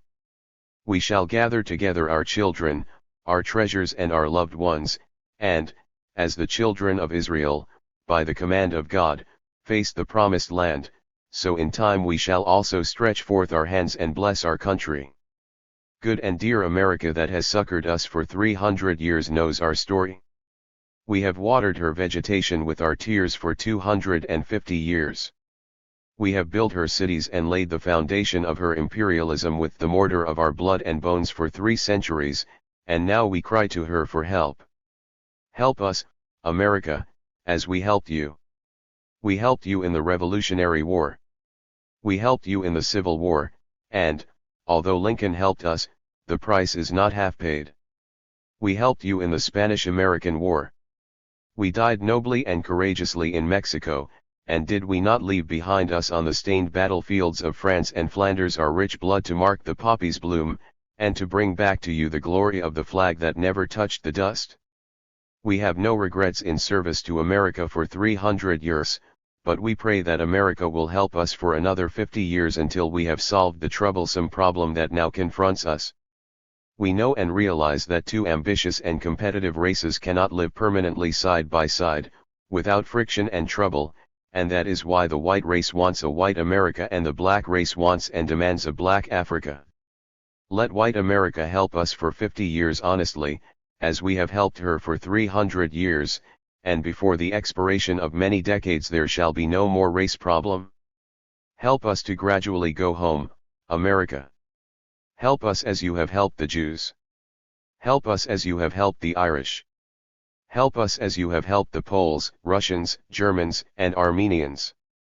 The Universal Negro Improvement Association proposes a friendly cooperation with all honest movements seeking intelligently to solve the race problem. We are not seeking social equality, we do not seek intermarriage, nor do we hanker after the impossible. We want the right to have a country of our own, and there foster and re-establish a culture and civilization exclusively ours. Don't say it can't be done. The Pilgrims and colonists did it for America, and the new Negro, with sympathetic help, can do it for Africa. The thoughtful and industrious of our race want to go back to Africa, because we realize it will be our only hope of permanent existence. We cannot all go in a day or year, 10 or 20 years. It will take time under the rule of modern economics, to entirely or largely depopulate a country of a people who have been its residents for centuries, but we feel that, with proper help for 50 years, the problem can be solved. We do not want all the Negroes in Africa. Some are no good here, and naturally will be no good there. The no good Negro will naturally die in 50 years. The Negro who is wrangling about and fighting for social equality will naturally pass away in 50 years, and yield his place to the progressive Negro who wants a society and country of his own. Negroes are divided into two groups, the industrious and adventurous, and the lazy and dependent. The industrious and adventurous believe that whatsoever others have done it can do. The Universal Negro Improvement Association belongs to this group, and so you find us working, 6 million strong, to the goal of an independent nationality. Who will not help? Only the mean and despicable who never to himself hath said, "This is my own, my native land." Africa is the legitimate, moral, and righteous home of all Negroes, and now that the time is coming for all to assemble under their own vine and fig tree, we feel it our duty to arouse every Negro to a consciousness of himself. White and black will learn to respect each other when they cease to be active competitors in the same countries for the same things in politics and society. Let them have countries of their own, wherein to aspire and climb without rancor. The races can be friendly and helpful to each other, but the laws of nature separate us to the extent of each and every one developing by itself. We want an atmosphere all our own. We would like to govern and rule ourselves and not be encumbered and restrained. We feel now just as the white race would feel if they were governed and ruled by the Chinese. If we live in our own districts, let us rule and govern those districts. If we have a majority in our communities, let us run those communities. We form a majority in Africa and we should naturally govern ourselves there. No man can govern another's house as well as himself. Let us have fair play. Let us have justice. This is the appeal we make to white America. The work started. You are not going to Africa like the Pilgrim Fathers came to America. Nobody invited them to America. Liberty Hall, New York City. June 4, 1924. The Negro World. June 14, 1924. We are making history tonight. It is the brightest chapter in the history of the Universal Negro Improvement Association. Tonight we finally send away to Africa a serious and well-prepared group of men. To do what? To visit Africa? No. This group of men go to the historic country of Liberia, a country founded a little over 100 years ago by another serious and responsible group of people, for the purpose of encouraging a work just like this. It was in the minds of the people who constituted the American Colonization Society over 100 years ago that this hour would come in the history of the black people, in the development of the black people in the only independent nation on the west coast of Africa. The people who live in Liberia today are blood of our blood and flesh of our flesh, especially the ruling element, the Americo-West Indian Liberians. They represent in Liberia today the offspring of an earlier generation of Negroes who went from this country and from the West Indies 100 years ago, 80 years ago, 50 years ago, 1/4 of a century ago to make it possible to find and have freedom, a freedom that would, indeed, be worthwhile not only for themselves, but for the rest of their kind. And the hour has come. Years ago, a small group of Negroes left this country. Some went from Maryland, some from the Carolinas, to found that new home that they call Liberia, the Liberia that is now attracting us. They got together there and they made laws among themselves, imitative of the laws of this great republic, for the purpose of ensuring and perpetuating their society. Coming down the ages they have developed it to the extent that today Liberia is one of the recognized nations of the world. Her constitution is as liberal and as modern as that of any other nation, only that in that constitution and in the laws they made, because they had an eye to the future, an eye to this hour, they saw to it that the constitution was so made and the law was so constructed that that country would be preserved not only for them, but their children and for succeeding generations of Negroes exclusively. So much so, that because of these protecting laws they were able to keep out alien intruders, alien self-seekers who desired to have robbed them of their country years ago under the guise of friendship and diplomacy. But because of the keenness of our fathers who founded the Liberian Republic, and because of their loyalty to their race and to their native land, Africa, they held that country even against odds, tremendous difficulties, insomuch that the world seems to misunderstand them to the extent of saying that for 100 years they have done nothing. But if they have done nothing, they had a method in not doing anything. There was a method in their madness. If they had attempted to do anything, the something that the outer world desired, there would have been no Liberia today, and there would have been no free country on the continent of Africa. But we are satisfied with what our fathers did, what the rulers and directors of Liberia have done for the 100 years they have occupied the country. They have been able to arouse the sleeping consciousness of the 400 million Negroes of the world to go to the rescue, to help build Liberia and make her one of the greatest nations of the world. And we are going to do it. The answer of the 6 million active members of the Universal Negro Improvement Association in the Western world, the answer of the 400 million Negroes who have got the vision of the Universal Negro Improvement Association is that, yes, we are going to do it. And I feel sure that with the men we are sending out as forerunners in practical work, in practical achievement, give us 25 years and we will compel the world to change its opinion about the backwardness of Liberia and the inability of the Negro to demonstrate the ability of government. We are asking the world for a fair chance. That is all we ask for. We are asking the world for a fair chance to assist the people of Liberia in developing that country, as the world is giving the Jew a fair chance to develop Palestine. And, if they do not give us a fair chance, we are going to raise hell. Applause. The world will have to make room for us or we will realize the world has no sympathy for us, and if we must die we may as well die fighting with our backs to the wall.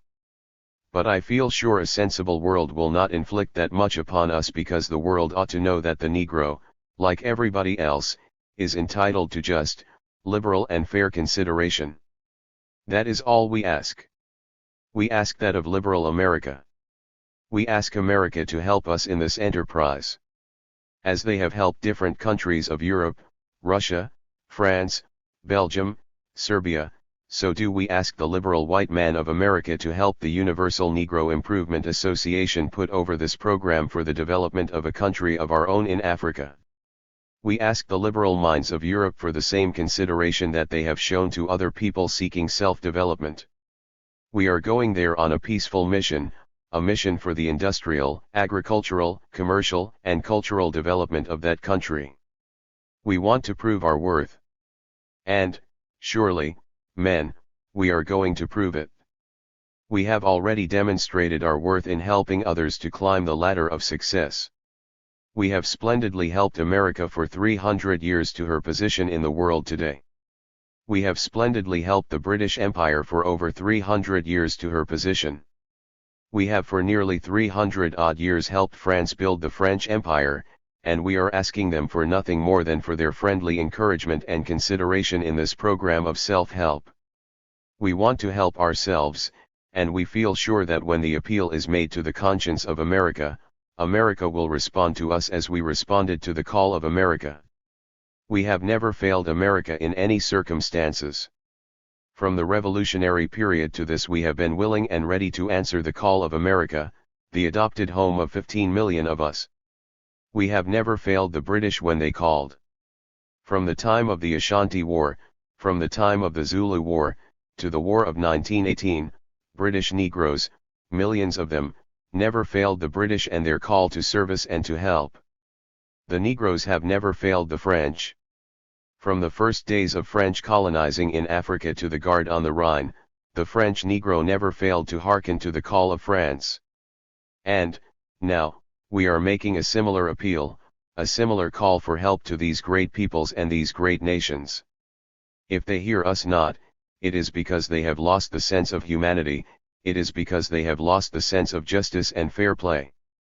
And if their souls are so dead, surely we will not be responsible for the consequences in dealing with dead souls. We are a serious group of people just at this time. We want a chance to live because we know that if we do not exert ourselves to live we are bound to die, and we are not going to allow anybody to kill us before our time. We know the consequences if we do not start out on our own initiative and our own account. And that is why we do not understand our critics and those who seem to condemn us. What do they mean? Do they mean we must sit down and prepare ourselves to die as the world intends weak and inactive people to do? They cannot be our friends if they do not want us to be active and up and doing.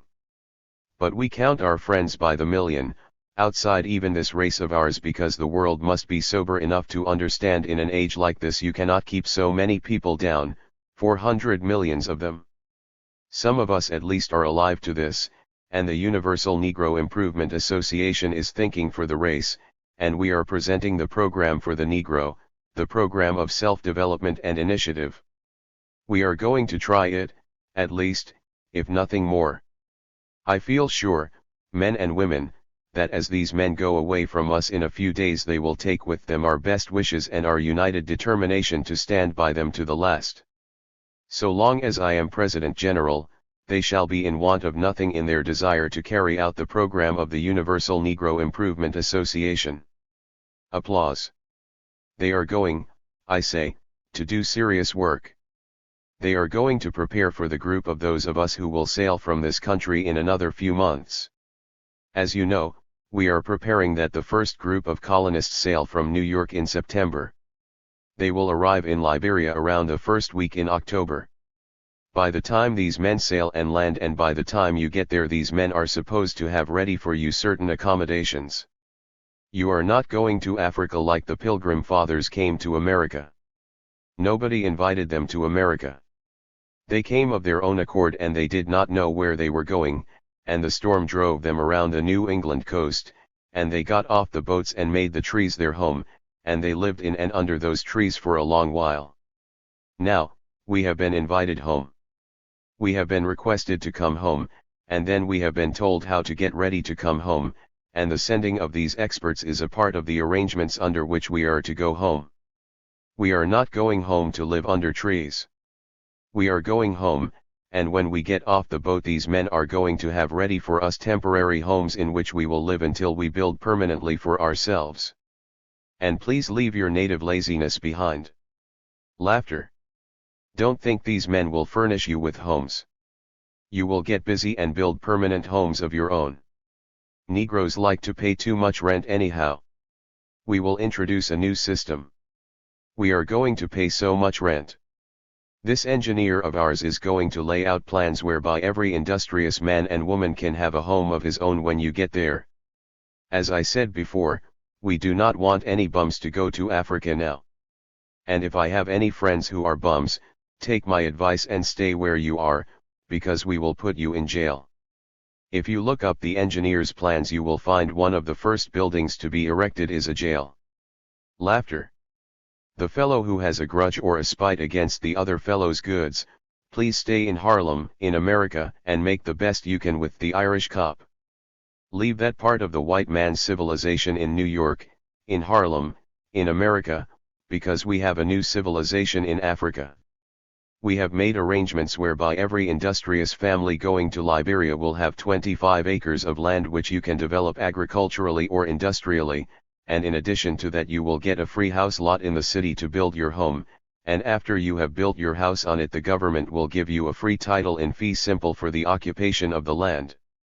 If you are single you will get 15 acres of land. If you are a woman, you will get 10 acres for industrial or agricultural development and a free house lot. You will get 5 acres for every child you have. We have a list of thousands of people who want to go this year and next year. We want all to get busy. Work hard so that you can land in Liberia with at least $200 or $300 to start with, because a bum in Liberia is just as bad as a bum in Harlem. Society has no use for such a character at this time. 40 Loud applause. The Negro is dying out. How can any Negro leader flatter us about progress and the rest of it, when the world is preparing more than ever to bury the entire race? The 4th International Convention of the Negro Peoples of the World, Carnegie Hall, New York City. August 1, 1924. The Philosophy and Opinions of Marcus Garvey, or Africa for the Africans. Volume 2. Delegates to the 4th International Convention of the Negro Peoples of the World, ladies and gentlemen. The pleasure of addressing you at this hour is great. You have reassembled yourselves in New York, coming from all parts of the world to this annual convention, because you believe that by unity you can alleviate the unfortunate condition in which racially we find ourselves. We are glad to meet as Negroes, notwithstanding the stigma that is placed upon us by a soulless and conscienceless world because of our backwardness. As usual, I am not here to flatter you, I am not here to tell you how happy and prosperous we are as a people, because that is all false. The Negro is not happy, but, to the contrary, is extremely miserable. He is miserable because the world is closing fast around him, and if he does not strike out now for his own preservation, it is only a question of a few more decades when he will be completely outdone in a world of strenuous competition for a place among the fittest of God's creation. The Negro is dying out, and he is going to die faster and more rapidly in the next 50 years than he has in the past 300 years. There is only one thing to save the Negro, and that is an immediate realization of his own responsibilities. Unfortunately, we are the most careless and indifferent people in the world. We are shiftless and irresponsible, and that is why we find ourselves the wards of an inherited materialism that has lost its soul and its conscience. It is strange to hear a Negro leader speak in this strain, as the usual course is flattery, but I would not flatter you to save my own life and that of my own family. There is no value in flattery. Flattery of the Negro for another quarter of a century will mean hell and damnation to the race. How can any Negro leader flatter us about progress and the rest of it, when the world is preparing more than ever to bury the entire race? Must I flatter you when England, France, Italy, Belgium, and Spain are all concentrating on robbing every square inch of African territory, the land of our fathers? Must I flatter you when the cry is being loudly raised for a white America, Canada, Australia, and Europe, and a yellow and brown Asia? Must I flatter you when I find all other peoples preparing themselves for the struggle to survive, and you still smiling, eating, dancing, drinking and sleeping away your time, as if yesterday were the beginning of the age of pleasure?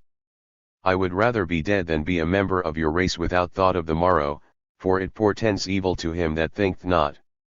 Because I cannot flatter you, I am here to tell, emphatically, that if we do not seriously reorganize ourselves as a people and face the world with a program of African nationalism, our days in civilization are numbered, and it will be only a question of time when the Negro will be as completely and complacently dead as the North American Indian, or the Australian Bushman.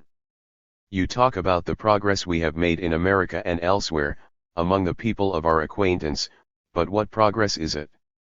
A progress then can be snatched away from you in 48 hours, because it has been built upon sand. You must thank God for the last 2 generations of whites in our Western civilization. Thank God that they were not made of sterner stuff and character and a disposition to see all races their rivals and competitors in the struggle to hold and possess the world, otherwise, like the Indian, we would have been nearly all dead. The progress of the Negro in our civilization was tolerated because of indifference, but that indifference exists no longer. Our whole civilization is becoming intolerant, and because of that the whole world of races has started to think. Can you blame the white man for thinking, when red and yellow men are knocking at his door? Can you blame the tiger for being on the defensive when the lion approaches? And thus we find that generations ago, when the Negro was not given a thought as a world competitor, he is now regarded as an encumbrance in a civilization to which he has materially contributed little. Men do not build for others, they build for themselves. The age and our religion demand it. What are you going to expect, that white men are going to build up America and elsewhere and hand it over to us? If we are expecting that, we are crazy, we have lost our reason. If you were white, you would see the rest in hell before you would deprive your children of bread and give it to others. You would give that which you did not want, but not that which is to be the sustenance of your family, and so the world thinks. Yet a Du Bois and the National Association for the Advancement of Colored People will tell us by flattery that the day is coming when a white president of the United States of America will get out of the White House and give the position to a Negro, that the day is coming when a Mr. Hughes will desert the Secretaryship of State and give it to the Negro, James Weldon Johnson, that the time is just around the corner of constitutional rights when the next ambassador to the Court of St. James will be a black man from Mississippi or from North Carolina. Do you think that white men who have suffered, bled, and died to make America and the world what it is are going to hand over to a parcel of lazy Negroes the things that they prize most?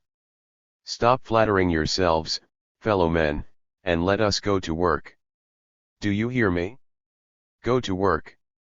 Go to work in the morn of a new creation and strike, not because of the noonday sun, but plod on, until you have succeeded in climbing the hills of opposition and reached the height of self-progress, and from that pinnacle bestow upon the world a civilization of your own, and hand down to your children and posterity of your own a worthy contribution to the age of human materialism. We of the Universal Negro Improvement Association are fair and just. We do not expect the white man to rob himself, and to deprive himself, for our racial benefit.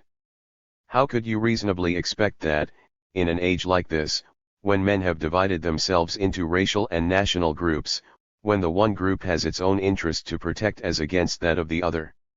The laws of self-preservation force every human group to look after itself and protect its own interest, hence so long as the American white man or any other white man, for that matter, realizes his responsibility, he is bound to struggle to protect that which is his and his own, and I feel that the Negro today who has been led by the unscrupulous of our race has been grossly misguided, in the direction of expecting too much from the civilization of others. Immediately after emancipation, we were improperly led in the South by this same group and ultimately lost our vote and voice. The carpetbagger and the thoughtless, selfish Negro politician and leader sold the race back into slavery. And the same attempt is now being made in the North by that original group, prompted by the dishonest white political boss and the unscrupulous Negro politician. The time has come for both races to seriously adjust their differences and settle the future of our respective peoples. The selfish of both races will not stop to think and act, but the responsibility becomes more so ours, who have the vision of the future. Because of my attempt to lead my race into the only solution that I see would benefit both groups, I have been maliciously and wickedly maligned, and by members of our own race. I have been plotted against, framed up, indicted and convicted, the story which you so well know. That was responsible for our not having a convention last year. I thank you, however, for the tribute you paid me during that period in postponing the convention through respect to my enforced absence. Last August I spent 3 months in the Tombs in New York, but I was as happy then as I am now. I was sent there by the evil forces that have always fought and opposed reform movements, but I am as ready now to go back to the Tombs or elsewhere as I was when I was forced to leave you. The jail does not make a criminal, the criminal makes himself. There are more criminals out of jail than in jail, the only difference is that the majority of those who are out, are such skillful criminals that they know how to keep themselves out. They have tried to besmirch my name so as to prevent me doing the good that I desire to do in the interest of the race. It amuses me sometimes to hear the biggest crooks in the Negro race referring to me as a criminal. As I have said before, Negro race leaders are the biggest crooks in the world. It is because of their crookedness that we have not made more progress. If you think I am not telling the truth in this direction, you may quiz any of the white political bosses, and those who will tell the truth will reveal a tale most shocking as far as our Negro leaders are concerned. This is true of the group of fellows of our race that lead universally as well as nationally. They will sell the souls of their mothers and their country into perdition. That is why the Universal Negro Improvement Association has to make such a fight, and that is why the opposition is as hard and marked. You can pay the Negro leader to hang his race and block every effort of self-help. This is not commonly so among other races. We must give credit to the great white race, to the extent that they will fight among themselves, that they will cheat each other in business, but when it approaches the future and destiny of the race, a halt is immediately called. Not so with the Negro, he does not know when and where to stop in hurting himself. I repeat that we must reorganize ourselves as a people, if we are to go forward, and I take this opportunity, as you assemble yourselves here from all parts of the world, to sound the warning note. To review the work of our association for the past 2 years is to recount the exploits of a continuous struggle to reach the top. Our organization has been tested during the past 2 years beyond that of any other period in the history of Negro movements. I am glad to say, however, that we have survived all the intrigues, barriers, and handicaps placed in the way. Some of our enemies thought that they would have been able to crush our movement when I was convicted and sentenced to prison. They had depended upon that, as the trump card in their effort to crush the new spirit of freedom among Negroes, but like all such efforts, it was doomed to failure. I will bring to your recollection a similar effort made a little over 1900 years ago when on Calvary's Mount, the Jews, after inspiring the Romans, attempted to crucify the man, Christ, the leader of the Christian religion. They thought that after the crucifixion, after he was buried, that they would have silenced the principles of Christianity forever, but how successful they were, is made manifest today when we find hundreds of millions of souls the world over professing the principles for which the man died on Calvary's cross. As in the rise of Christianity, so do we have the spiritual rise of the Universal Negro Improvement Association throughout the world. They tried to crucify it in America, and it has arisen in Africa 1,000-fold. They tried to crucify it on the American continent, and it is now sweeping the whole world. You cannot crucify a principle, you cannot nail the souls of men to a cross, you cannot imprison it, you cannot bury it. It will rise like the spirit of the great Redeemer and take its flight down the ages, until men far and near have taken up the cry for which the principle was crucified. We of the Universal Negro Improvement Association are stronger today than we ever were before. We are strong in spirit, strong in determination, we are unbroken in every direction, we stand firm facing the world, determined to carve out and find a place for the 400 millions of our suffering people. We call upon humanity everywhere to listen to the cry of the new Negro. We ask the human heart for a response, because Africa's sun cannot be downed. Africa's sun is rising, gradually rising, and soon shall take its place among the brilliant constellations of nations. The Negro wants a nation, nothing less, nothing more, and why shouldn't we be nationally free, nationally independent, nationally unfettered? We want a nationality similar to that of the English, the French, the Italian, the German, to that of the white American, to that of the yellow Japanese. We want nationality and government because we realize that the American nation in a short while will not be large enough to accommodate two competitive rivals, one black and the other white. There is no doubt about it that the black man of America today aspires to the White House, to the Cabinet, and to the Senate, and the House. He aspires to be head of state and municipal governments. What are you going to do with him? He cannot be satisfied in the midst of a majority group that seeks to protect its interest at all hazards, then the only alternative is to give the Negro a place of his own. That is why we appeal to the sober white minds of America, and not the selfish ones. The selfish ones will see nothing more than the immediate present, but the deeply thinking white man will see the result of another 50 or 100 years, when these two peoples will be brought together in closer contact of rivalry. As races we practically represent a similar intelligence today. We have graduated from the same schools, colleges, and universities. What can you do with men who are equally and competently fitted in mind, but give them an equal chance, and if there is no chance of equality, there must be dissatisfaction on the one hand. That dissatisfaction we have in our midst now. We have it manifested by W.E.B. Du Bois, by James Weldon Johnson, we have it manifested by the organization known as the National Association for the Advancement of Colored People, that seeks to bring about social equality, political equality, and industrial equality, things that are guaranteed us under the Constitution, but which, in the face of a majority race, we cannot demand, because of the terrible odds against us. In the midst of this, then, what can we do but seek an outlet of our own, unless we intend to fight a losing game? Reason will dictate that there is no benefit to be derived from fighting always a losing game. We will lose until we have completely lost our stand in America. To repeat myself, we talk about progress.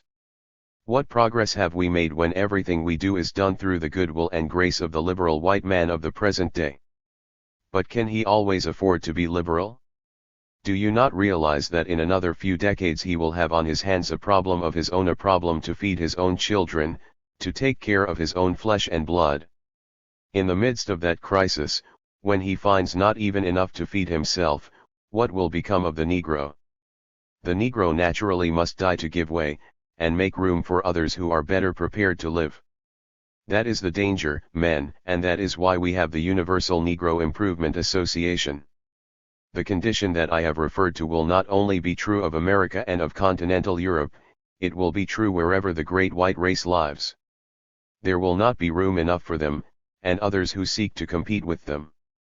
That is why we hear the cry of Egypt for the Egyptians, India for the Indians, Asia for the Asiatics, and we raise the cry of Africa for the Africans, those at home and those abroad.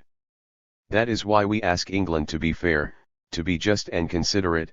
That is why we ask France, Italy, Spain, and Belgium to be fair, just and considerate. That is why we ask them to let the black man restore himself to his own country, and that is why we are determined to see it done. No camouflage, and no promise of goodwill, will solve the problem. What guarantee have we, what lease have we on the future that the man who treats us kindly today will perpetuate it through his son or his grandson tomorrow? Races and peoples are only safeguarded when they are strong enough to protect themselves, and that is why we appeal to the 400 million Negroes of the world to come together for self-protection and self-preservation. We do not want what belongs to the great white race, or the yellow race. We want only those things that belong to the black race. Africa is ours. To win Africa we will give up America, we will give up our claim in all other parts of the world, but we must have Africa. We will give up the vain desire of having a seat in the White House in America, of having a seat in the House of Lords in England, of being President of France, for the chance and opportunity of filling these positions in a country of our own. That is how the Universal Negro Improvement Association differs from other organizations. Other organizations, especially in America, are fighting for a political equality which they will never get, and never win, in the face of a majority opposition. We win so much today and lose so much tomorrow. We will lose our political strength in the North in another few years, as we lost it in the South during Reconstruction. We fill one position today, but lose two tomorrow, and so we will drift on and on, until we have been completely obliterated from Western civilization. You may ask me, what good has the Universal Negro Improvement Association done? What has it accomplished within the last 6 years? We will point out to you the great changes that have taken place in Africa, the West Indies and America. In the West Indies, black men have been elevated to high positions by the British government, so as to offset and counteract the sweeping influence of the Universal Negro Improvement Association. Several of the colonies have been given larger constitutional rights. In Africa, the entire West Coast has been benefited. Self-government has been given to several of the African colonies, and native Africans have been elevated to higher positions, so as to offset the sweeping spirit of the Universal Negro Improvement Association throughout the continent of Africa. In America, Several of our men have been given prominent positions, Negro commissions have been appointed to attend to affairs of state, Negro consuls have been appointed. Things that happened in America within the last 6 years to advance the political status, the social and industrial status of the Negro were never experienced before. All that is traceable to the Universal Negro Improvement Association within the last 6 years. In the great game of politics you do not see the immediate results at your door, but those who are observant will be able to trace the good that is being done from the many directions whence it comes. If you were to take a survey of the whole world of Negroes you will find that we are more highly thought of in 1922 than we were in 1914. England, France, and the European and colonial powers regard the Universal Negro Improvement Association with a certain amount of suspicion because they believe that we are antagonistic. But we are not. We are not antagonistic to France, to England, or Italy, nor any of the white powers in Europe. We are only demanding a square deal for our race. Did we not fight to help them? Did we not sacrifice our blood, give up our all, to save England, to save France, Italy, and America during the last war? Then why shouldn't we expect some consideration for the service rendered? That is all we ask, and we are now pressing that claim to the throne of white justice. We are told that God's throne is white, although we believe it to be black. But if it is white, we are placing our plea before that throne of God, asking Him to so touch the hearts of our fellow men as to let them yield to us the things that are ours, as it was right to yield to Caesar the things that were Caesar's. As we deliberate on the many problems confronting us during the month of August, let us not lose control of ourselves. Let us not forget that we are the guardians of 400 millions, let us not forget that it is our duty to so act and legislate as to help humanity everywhere, whether it be black or white. We shall be called upon during this month to take up certain matters that are grave, but dispassionately we shall discuss them, and whenever the interest of the different race groups clash, let it be our duty to take the other fellow's feelings into our consideration. If we must be justly treated, then we ourselves must treat all men similarly. So, let no prejudice cause us to say or do anything against the interest of the white man, or the yellow man. Let us realize that the white man has the right to live, the yellow man has the right to live, and all that we desire to do is to impress them with the fact that we also have the right to live. First message to the Negroes of the world from Atlanta prison, the whirlwind speech. Look for me in the whirlwind or the storm, look for me all around you, for, with God's grace, I shall come and bring with me countless millions of black slaves who have died in America and the West Indies and the millions in Africa to aid you in the fight for liberty, freedom, and life. February 10, 1925. The Philosophy and Opinions of Marcus Garvey, or Africa for the Africans. Volume 2. Fellow men of the Negro race, greeting.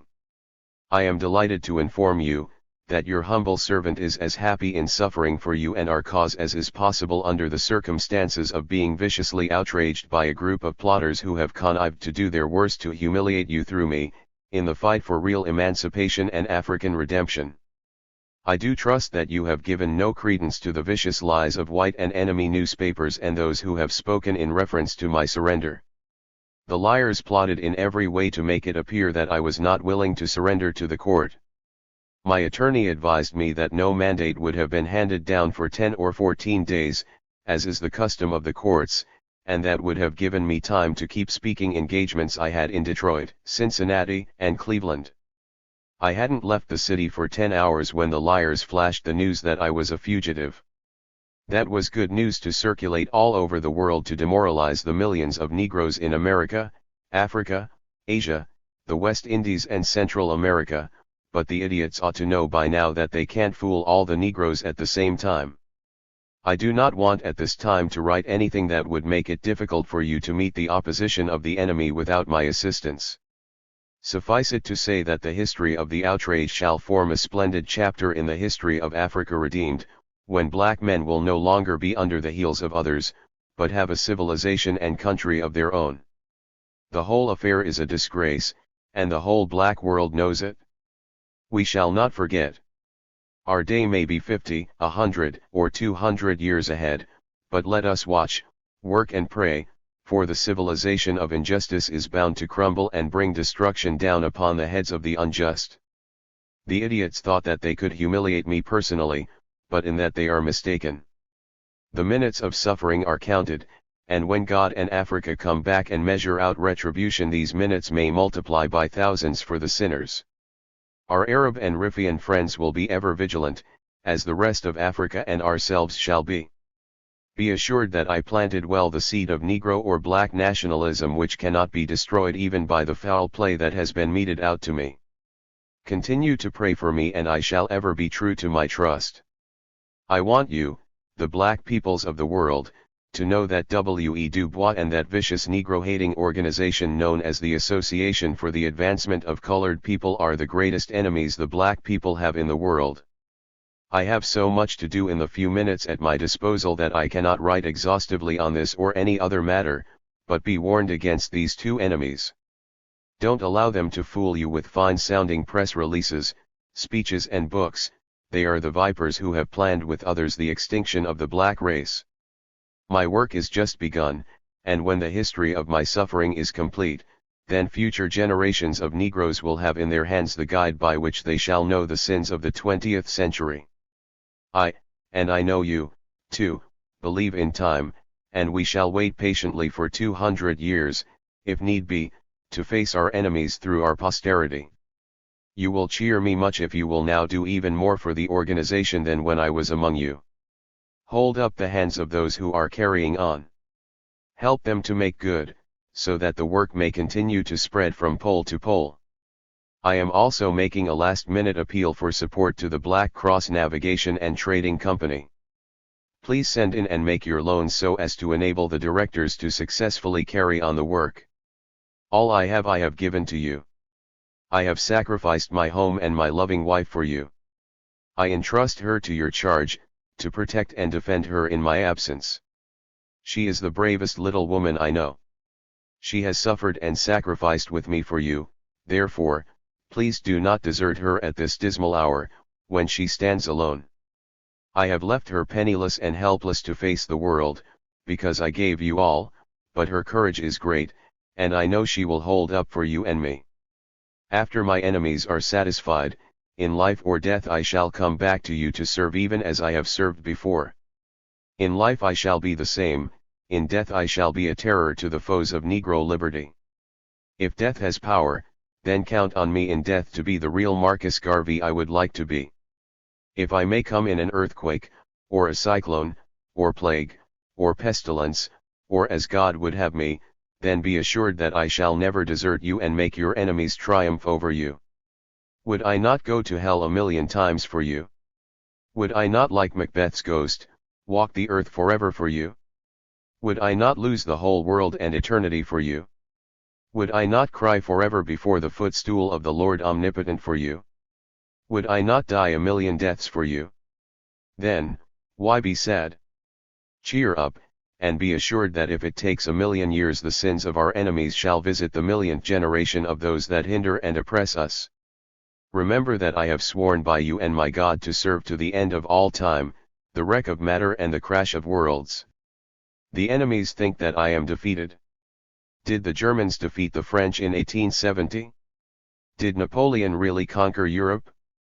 If so, then I am defeated, but I tell you the world shall hear from my principles even 2,000 years hence. I am willing to wait on time for my satisfaction and the retribution of my enemies. Observe my enemies and their children and posterity, and one day you shall see retribution settling around them. If I die in Atlanta, my work shall then only begin, but I shall live, in the physical or spiritual, to see the day of Africa's glory. When I am dead, wrap the mantle of the red, black, and green around me, for in the new life I shall rise with God's grace and blessing to lead the millions up the heights of triumph with the colors that you well know. Look for me in the whirlwind or the storm, look for me all around you, for, with God's grace, I shall come and bring with me countless millions of black slaves who have died in America and the West Indies and the millions in Africa to aid you in the fight for liberty, freedom, and life. The civilization of today is gone drunk and crazy with its power, and by such it seeks through injustice, fraud, and lies to crush the unfortunate. But if I am apparently crushed by the system of influence and misdirected power, my cause shall rise again to plague the conscience of the corrupt.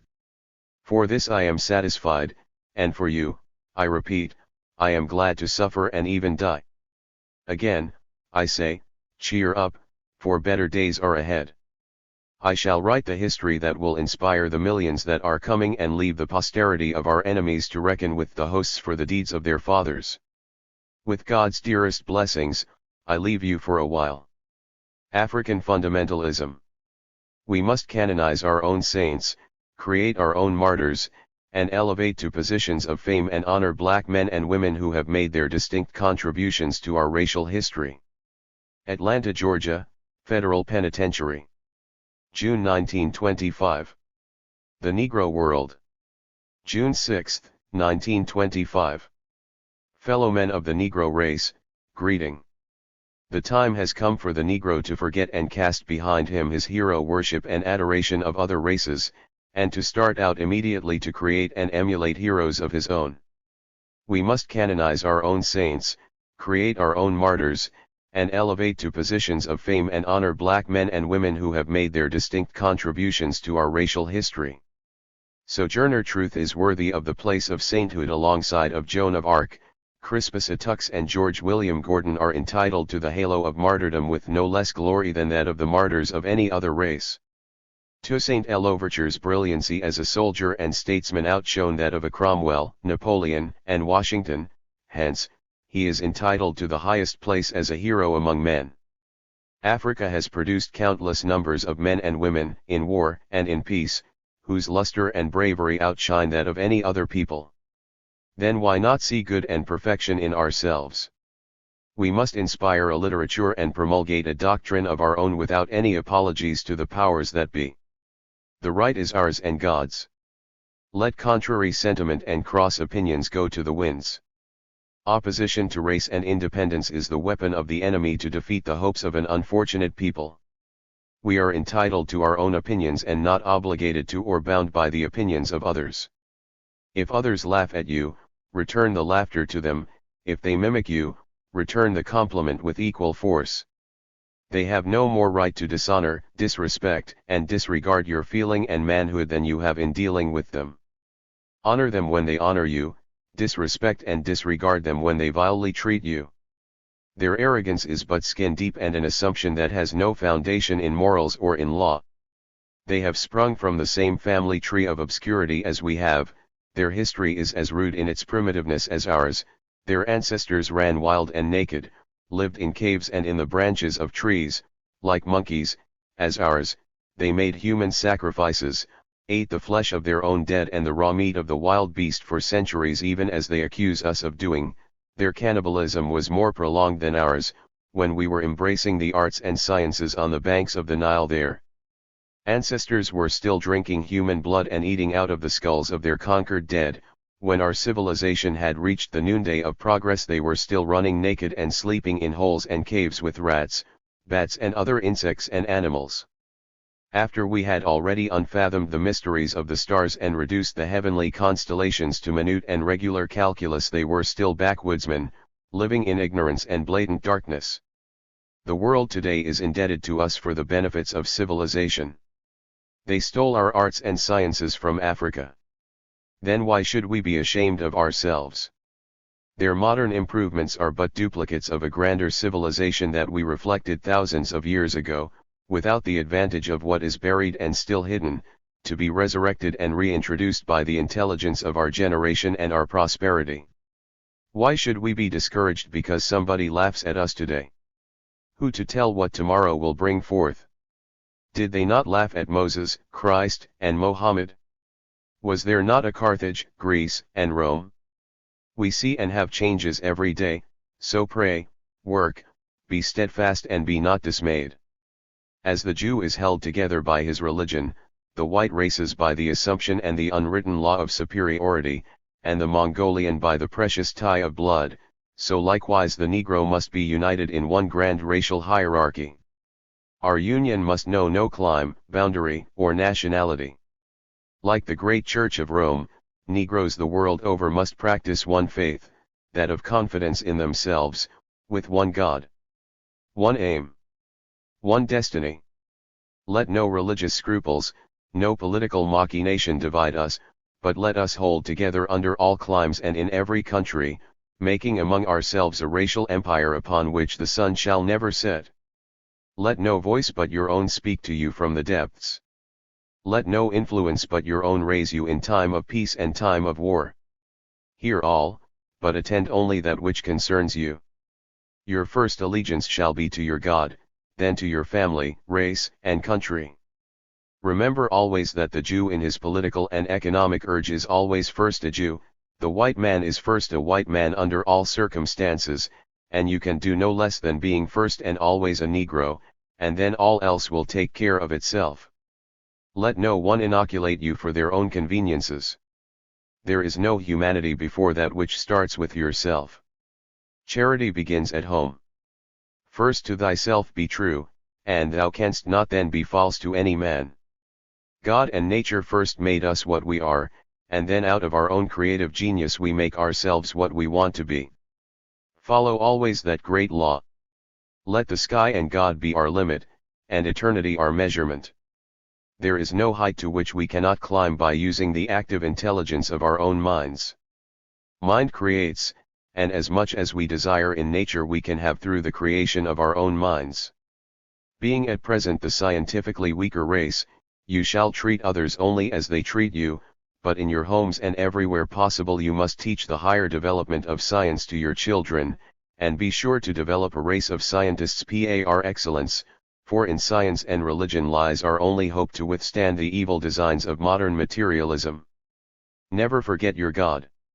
Remember, we live, work and pray for the establishing of a great and binding racial hierarchy, the rounding of a racial empire whose only natural, spiritual, and political limits shall be God and Africa, at home and abroad. Message of Marcus Garvey to membership of UNIA from Atlanta Prison. Ever remember that from nothing I raised up an organization through which you may see the light. Atlanta, Georgia, Federal Penitentiary. August 1, 1925. The Philosophy and Opinions of Marcus Garvey, or Africa for the Africans. Volume 2. Fellow members of the Universal Negro Improvement Association and co-workers in the cause of African redemption. It is with feeling of deep love and thoughts of a great future for the Negro race that I address you. My months of forcible removal from among you, being imprisoned as a punishment for advocating the cause of our real emancipation, have not left me hopeless or despondent, but to the contrary, I see a great ray of light and the bursting of a mighty international political cloud which will bring you complete freedom. We have gradually won our way back into the confidence of the God of Africa, and he shall speak with the voice of thunder that shall shake the pillars of a corrupt and unjust world, and once more restore Ethiopia to her ancient glory. Our enemies have seemingly triumphed for a while, but the final battle when staged will bring us complete success and satisfaction. The wicked and obstructive elements of our own race who have tried to defeat us shall meet their Waterloo, and when they fall we feel sure they shall not rise again. For many years since our general emancipation, certain elements composed chiefly of a few octoroons and quadroons who hate the blood of our race, although part of us, with greater venom, scorn, and contempt than the most prejudiced of other races, have tried to undermine and sell us out to the mighty powers of oppression, and within recent years, they have succeeded in getting the ear of the leading statesmen of the world, and have influenced them to treat the bulk of us Negroes as dogs, reserving for themselves, their kind and class, all the privileges and considerations that, as a race, would have been otherwise granted us and merited. The National Association for the Advancement of Colored People, although pretending to be interested in and working for the race, is really and truly the active representative of this class. I trust you will not believe that my opposition to the National Association for the Advancement of Colored People is based upon any other motive than that of preventing them from destroying the Negro race that they so much despise and hate. I am always glad and ever willing to cooperate with all Negro organizations that mean good by the race, but I am perfectly convinced and satisfied that the present executive personnel of the National Association for the Advancement of Colored People is not serious nor honest in intent toward the black race. When they shall have removed their white and colored officers who believe in the racial extermination of the Negro type, and honestly promote a program for race uplift, then we can cooperate with them for the general good. Until then we regard them as among the greatest enemies of our race. They teach race amalgamation and intermarriage as the means of destroying the moral purity of the Negro race and our absorption within the white race, which is nothing less than race suicide. You must not forget that we have enemies also within our own organization, men whose motives are selfish and who are only seeking the loaves and fishes and not honest in heart in serving the people. Yet we have to make the wheat and tare grow together till the day of harvest. It is impossible to know all our enemies at one and the same time. Some are our enemies because they do not want to see the Negro rise, some because the organization supplies the opportunity for exploitation, others because they are unable to resist the temptation of the evil one who would have them betray us in our most righteous efforts of racial love and freedom. I feel that my imprisonment has helped to open the eyes of the world to your true position, and has made friends to your cause. Men and women of other races who were misinformed and deceived by our enemies, are now seeing the light. The graves that the enemies of race pride and purity dug for us may yet entomb them. Hold fast to the ideal of a dignified Negro race.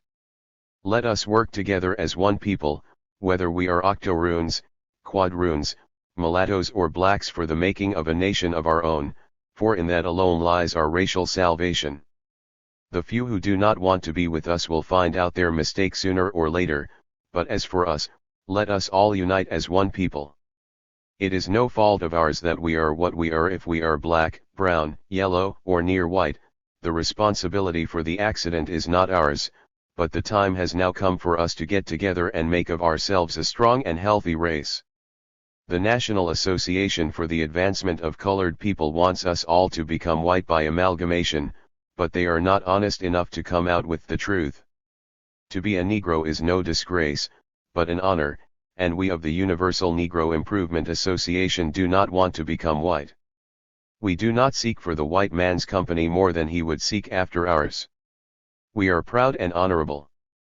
We love our race and respect and adore our mothers.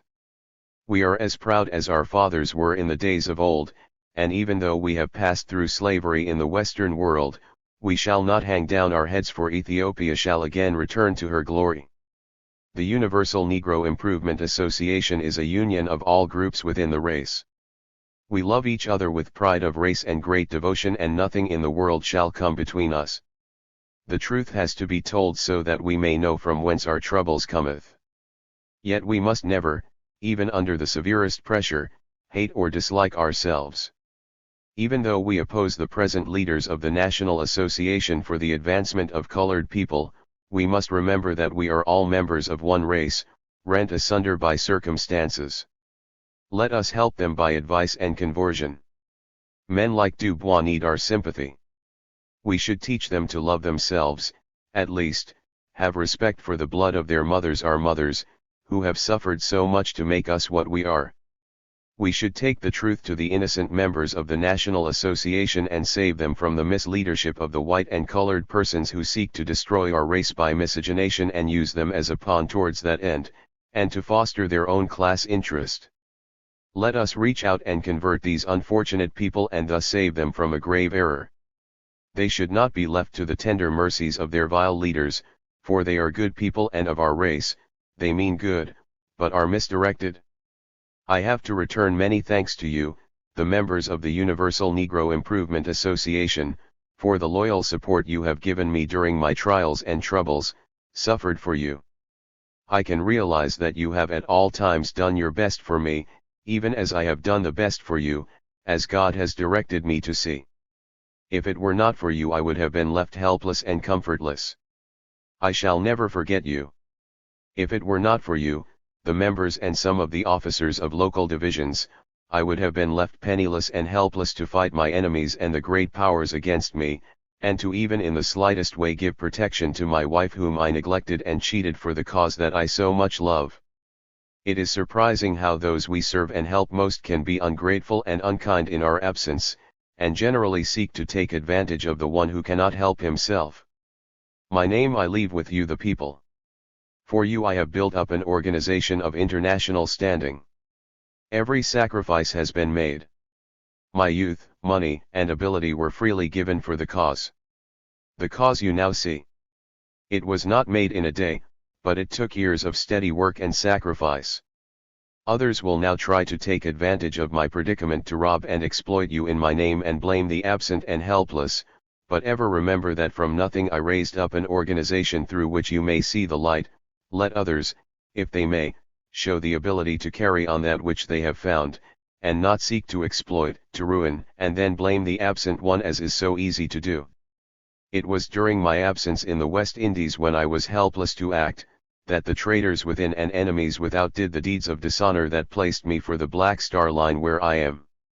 Let not the same characters succeed to enrich themselves at the cost of the name of one who cannot protect himself or protect you. You must protect yourselves, the time has come. My full tale of warning is not to be told here, but suffice it to say that on you I rely for the ultimate success of our great effort, and but for you I would have been hopelessly defeated in the great struggle to keep the fire burning. Probably I should not have expected better, for even our blessed Master feared worse when his chief disciples failed him. I am not complaining, but I warn you against treachery, deceit, self-seeking, dishonesty and racial disloyalty. Personally, as I have so often stated, I counted the cost years ago, but the responsibility is not all mine, but equally that of the one whom I love with great devotion and fondness. You, I feel sure, have done your duty by her and will continue to shield and protect her, while, because of my imprisonment for you, I find it impossible to do my duty. The God of our fathers will raise up friends for the cause of Africa, and we who have struggled in the wilderness for all this time shall surely see the promised land. Hold fast to the faith. Desert not the ranks, but as brave soldiers march on to victory. I am happy, and shall remain so, as long as you keep the flag flying. I hope to be with you again with greater energy and force to put the program over. I have yet to let my real voice and soul be heard in Europe, Asia, and continental America in plea for the Negro's rights and for a free and redeemed Africa. Yet, I have not spoken. I await the summons of my God for the greater work that must be done.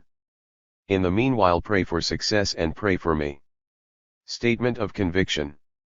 I am satisfied of having won a glorious victory over all my enemies. Atlanta, Georgia, Federal Penitentiary, circa September 1925. The Philosophy and Opinions of Marcus Garvey, or Africa for the Africans. Volume 2. Let fate do her worst, there are relics of joy. Bright dreams of the past, which she cannot destroy. Which come in the night time of sorrow and care. And bring back the features that joy used to wear. Long, long be my heart with such memories filled. Like the vase in which roses have once been distilled. You may break, you may shatter the vase if you will. But the scent of the roses will hang round it still. Justice, in modern jurisprudence, is doubtful, and much more so than that of other ages, with all things considered proportionately. It is sad to make this confession, after so many improvements have been added to our boasted civilization.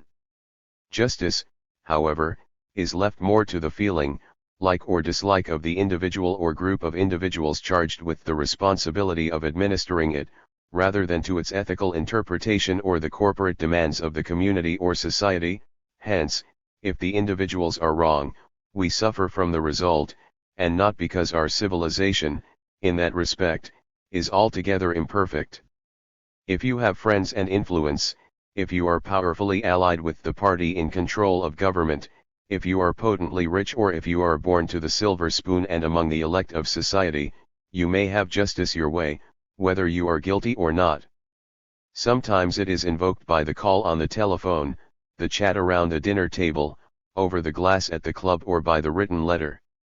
If the request is made by the friend of the particular individual in power, then with a clap on the shoulder, a shake of the hand, or a kick off of the feet with the hands in the pockets, the promise is made, well, I will see, I will fix it all right, and there goes a fair sample of modern justice. It was so with the Greeks and Romans, it is so now, and maybe yet for a long while. The poor wretch who has no such affiliation or means of approach gets it in the neck, and for him justice is clear and positive without the hope of appeal. For his petty or minor crime, he is made an example of, and the able jurist admonishes with high-sounding morals, and by the heaviest of sentences imposed purges the atmosphere surrounding a privileged society, by locking away in some prison or penitentiary the unfortunate creature, who is looked upon as a menace to established order, an evildoer and breaker of the solemn and sacred laws of the land. In such an atmosphere, being a Negro who sought the higher liberties and rights of his people, was I charged, convicted, and sentenced to a long term of imprisonment. The facts surrounding my case constitute a moral public scandal for which any people, and even those of despised Russia or Turkey, ought to hang their heads in shame, judged by the professed standards of civilization. Like the Jews who framed the man Christ because he sought to do good, other Negroes jealous of my success and power among the masses as a leader, framed me for the convenience and satisfaction of those who sought my elimination and desired to be rid of me because of their fear of my personality in the body politic and international. During the summation of the prosecutor before the jury at my trial, he was bold enough to acknowledge that the witnesses who testified against me were liars and some of them thieves, but that was immaterial as the desire was to convict me. After such a brazen statement and confession, a jury not of my race, but of the race from which I desired to free the Negro so as to save him from extermination as threatened through the hidden plans of a superior intelligence that now materially rules the world, convicted me of using the mails in a scheme to defraud a person I never met, did not know, had nothing to do nor corresponded with, even though he testified that he could not remember what was sent to him, by someone, surely not me, in an empty envelope bearing the rubber stamp imprint of the Black Star Line. To be convicted for using the mails to defraud on the evidence of a rubber-stamped, empty envelope that could have been stamped and posted by any enemy or hired agent with the intent that prompted the prosecution is a departure in our system that may lead to the incrimination and conviction of any man in our civilization who trespasses within the bounds or province where there is such a law.